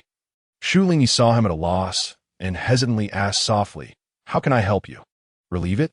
Chen Yofei's Adam's apple moved up and down, staring at her deeply, pressing her hand discreetly, excitedly saying, "Like this." Sounds gradually began to fill the private room. On the night of the new year, the group chat was lively, with hundreds of messages sharing pictures and videos. Everyone was posting about the delicious food on the table. Zhu went to the countryside for the new year and even set off fireworks, sending messages and recording videos for them to see, while He teased her, repeatedly posting expressions of the city management is coming to catch people. And the city management uncle is her. Zhu, get lost. The southern new year comes a day earlier than the northern one. Su Hang recorded the snowy scenery for them. There was still no activity on their side, and they found the updates from others very novel. He said in a voice message, "Bro, I bought the plane tickets to the south. Get ready to welcome me. He, when will you arrive? I'm turning off my phone right on that day." Xiaoma Gu, 233333 bro, meeting a northern bro for the first time. Su Hang He, get lost. Replying to Xiaoma Gu, he said, "Bro, come meet my southern bro, Chen Yofei." Tongue twister? Shu Lingyi laughed out loud, looking at her phone. Chen Yofei tapped her. "Wait, I'm sending a red envelope. Remember to grab it." A minute later, WeChat notified her of a red envelope message. Lu Shu passed by her, glancing at it. And amidst her "good baby, hurry and grab it" voice, she managed to grab one worth 66. Wow, who sent this? The group red envelope is so generous. Shu Lingyi smiled at her, and said, Chen Yofei. The red envelope record showed someone had grabbed over 100, and everyone was sending little people continuously bowing, with a line of thank you, boss expressions above their heads. Shu Lingyi also sent one. Chen Yofei messaged her, You only grabbed this little bit? Shu Lingyi replied, 66. That's already a lot. She had seen many people send red envelopes of just 1 or 2 yuan, with the most being 10 or 20, just for fun and entertainment. Then Chen Yofei sent her a big one, and when she opened it, it was 5,000, nearly making Shu Lingyi drop her phone. Why did you send so much? Did your hand slip? Just as she was about to return it, Chen Yofei said, It's for you, keep it. Shu Lingyi, rich guy. She sent a red envelope back to Chen Yofei, saying, Congratulations on making a fortune. Chen Yofei, Shu Lingyi, I'm sending you a red envelope. Why don't you accept it? Chen Yofei didn't click it. Good, don't waste money. Shu Lingyi couldn't help but reply, Where's the waste? You sent it to me, so I can send it to you too. Chen Yofei's voice on the other end laughed and coaxed. Isn't all our money in your hands? This time is the same. You'll use it when school starts, good baby. Shu Lingyi sighed. Then you have to remember to use it. They stayed up until midnight, and the group became quiet. Shu Lingyi said, Happy New Year. Chen Yofei's voice coincidentally rang out at the same time, and they both laughed, gently repeating, Happy New Year. Compared to other families, the Shu family only had Shu Lingyi and her parents. Outside in the large yard, children were playing with sparklers, and their joyful laughter echoed into the house, bringing a smile to people's faces. In the morning, Lu Shu was cooking in the kitchen, while Shu Zheng helped her. The couple busily preparing while instructing Shu Lingyi to wrap red envelopes, not allowing her to interfere with anything else. After the new year, relatives and friends began to visit. Kids came to pay New Year greetings, having already practiced auspicious phrases at home to show everyone. Shu Lingyi was surrounded by little friends asking her to teach them how to play games, and a little girl in a fairy dress climbed onto her lap, declaring with a fierce expression, Sister is mine, you all get lost. The other kids were despised and driven away, some dumbfounded and not reacting. Shu Lingyi was suddenly pounced on by the little girl on her lap and hurriedly protected her. Be careful. The girl's brother came over, apologizing awkwardly as he took the little girl away, and Shu Lingyi smiled and nodded. Her phone rang, and a boy guest of similar age noticed the name on the screen. The girl from the host family speaking gently moved people's hearts. So he wisely took his sister and left. Chen Yofei said, Su Hang will arrive at the flower market tomorrow. Let's go pick him up. Shu Lingyi readily agreed. Sure. What about his accommodation? Chen Yofei remembered the guy, saying he wanted to stay at Shu Lingyi's house, sneering, Let him come to my house. Shu Lingyi laughed. Dad knows he's coming. Uncle Su has already contacted us and wants him to come over for dinner. Hearing Chen Yofei's displeased voice from the other end, Shu Lingyi continued, Why don't you come too? Chen Yofei, do your uncle and aunt want me to come? Shu Lingyi understood and firmly said softly, I want you to come. Chen Yofei was taken aback for a second and then smiled immediately. On the day of the formal visit, the boy arrived holding a bouquet of fresh flowers and a bag of gifts. At the door, Su Hang, who had already settled in at Shu Lingyi's home, provocatively whistled at him. Chen Yofei smiled, his eyes coolly sweeping over him. Su Hang provocatively asked, Hey buddy, are you envious or angry? Chen Yofei walked past him, using one hand to throw a walnut at his face, causing Su Hang's forehead to ache. Damn, why do you even bring a weapon? I've never seen someone with a walnut in their pocket. Chen Yofei replied, Just wanted to give you a brain boost. It was something he had stuffed in his pocket while looking after a relative's child. Shu Lingyi, standing at the door, helplessly watched this scene as Chen Yofei walked towards her, with Su Hang trailing behind. Su Hang said, Sister, brother's being bullied, drive him away. He said it very smoothly.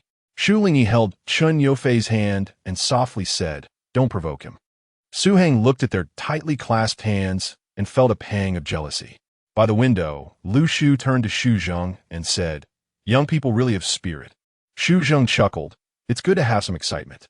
The two chatted casually, and by the time Shu Lingyi and the others entered the house, Shu Zheng's tea was ready, and he poured them tea after they sat down.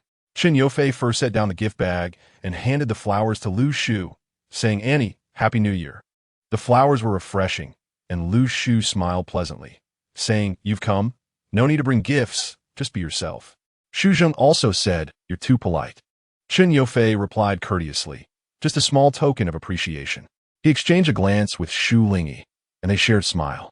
As Lu Shu and Xu Zheng treated him warmly, Su Heng, who had been silently observing for a while, realized that this guy had come prepared, completely in the posture of a future son-in-law visiting. A few days after the new year, the sun was shining brightly. The three of them were sitting in a window seat talking. Su Heng asked when they were leaving, and Chen Yofei replied, "We'll leave when the time comes. There are still 4 days until school starts." Su Heng said, "That's just right. Let's go out tomorrow to buy some local specialties to take back." He didn't mind going, seeing that it was Shu Lingyi's intention. Shu Lingyi received his strong gaze urging for everyone to go together and silently chose an afternoon to buy 3 tickets. The day before they planned to leave, the two families agreed to have morning tea together. Su Heng went along, referring to himself as Shu Lingyi's family, which made Lu Shu laugh repeatedly. Meanwhile, Shu Lingyi, who was messaging Chen Yofei, thought, this is the first time the two families have had a meal together. Shu Lingyi had initially worried it would be too formal, but unexpectedly, Li Xiangyi and Lu Shu had a tacit understanding to treat this as an ordinary gathering, with the women, who had half the say in the household, taking control of the atmosphere over tea. Su Heng remarked to Shu Lingyi and Chen Yofei, Aunt Lu and Aunt Li speak and act very similarly.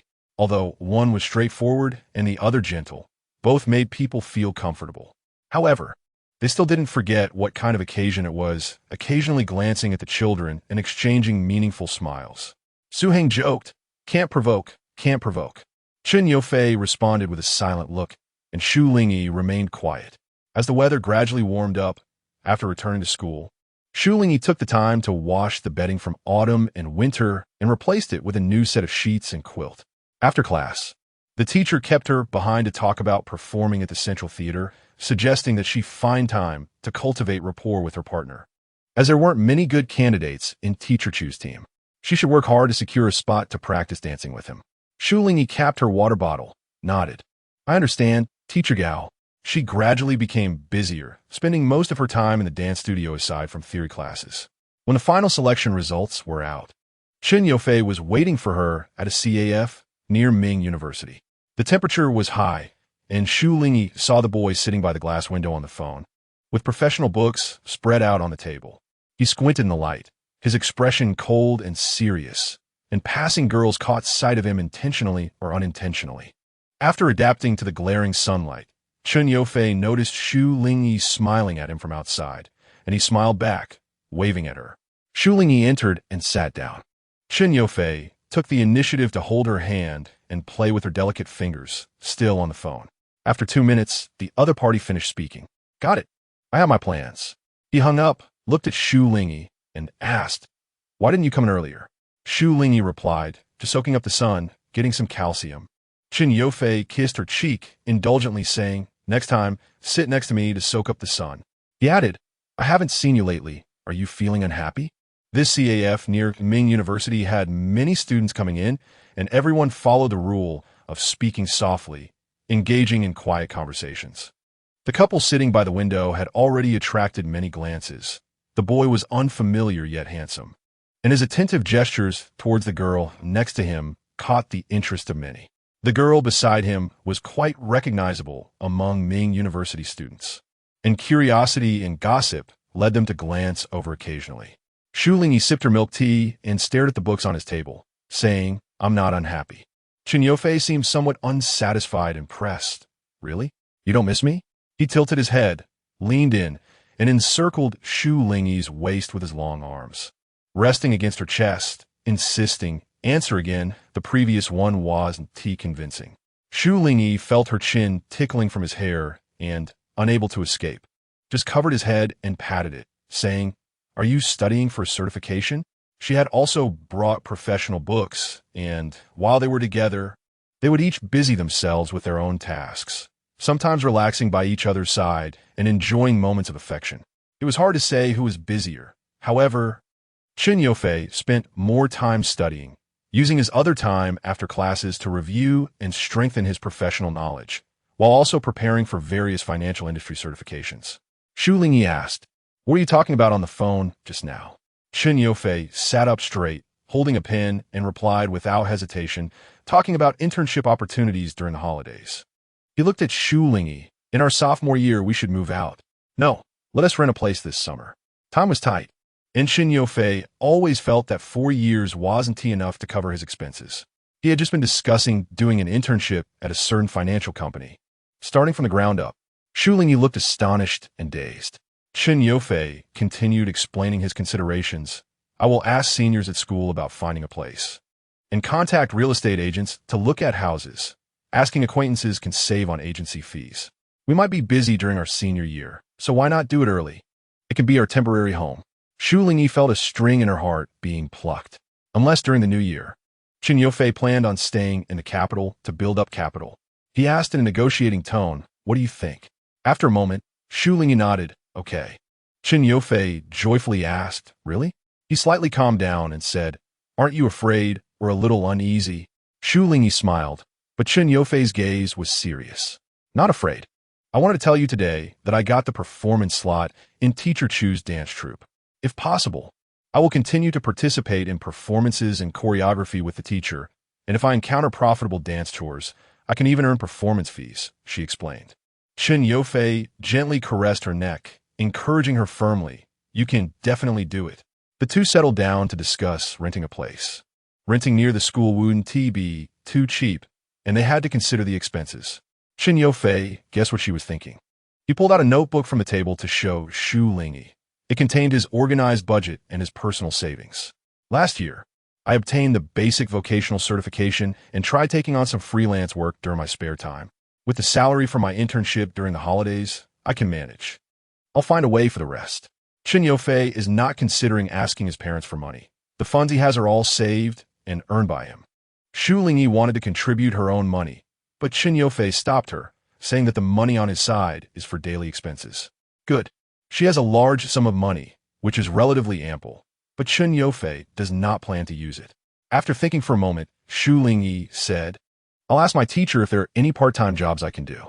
Shin Yofei blinked and advised, no need, just focus on dancing.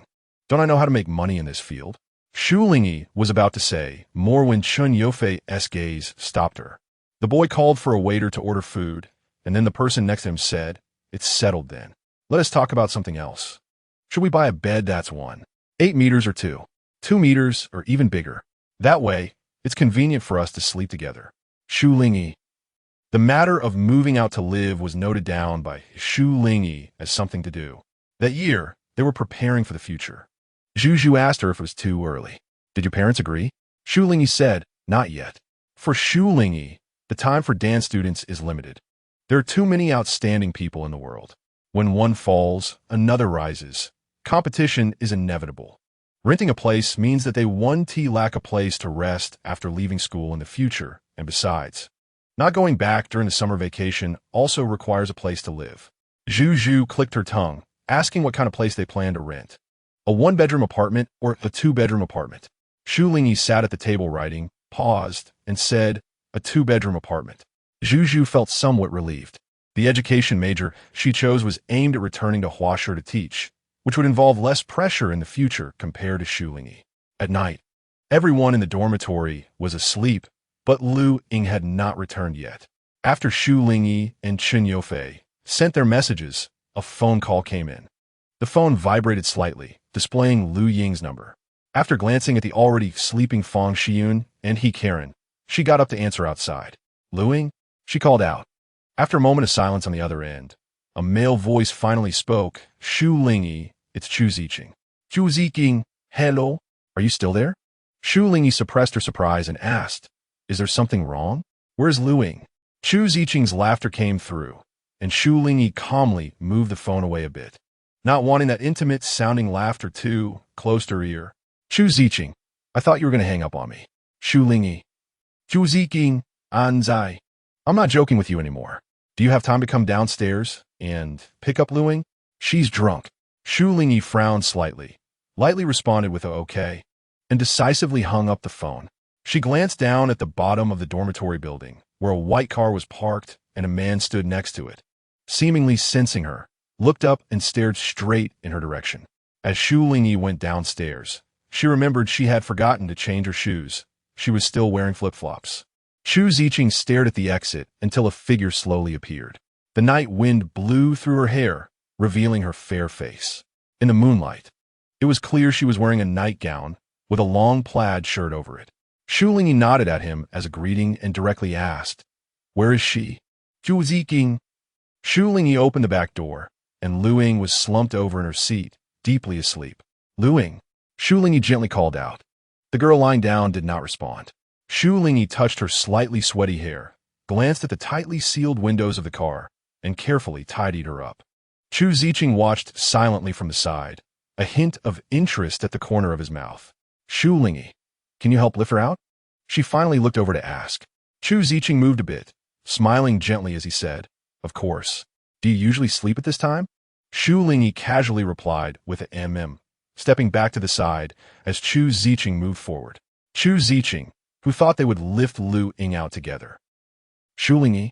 Lu Ying, dazed, lifted her head, seemingly recognizing the person supporting her. "Shu." Shu Lingyi replied lightly, "We're going back to the dorm. Can we go?" Lu Ying, a bit dizzy, didn't even look at her boyfriend beside her, and replied vaguely as she grabbed her bag and stumbled toward the dorm entrance. Shu Lingyi steadied her, softly reassuring her, "Slow down, don't rush." Lu Ying, drunk people are heavy, and Shu Lingyi nearly twisted her ankle several times as she helped her. The big iron gate closed, and a few dormitory lights in the building went out. Shu Lingyi kept watching them go in, noticing Shu Lingyi in her Adidas flip-flops, which highlighted her slender ankles, delicate pink toes, and fair insteps, observing her slim and tall figure and silhouette, suddenly chuckling softly, his interest deepening before getting into the car and leaving. At the end of the month, Lu Ying said she wanted to move out and live with friends. Fang Xiyun thought she was moving in with her boyfriend. Many people in school rented places outside, so it wasn't a big deal. Not him. It's a good friend of mine, and there are others renting together. She smiled, having specially bought food from outside for them. Lu Ying, when you don't want to stay in the dorm anymore, you can come play and stay at my place for a few days. Shu, why have you been going out so much lately? She looked at the girl wearing her practice clothes who hadn't changed and was about to head out with her bag again. Shu Lingyi squatted down to tie her shoelaces, a strand of long hair falling beside her ear, sliding down to her delicate nose with a slight movement. "I'm going to class." Afraid they wouldn't understand, she explained that it was a part-time class for training. On the way, she deleted the friend request from Shu Lingyi on WeChat, feeling good as she looked at the lush trees along the road, casually taking a photo and sending it to Chen Yufei. In the picture, there were two small white butterflies fluttering their wings, sticking together as they danced in the air. Chapter 44. After finishing the open class, Chen Yufei was kept behind by the professor to discuss some professional issues, and then the conversation turned casual. "Have you found a place to live?" Chen Yufei, "I've already contacted the landlord. I'm going to see the place today." The professor jokingly asked, "Are you living with your girlfriend?" Chen Yufei smiled, but did not deny it. The assistant came down from the podium, unexpectedly seeing the most difficult professor smiling broadly at the most prominent student. Chen Yufei greeted, "Hello, senior." The assistant patted his back. "You were just trying to provoke others in class, weren't you? Didn't you see how everyone was gritting their teeth at you?" The questions the boy raised far exceeded the knowledge of the professional course. Some could barely keep up, while others could only bury their heads in notes. Chen Yufei calmly said, "Really? The questions I asked were just aligned with current financial and economic phenomena." The assistant was already used to his nonchalant attitude, tightening his grip around Chen Yufei's neck. Yes, you little rascal. You make it hard for others to keep up." Chen Yufei waited until he finished teasing before pushing his hand away. "Thanks for helping me contact the landlord. I'm off to see the place." The assistant wanted to joke with him a bit more, but the professor had already nodded. "Go ahead." He glanced at the assistant. "You're already this old. Don't mess around anymore." Chen Yufei politely said goodbye, leaving the assistant in front of the professor looking like a little wife, with the corners of his mouth slightly raised as he walked away. Shu Lingyi and Chen Yufei met at the agreed-upon platform and took the bus together to see the house. The landlord was introduced by the assistant who had just followed the professor, showing them a 2-bedroom, 1-living-room new apartment. It was said that the house was originally meant to be a wedding house, but the wedding was called off and the landlord's son went to another city, leaving it vacant for over a year before renting it out. The landlord opened the door for them to enter. Take a look first. If it's suitable, we can discuss the details later. Chen Yofei nodded, and we took a look around. Then, holding Shu Lingyi's hand, we roughly checked the layout and furniture. The decoration style leaned towards minimalism. With complete furniture, there was one large room and one small room, presumably for a master bedroom and a children's room. Outside the living room, there was a small balcony over a meter long, which was quite nice. Shu Lingyi felt that the house had good lighting, although it wasn't large. It was equipped with everything necessary. The main advantage was the convenient transportation around, and the environment in the community was clean and serene. After viewing the house, they arranged to sign the contract with the landlord in a few days and asked the cleaning lady to tidy up before moving in. After returning, Shu Lingyi mentioned her plans to live off-campus next semester, surprising Fang Shiyun and Karen. Karen asked, "Why move when you're living well?" After her initial surprise, Fang Shiyun calmed down and asked if she had found a place and if it would be convenient to return for classes. Shu Lingyi placed the snacks she bought in front of them and said, "I plan to stay here during the summer vacation. Renting is more convenient than living in a hotel. When the school holiday starts, there won't be any students left, and it will be even more inconvenient without water and electricity." Karen nodded, agreeing. Shu Lingyi poured a glass of water, saying her accommodation was on Hushui Road, with convenient transportation. Fang Shiyun sighed, feeling lonely with two people leaving the dorm. Karen nudged her shoulder and winked at Shu Lingyi, saying, "But you still have me." Chen Yofei recommended a Weibo account to Shu Lingyi, where users shared their DIY renovation diaries, covering how to manage a temporary residence and create a warm, happy home. Chen Yofei said, "We'll do the same." After reading it, Shu Lingyi felt inspired and eagerly agreed. So, on the day they signed the contract, Chen Yofei discussed with the landlord about moving some unnecessary furniture out to free up space for their belongings, with the costs covered by them. After the landlord left, the two stood on the balcony. It was getting late, and the night sky was filled with clouds, only dimly illuminated by the moonlight. Shu Lingyi leaned on the railing, and Chen Yofei stepped closer, wrapping his arms around her waist from behind. People were returning home in the community, and there was a faint sound of conversation below. In this brightly lit city, it felt like they had found support and peace in that moment. Chen Yofei rested his head on her shoulder, holding her hand and reaching towards the sky, saying, "Once I establish myself in this city, I'll buy a big house, and you'll be its only mistress." He was determined. That day wouldn't be too far off, nor too difficult. Shu Lingyi felt touched, relaxing in his embrace, and softly replied, "Then I'll earn money to support you." Chen Yofei couldn't help but kiss her ear. His eyes sparkled like stars, focused on her, saying, "All right." Shu Lingyi squinted and smiled. "You work, and I'll support you. Doesn't that sound like keeping a pretty boy?" Chen Yofei's lips moved. "Support me, and I'll be yours. Just be sure to support only me." Shu Lingyi lifted her chin, and Chen Yofei leaned down. They shared a gentle kiss. After that day, Shu Lingyi began practicing with the dance troupe, following a well-known teacher who was preparing a large commercial dance performance. Shu Lingyi was cast in a decent role that would earn her performance fees. The rehearsal schedule was tight, and the teacher's demands were strict, so Shu Lingyi could only find time to call Chen Yofei after finishing her dance practice. The dance troupe trained at a different location, and today they agreed to go shopping at the mall after class to buy some things for their new home. Chen Yofei came to pick her up, and as Shu Lingyi came down the stairs after changing clothes, she leaped into his arms. Others were also coming out, and a boy whistled a few times. Shu Lingyi and Chen Yofei exchanged amused glances with their smiling acquaintances and waved. "We know you." Chen Yofei replied, "That's good." Shu Lingyi asked, "Huh?" Chen Yofei pulled her outside, saying, "Everyone knows you're mine." They needed to change the bed linens in their new home, as well as buy toiletries, razors, and other household items. After dinner, they went to IKEA, and Shu Lingyi touched his chin, saying, "You're not growing any stubble?" The increasingly mature boy rubbed against her palm, saying, "I shaved. When I grow some, you can help me shave it off." Shu Lingyi imagined him with facial hair and found it hard to picture. Chen Yofei asked, "What are you thinking?" Shu Lingyi repeated, "What you'd look like with a beard." Chen Yofei looked straight ahead and confidently said, "I do look handsome." Shu Lingyi responded. They stopped in the dishware section, where Shu Lingyi found a set of pale green glazed bowls with pure white interiors. Chen Yofei picked up a bowl to check its weight and said, "Let us buy it." Shu Lingyi looked at the price, shook her head, and suggested checking elsewhere, believing there might be something better. Some of the money they were using came from living expenses provided by their families, while the rest was their own savings. So Shu Lingyi wanted to be frugal. Chen Yofei held her hand, understanding her intentions.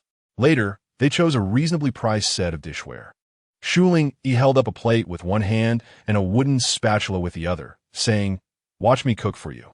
Chen Yofei looked at her gently the whole time, asking, "You can?" Shu Lingyi replied, "I'll learn." Chen Yofei lowered his head, then raised it again, pinching her cheek and saying, "Then let us learn together." Shu. Someone called her name. Shu Lingyi looked over to see Lu Ying and Chu Ziqing standing together, looking at her in surprise. Chen Yofei's smile faded, and his expression turned indifferent. "What are you doing? Is this your boyfriend?" They approached, and it was Lu Ying's first time meeting Chen Yofei. Shu Lingyi put the bowl and spatula back on the shelf, nodding. Chu Ziqing extended her hand, saying, "Hello." Chen Yofei nodded and lightly touched her hand before letting go. Lu Ying remarked, "The handsome guy is really cool." Uyin. From a different city in the same province, a fellow townsman. Chen Yofei replied, "Nice to meet you." He then turned to look at Shu Lingyi. Lu Ying and Chu Ziqing exchanged glances, and just as the atmosphere was about to become awkward, Shu Lingyi said, "We still have things to buy, so we want to keep you." Lu Ying waved, saying, "I know. You moved out too. I live on Xingqi Road. Come over to my place to hang out sometime." Shu Lingyi replied, "Okay." Suddenly, Chu Ziqing said, "Since we're all acquaintances, I can give you a ride home after we finish shopping. My car is right outside." Lu Ying looked surprised, but quickly concealed it, asking, "Aren't we going to Hage's place?" Chu Ziqing's expression stiffened for a moment before he recovered and said, "Not going today." He glanced at Shu Lingyi, meeting the cool gaze of the boy beside her. Shu Lingyi refused, wrapping her arms around Chen Yofei's arm and saying, "We still have a long way to go. It's not convenient. You guys go ahead." Chu Ziqing didn't have a chance to respond, and Shu Lingyi greeted Lu Ying before leaving with Chen Yofei. Lu Ying watched their backs and turned to ask, "What is wrong with you?" Chu Ziqing shot her a glance and replied coldly, "What could be wrong?" Lu Ying said nothing. After changing locations, Chen Yofei asked, "What is up with him?" Shu Lingyi responded. Chen Yofei continued, "Chu Ziqing, have they been bothering you?" Shu Lingyi frowned and clarified, "No. He added me on WeChat a long time ago, but I didn't accept it. I deleted him directly." Chen Yofei's expression softened, saying, "Good job." Shu Lingyi shook her head, feeling like a child. They spent a long time at IKEA, and after buying several suitable items, they arranged for the delivery of those they couldn't take home, while the rest would be purchased online. In the beverage shop, Shu Lingyi took out her notebook to keep accounts, writing down all her expenses with small handwriting and cute little drawings. Chen Yofei held the receipt and read it out to her bit by bit. After finishing, he said, "I think you're very suitable for a position." Shu Lingyi was puzzled. "What is it?" Chen Yofei said with great interest, "The Chun family's housekeeper." Shu Lingyi, "Stop making stuff up." A helpless smile appeared on her face. Chen Yofei leaned back in his chair, lazily resting on his knees. "I'm not making things up. I'm speaking the truth."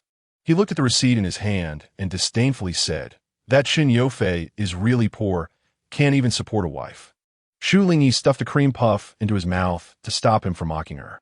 She educated him, "Why say that about yourself? You look just as handsome when you're poor as when you're rich." Chen Yofei gazed at her and smiled, blinking. After watching the movie, they still had to take the bus back.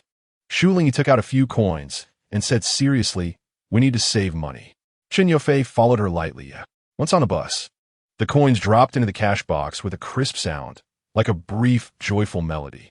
At 10:30 at night, the bus traveled down a street with less traffic, the neon lights still shining, and the shadows of street lamps covering the people inside the bus going home. Chen Yofei and Shu Lingyi sat at the back, with the girl sitting by the window. Soon, her eyes felt tired, and she slowly closed them. Along the way, she gently leaned down, just like one time when they were coming home from high school. This time, Chen Yofei was sitting in the aisle seat, his hand under her head to prevent it from slipping down, while the other hand rested on her body. The bus window reflected their images. The radio played music broadcasting the scenery. The city generously lights up all night, just like youth unafraid of the passing years. In Chapter 45, the longer Shu Lingyi stayed in the dance troupe, her qualifications and abilities were no longer seen as that of a newcomer, and the teachers became increasingly satisfied with her. They began to frequently attend performances at the Grand Theater and occasionally went out of the province for dance art exchange meetings. As spring turned to autumn that year, her roommates Fang Xiyun and He Karen received an olive branch from another teacher, while Lu Ying was still vying for the position of the music teacher in Shu Lingyi's dance troupe, and the results were expected soon. The intense competition led Lu Ying to often seek out Shu Lingyi to practice dancing together, charmingly showing her face to gain favor, and the effect was quite good. On the large bed with a gray-blue quilt, Shu Lingyi, with a flushed face, crawled out from under the blanket, but Chen Yufei pulled her back, kissing his way up from her ankle, intimately pressing against her. "Where are you running to?" He gently bit her fair shoulder and licked it, asking in a low voice. Shu Lingyi, half curled up on the bed, shook her head. When he asked a second time, she turned her head and softly negotiated, "Let's take a break. I really don't have any strength left." Early in the morning, Chen Yufei couldn't help himself and directly came at her while she was still in a dream. "Waking Shu Lingyi up like that? Then why were you running?" Chen Yufei teased her, touching her slightly sweaty cheek and leaning in to kiss her. Shu Lingyi tilted her head back, her face blooming with a spring-like flush, enduring his increasingly deep kisses. After a long time, they finally separated. Chen Yufei said, "I just wanted to hold you." Shu Lingyi closed her eyes and then opened them again, barely managing to hum a couple of sounds. Feeling soft and unable to move after being kissed like that, Chen Yufei stopped teasing her and quietly accompanied her to rest for a while. Shu Lingyi curled up in his arms, like a little shrimp, and fell asleep again. Lu Ying sat at the side watching Shu Lingyi dance, and when she came off stage, she handed her a bottle of pure water. "You were sweating." "Thank you." Shu Lingyi tilted her head back to drink, her face flushed, with a light sheen of sweat on her forehead. Lu Ying took off her sunglasses and carefully examined her, asking, "Are you planning to study abroad after graduation?" Shu Lingyi was surprised by her question and shook her head after listening. "I'll follow the teacher first. In fact, there are plenty of opportunities in the country. The renowned teachers in classical dance are more suitable for her here. Studying abroad is more about communication and broadening horizons, as the insights and methods of dance are different. But for her, settling down is more important for now. If possible, she would still like to dance with that world-famous dancer." Lu Ying raised her finely arched eyebrows. "If you're not interested, then the opportunity to study abroad will be up for grabs." Shu Lingyi wiped her face with a small towel. "What about you?" Lu Ying glanced at the teacher on stage demonstrating the movements, saying, "Isn't she just waiting for you to nod? I haven't thought about studying abroad either. I still want to follow Teacher Chu first." Shu Lingyi nodded. She went to the changing room to change clothes, and as she was putting on her shoes, Su Heng called her, asking where she was and when Chen Yufei would come with her. Shu Lingyi could hear the loud singing from his side. As he had already turned on the mic, "Hurry up. I invited a ton of friends today. It's hard to gather like this. Next time I might not have time." Shu Lingyi sighed and promised, "Got it." Su Heng had been in music for a long time and had inadvertently gotten involved with a student director from the Film Academy. Once interested, he filmed a few youth music videos and was then recommended to participate in a campus film casting. Now the cast has been confirmed and contracts signed. Everyone only knows he is going to act, but no one knows which film, and they all treat it as a joke. Before leaving, he wanted to have one last fun time, so he called all his acquaintances, and Shu Lingyi and Chen Yufei were notified by him as well. As she went out, she received a message from Chen Yufei saying he would arrive soon. A car drove up, and Chu Ziqing picked Lu Ying up, asking her as he pulled up in front of Shu Lingyi, "Want to join?" Shu Lingyi replied, "No need." Lu Ying asked knowingly, "Is it your boyfriend coming to pick you up again?" Shu Lingyi, "Yes." From the driver's seat, Chu Ziqing chimed in, "Aren't you taking the bus? It's so hot. It's cooler in the car, why not?" Shu Lingyi lifted her eyelids and silently looked over. The silent atmosphere was broken by the honking from behind. The window rolled down, and Chen Yufei's voice came through. "Were you scared? Come over quickly." Half of Chen Yufei's face peeked out. Shu Lingyi put away her phone, raised her chin toward the car in front of her, ignoring Chu Ziqing's not-so-pleasant expression, and walked straight toward Chen Yufei's car. The air conditioning was on in the car, and as soon as Shu Lingyi got in, the heat dissipated, making her feel comfortable enough to squint her eyes. Under the sunlight, her dark pupils became transparent and clear. She asked, "What's up with this car?" Chen Yufei had brought her a box of pan-fried buns to fill her stomach, saying, "I borrowed it from a senior. He happened to take leave to go back home and gave me the keys." The recent days had seen temperatures breaking 48 degrees Celsius, with everyone in the country feeling like they were about to melt, so he simply took the car out from school to pick her up. The car in front hadn't moved, and Chen Yufei pressed the horn, frowning. What's up with Chu Ziqing's car? Why isn't he moving? Blocking the way? Shu Lingyi recalled what had just happened and smiled. He wants to give us a ride. Chen Yufei, recalling how Shu Lingyi seemed to be talking to them earlier. His eyes flashed with understanding, and he said with interest, "Then we should thank him. He is a warm-hearted person, always wanting to give us a ride." Lu Ying, wearing sunglasses, had a cold expression and sarcastically said, "Do you think you're a warm-hearted citizen? Or do you think only autos have air conditioning and buses don't?" Chu Ziqing, with a dark face, said, "Shut up." Lu Ying pouted in disinterest, looking back at the situation through the rearview mirror. The car window closed, and the car finally started moving. Su Hang invited many people, and the super-large luxury private room was barely enough to accommodate everyone. Most of the people inside were not well known to Shu Lingyi. As soon as they walked in, Su Hang had intentionally left 2 seats for them and greeted them to sit down. Shu Lingyi was holding a box of pan-fried buns, and the exceptionally handsome Chen Yufei even took the initiative to open it for her. Su Hang was already used to it, signaling for everyone to just enjoy themselves and not to be overly curious and look around. Then he said to the 2 of them, "Give me some face. Everyone is either singing or drinking. Eating pan-fried buns is nothing." Shu Lingyi stuffed one in his mouth to shut him up. Su Hang's mouth was full. "I don't care about face." Chen Yufei gave him a disdainful glance and called over a waiter to bring drinks. Su Hang was suspicious of life as he listened to him ordering many kinds of snacks, feeling like he was reading a foreign language. "Is this really a KTV? Is it a restaurant?" Chen Yufei pointed to a poster stuck in the corner of the screen, "External packaging. It's a new marketing and customer experience strategy," they added. Su Hang. Shu Lingyi and Chen Yufei snuggled in a corner, watching everyone sing wildly. Surprisingly, a few of them sang quite well. Su Hang slapped his thigh and said, "Of course, I invited everyone from our department." He made an upward gesture. After Chen Yufei ordered food, Shu Lingyi, feeling slightly full, had already put down her chopsticks. Su Hang ate even more than her, continuously stuffing fruits into his mouth, murmuring to Chen Yufei, "Once I get my pay, I'll come to you to be my financial manager." He knew that Chen Yufei was recently involved in a project that was already showing results. From freshman year until now, he had been not just on the path of studying, but also on the path of entrepreneurship. The securities company where Chen Yufei interned every year intended to keep him, inviting him to directly interview or promote him after graduation. Chen Yufei gave him a look, "Then your pay better be enough to make me interested." Su Hang confidently said, "Don't worry, if not now, then in the future. I am determined to become a multi-talented idol." Indeed, Su Hang was exceptionally good-looking, charming, and stylish.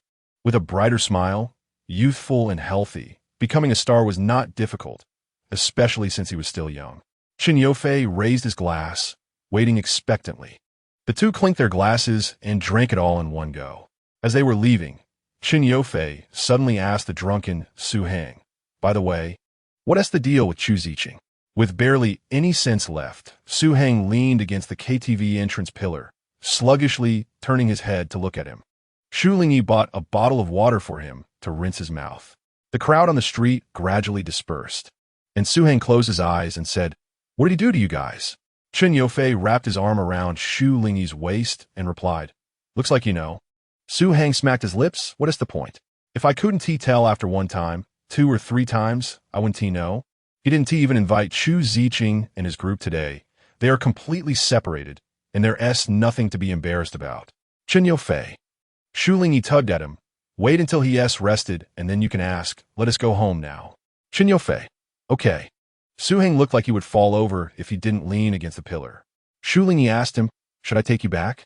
At this point, the school had already locked its gates. No one could come out or go in, especially since Su Heng was still drunk. Chen Yofei drove him to a hotel and booked a room. Shu Lingyi went to handle the paperwork and followed them in one after the other. After opening the door, they tossed him onto the bed, and just as the two were about to leave, Su Heng called them back. Looking back, the kid still had his eyes closed, not knowing if he was talking nonsense. However, the next moment he said his family became rich starting from middle school, and he's the only son in the family. A second-generation rich kid who came into wealth halfway through. The latter half of his sentence carried a hint of mockery. Chen Yofei frowned slightly, feeling bored. It was as if he was expecting a rival, but found it wasn't worth mentioning. Shu Lingyi walked over, worried. Did you open the window? She had heard that people could suffocate in a room when drunk if it wasn't ventilated. Chen Yofei stopped her. I'll go open it. If I'm not reassured, I will call him in 2 hours. You coming home with me? Shu Lingyi cooperatively stepped aside, saying, then let us set an alarm. As long as nothing happens, it will be fine. After the elevator doors closed, Chen Yofei pressed her against the wall and kissed her. Shu Lingyi caught a whiff of a faint smell of alcohol from him, not too strong but slightly noticeable, enough to linger on her. Chapter 46, it was the height of summer. In the morning, Shu Lingyi felt the empty side of the blanket, and there was no one there. The air conditioning in the room was still on. She left the room to find someone, and Chen Yofei was making breakfast. Shu Lingyi remembered he had said he would go out last night, rubbed her eyes, and called to him. Aren't you going out? Chen Yofei, still have an hour and a half. He walked over, saw the tears of yawning in her eyes, and gently pulled up her slipping shoulder strap, feeling soft-hearted. Good morning. The two embraced each other. After breakfast, in the bathroom, Shu Lingyi sat on the marble counter, while Chen Yofei stood in front of her between her legs. Shu Lingyi placed her hand on his chin, saying, lower a bit. Chen Yofei obediently bowed his head. In the mirror, they had shed their youthful innocence. Their looks and temperament now were that of independent adults. Shu Lingyi carefully shaved his beard. Chen Yofei gazed at her brows and eyes, asking, do you want me to go with you to pick him up? After going to the coastal province of Anjiao, he went abroad for further studies. Half a month after returning, he contacted Shu Lingyi to see her, agreeing to meet today in the capital. Chen Yofei had a cooperation project to discuss today. Dressed in a suit, his tall figure striking. Shu Lingyi glanced at his cuffs and said, isn't work quite busy? Let us have dinner together in the evening. Chen Yofei remembered the scene from several years ago when he met Anjiao, smiled, and said, all right. At noon, Shu Lingyi met Anjiao at the airport.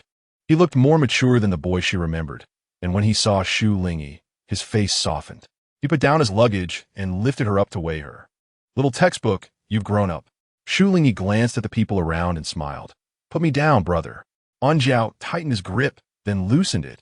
His eyes filled with nostalgia. The two took a car back to the city.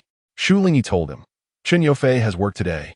He said he would come to pick you up, but I let him work. You'll see him again at dinner. Anjiao sat next to her, playing with her hair, jokingly saying, are you saying good things for him? It's fine, I'm not here to see him. Shu Lingyi shook her head helplessly, asking, what do you want to eat for lunch? Anjiao replied without hesitation, let us go to the hotel first. Just grab something nearby to eat, then find a place to sit. His series of arrangements were as planned as when they were young. After Anjiao's luggage was dropped off at the hotel, Shu Lingyi took him to a restaurant in the mall for lunch. When he went to the bathroom, she texted Chen Yofei to let him know. On the other end, Chen Yofei sent a photo of himself finishing a meeting, his voice now deeper, asking, have you eaten? Shu Lingyi replied honestly, in a restaurant. How about you? Chen Yofei, just getting ready to eat. Send me a picture of what you're eating. Eat more, okay? Recently, Shu Lingyi had been controlling her diet, and Chen Yofei was worried about her stomach. He also asked her which restaurant she was at and requested to send Anjiao's contact information. Shu Lingyi gently said, got it. You go eat quickly. You have to be busy in the afternoon. Standing against the wall outside the meeting room, Chen Yofei flipped through the photo of the restaurant Shu Lingyi sent him. It was one they had been to before. After the food arrived, Anjiao put down his phone, called over a waiter, and added a bowl of soup, placing it in front of Shu Lingyi. Does Chen Yofei usually take care of you like this? Shu Lingyi asked, puzzled, and Xiao raised his head and looked at the bowl of nourishing soup, saying he sent me a message for the first time, telling me to eat more and drink some soup if I couldn't eat. Is he like a butler? Shu Lingyi laughed. After years apart, and Xiao had a lot to catch up on. When he was abroad, he felt a bit sentimental hearing Shu Lingyi mention their high school years. I rarely contacted him, and his return to family is a good thing for you and Aunt Lu. He was referring to Shu Zheng.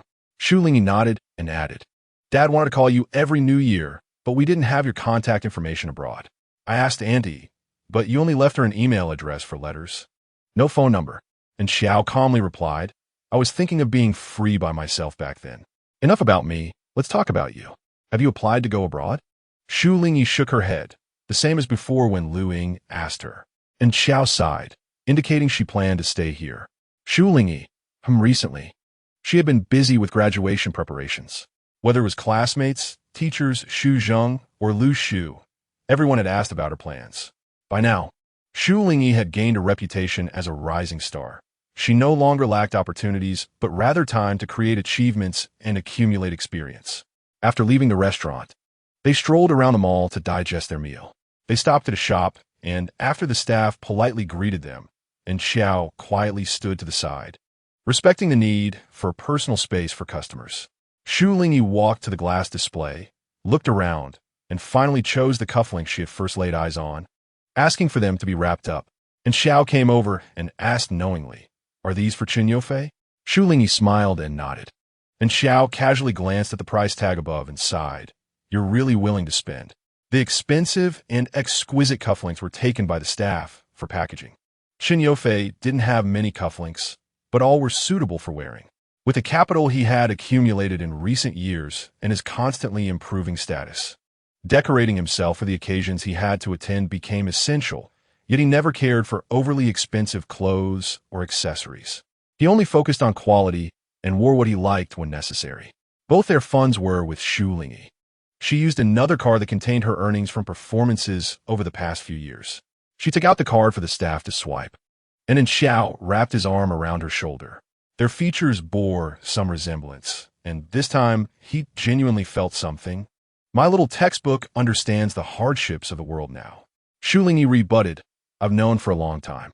The two had moved out to live on their own, experiencing the taste of life's essentials for the first time and managing to hold on. Chen Yofei was striving hard, and Shu Lingyi was also advancing towards the future. They were drifting further away from their youthful days. In the evening, Chen Yofei declined an invitation to dinner and went to pick up Shu Lingyi and Xiao. He had taken out a loan to buy a car earlier in the year, covering all the expenses himself. When Chen mentioned helping him pay half, Chen Yofei had refused.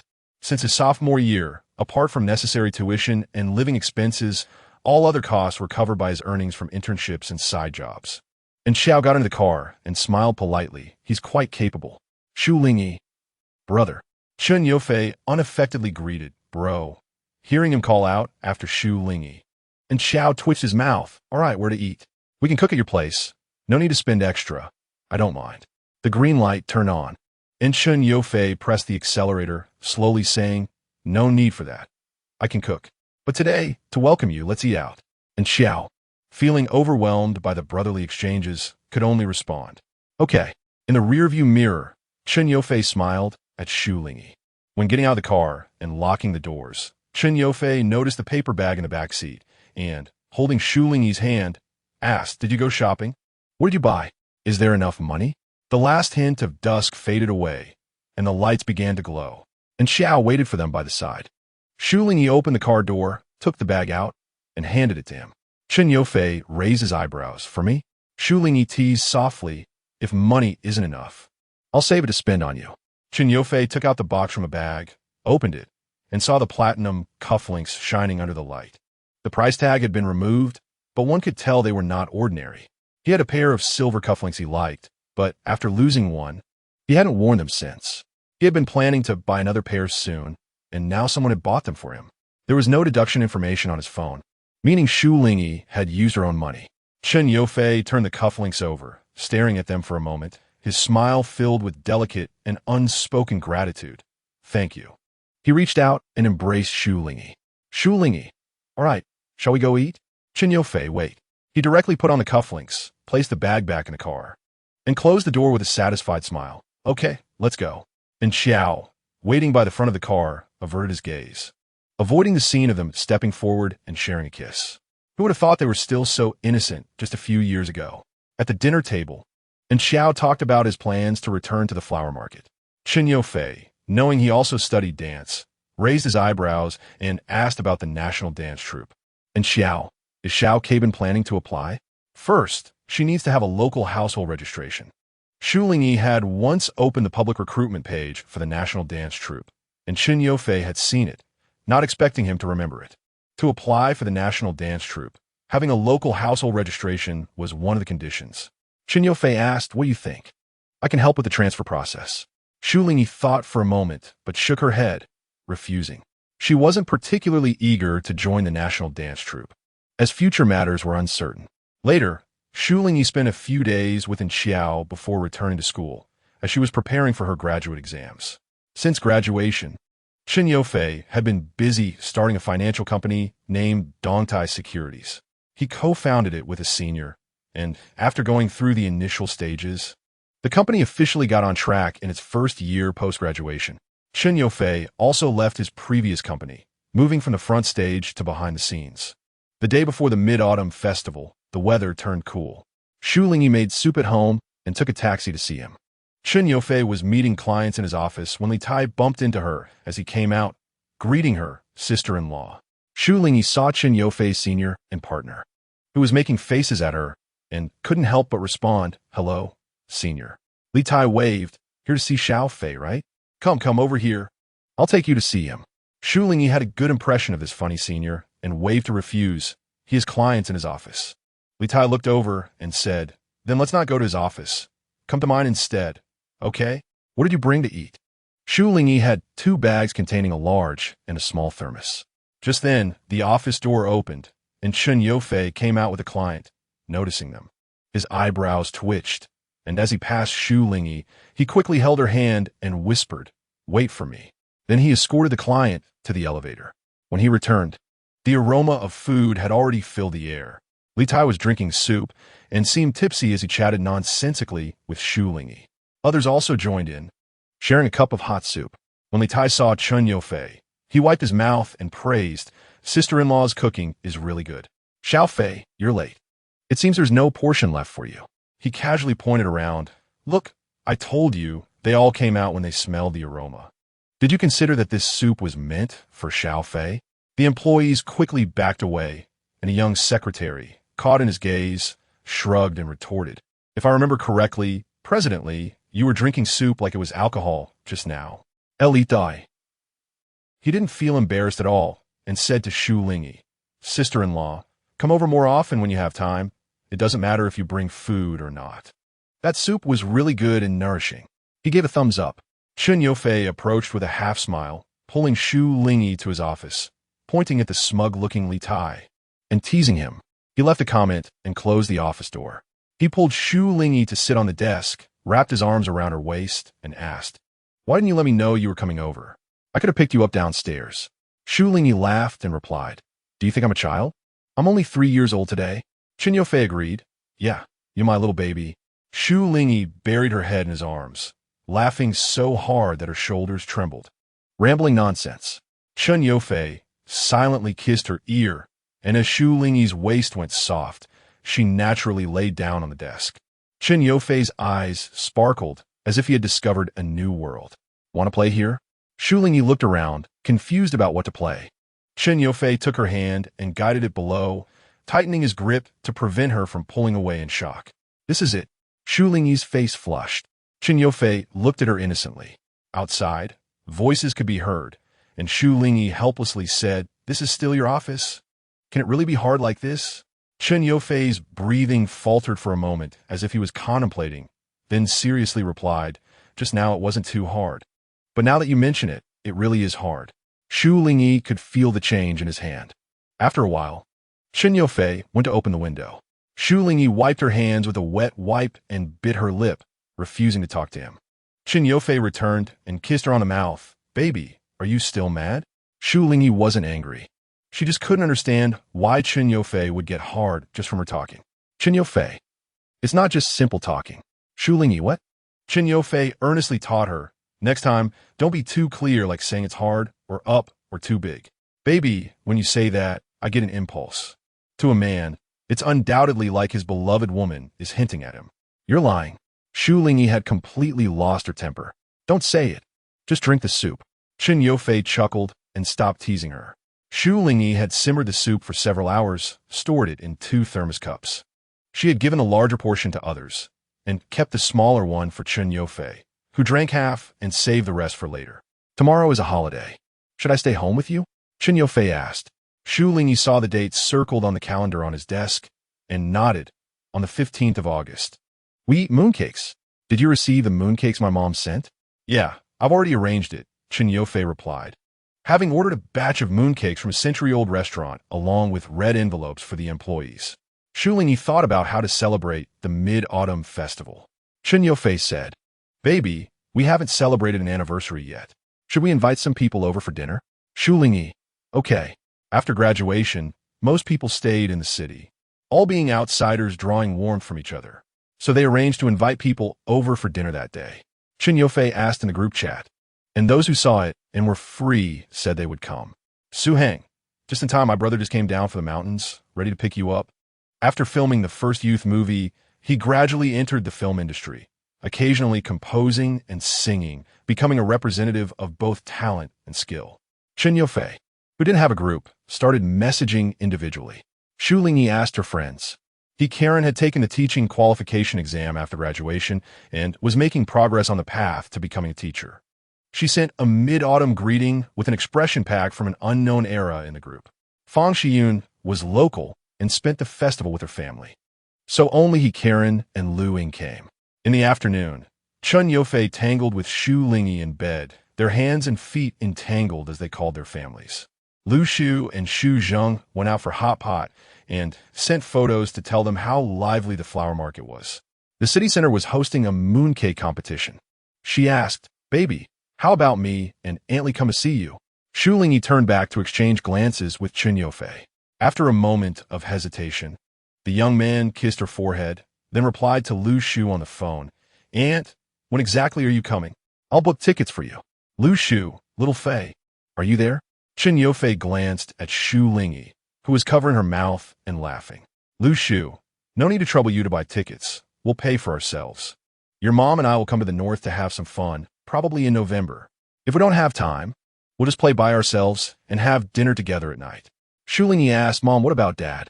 Lu Shu was weaving through the crowd, with Shu Zheng following closely behind, reminding her to be careful not to get stepped on. You mean your old man? He can't come.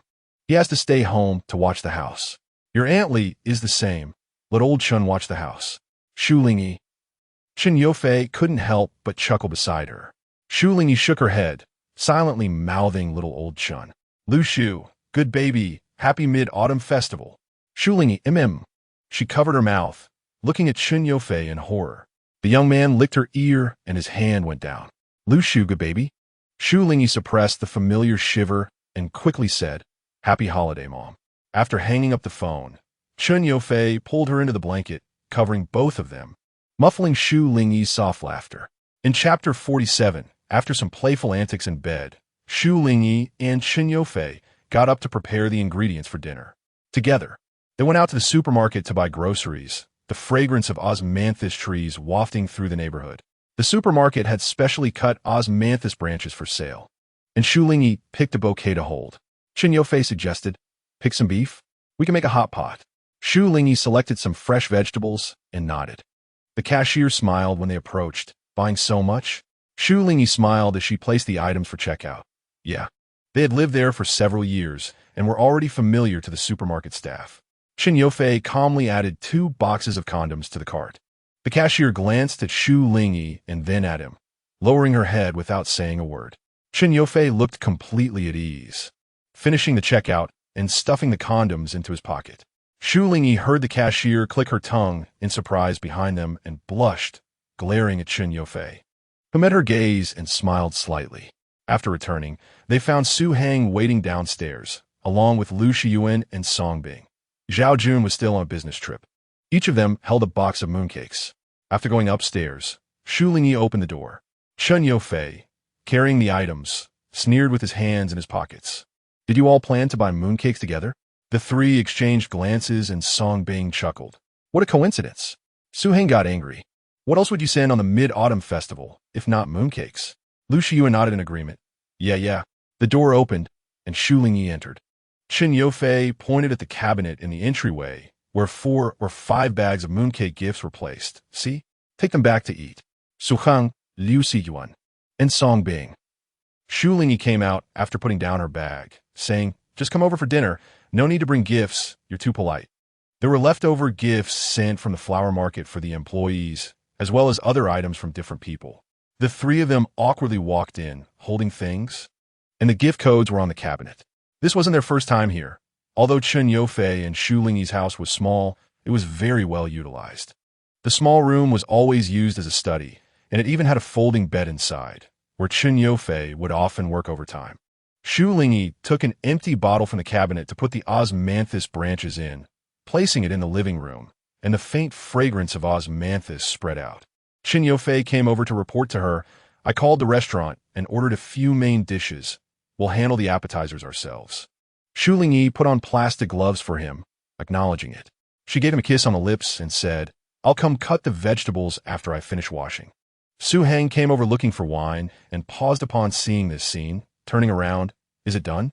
If you're done being affectionate, call me. Shu Lingyi broke her composure, and Chen Yofei turned to him with a chuckle. What are you trying to do? Su Heng realized that the romantic atmosphere had been disrupted by him, and apologetically said, There's no beer in the fridge. Let me see if there's any here. Shu Lingyi replied, Last time you all drank a whole keg, and it was gone. Su Heng responded with an oh, then I'll go buy some. Chen Yofei stopped him. Don't buy. There's red wine here. He took out a long box, which was a gift from a client. While Shu Lingyi was cutting vegetables in the kitchen, Chen Yofei and the others were sitting in the living room talking. Su Heng lay on the sofa, chatting about recent events, and mentioned, Do you still remember Haigo? Zhao Xiaoan's brother. Chen Yofei had just finished discussing industry news about financing with Song Bing when he heard Su Heng's question and looked over calmly. Su Heng pulled out his WeChat moments to show him. He sold you and got funding to help Zhao Xiaoan invest in a fund company with Chu Ziqing and their group. Recently, they've been starting fundraising and investment in the restaurant business. A while ago, he even asked me if I wanted to invest. What do you think? The fund company belonged to the financial services industry for asset management, and Su Heng had a rough understanding of it. But he still preferred to consult Chen Yofei for his opinion. Lu Shiyuan, sitting on the carpet holding a cushion, interjected, You're the client? Whether to give money is your business. If your friend can be trusted, it's fine to let them manage your finances. Chen Yofei nodded. Dantai hasn't had any business dealings with them. They will provide you with a detailed plan analysis. If you think it's feasible, you can hand it over to them. The doorbell rang, interrupting their conversation. Chen Yofei went to open the door, and after Su Heng and the others changed the topic, he rejected Zhao Xiaohan's request to act as a middleman for Lu. Lu Ying and He Kurin came over with fruits and cake, and when they saw Chen Yofei opening the door, their eyes lit up. Handsome, Chen Yofei responded. Hello. He opened the door wider and stepped aside to let them in. He Kurin looked up at him with starry eyes, while Lu Ying playfully patted her back, asking, Did we arrive late? Chen Yofei nonchalantly moved aside, glancing at the living room. Not too late, but some friends have already arrived. He Kurin peeked over his shoulder and saw a few figures, her eyes brightening even more, whispering to Lu Ying, They're all handsome.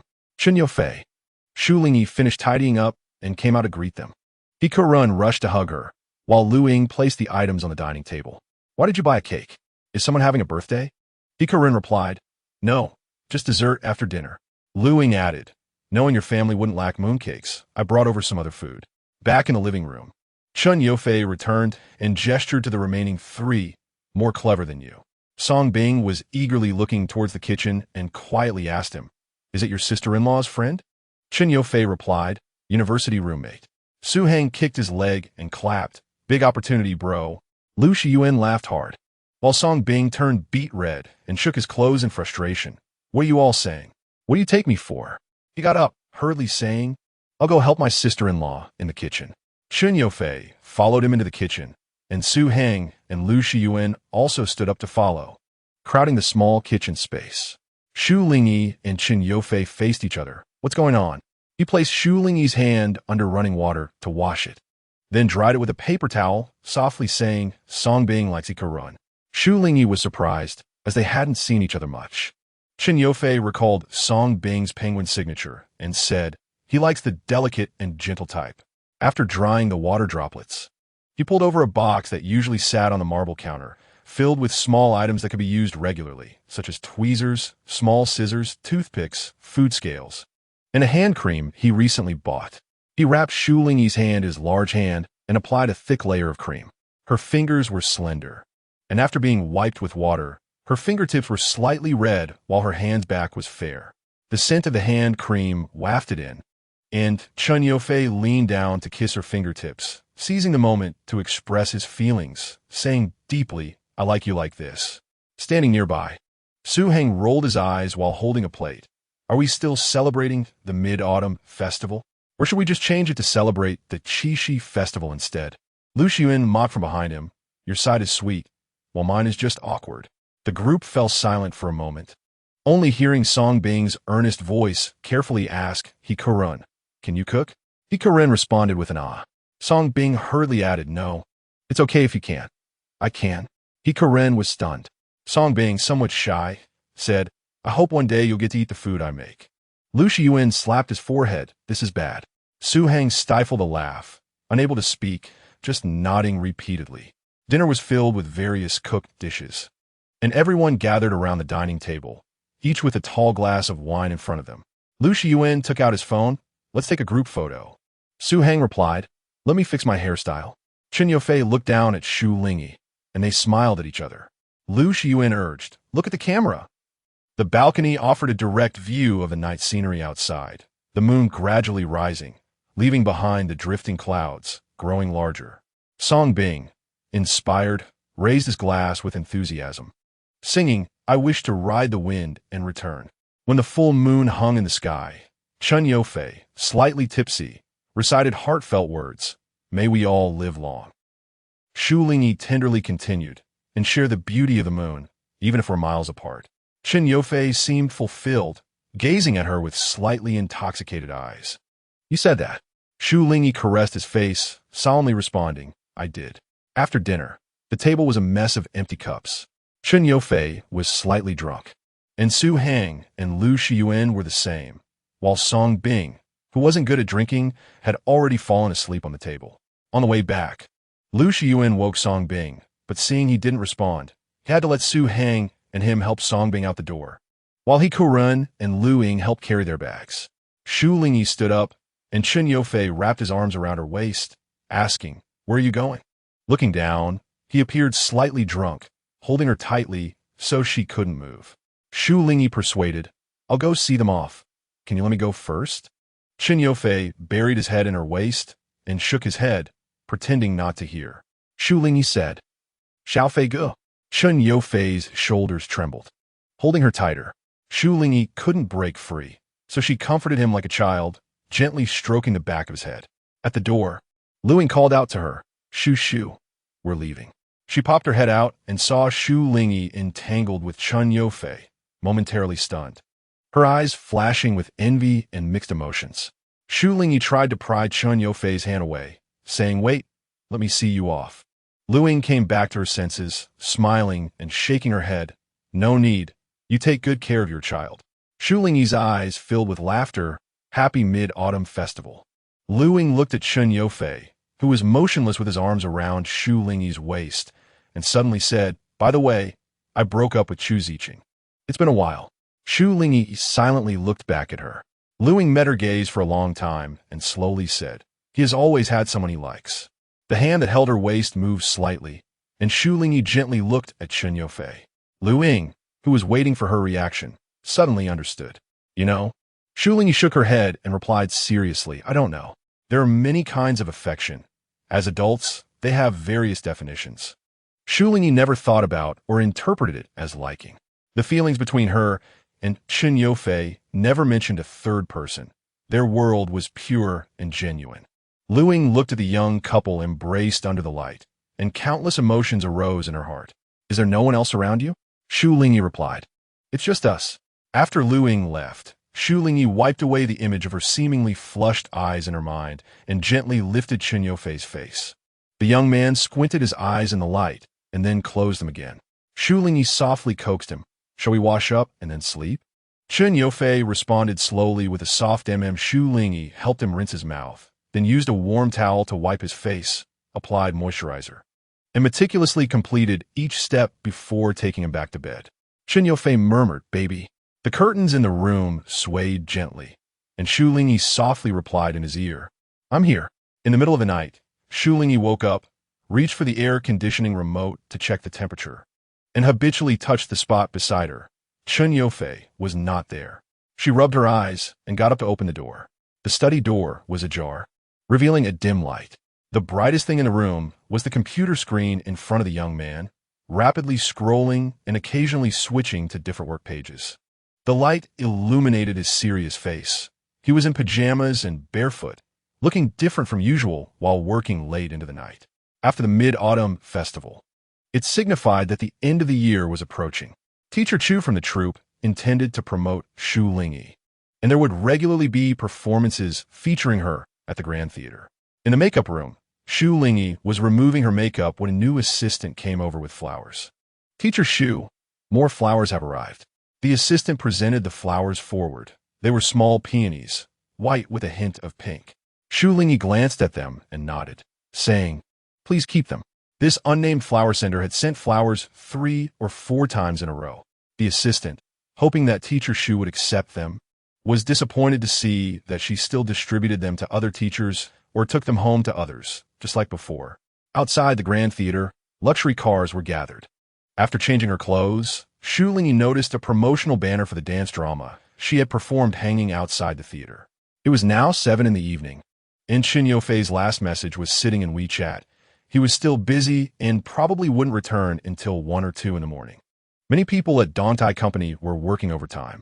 The secretary assistant dutifully picked up 2 large bags of hot milk coffee from the delivery rider at the door, along with another bag held by another hand. The secretary assistant was momentarily stunned, looked up, and exclaimed in surprise, "Miss Shu." Shu Lingyi entered and said, "Still ordering hot drinks this late?" The assistant smiled sheepishly. "I ordered it just before closing." She glanced at the person in front of her, who was also holding a bag. Shu Lingyi raised it to show her, "I bought this from the late-night snack shop. Let's share it with everyone." Dantai was established by Chen Yufei and his senior, and most of the employees had seen Shu Lingyi. Some had already gone home, while the remaining colleagues working late perked up at the sight of food. The secretary assistant placed the items down and excitedly knocked on the door. "Mr. Chun, the takeaway from your wife has arrived." Shu Lingyi. Through the door crack, she saw the young man sitting upright in front of the computer, his gold-rimmed glasses perched on his nose, looking somewhat scholarly, with a few strands of hair falling on his forehead, handsome and sexy. When he looked up at her, his gaze was sharp, and the secretary assistant had already hidden away. Shu Lingyi faced him directly, and the young man's demeanor softened instantly. The secretary assistant made a heart gesture, cheering for the boss's wife. Shu Lingyi. Chen Yufei got up from his seat, glanced at the busy secretary assistant who was hastily leaving, and placed his hand on Shu Lingyi's waist, saying, "You're here. Has anyone been messing with you?" Shu Lingyi looked at the group sharing food and shook her head. "Are you referring to them? They're all diligent and hard-working employees." Chen Yufei chuckled softly, appreciating the visit from his wife. Nearby was Li Tai's office, which was dark and devoid of light. Shu Lingyi curiously asked, "Where is the senior? I only see him busy in the responsibilities." Chen Yufei replied, "He's on a business trip. Why did you come so late?" "I was just about to handle some official matters before heading back." Shu Lingyi said, "I was waiting for you at home, so I came over. I guess I arrived just in time, huh? I can accompany you back." Chen Yufei led her into his office, took a blanket and a pillow from the sofa, and told her to rest for a while. The secretary assistant brought in a pot of hot tea and some food, quietly closed the door for them, and left. Chen Yufei sat beside her, handling his work, and told her to rest her legs on his lap, gently patting her, "Rest for a bit. I'll call you when it's time to go back." Shu Lingyi slowly closed her eyes, then remembered to eat something. Chen Yofei replied, He was very busy. The employees at the company had begun to take turns resting. Those who had just finished a grueling 2 days and 1 night of overtime were exhausted. Sometimes, Chen Yofei would take a nap on the sofa, but most of the time he would work until 2 or 3 in the morning, drive home to lie beside Shu Lingyi for a bit, or change clothes to check on her before returning to work. When Shu Lingyi opened her eyes, Chen Yofei was shutting down the computer, and the employees outside had all left, leaving a single light on for them. Chen Yofei grabbed the car keys and closed the door. Shu Lingyi asked, "Aren't you taking the computer?" Chen Yofei turned around. "No need. I'm going to sleep." He smiled, put on his coat, and together they left the company. It was deep into the night, and their breath formed white mist in the cold air. Back at their little home, Shu Lingyi ran hot water for him. Chen Yofei received a call from Li Tai, and after a brief conversation, hung up. When Shu Lingyi came out, she saw him sitting in the study again. "Go wash up," she said, standing behind him. Chen Yofei replied, "Wait a minute. I'm accepting a document." After a moment, Shu Lingyi went out, and Chen Yofei followed her, wrapping his arms around her waist as they walked. "Did you wash up?" Without waiting for her response, Chen Yofei whispered in her ear, "Let's go together." In the bathroom, there was a box of condoms that Chen Yofei had placed, which had now fallen into the bathtub. Shu Lingyi couldn't hear any other sounds as she faced the wall, enduring the young man's affection. Afterward, Chen Yofei turned her face and gently licked her eyes and then her lips. The deep sounds of desire echoed in the bathroom, and the mist obscured their figures entirely. Shu Lingyi gasped and said, "Mom," and Auntie. Before she could finish her sentence, she was forcefully interrupted.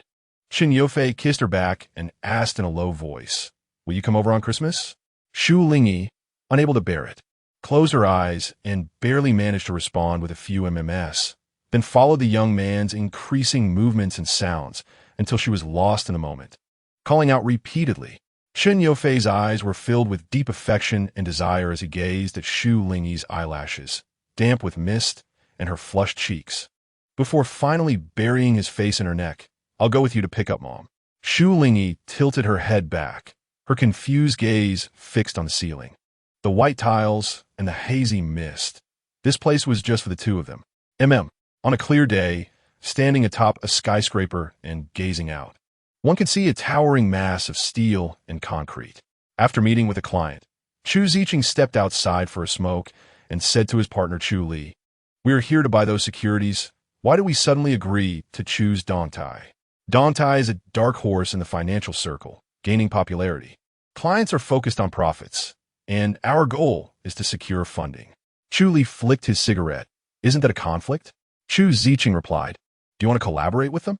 Chu Li adjusted his suit pants and sat down on the ground beside him. "Yeah, offering client benefits and designated services. It's a win-win situation, isn't it?" Chu Ziqing said, "Do as you wish." The other party smiled. "I heard you've been pursuing someone lately. Why haven't you seen them?"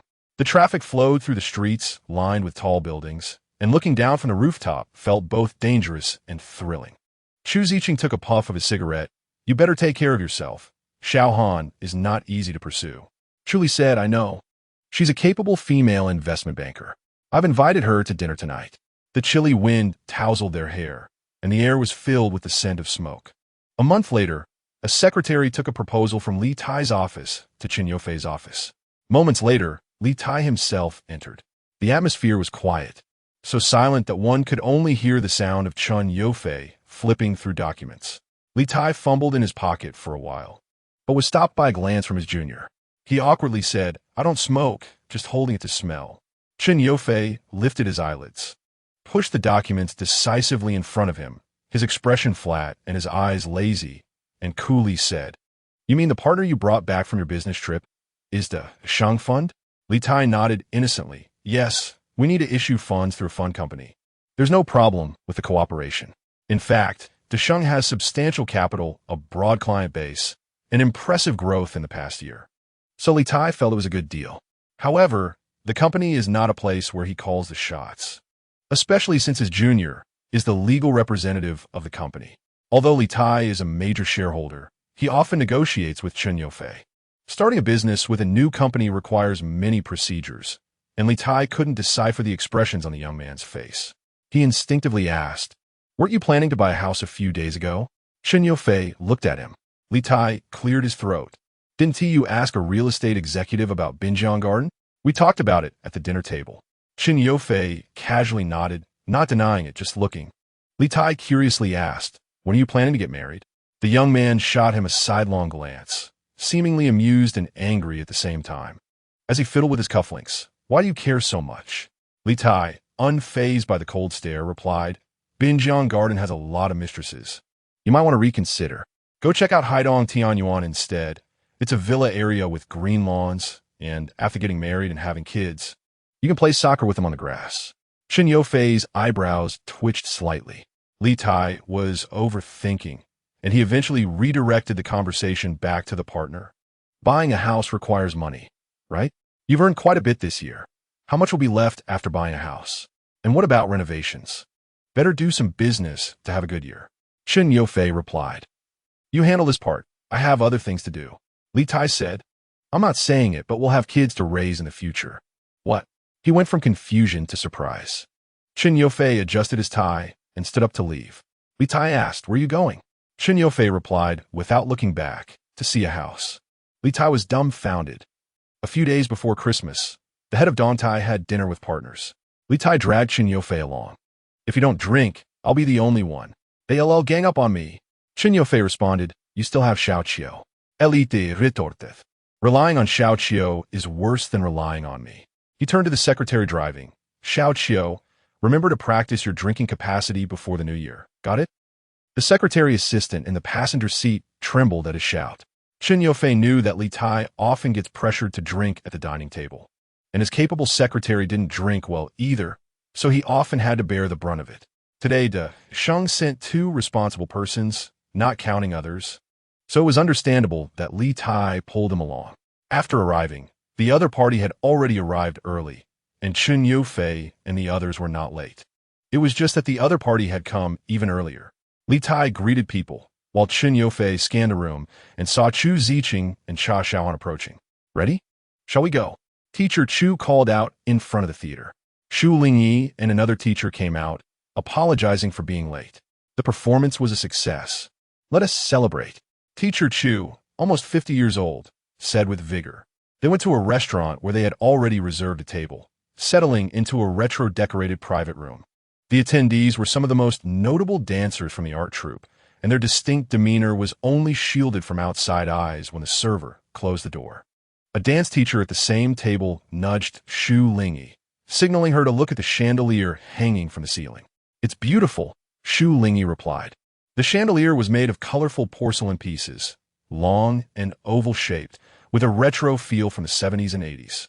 When the dishes were served, everyone started taking photos, and several teachers at the table asked her, "Aren't you going to take pictures?" Shu Lingyi silently picked up her phone. After a group photo, Teacher Chu called her name. "Did you post it on your social media? Give me a like. I'll like yours too." Shu Lingyi, amused and exasperated, said okay. She posted a photo on her social media, featuring the lamp, the food, and the group photo, copying the official gratitude message from the other teachers. The first comment came from He Tianyi. "Hacked? Zhu, 2333, Shu baby definitely copied. Notification. Mom like your post, Auntly like your post, Zhu, He Tianyi dad. And others like your post." Shu Lingyi replied to He Tianyi with a smile. Zhu is right. Half an hour later, it seemed Chen Yufei finally saw her post on social media and liked it before messaging her. "Out for a gathering? Send me your location." Chen Yufei first sent the location. Shu Lingyi paused, recognizing a few words. After a moment without a response, Chen Yufei messaged again. Shu Lingyi replied, "No need. I'm at the same restaurant as you. Spring Breeze. That last one is the private room's name. Chen Yufei, Z. What a coincidence." Chen Yufei, Spring Breeze. Shu Lingyi, nice name. Li Tai filled a glass of wine for the partner across from him, and after enjoying himself, he turned to look beside him, somewhat sluggishly and with a thick tongue. He asked, Who are you chatting with, looking all flirtatious?" Chen Yufei was typing. His fingers paused. Li Tai, sensing the crisis, changed his wording. "Looking all spring-like?" Chen Yufei looked at the secretary beside Li Tai. "Xiao Qiu Ria Li Urja, Li General. Eat something." Eat something. Please shut up. Across the table, Cha Xiaohan raised her glass, with fine wine and delicacies in front of them. It couldn't compare to the phone in Chen Youfei's hand. Are you in contact with your girlfriend? How about I toast Chen General? Chu Ziqing turned to look as well. The atmosphere slightly paused as Chen Youfei shifted his gaze from his phone, calmly raised his empty wine glass, signaling the secretary assistant to pour wine. Let us drink red wine. Cha Xiaohan paused. Don't you drink well? If you don't mind, I can give you a ride home after dinner. Instantly, everyone's eyes at the table fell on her and the young man. Chen Youfei accepted the wine glass handed by the secretary assistant and softly yet affectionately said, "No, I'm going to pick up my wife." The room fell silent. Li Tai's buzz from the wine nearly wore off. He widened his eyes, conveying, "What did you get married? Did Shu Lingyi agree?" Shameless. Cha Xiaohan bit her lip. Chu Ziqing, who had been silent, suddenly asked, "Chen, you and Xiaohan are alumni, right? When did you get married? It seems so rushed, and the news isn't very clear." Chen Youfei glanced at him lightly, chuckled with a hint of amusement but seriousness, and said, "Zong, you're not from the flower market. In our hometown, meeting both sets of parents, receiving their approval, going to each other's homes, and receiving red envelopes from their parents is already considered as an engagement, just lacking a ceremony. Naturally, that will come soon." Chu Ziqing. Jia Xiaohan. He took a sip of red wine, exuding confidence, and regardless of the awkward atmosphere at the table. He picked up his phone to reply to the message he hadn't had a chance to finish earlier with Shu Lingyi. When the dinner party ended, the secretary went to get the car. Chen Youfei was leaving first. "Li Tai, where are you going again?" He caught the attention of Chu Ziqing and Cha Xiaohan. Chen Youfei nodded towards them, saying he had to leave early for something, and asked for their understanding. Li Tai. Chen Youfei walked past him to pick up his sister-in-law. Li Tai was surprised. He was really serious about what he said. The young man's voice wasn't lowered and nearby. Cha Xiaohan and Chu Ziqing clearly heard him, their expressions quite complex. While the secretary brought the car over, and they still didn't seem to have any intention of leaving immediately, Li Tai returned to his senses and smiled apologetically at them. "Sorry, our Chun and his wife have known each other for many years. Everyone in our company is waiting for their long-lasting happiness and to have children soon." Cha Xiaohan's eyelids twitched. "Chu Ziqing." The young man stopped at the corner, reaching out to hold a pair of hands, bringing out a slender figure. Li Tai said with a loving expression, "Our Chun is even preparing a wedding house. Do you two know any good locations to recommend to him?" Chu Ziqing. Heh. Cha Xiaohan touched her heart, feeling choked up. Chapter 49. Outside. The night had deepened.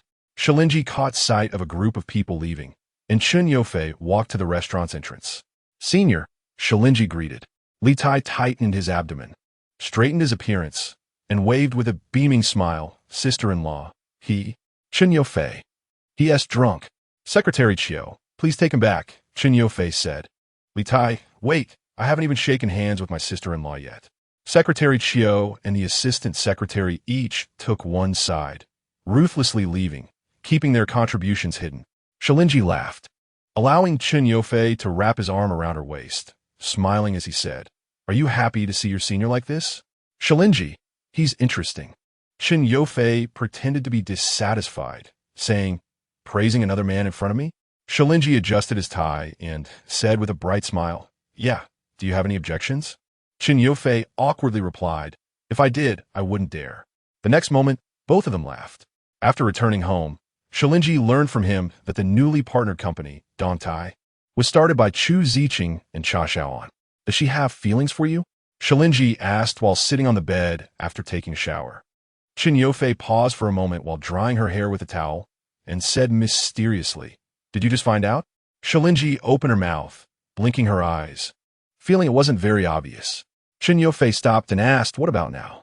Shu Lingyi turned around, grabbed Chen Youfei's shirt, and mischievously said, "You should know you are mine." Chen Youfei, so possessive. Shu Lingyi, who was the most possessive in high school? Chen Youfei reminisced a bit, agreeing it was someone with the surname Chun. Shu Lingyi smiled and lowered her head, then raised it again, half jokingly and half seriously, saying, "If you do something to hurt me, we'll go our separate ways. And don't ever contact each other again." Chen Youfei's pupils constricted as he continued, drying her hair with a towel. Shu Lingyi, are you scared? Chen Yufei gazed at her, slowly breaking into a smile. Yes, scared to death. Shu Lingyi knelt up, brushed her lips against his, and wrapped her arms around his neck. I won't scare you anymore. I love you. Chen Yufei's eyes shimmered with light as he leaned down to touch her lips. I love you too. The young man pressed her down gently, and Shu Lingyi's waist was soft as she gracefully knelt back. Dantai and Dasheng gradually began business exchanges. Most of the time, it was arranged by Li Tai, and Chen Yufei had little contact as he was busier developing more businesses.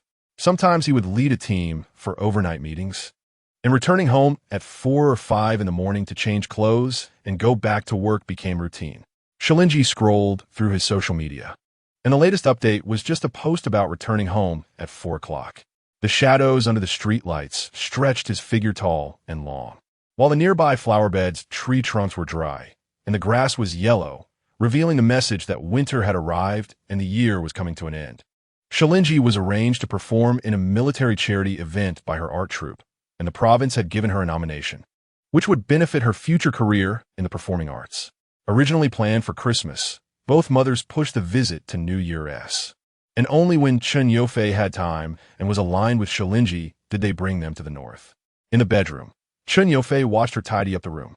Shu Lingyi arranged the folding bed, taking out the clean sheets and duvet from the wardrobe. Do we really have to do this? Chen Yufei walked in and flipped over the corner of the sheet that was sticking up. There was still a pillow missing. Shu Lingyi went to the master bedroom to get it. I haven't told my mom about sleeping in the same room, she said, smoothing out the creases in the sheets with her palm. The master bedroom was missing one pillow, leaving the other feeling lonesome. Shu Lingyi continued, and also your mom. It doesn't look good for us to sleep together like this. So for the next couple of days, you sleep inside or I'll sleep here. The young man's brows furrowed deeper, and after she finished speaking, he looked at her with a half smile, half serious expression. Am I going to let you sleep here? Even if Annie sees us, I wouldn't mind. We've been sleeping like this. What's the need to separate beds now? Seeing him a bit angry, Shu Lingyi frowned as well. She bent down silently, continuing to tidy the bed. Someone came up behind her, pulling her up and hugging her from behind, whispering, baby. Shu Lingyi's body tensed slightly, but quickly relaxed. I won't be soft-hearted, she said softly, her voice a bit choked. Chen Yufei sighed lightly, pulling her closer, gently caressing her face, and said with affection, can we not sleep separately? I'll give a heads up in advance. Of course, they might already know. He purposely tried to make her laugh. What if we just get our marriage certificate today? Is that legal? If it weren't for me not having thought of a good proposal method, I would have taken you straight to the Civil Affairs Bureau on graduation day. Shu Lingyi's eyes moistened as she released her lightly bitten lip. It's no use going to the Civil Affairs Bureau. My household registration is still in the flower market. Chen Yufei turned her around to face him, kissed her lips and eyes, and smiled brightly. Exactly. I had already thought of taking you then, but Uncle and Annie definitely wouldn't agree. What could he give her at that time? A small house, or a rented one? Just saying it would be embarrassing. Shu Lingyi looked down and saw Chen Yufei intentionally squatting down a bit, staring at her, letting out a relaxed sigh. Don't think just because you're the boss now and have money, I'm with you for that. Chen Yufei looked at her with affection, softly saying, you were with me when I had no money. Hand in hand, they returned home, drinking a cup of milk tea by the school, having a rice ball and a bowl of porridge, taking a 2-yuan bus to school, walking back at the bus stop, facing the wind along the riverbank, stopping for street food for a sweet, glutinous rice ball, and saying goodbye to the takoyaki vendor's special set. Shu Lingyi sniffled, tiptoed to hug his neck, and as the memories deepened, she felt tears welling up. Chen Yufei tightly hugged her, reassuringly saying, Mommy's here, let me talk, okay? Shu Lingyi blinked, brushed her fingertip across, and softly replied, In WeChat, Lu Shu and Shu Lingyi said they wanted to see the flag-raising ceremony and the impressive flag raisers. That means we have to get up very early, Shu Lingyi reminded. Lu Shu, no worries, Mommy likes it. Shu Lingyi. She sent a photo, a selfie with Li Xiangyi on the plane. Lu Shu, is it pretty? Shu Lingyi, pretty. Satisfied, Lu Shu said, we're about to take off, dear. I'm turning off my phone. Shu Lingyi. Okay, I'll wait for you at the airport. The house was already cleaned up with fresh bedding changed. Shu Lingyi took one last look to ensure there was nothing wrong before heading out. where Chen Yofei was waiting for her downstairs. He had finished his work ahead of time and specially set aside 2 days, looking particularly energetic after a good night's rest. Chen Yofei, did Annie contact you? Shu Lingyi, sitting in the passenger seat, replied. She said she wants to see the flag raisers. Chen Yofei, Annie is quite humorous. After picking them up, it had been a while since they last met, and both mothers showed signs of aging.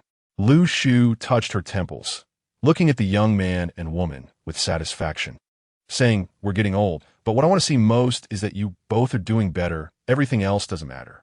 Li Xiangyi smiled and patted Shu Lingyi's hand, saying, good girl, I hope this visit doesn't disturb you. Chen Yofei, standing nearby, said, why say that? It's actually us who haven't spent enough time with you. Li Xiangyi chuckled, you're quite the talker now. She turned to Shu Lingyi and asked, has my son learned sweet talk to deceive you? If he ever says something that doesn't count, tell me. Annie will teach him a lesson. Chen Yofei helplessly replied, that's a huge misunderstanding. This made Shu Lingyi and Lu Shu laugh. Shu Lingyi said, Annie, Mommy, let's go eat first. We'll drop off the luggage at home after. Lu Shu and Li Xiangyi exchanged glances and shook their heads, saying, what are you talking about? We're not staying at your place. Help us book a hotel. We want to stay outside, preferably close to that square. We're here to travel, not to stay at your home. All right. Shu Lingyi looked at Chen Yofei for help. The young man seemed to have anticipated this, frowned slightly but quickly relaxed, saying, how can you take care of yourselves if you stay outside? Li Xiangyi waved her hand. Do you think we're kids? We're not old enough to need that. Lu Shu said to Shu Lingyi, Mommy and your Annie can take care of each other. We can manage on our own. Stop nagging. Shu Lingyi. Chen Yofei. Then fine. Shu Lingyi. Chen Yofei comforted her, saying it would be inconvenient for them to be together, so they should enjoy their time playing for these few days. The two older women looked at them affectionately, nodding from time to time. Only then did Shu Lingyi relent. On New Year's Day, there were many travelers, and Chen Yofei simply parked the car in the parking lot, taking the two women for a leisurely walk in some walkable areas. After several days of fun, their social media was filled with updates and short videos dominated by them, having fun like children. The mothers said they wanted to see the flag-raising ceremony and got up very early, only to arrive and find themselves facing a crowd, confused and unable to take photos due to their height. Everything felt disillusioning, but thankfully, Chen Yofei was there to take their phones and capture photos from the front. When the national anthem played, they were deeply moved. Finally, as they left the square, they happily took a group photo. Lu Shu gestured. How old were you then? You're completely different now. Shu Lingyi held her hand, filled with dependence, and said, still the same. It's still the same. Li Xiangyi glanced at her son, who was now much taller than her, even taller than his father, and gently patted his back, saying, you too. You were a child, and now you can raise a child. Chen Yofei smiled openly. During their trip, Lu Shu and Li Xiangyi remembered to bring back local specialties. Shu Lingyi took the time to bring them to get their hair done, dyeing the slightly graying roots black, making the mothers look several years younger. They each bought a set of skincare products at the mall, and Chen Yofei acted as their personal delivery man, sending them back to the hotel only in the afternoon. The next day, he picked them up to have dinner at their home. Shu Lingyi and Chen Yofei cooked together, and by the time they arrived, everything was almost ready. Their house, which they had lived in for several years, still maintained cleanliness and warmth, showing a rich and cozy atmosphere. The doors of the two bedrooms were slightly open, revealing their interiors. Li Xiangyi and Lu Shu could immediately tell the difference between the two rooms. One was regularly occupied, while the other was dedicated to work. Chapter 50. Lu Shu and Li Xiangyi didn't say much. After sitting down to eat, it was just like before. They spent their last day in the city and took the morning flight back to Huashi. Shu Lingyi sat in the car, listening to Chen Yofei on the phone. In December, the weather in Huashi felt like a cold autumn, with greenery still visible and a light rain just having fallen. Li Xiangyi's voice came softly, son. Can Mommy report a happy event for you? Chen Yofei held the phone, looking at Shu Lingyi in the passenger seat, who smiled at him, making his heart race. That firm echoed in Li Xiangyi's ears several times until Chen called her name from the study, bringing her back to reality with a relieved expression. What's wrong? Shu Lingyi asked him after he hung up. The young man placed the phone beside her, leaned back in his seat as if exhausted, and turned to her with satisfaction, saying, "Shu Lingyi, we can write the engagement letter now."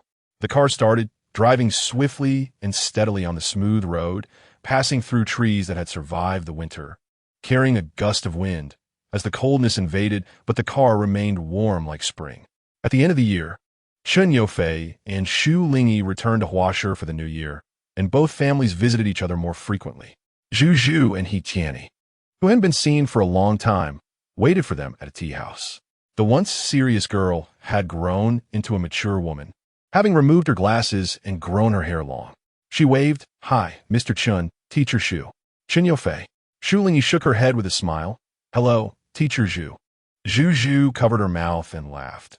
"Teacher Shu is a teacher of the people, and I'm a little teacher of the people." Chen Yufei.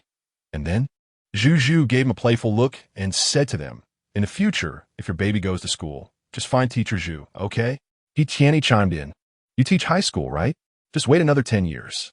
He was dressed casually, looking a bit more composed, but his eyes and demeanor remained the same, carefree. He Tianyi and Shu Lingyi switched positions, hugging Chen Yufei to greet him. He cheekily called out, "Fei Ge." Chen Yufei replied with the same indifferent tone he used in high school, "Tian Ge." Then the two burst into laughter, and those memories, hidden by the passage of time, came alive again. Zhu showed Shu Lingyi the top of her head, saying, "I only just realized how hard it is to manage a bunch of energetic kids. It's tougher than when we were in school. At least back then, we had Chen Yufei and He Tianyi. As long as you reason with them, it wasn't too hard to manage. Now, I feel like I'm losing hair every day." Shu Lingyi comforted her. "They're still young. When they grow up, they'll understand how good teachers are." Zhu had become a teacher and now worked at Huashi #1 high school. He Tianyi unexpectedly got into a government position and began to study the political world. Chen Yufei sat next to him smoking, their youthful features now showing mature contours, resembling capable adult men. He Tianyi put his arm around his shoulder and asked, "Are you just going to stay out here and not come back?" Chen Yufei, through the smoke, glanced at Shu Lingyi, who was chatting on another sofa a bit further away, and shook his head slightly. Not for now. Both he and Shu Lingyi were developing their careers in the capital, with bright trends and prospects, and it would likely be a long time before they returned. He Tianyi understood and patted him on the back, saying, "It's all good. I'll be here in the capital. You can come back anytime. When you don't want to stay out there anymore, bring your wife and kids back. You have money, and I have power. We can still do great things together." Chen Yufei smiled at that. Okay. He bit down on the cigarette, but savoring the words about wife and kids. At that moment, Shu Lingyi turned to look at them, and the two exchanged glances through the smoke, understanding the emotions in each other's eyes. With an old friend beside him, smiling as ever, sharing love and companionship. And with peaceful times, it couldn't be better. After the new year, they returned to the north. Zhu and He Tianyi went to work and couldn't come to see them off. Perhaps after becoming adults, separation had become a common occurrence. As long as they knew the other was doing well, the temporary parting was just for their own struggles, and all they could say was to wish each other well. Shu Lingyi and Chen Yufei discussed this topic, expressing their sentiments. Chen Yufei said, "Before truly entering society, those years can be called carefree. Some people drift apart, and some lose their way home. Adult life comes in two forms. Some gain status, some gain wealth, and some have nothing, drifting aimlessly through life." Shu Lingyi looked at him gently and asked, "And you?" Chen Yufei lowered his head and kissed her hand. "I have you all the way." After their relationship was made public between their families, due to both still striving for their careers, they only indicated their status as boyfriend and girlfriend, gradually making plans for the future once both sides were stable. By the end of August, on a sunny day, the last villa area of Haidong Tianyuan was completely finished, passed inspection, and went on sale ahead of schedule. Chen Yufei had made an appointment with the sales department and went to look at the house with Shu Lingyi. He rolled up his shirt sleeves and, after giving some instructions to his secretary, was just leaving the company. As the person in charge from the collaborating side, Cha Shaoan, came to Dongtai and encountered him, Chen Yufei nodded slightly and walked past them to meet Shu Lingyi. When they arrived at Haidong Tianyuan, the manager of the sales department personally welcomed them. This area is near the inner lake of the courtyard, behind which is a large golf course. The environment is beautiful and very suitable for living. You can rest assured, each villa in the community has its own security system, so safety is not an issue. The main thing is whether you're satisfied with these layouts. There's also a private elite primary school nearby, so you won't have to worry about your child's education in the future. Chun Yofei replied, "We'll take a look ourselves first." The manager nodded, "Sure." He and Shu Lingyi walked to the balcony, where the community's landscaping was uniquely designed, making it feel like a summer retreat in the urban area. "Do you like it?" Shu Lingyi surveyed the layout of the house and asked, "Isn't it too big?" "However, the view here is nice and very comfortable." Chun Yofei casually replied, "Big? The bigger, the better. When we have kids, let them run around everywhere." Shu Lingyi, "Am I wrong?" "Chun Yofei, is what I said wrong?" Shu Lingyi leaned on the railing, her gaze falling on a patch of unknown little flowers on the grass. The sunlight fell between her brows and eyes, lazily making Chun Yofei unable to resist gently touching her, from the tip of her nose to her lips. "Then let's settle here," Shu Lingyi said, closing her eyes, as if she could imagine what Chun Yofei described. Small children with soft bodies running around with their short legs, while they would carefully take care of them, just like their parents did when they were young. Her heart would also soften completely. Chun Yofei gave the card to the manager to swipe, enter the password, and settled the payment in one go. Within 30 seconds, he received the transaction information from the bank. Looking at the meager balance left in his account, he joked to Shu Lingyi, "The housing prices in the capital are a nightmare for workers. I need to work harder to earn money." Shu Lingyi responded, "From today onwards, you'll be relying on me." Chun Yofei wrapped his arm around her as they left the sales hall, saying, "Then I'll have to count on Miss Shu to take care of me. Whether I can eat enough depends on you." Shu Lingyi smiled. "I definitely won't let you go hungry." On the day they received the property certificate, Chun Yofei returned home first. He called the theater to inform them to tell Shu Lingyi to come home when she was free, as he had something waiting for her at home. Shu Lingyi hurried back, wearing a white long dress that Chun Yofei had specially asked her to wear that morning. "Chun Yofei?" She opened the door, surprised not to see anyone. Shu Lingyi walked into the room, and as soon as she pushed the door open, she saw the young man sitting on the bed, which was covered with flower petals and a huge bouquet of roses placed on top. He was looking down, seemingly unaware of the noise, seriously fiddling with the camera in his hands. Shu Lingyi was stunned. Chun Yofei was wearing the school uniform from Huasher No. 1 Middle School, having dressed himself meticulously. He was wearing a pair of white sneakers, and the sunlight streamed into the room through the curtains, subtly revealing that the shoes were brand new. He had groomed himself meticulously, paying close attention to details, wearing a watch from his school days. And beside him was the backpack he carried in his first year of high school, just like a youth. He suddenly looked up and saw her, surprised. So soon? He didn't expect her to return so quickly. He had just set up the camera. Chun Yofei smiled, placing the camera at a suitable height, and gently urged, "Come here, give me a hug." Shu Lingyi heard the sound of her nerves snapping and the slight tightness in her throat. She walked closer step by step, only to be pulled into his arms by Chun Yofei. "Look over there, say hello. Don't be nervous. If you're nervous, I want to know what to say." Shu Lingyi, comforted, couldn't help but smile, her gaze returning to Chun Yofei. "Why are you dressed like this?" Chun Yofei replied, "Can't you tell? I'm trying to find the feeling of being the school bully in high school." Shu Lingyi cooperatively tilted her head back and softly asked, "And then?" Chun Yofei chuckled a few times, releasing her chin and glancing at the bed before stepping back a few paces. Someone's heartbeat was so strong it seemed like it would burst from their chest. He didn't forget to pick up the backpack from the bed, tidy up his hair and watch, glanced at his white sneakers, cleared his throat, and prepared everything. He took out a black velvet box, opened it, knelt on one knee, raised his proud head, and fixed his burning gaze on her.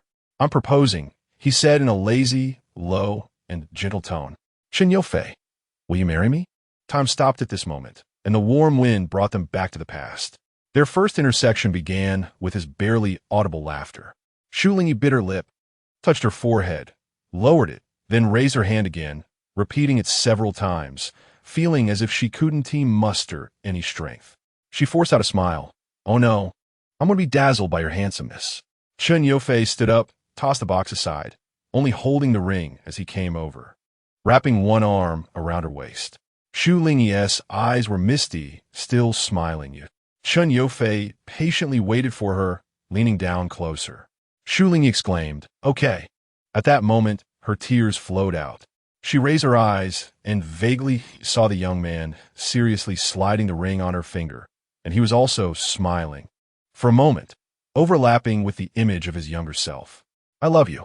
They lay in bed embracing each other until it got dark outside. Shu Lingyi got up to cook, but Chun Yofei pulled her back. "Let's order takeout," he said. He didn't want to go out, and neither did Shu Lingyi. They just wanted to be together. So, Chun Yofei picked up his phone to place an order, and after that, they cuddled again, occasionally kissing each other, keeping the warmth between them. That night, when they made love, they fell onto the bed covered with petals, crushing the petals to release their juices, letting the petals stick to their bodies, and causing the bed to continue shaking. Since Chun Yofei proposed, they had told their families about their plans to get engaged next year and to have their wedding the following year. In the next 2 years, Shu Lingyi had a major performance to prepare for, and Chun Yofei was also very busy, needing to carefully arrange his schedule. They first renovated the wedding house they bought. It took half a year from hiring a professional designer to finishing the renovations. For safety reasons, they delayed moving in until the formaldehyde test results showed it was safe. On a peaceful afternoon, Shu Lingyi rested her head on the rarely resting Chun Yofei's thigh while reading. Bright light illuminated them, creating a quiet and beautiful scene. The young man on the sofa wore gold-rimmed glasses perched on his prominent nose, holding a perpetual calendar as he selected a moving date. Let's say 2 days later. It's a good day for travel, marriage, moving, groundbreaking, and worship. Shu Lingyi turned slightly and replied, "Okay, that's fine." Chun Yofei ran his fingers through her long, smooth black hair that she had kept for many years. He took off his glasses and rubbed the bridge of his nose. Just then, his phone on the table rang, and Shu Lingyi handed it to him, noticing it was from his secretary. Chun Yofei glanced at it, frowning slightly. "I told them not to disturb me unless it's urgent." He hung up, and less than 10 seconds later, the phone rang again. He stared at it seriously for a moment, and Shu Lingyi gestured for him to answer. Not wanting to disturb her reading, Chun Yofei took the phone to the balcony. Shu Lingyi followed his movements with her eyes, seeing him speak with a blank expression. After a while, Chun Yofei returned and said to Shu Lingyi, "There's something at the company. I need to go." Shu Lingyi asked, "Is it urgent?" "I can go with you." Chun Yofei comforted her calmly, saying, "I'll know once I get there. If it's urgent, I'll contact you." Shu Lingyi hesitated for a moment. Chun Yofei kissed her forehead and left, saying, "Don't wait for me for dinner. You can eat first." Shu Lingyi replied, "All right." She got up to see him off at the door, watching as he entered the elevator and left. Chapter 51. When Chun Yofei arrived at the company, Secretary Chiu was waiting for him at the door, and they went to his office together. He closed the door and took a close look at Chiu, whose lips seemed faintly bruised. "President Chun," Chiu said with a serious expression, his eyes slightly red, and his collar wrinkled as if someone had grabbed it. Chun Yofei looked him up and down, asking what happened. Chiu replied, "President Li got drunk and got into a fight. I couldn't hold him back, and he got hurt." Chun Yofei frowned in displeasure, saying, "Where's Li Tai?" "He's not at Dasheng," Chiu said, shrinking slightly.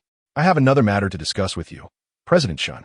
Chun Yofei was unhappy with Chiu's slow manner of speaking and lifted his eyelids. Chiu nervously whispered, "Dasheng wants to unilaterally end our cooperation. Many expanding businesses will stop midway, and some clients have already contacted them directly." Chun Yofei responded, "Did someone leak client information? If they want to end it, then let them. We should be the ones benefiting from the termination." He turned his chair, furrowing his brow, holding his breath in restraint, gripping a pen tightly. Chiu continued, "No. This batch of client information was originally provided by Dasheng and belongs to our shared cooperation business. The important thing is that President Li has been accused by Dasheng of misusing client fundraising, and they are preparing to take Dongtai to court." It turned out that the business developed by Dongtai was managed by both Chun Yofei and Li Tai, and they had always reduced their differences, developing well in the company's name, only communicating with Li Tai at the end of the year. Recently, Li Tai, who advocated for expansion, invested heavily in many industries, and when the cash flow couldn't keep up, he turned his attention to public funds. Chiu only revealed this point now. The pen snapped on the table with a click, and Chen Yofei coldly tossed it aside, standing up. Gather your people and organize all related documents. Take me to find him. Xiao didn't dare to look up at him, feeling the intense anger emanating from Chen Yofei. After Chen Yofei left, Shu Lingyi dozed off on the sofa after reading for a while, waking up around 7 in the evening. The room was dark and silent. She glanced at her phone and sent a message to Chen Yofei, but he did not respond. Shu Lingyi got up, turned on the lights, and went to the kitchen to cook. She made soup and several home-cooked dishes, the fragrant rice wafting through the air, and then set the table with satisfaction. By 9 in the evening, he still hadn't returned, and Shu Lingyi felt a faint sense of unease. The financial street, filled with tall buildings, was devoid of the daytime bustle as night fell. After Chen Yofei arrived, Li, the person in charge at Dashan, seemed to have been waiting for him. "Where's Li Tai?" Chen Yofei asked, not seeing anyone when he arrived, with Qiu following closely behind him. Li observed him closely, his scrutiny heavy and uncomfortable. He wanted to see what the other person in charge at Dantai was like, especially since every time Xiaohan mentioned him, her expression soured. Chen Yofei coldly looked at him and calmly repeated the question. Li adjusted his tie, shrugged, and said, "You're asking me? I can have security come to answer you." They took him away. "Do you want that?" Qiu quickly glanced at the outside environment and whispered, "President Chun, there are too many of them. They restrained President Li before, so he couldn't fight back." Li said, "I remember now. Your President Li caused a scene when he came. Our security threw him out." He seemed very curious about Chen Yofei, stepping closer and sarcastically saying, "President Chun has come to talk to me about something, right? It shouldn't be like with President Li. I don't want to trouble our people again."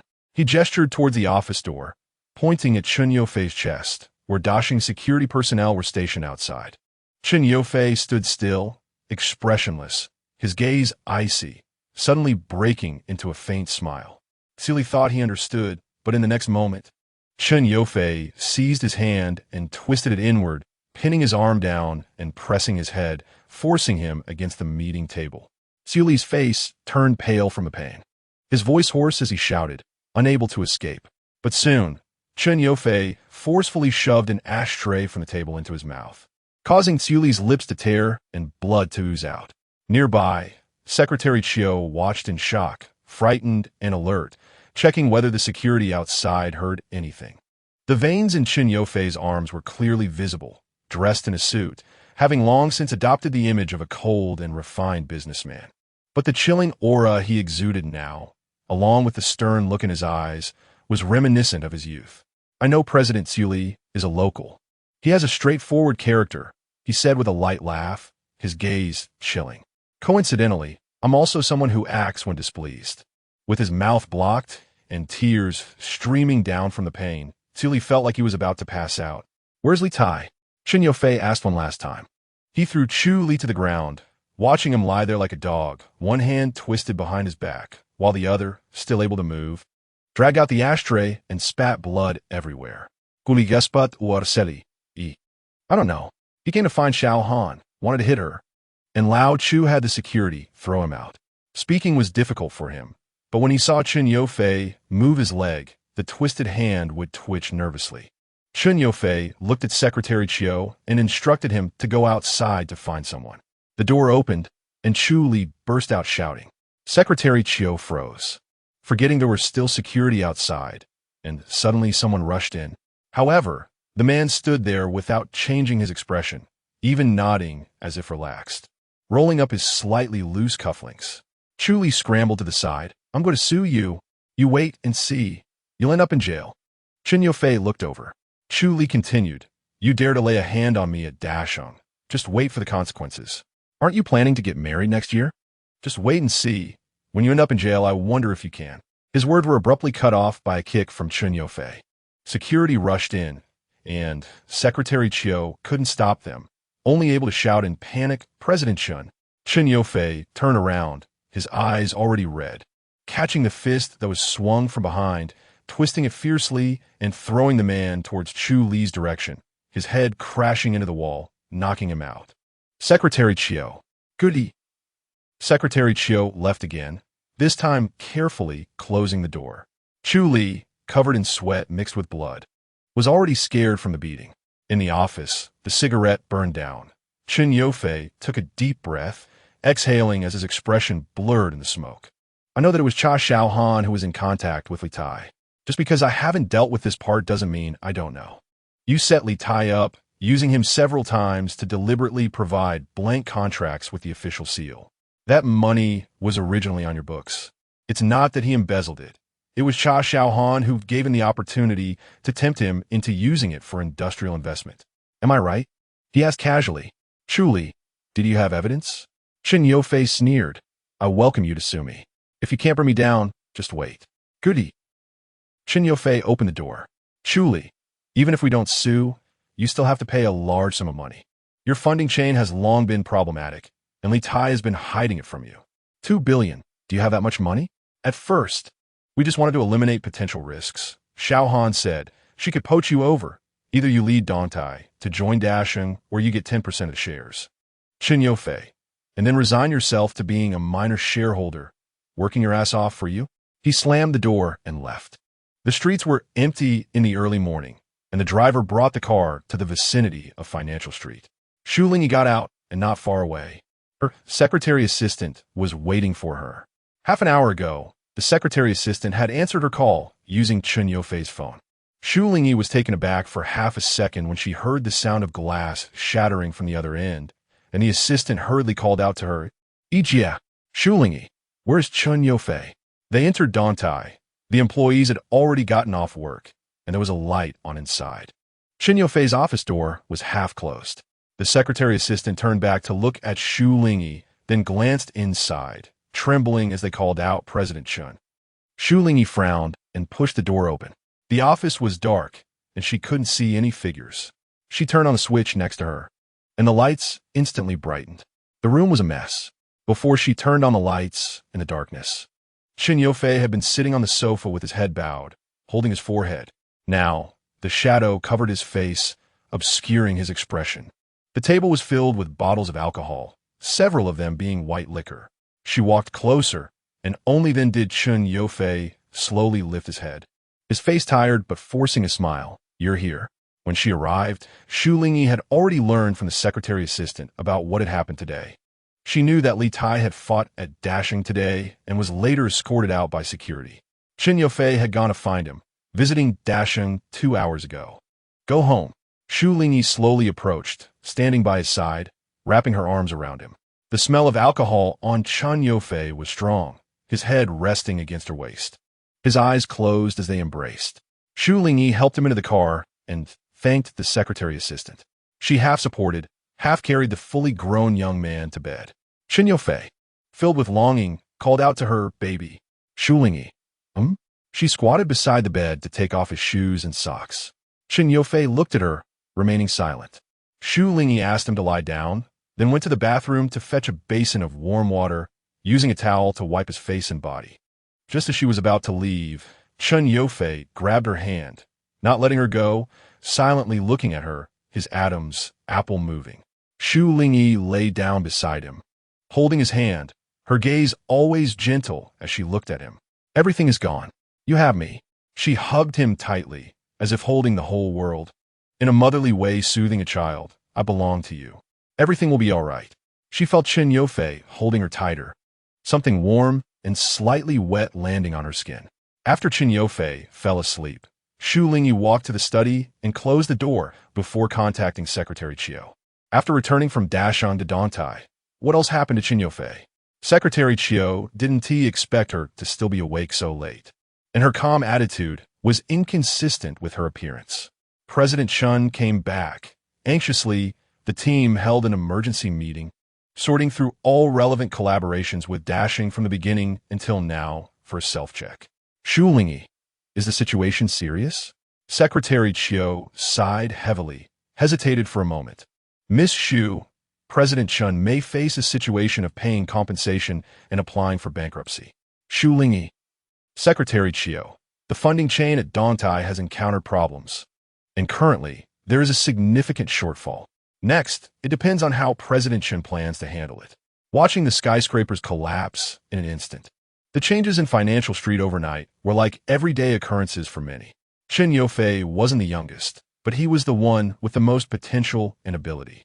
The study's window faced the moon outside, and Shu Lingyi couldn't help but frown, replaying images of him in her mind. Compared to failure and dejection, what she most wanted to see was always him full of vigor.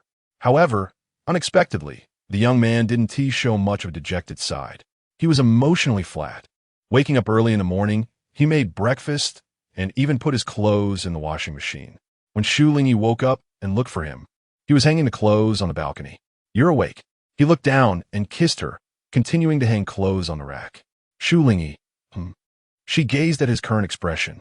Chen Yofei raised an eyebrow. "Handsome?" "Shu Lingyi." "Handsome." After hanging the clothes, he brought out the porridge he had cooked in the kitchen and asked Shu Lingyi to come eat. She kept staring at him. "Chen Yofei, worried about me?" Shu Lingyi took a bite of the steamed bun he fed her, nodding slightly. Chen Yofei didn't go to the company. Only important people from the company contacted him or came looking for him. Li Tai didn't show up for several days.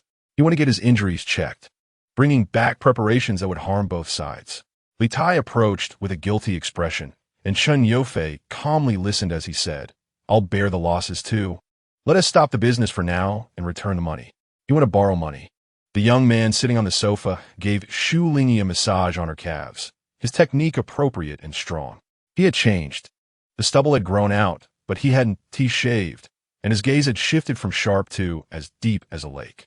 In just a few days, he seemed to have matured several years, his emotions no longer showing on the surface. Before Li Tai came to find Chen Yofei, he felt not only guilt and anxiety, but also wanted to escape. But the reality told him it wasn't that easy to avoid.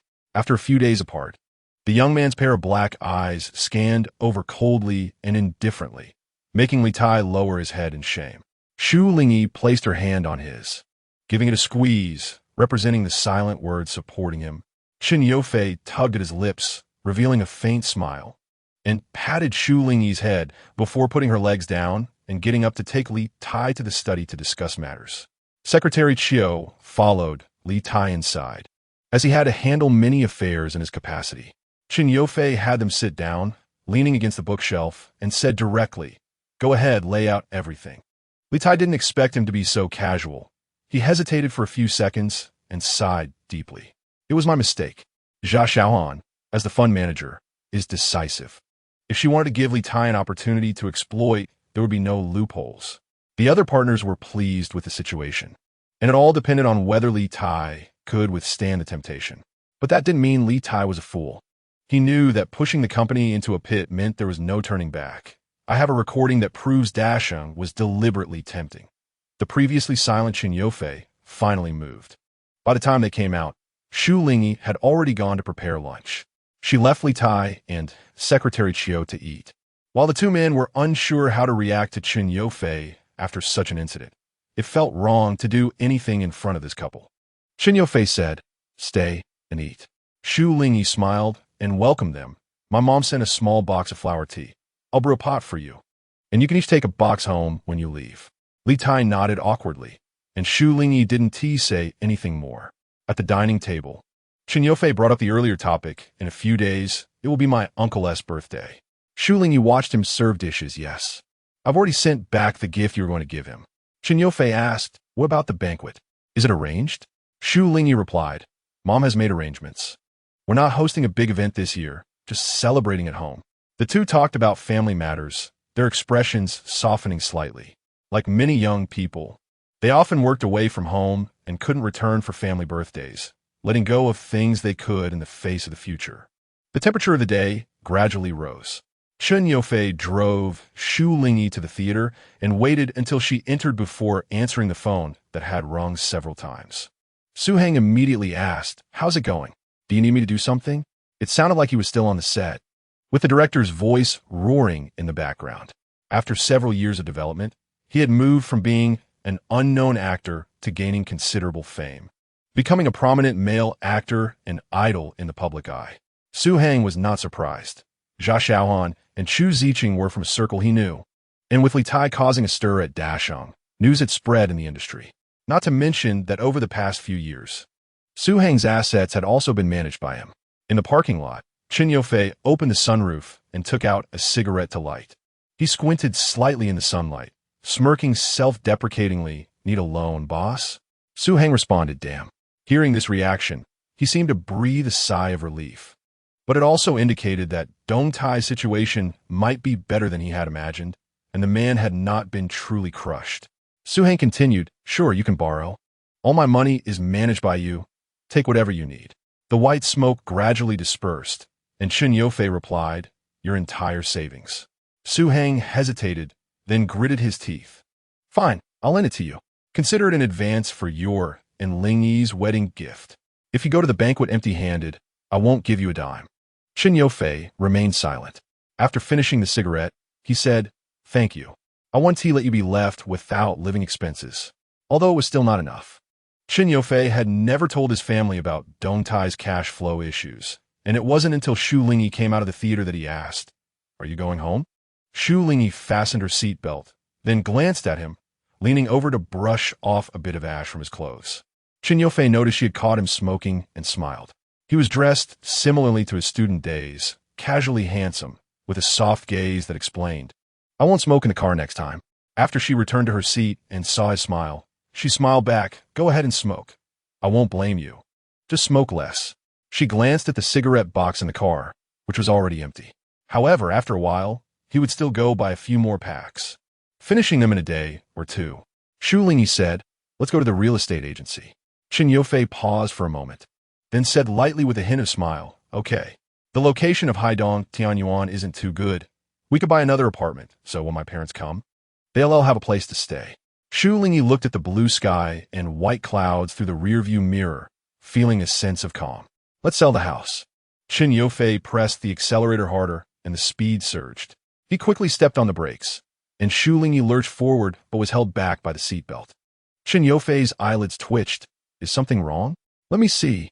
Shu Lingyi stopped his hand and said with a pale face, "It's nothing. I just spoke too suddenly." Chen Yofei thought she was joking and didn't take it seriously, saying, "Sell it house, baby. That's our marital home. We'll live there happily in the future." He paused at the end. The car hadn't left the parking lot yet, and since Shu Lingyi brought up selling the house, she decided to stop the car and clarify the matter.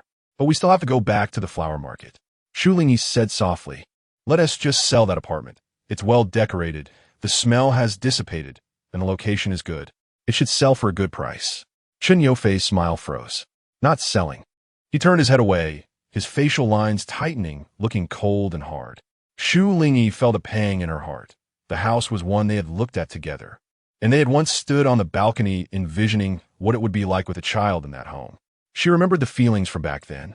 The renovation was also a discussion they had with the designer, and every detail represented their deep hopes and love for their future home. After a few minutes of turning away, Chen Yofei turned back to persuade her. "The house isn't for sale. It's still yours, our future residence."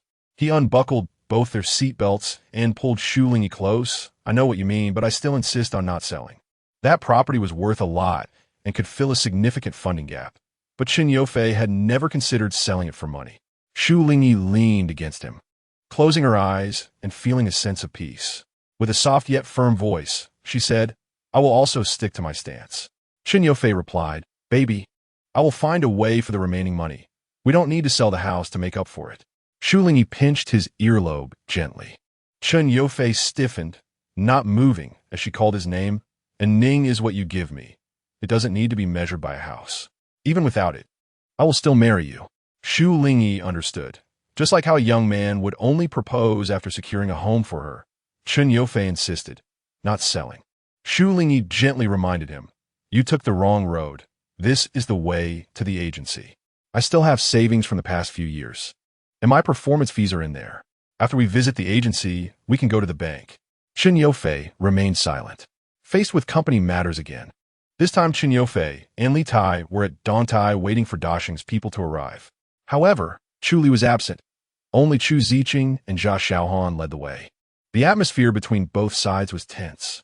Chen Yofei's indifferent gaze swept over them, signaling Li Tai to begin. The situation began to change when Li Tai presented the evidence. Chu Ziqing and Jia Xiaohan, as representatives, came to negotiate, and the previous statements about testifying in court disappeared in this dispute. Dong Tai had already calculated the funds and would return them within the agreed time frame, while Dashin would give up on pursuing the matter and reduce the compensation claims arising from the business, item by item, to settle everything properly. Qin Yofei spoke for the first time today, asking Secretary Chiu to transfer the funds to Dashin's account. After the handover was completed and everything settled, he looked at the numbers, slowly compressing his breath deep in his heart. He closed his eyes and opened them again, feeling clear-headed. Chu Ziqing said, "I have no issues on my end. Xiaoan, how about you?" Dong Tai had turned the tables and was also quite upset, still feeling blocked inside. Cha Xiaoan looked at the expressionless young man, wanted to say something, but only opening her mouth without daring to speak. She shook her head.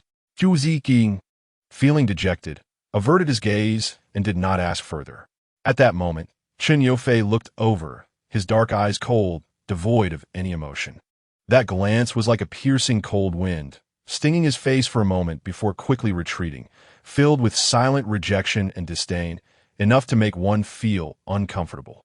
Once the others left, Qin Yofei faced Li Tai. The funds from He Qiani, who learned the news through Suzhou and Hangzhou, were also included in today's finances. He and Zhu Zhu strolled hand in hand on the campus track, casually snapping a photo and sending it over. The already mature buddy even used a nonchalant tone to ask him, "The weather at the flower market today is as nice as when we started our first year. Do you want to come back and take a look around the school?" Qin Yofei replied blandly, "Senior, please sign this acquisition contract." Dong Tai timely mitigated the losses and did not reach a point of no return. The document in his hand was enough to secure the entire company. Qin Yofei came out of the elevator and looked into the hall, where a figure in a white dress stood gracefully with her back to him. Upon sensing his gaze, she turned around, smiled slightly, and extended her hand. Shu Lingyi asked, "Is everything taken care of?" Qin Yofei replied, "Mem." They held hands and walked out of the company. "My uncle is celebrating his birthday next year. Do you want to go back and take a look?" Shu Lingyi looked at him in surprise. Qin Yofei slowly walked with her toward the subway entrance, patiently waiting for her response. Shu Lingyi kept pace with him and cheerfully agreed. Sure. After Dong Tai was acquired, Qin Yofei temporarily held the title of general manager until the scheduled handover date arrived. Many matters no longer required his involvement. Aside from a busy period earlier, his days became increasingly relaxed, spending more time at home, often accompanying Shu Lingyi to theater performances, accumulating a stack of tickets. He became something like Shu Lingyi's assistant. But everyone in the theater recognized him, knowing their relationship, and some even kindly teased teacher Shu for having a follower. At night, after parting the floating clouds, the dim stars could be seen. When the theater closed, Shu Lingyi and Qin Yofei walked out side by side. "There's still the last subway," the young man remarked. Glancing at the time, Shu Lingyi nodded, adjusting her skirt blown by the wind. Qin Yofei suggested, "Let's take a taxi. It's late, better to head back and rest." He glanced at her high heels. Shu Lingyi smiled, holding him back. "Don't waste it. Let's walk slowly. There's still the bus stop." Qin Yofei put down his phone and held her hand again, but reminded her, "If you can't walk anymore, just call me. I'll carry you." Their palms separated briefly before coming together again. After Qin Yofei stopped going to the company, he began living a life akin to a house husband. The bedroom in the morning was filled with the scent of flowers, and the bathroom echoed with splashes of water. Shu Lingyi bore the weight behind her, biting her lip and softly letting out a cat-like sound. Qin Yofei asked her to open her mouth, his tongue quickly entering as they shared a deep kiss. Their movements intensifying until the alarm set on the bedside screen vibrated repeatedly. Shu Lingyi lay limply in his arms. After Qin Yofei climaxed once, he still half erect, cleaned her body, and carried her to bed to get dressed. "Are we having seafood rice today?" Qin Yofei asked, slipping a piece of clothing over her. Shu Lingyi touched her damp hair, blinking and naturally responding. "Do you still have money?" Qin Yofei replied, "For groceries, or for an overnight stay?" "I have some." Shu Lingyi. She knelt, her hips raised, her waist slender, her skin a smooth white. One hand came up, and he lifted her entirely onto his lap. Qin Yofei asked in a deep voice, "Madam, are we still having an overnight stay tonight?" Shu Lingyi. Qin Yofei chuckled lightly, I'm just a free man now, relying entirely on you to support me. Doesn't that make me like a kept boy? Shu Lingyi seriously assessed his complexion. You haven't been out, so how did you get tanned? You've gotten a bit whiter. He was in a good mood, and Shu Lingyi was willing to chat with him. I only provide living expenses. You not only cook, but also take care of housework. Don't you think the support fee is too low? She played along, and Chen Yofei smiled more broadly, calmly enticing her, then add a bit more. Shu Lingyi trembled slightly, her ears turning red. How much more? Chen Yofei replied. Madam can decide, based on her mood. Just don't keep me waiting too long. He straightened up, allowing her to feel the intensity of his need. A year passed again. The house that was supposed to be vacated was re-leased for another 6 months. In late April, during the season of blooming flowers, Chen Yofei celebrated another birthday. Aging a year amidst the flourishing blossoms, Shu Lingyi accompanied him to get a haircut, dyeing it a stylish silver gray and changing his earrings. Looking in the mirror, he appeared no different from his university days, with deep contours, a reserved temperament, and still handsome. She rubbed his head as they looked into the mirror together. Shu Lingyi, filled with nostalgia, remarked, You've aged another year. Chen Yofei frowned slightly and asked with mild concern, Am I old now? Shu Lingyi hugged his waist like a schoolgirl. You can't tell. Chen Yofei carefully examined himself. Shu Lingyi suddenly said, What are you looking at? You're still my boy. Chen Yofei. A smile crept onto his lips, joy and delight twinkling in his eyes. After a long time, when she was performing and dancing, Chen Yofei returned to the official university. Soaking in the library reading, he still stood out like a crane among chickens, his presence striking, yet no one dared to approach him easily. He still occasionally chatted with his former teachers, while he and Shu Lingyi each had their own things to do. At mealtime, Chen Yofei would bring his packed lunch and place it on her desk, today being no exception.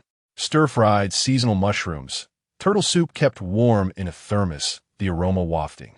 Shu Lingyi took a spoonful, accidentally gagging it back out. Chapter 53. Is something wrong? Chen Yofei asked with a stiff smile, watching her with concern.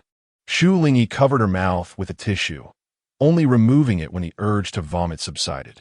Chen Yofei hurriedly poured her a glass of water and placed it on the table, then took a sip of the turtle soup himself.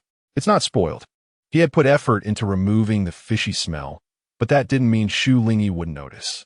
It's okay, I'll just eat something else, Shu Lingyi said, recovering. Chen Yofei nodded, not allowing her to touch the soup anymore, but the moment she felt unwell earlier had left a faint redness in her eyes, a glimmer of moisture shining through. Shu Lingyi tilted her head back, allowing the young man's fingertips to gently stroke her, then smiled. Chen Yofei suggested, Let's go to the hospital after this. Shu Lingyi nodded, as staff outside the lounge reminded them of the time. On the day of the Arch Troops' founding celebration, an hour before the performance, Chen Yofei took his backpack and sat below the stage. When the assistant came over with flowers, he was reading, occasionally distracted by a glance at the stage. Mr. Chen, why don't you personally present the flowers to Teacher Shu when she takes her bow? That would make her quite happy. Chen Yofei shifted his gaze from the book, looking up at the small peony bouquet in the assistant's arms, subtly furrowing his brow. Chen Yofei had ordered flowers, which had already been delivered to his home that morning. It was not the bouquet in her arms, nor was it as large or eye-catching. I gave her the flowers this morning, he said, his gaze sweeping over the card attached to the flowers, filled with curiosity. The assistant froze for a moment, letting out an ah. This, Chen Yofei said, give it to me first. The assistant wondered whether to take it away and tell Teacher Shu later. But upon seeing the calm expression of the young man in front of her, she obediently handed over the flowers. Chen Yofei pulled out the card on top, paused for a moment, and smirked slightly. The assistant watched as he put it back, seeming to snort softly. She couldn't hear clearly. And the young man simply placed the flowers on an empty seat to his left with his backpack on the right. He continued to pick up the book, his demeanor unchanged, appearing serious as he read. After the performance ended, Shu Lingyi began to bow on the large stage, feeling slightly dizzy. Fortunately, she quickly steadied herself, but Chen Yofei in the audience noticed her small movements very clearly. Returning backstage, standing under the curtain, Teacher Chu looked at Shu Lingyi with a satisfied expression and said, You've worked hard. It was very successful. Many distinguished guests were invited for the Founding Day celebration, and Shu Lingyi's performance represented the strength of the art troupe, making it clear that she had succeeded. Shu Lingyi replied, "Thank you, teacher." After she finished speaking, someone from backstage approached her. Teacher Chu had other matters to attend to, patted her understandingly, and walked away. Chen Yofei's tall and slender figure was particularly eye-catching among the crowd. He carried his backpack in one hand and the flowers in the other, and when he saw her, he immediately tossed the bouquet aside. "I saw your ankle twist," he said as he crouched down carefully to touch it, looking up to ask, "Are you okay?" Shu Lingyi replied, "I just felt dizzy for a moment." She smiled and reached out, and Chen Yofei stood up, allowing her to lean entirely into his arms. "Are you anemic?" Shu Lingyi glanced at the bouquet on the ground. "I don't know, probably," Chen Yofei said. "Then let's go to the hospital. It's just right for a full checkup." He looked over, his tone playful, suggesting that teacher Shu might want to see who the admirer was that sent the flowers. Shu Lingyi paused for a moment before coming back to her senses. The flowers that Chen Yofei sent had arrived at her home in the morning, ordered from a nearby garden for a bouquet each week, and that small bunch of lilacs was still on the dining table. She instinctively took the young man's hand and said, "Let's not look at it. Just leave it there." What Shu Lingyi said was true, and Chen Yofei felt it. "Really not looking?" The young man smiled, but there was a hint of icy sarcasm in his gaze as he looked at the bouquet. Shu Lingyi gently replied, "What else there to see? You've already given it to me." Chen Yofei felt warmth in his heart, and his steady expression gained a touch of childishness. Shu Lingyi no longer focused on the flowers when the assistant came over again. She said, "Let us refuse all of them from now on." The assistant was taken aback, but soon understood. The hospital was crowded, but Chen Yofei had made an early appointment, and they quickly saw the doctor. "Are you married?" the doctor casually asked. Shu Lingyi and Chen Yofei exchanged glances and smiled as they replied, "Soon." The doctor looked at the couple in front of him, his expression softening, thinking they looked like university students. It seemed there was nothing to worry about. Chen Yofei asked, "Is there a problem?" The doctor set down his pen, picked up his teacup, and jokingly said, "You need to re-register. Go to the obstetrics and gynecology department." The two were stunned. It wasn't until they left that the doctor shook his head, seemingly sighing, unaware that they were expecting a child. "Pregnant for 4 weeks. Have you been intentionally dieting or experiencing any gastrointestinal discomfort?" The doctor's words sounded like the blooming of flowers to them.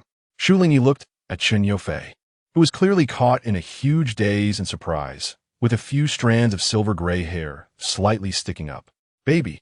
Chen Yofei looked down at her belly and then gazed at her. The doctor adjusted his glasses and confirmed, "Yes, it's a baby." After a moment of being stunned, Shu Lingyi realized he was referring to her and couldn't help but smile. Chen Yofei gently pulled her hand, their warm palms fitting together, and said happily, "It's a little treasure." The doctor reminded them to pay attention to their diet and that pregnant women shouldn't get cold. Now that she was a mother, she watched as the young man at the door carried her on his back, words stuck in her throat. "Happy?" Shu Lingyi whispered while clinging to his neck, her voice laced with a hint of joy. Chen Yofei squinted his eyes in delight, his happiness unhidden. As they passed through the corridor, they walked past a pot of lush green plants around the corner, arriving at the hall together, both saying, "Home?" Shu Lingyi smiled softly, leaning against his back. Chen Yofei murmured, "My baby has a little treasure." He steadied himself, cautiously measuring his steps. Suddenly, someone pushed a woman in the queue beside them, nearly bumping into them. Shu Lingyi and Chen Yofei looked over, their gazes pausing. Cha Xiaohan glared coldly at the other person, then shifted her gaze to them. Just as she was about to step forward, Chen Yofei carried Shu Lingyi outside, asking, "What does the baby want to eat?" Shu Lingyi cast a casual glance at her slightly protruding belly and the lab results she was holding, nonchalantly retracting her gaze. "Whatever you make is fine." Cha Xiaohan's lips trembled as she was engulfed in the young man's gaze, filled with disdain and coldness. Some people symbolize a door. If it doesn't open, they can't enter, and those inside have never come out. The music in the car flowed quietly as Chen Yofei draped his shirt over Shu Lingyi, who leaned against him, both of them in a wonderful mood, gazing out at the scenery, their intertwined hands occasionally swaying. A few days later, after a heavy rain washed the city, Chen Yofei stood on the balcony collecting clothes while smoking a cigarette. Shu Lingyi was pregnant, and he was trying to quit smoking, gradually reducing from 6 or 7 a day to occasionally having 1 or none at all. Chewing gum was placed on the dining table. He took out a piece and put it in his mouth, tossing the lighter along with the kitchen trash. In the living room, Shu Lingyi was on the phone, several teachers congratulating her on her successful performance, mentioning that Teacher Chu had recommended her to join the dance association. A somewhat vague female voice gently came through, and Chen Yofei, holding the cigarette, watered the flowers. On the phone, there was a cultural exchange event for Chinese and Western dance during the National Day celebration, taking place in Paris, with Teacher Chu going as a representative, and plans had already been made. Shu Lingyi could imagine that dance feast, representing the collision and exchange of her country's culture with Western culture, both prestigious and profitable. She pulled her pillow down a bit. Teacher Jiao is going too, right?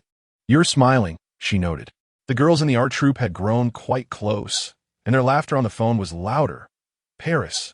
Once we get there, we can have some fun together. Shu Lingyi replied. She smiled and waved at the young man on the balcony, and Chen Yofei, reminiscent of their earlier days of infatuation, tossed away the cigarette and walked over. Overseas performance? He asked as he sat down, using his body as a cushion for her. Recalling the doctor's advice that pregnant women shouldn't engage in intense activities, yet his expression remained calm. Shu Lingyi lazily responded, "Yes, there will be reports then." She closed her eyes and gently fell asleep. Chen Yofei stopped smoking, gently stroking her hair, his tall figure occupying a corner of the sofa. The afternoon sunlight casting shadows around him, resembling a silent giant. There were still a few months until the National Day celebration, and after a week of rest, Shu Lingyi returned to the theater. Many people had already appreciated her dance, and those who encountered her would actively request to take a photo at the theater entrance. Today, several highly respected old artists were present, and they would be very happy to meet you. Teacher Chu led her to the reception room. Shu Lingyi nodded at the other teachers as a greeting. She called out, "Teacher, teacher que replie. Hashem?" She turned her head. She had taught for many years, and her favorite student paused, her gaze as pure and gentle as when they first met. Someone hurriedly exited the theater. "Luing, Shu Lingyi, wait a moment." She called out her full name, worried that the man and woman walking ahead might not hear clearly. It was just past April, and the early summer was slightly warm. Shu Lingyi was wearing a chiffon long dress with a cream-colored cardigan over it, looking gentle and graceful. A young man beside her furrowed his brow, looking at her with concern as he placed his hand on her shoulder. Luing ran over, panting and sweating. "What did you say to Teacher Chu? Why did you do this?" She tried to pull her, but was coldly stopped by the young man. "Luing, why don't you go to Paris? Why did you give your spot to me? You're giving up such a great future." She stared intently at Shu Lingyi, then glanced at Chen Yofei. The young man across from her seemed unaware, a hint of disbelief crossing his face as he quickly looked at the person beside him. Shu Lingyi felt her palm being squeezed. She comfortingly held Chen Yofei's hand and said to Luing, "You are just as talented as I am, and Teacher Chu has always appreciated you, so there is no need for me to step back." Lu Ying's breathing quickened for 2 seconds. Shu Lingyi released her hold on Chen Yofei and hugged Lu Ying, sincerely wishing her well. "Good luck," Lu Ying stubbornly said, "after 10 years of hard work. You're going to withdraw now that you can achieve success?" The young man beside them had a cold expression. Shu Lingyi looked softly and calmly to the side, then withdrew her gaze and smiled faintly. Achieving success doesn't mean standing at the highest point. For me, I actually got a long time ago, so there is nothing to regret. She nodded at the end and continued walking forward with Chen Yofei. Some people wish to build high towers, some wish to guard them, all pursuing a mirage that appeared in their hearts for just a moment. For Shu Lingyi, she had already attained it. Lu Ying didn't quite understand, but she would probably understand in the future. Chen Yofei had remained silent from the beginning until now, fearing he had misheard. The two had communicated in the car until they got home. He went to the balcony, plucked a leaf, and played with it in his mouth, lowering his gaze in thought. Shu Lingyi didn't disturb him and went back to her room to sleep for a while. When she woke up, the young man was cooking in the kitchen. He was dressed casually, carefully handling the ingredients, exuding a silent yet powerful gentleness. "Did you sleep well?" He quickly looked over, having been listening carefully to her movements. Shu Lingyi walked over, kissed him gently, and embraced his waist from behind. "Pretty well." Chen Yofei started to move, slowly. Shu Lingyi followed his pace. "Good." She walked slowly, and Chen Yofei waited for her. At night, they sat on the balcony watching the stars, with a thick soft mat beneath them. Chen Yofei hesitantly and cautiously asked her, "Do you regret it?" He carefully pretended to casually touch the leaves on a nearby flower pot. Shu Lingyi was amused by his transparent attempt to hide his feelings. She also pretended to be deep and said, "Maybe." She paused, and the young man had already turned to look at her seriously and understandingly, as if he could comprehend anything she said and was prepared for it, his eyes revealing a hint of guilt. As if he had forced her to give up her dreams of achievement, cracks appeared in his strong mentality. Shu Lingyi smiled, and as she laughed, her heart ached for him. "Didn't I say it before? My dream used to be a dance artist, and I have already achieved it." In the past, Luing would show them expensive gifts, pursuing perfection and high quality. She would pay attention to the price of the gifts Chen Yofei gave her and the things he brought her. Shu Lingyi went from being curious to indifferent, never feeling touched. She still had that hairpin. Luing didn't he know that Zhu said it was from a niche Italian brand, costing over 2,000. It was rare for a high school student to give such an expensive gift. She never mentioned it, and later, when Chen Yofei gave her any luxury items, Shu Lingyi never talked about them. An outstanding dance performer would give up many things. Many dedicate their lives to art, remaining unmarried and childless. She gave up her performance opportunity, kept the child, and told teacher Chu that she was resigning. There are always those who pursue different paths. She is an adult, knowing what she is doing. Chen Yofei experienced success and failure, grounding himself. She chose to give up her acting career to be a mother. Thus, in the long flow of time, she learned to love and grow. In chapter 54, in the library at Guanda, Chen Yofei returned the last book. He often came to read, and many students had seen him, some inquiring about him and knowing more. Taking advantage of Shu Lingyi sleeping at home, Chen Yofei came to Guanda to return the book. Approaching early summer, he rarely stayed here to read, always taking books back home. He wasn't working, but was taking on some freelance jobs online and managing his investments until someone recently approached him. He waited for quite a while. A middle-aged man in a suit sat at a table, waiting for him with a refined demeanor. Around them, some students recognized him. When they met his gaze, they quickly lowered their heads to read, not daring to disturb him. "Have you thought it through, young man?"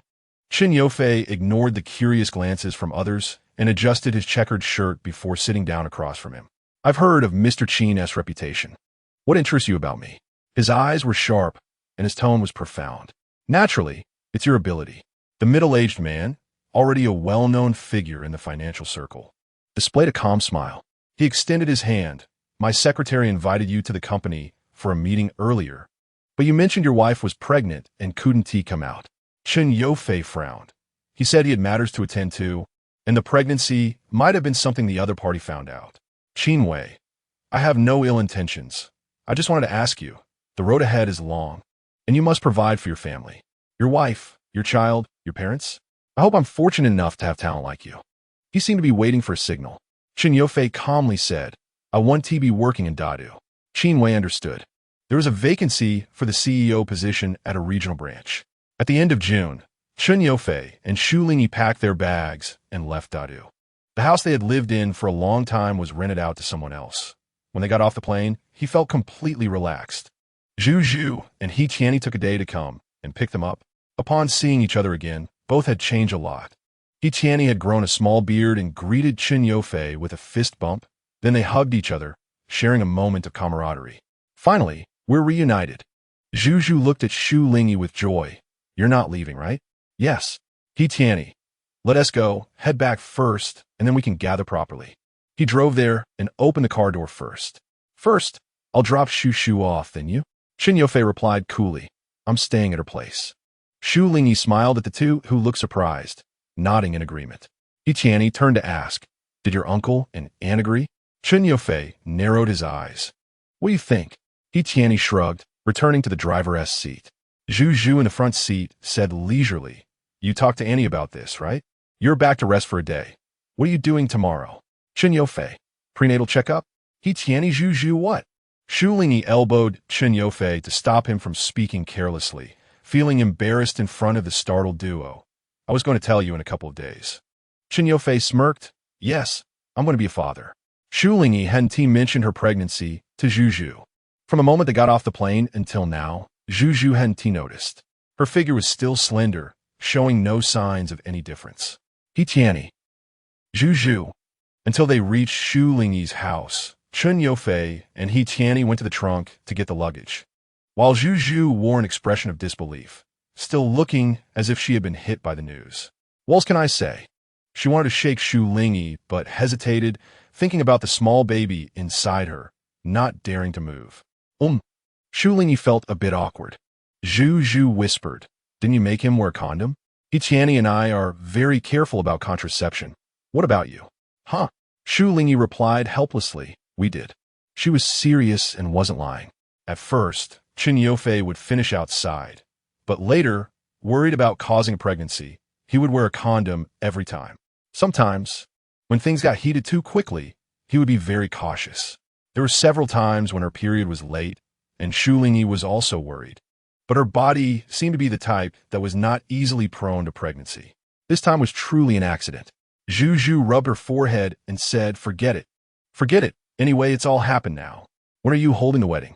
"Tomorrow for the prenatal checkup." By the trunk of the car, Chen Youfei said to He Tianni, "No kidding, I know. I'm asking when you two will get the marriage certificate."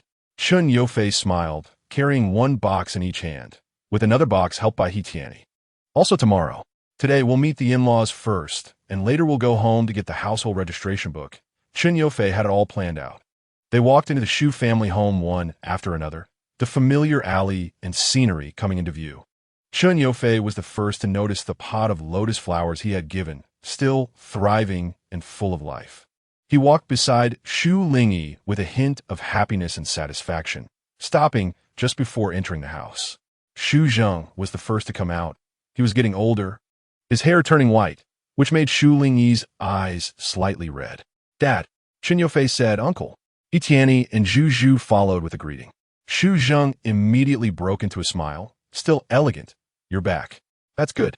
He walked over and naturally patted Chen Youfei, expressing in a warm elder's tone, "You become a man now." Chen Youfei was taller than him, recalling how Shu Zheng had been accommodating towards him and Shu Lingyi in high school. A wave of emotion surged in his heart as he replied heavily. He Tianni laughed beside them. "Uncle, do you think I'm manly?" Shu Zheng gave him some face. "I say whether you're manly or not doesn't matter. Why don't you ask Zhu?" He Tianni. On the first day back home, Shu Lingyi and Lu Shu slept in her room. Chen Youfei slept alone in the guest room, sending messages from time to time. Lu Shu, who hadn't seen her daughter for a long time and wanted to have a good chat, coughed. "Are you looking down on me?" Shu Lingyi smiled and reassured her, "No.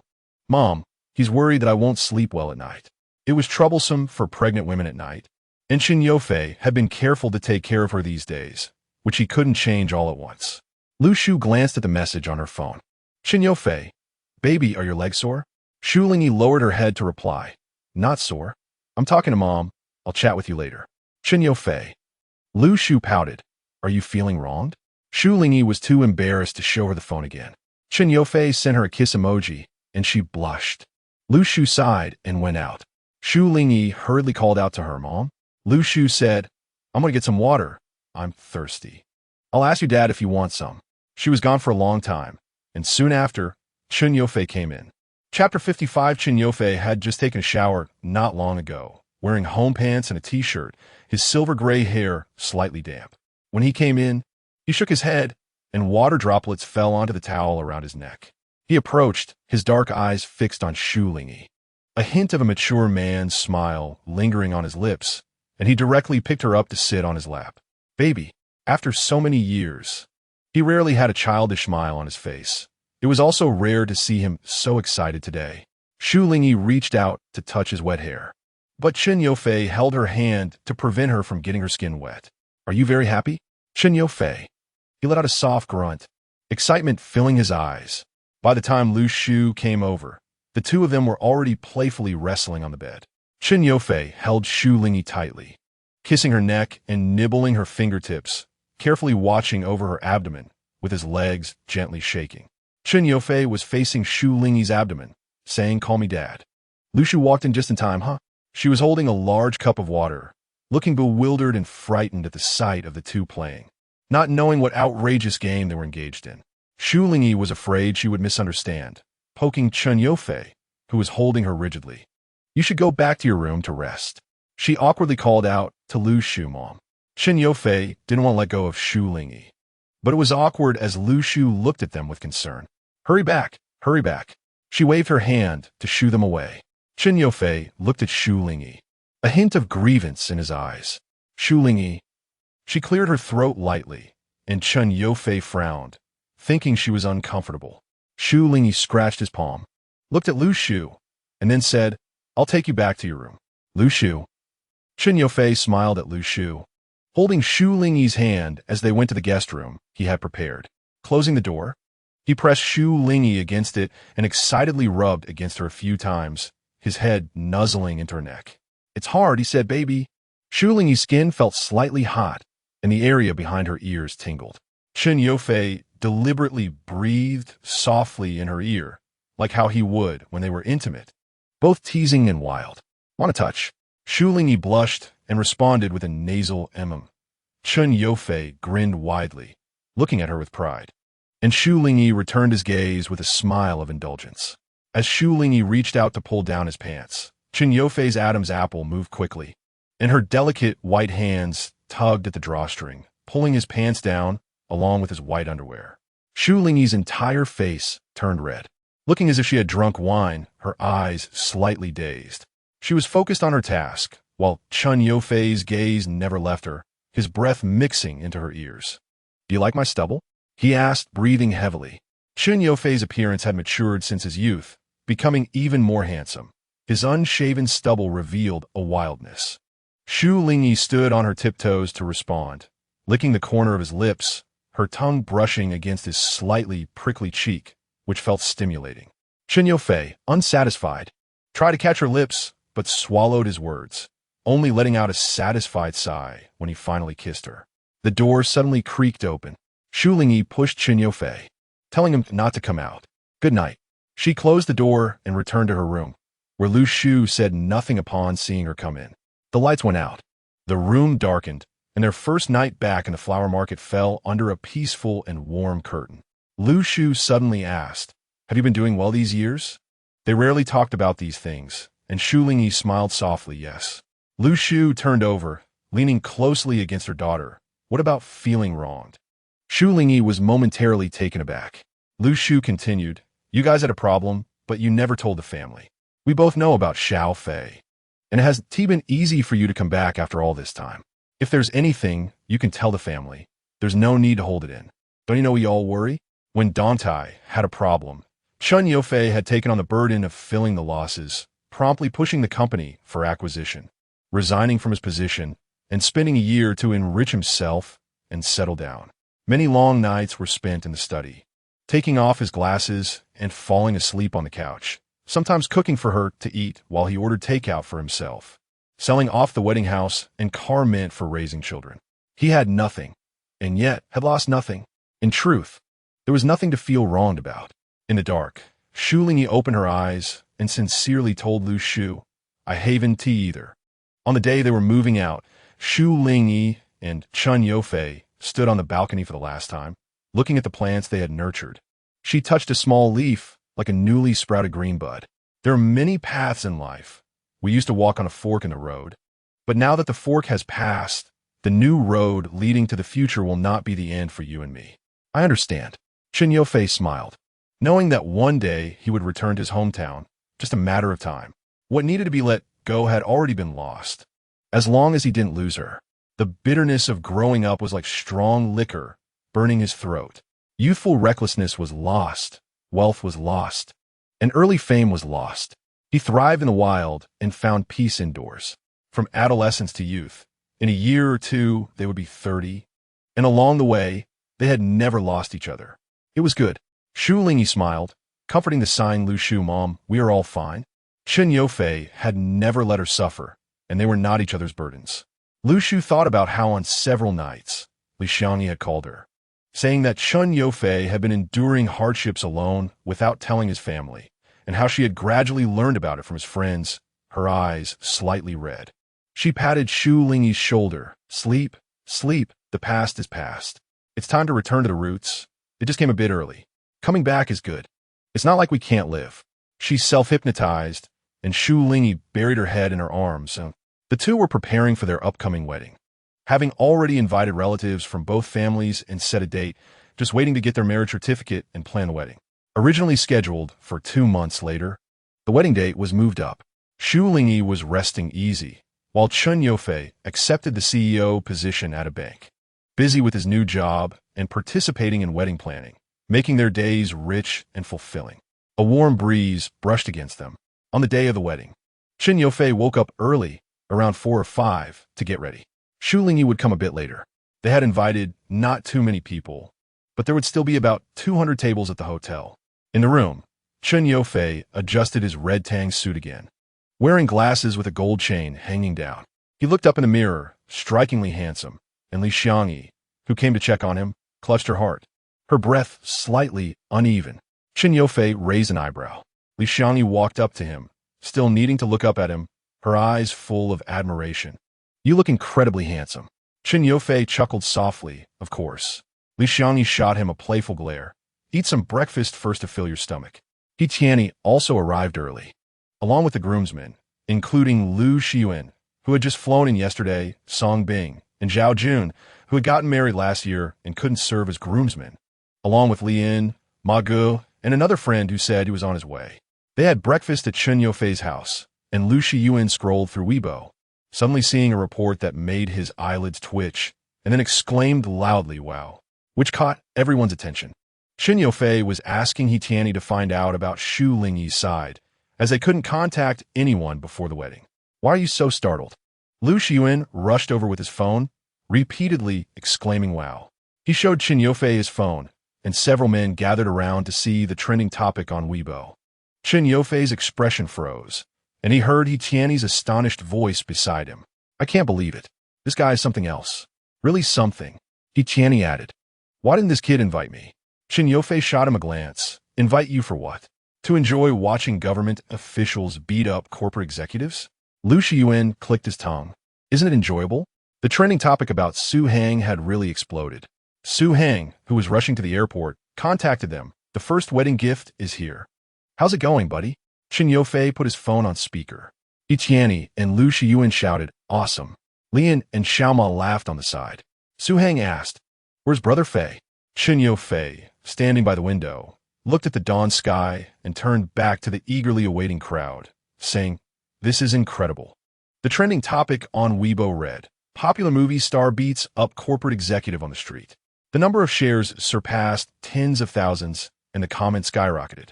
Shu Lingyi saw it on Zhuzhu's phone. The paparazzi's photos included both clear and blurry shots. One showing Chu Ziqing being knocked down by Su Hang in front of a car in the early morning, with broken bottles and drunken people scattered around. Chu Ziqing was bleeding from his nose, while Zhao Xiaohan, who was panicking with a big belly, could only cover her stomach with her bag, her other hand seemingly trying to shield her face, looking rather embarrassed. Zhu commented, "Karma will come for the wicked." Shu Lingyi glanced at it, thinking more about how it would affect Su Hang. Zhu reassured her, "It's for the greater good. It won't matter. If anything, I'll create a new account," to help him explain. In the photos, Su Hang had a cold expression, seemingly unsatisfied, with the last picture showing him being dragged away. The Weibo post read, "When we approached, we overheard Su Hang angrily pointing at the guy and cursing. If you want to compete, you have to do it openly. What a disgrace. You set them up, and you shouldn't have introduced them in the first place." We speculate that this private feud is probably about someone he cares about. However, public figures fighting isn't great. What do you all think? After the incident, Su Hang didn't offer any explanation, even as Weibo was buzzing with activity. He went straight to the flower market and took a photo upon arrival. Su Hang posted, "My sister's wedding." The comments were filled with questions about when he had a sister. As his profile stated, he was an only child, but Shu Hang provided no explanation. When he arrived at the venue, as soon as he walked in, He Tianyi and others rushed over to lift him up, cheering, "You did great. You let out some steam. Handsome." Chen Yofei stood with his arms crossed in front of them, and Shu Hang looked him up and down. Finally, they both exchanged a punch and greeted each other with smiles. "Welcome, and thank you," Chen Yofei said. Shu Hang, enviously tugging at his groom's outfit, joked, "If you really want to thank me, let me wear this outfit." Chen Yofei smirked, brushing his hand away confidently. "Not a chance. Today, I'm marrying my bride." Shu Hang looked at his irritating smile, shaking his head helplessly. All right. He extended his hand, and Chen Yofei high-fived him. Li Xiangyi, standing in the middle of the living room, looked at the scene with a loving expression, turning to Chen and saying, "Isn't this great?" Chen nodded slowly. How many things in life can one be proud of? Meeting an old friend in a foreign land, the wedding night, and the time when you achieve your goals. Shu Lingyi's belly had rounded quite a bit, and her wedding dress was also a tang suit for brides. When she came out, Chen Yofei personally helped her put on the dragon and phoenix shoes, and they followed the customs of their hometown to pay their respects before heading directly to the hotel. Shu Hang stood behind taking pictures, just in time to capture Chen Yofei kneeling on the ground, helping Shu Lingyi put on her shoes while sitting on the bed. Online, news about his fight had already leaked the identity of the person he fought and the connection to Shu Hang, directly revealing the reason behind the altercation. He posted the picture on Weibo, showing only half of Shu Lingyi and Chen Yofei's faces. A beautiful couple, one mature and charming, the other gentle and graceful. A perfect match. Just as Shu Hang's Weibo was buzzing with activity, he updated his status again. Shu Hang posted, "What else can I say? Stepping through the mire. Freeing myself from those treacherous hearts, only wishing for a century of harmony." His Weibo page became the center of attention, with media, fans, and passers-by constantly monitoring his updates. As soon as Shu Hang posted, people rushed to comment, speculating whether his post had a hidden meaning, while others quickly tagged media outlets and informants for updates. More people were focused on the bride and groom in the pictures he posted. Someone commented, "Isn't anyone going to notice the bride's dress and gold bracelet?" Comment A, "The person above is ignorant. Weddings at the flower market are like that, with big gold bracelets and necklaces symbolizing auspiciousness and wealth. The more the bride is valued by her family." Comments continued. "The flower market is reporting 110,086 more, and more comments started piling up. Nowadays, with the internet being so developed, people of all ages are using smartphones. Surprisingly, someone from Huasher No. 1 Middle School chimed in, leaving a comment saying that the person in the picture looked like their senior from their school. Many students from Huasher No. 1, both current and graduated, came forward to recognize the person, creating quite a lively buzz. The student from Huasher No. 1 commented, "They are a famous couple from our school. I really admire them for staying together all these years and even getting married." As more people joined in the fun and excitement, comments and private messages flowed in like a rolling snowball until someone finally clarified the situation. The reason for the fight between Shu Hang and He Tianyi was because of this couple. Both the male and female parties were young and accomplished, each with their own careers. One faced betrayal from a partner company and had no choice but to sell the company they worked hard to establish to find a way out, experiencing great ups and downs in life. The other was willing to give up current achievements for love, marrying, and starting a family with their partner. Meanwhile, Chu Ziqing and Jia Xiaoan were exposed. People speculated that they had ulterior motives when they got to know Chen Yofei and Shu Lingyi back in their student days, leading to a change in public opinion. Chen Yofei and Shu Lingyi walked toward the banquet with their parents, toasting to the guests, while Shu Hang and He Tianyi helped block the drinks. Most of the guests recognized the male celebrity standing with them, and some who followed Weibo shared updates about the situation. In the middle of it all, Chen Yofei and Shu Lingyi changed their clothes and came out, while Shu Hang was online with his phone. As he discussed the online developments, public sentiment was turning against Chu Ziqing and Jia Xiaoan, the situation spiraling out of control. But these were facts, influenced by Chen Yofei himself. Chen Yofei glanced at the account that had leaked the information, exchanged a knowing look with Shu Lingyi, seemingly aware of whose account it was. Besides them, there was also Li Tai involved. When doubts arose, even Lu Ying posted on Weibo, confirming previous speculations. Shu Lingyi and Jia Xiaoan had expressed their feelings for the newlyweds many years ago. The internet exploded with reactions, comparing it to a drama.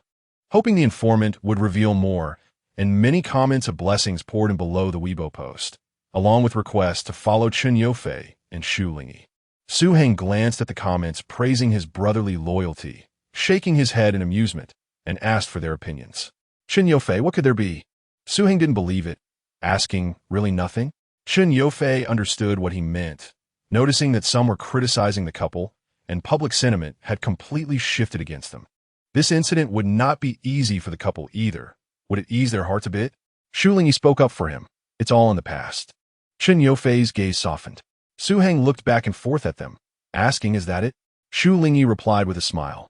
What else could it be? She asked Chen Yufei if it felt good to vent. Chen Yufei nodded in agreement. It feels good. Su Heng.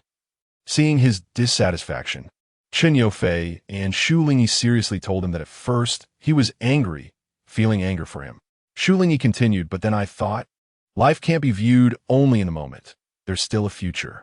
If you live well, once you get past that hurdle, it will feel better. Chen Yufei, they're just passers-by. Shu Lingyi echoed, just passers-by. Not even worth mentioning. Su Heng looked at them, holding hands as they re-entered, then lowered his head to scroll through the comments, ultimately liking one that read, seeing them get married is so happy, from youth to now, knowing and supporting each other. Although I know their journey may not have been as smooth as I imagined, I think the people and events along the way are just essential experiences and stepping stones in life. Once they get through it, their future will be better. I can only wish them happiness for a long time. Later, in the middle of the night, Shu Lingyi, who was pregnant and growing larger by the month, woke up feeling uncomfortable. Chen Yufei also woke up and they spoke to each other in a half-asleep state. We've been together for a long time now. Chen Yufei. He gently rubbed her back. Shu Lingyi, do you still play the piano? The piano they moved from a music store was sitting in their living room. Chen Yufei kissed her temple and opened his phone to show her their old photos. Play. Everything seemed to return to that day in the auditorium after the performance. The young boy on stage lifted the piano lid. This was Chen Yufei, playing the piano just for Shu Lingyi. The photos were many years old, not as clear as today's images, but they held many memories. Their first photo together was taken at the top of a ski resort. The young boy stood behind the girl, half his chest resting against her back, the two of them leaning against each other, seemingly cautious, innocent, representing the pure joy of youth. Chapter 56. On the spring equinox of the coming year, after a light rain, the sky cleared instantly. A pair of long, fair hands folded the umbrella and entered the hospital with a black umbrella.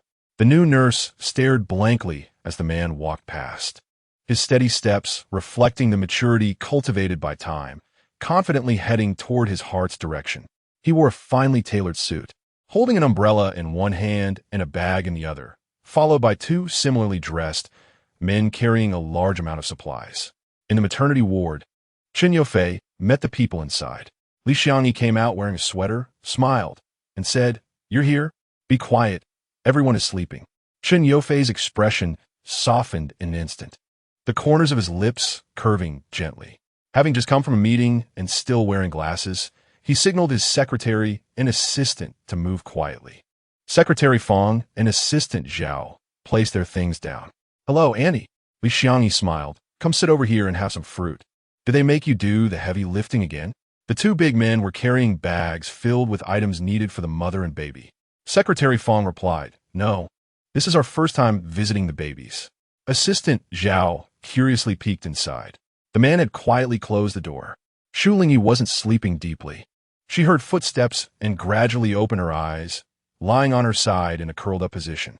Seeing Chen Yufei enter, she wasn't surprised, her eyes curving with a smile.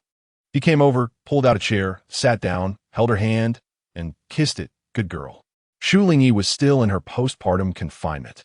After careful care, her previously pale face had become much rosier, regaining its former glow. Due to breastfeeding, her skin was as delicate as cream, her smile pure and gentle. Seeing her smile, Chen Yufei smiled back. The two looked down at the two babies in their swaddles, who were also holding hands, gently smacking their lips. Chen Yufei reached out to touch the baby's tiny hands, exclaiming, "So small." Shu Lingyi replied, "It's because I didn't eat enough. If I eat more, they won't be so light." Chen Yofei gazed at her and the children, recalling the day of childbirth. He had temporarily moved his work home, handling meetings remotely, and when he heard her pained groans, saw her pale face and tightly furrowed brows, his hands trembled slightly, spilling hot water from the cup onto his skin. Throughout the process, he kept his lips pressed tightly without saying a word. At the traffic lights, if Shu Lingyi hadn't suddenly covered his hand on the steering wheel, he wouldn't have realized his fingers were trembling slightly. "Who said they were healthy?"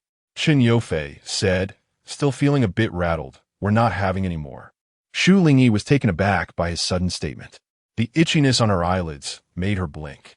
Chen Yofei's expression was serious as he finally spoke about his feelings from that day after so long. "Seeing you lose so much blood, holding back the pain, afraid I would drive unsteadily and not daring to call out shocked me. During those days leading up to the due date, he had been too nervous to sleep well, waking up frequently, even more anxious than Shu Lingyi." He smiled, lowered his head, and kissed her lips. Satisfied, he said, "Luckily we got lucky. A boy and a girl in the first try." The reflection of his spirited self appeared in Shu Lingyi's eyes, comforting her heart. Yes, really lucky. The two grew affectionate. But after a moment, the babies kicked their little short legs and suddenly reached out, waking up. Shu Lingyi stepped back. Chen Yofei, still unsatisfied, licked his lips and looked at the delicate little ones, saying, "They're hungry too." He winked at Shu Lingyi. He wanted to watch. Chen Yofei liked seeing Shu Lingyi feed the babies. Shu Lingyi was breastfeeding, and though Chen Yofei was usually busy, he would come over whenever he had time. He and T seen it many times. He smiled as he watched, stroking Shu Lingyi's face and hands, then playing with the baby's little hands. Shu Lingyi frowned slightly, and he stopped moving. Her snow-white chest was exposed as she fed one on each side, while Chen Yofei helped adjust their positions. "Ah," she called softly. Chen Yofei, as if paused, looked at her carefully. "What's wrong?" Shu Lingyi held both babies, and the spot she was breastfeeding was bitten by one of them, and she said, "It's nothing." Chen Yofei noticed her awkward and embarrassed tone. His clear, dark eyes fell on her chest, and he instantly understood. "Bitten again?" he murmured, "so naughty." He sat still, watching. Shu Lingyi initially felt shy and restless, but with the babies on her, she took a deep breath and focused on feeding them. Wrapped in pink and blue blankets, the babies had changed skin and grown quite a bit. They were adorable and could open their eyes to reveal their dark pupils. Looking around, when they met Chen Yofei's gaze, they curiously glanced back and forth. After a long day of work, Chen Yofei finally relaxed at this moment. The warm light in the room illuminated Shu Lingyi as she breastfed, making her appear full of femininity and soft maternal glow. Breastfeeding two babies was quite challenging. The boy was particularly vigorous in drinking, while the girl sipped slowly. Shu Lingyi always looked calm, occasionally patting them gently on either side. Chen Yofei frowned at the boy, saying, "Don't you know to give a bit to your sister?" Shu Lingyi replied, "He's so small. How would he know?" She said helplessly. Chen Yofei fell silent, reaching out to poke the boy's cheek. The disturbed boy grunted a couple of times, his voice more delicate than a newly hatched bird. His white, tender cheeks puffed up as he sucked harder, seeming to compete for milk, making Shu Lingyi gasp. He blinked, completely unaware that his father was teasing him. "Little rascal. You hurt my wife," Chen Yofei said, reaching out to pinch the boy's face. The soft touch made him hesitate to use force, so he switched to gently rubbing it. Meanwhile, the girl kept her eyes closed, sucking milk, her long, black eyelashes fluttering. When her eyelids moved, she looked obedient and gentle, not fighting for attention, making the new dad's heart ache. "I want to give him a beating." "Shu Lingyi." She smiled and shook her head. "He's your son." She didn't want any rift in their father-son relationship at such a young age. "Mom said you were like this when you were little. The boy looks like you." Chen Yofei silently watched her, his expression softening as he said, "Yes, and the girl looks like you." He then gritted his teeth and shook the boy's little hand, adding, "But he can't bully you." "Shu Lingyi, go make some formula, Daddy Chun." After feeding the kids, once they fell asleep, Shu Lingyi tidied her clothes and got off the bed to go to the bathroom. Chen Yofei stayed behind to watch the babies. with his increasingly steady and handsome demeanor. He couldn't help but kiss their little chests, being cautious not to touch their tender skin elsewhere due to their weak immunity. Shu Lingyi came out just in time to see this scene, leaning against the door frame with a gentle smile. At that moment, Secretary Fong knocked on the door, and, at his gesture, pushed the door open, entering with Assistant Zhao to see the situation inside. They were momentarily taken aback by the sight of the gentle, unblemished eyes meeting theirs, and nodded to greet Shu Lingyi. Sister Xiaoyi. Shu Lingyi invited them to sit and offered them some fruit. Secretary Fong quickly grasped the atmosphere in the room, unlike Assistant Zhao, who stood there clueless. No need to be polite. We've brought the baby's daily necessities, along with some little clothes, some bought by Brother Chun and some gifted by our colleagues. They've already been placed with the nanny. Assistant Zhao added yes. I brought Brother Chen's official documents. Chun Yofei, with his back to them, held up 2 fingers, indicating for them to bring it over while he focused on the children. His affectionate gaze fell on the girl baby, who was already dreaming and sucking her fingers. That's it for today. You should go back and rest. Thanks. All right, let me introduce you. This is my precious daughter. Next to her, the boy was sound asleep, completely unaware. Secretary Fong and Assistant Zhao. Chen Yofei shot them a glance, focusing on the boy, and casually added, "Oh, I forgot there's also a son." Secretary Fong. Assistant Zhao. Shu Lingyi. The attitude is so different. Chen Yofei began working, staying in a room to accompany Shu Lingyi as she rested, occasionally pouring her some hot tea and peeling some fruit for her. As they left, Secretary Fong closed the door behind them and suddenly raised his eyes to see Chen Yofei patting the space beside him, signaling Shu Lingyi to sit over. This gesture had happened several times since he started working. The man would occasionally chase after his lover-esque figure, fiddling with the cushions, and even without looking up, he would pat the empty space beside him until she sat down next to him. Soft exchanges filled the room, and Assistant Zhao glanced over a few times, chuckling softly. Secretary Fong, are you thinking about starting a family? When the door was closed, Secretary Fong replied knowingly, but you need a good partner for that. If it goes well, it's a match made in heaven. If not, it's a deadly enemy. Depends on your luck. Assistant Zhao silently followed him, reflecting for a moment, then said straightforwardly, "Then I should be lucky. Following the MVP, I'll definitely win." Secretary Fong was confused. MVP? Who is that? Assistant Zhao grinned foolishly. Brother Chun, isn't it unfair for someone who is happy in life to have bad luck? Secretary Fong, that makes sense. The children were still young, and the names for the twins hadn't been decided quickly. Chen Xiaoyao and Chun Xiaomao were the nicknames for the boy and girl, respectively. Chun Xiaoshuang was given to the boy for being strong and domineering from birth to breastfeeding. And Chen Yofei chose the character Yao in hopes that the child would grow tall like a mountain and become a support for the family. Chun Xiaomao was named by Shu Lingyi during discussions, reflecting the girl's gentle and obedient nature, likening her to a little kitten. The name also resonated with the idea of health and strength. The adults decided on the nicknames, while the official names were left to Chen Yofei and Shu Lingyi to decide together. Shu Lingyi was fine with it, as long as the names were not ugly.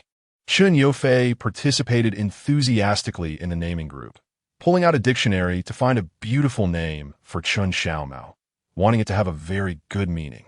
As for Chun Xiaoshuang, he neglected it until the elders insisted on choosing a few characters for them to consider. "You're so biased," Shu Lingyi said.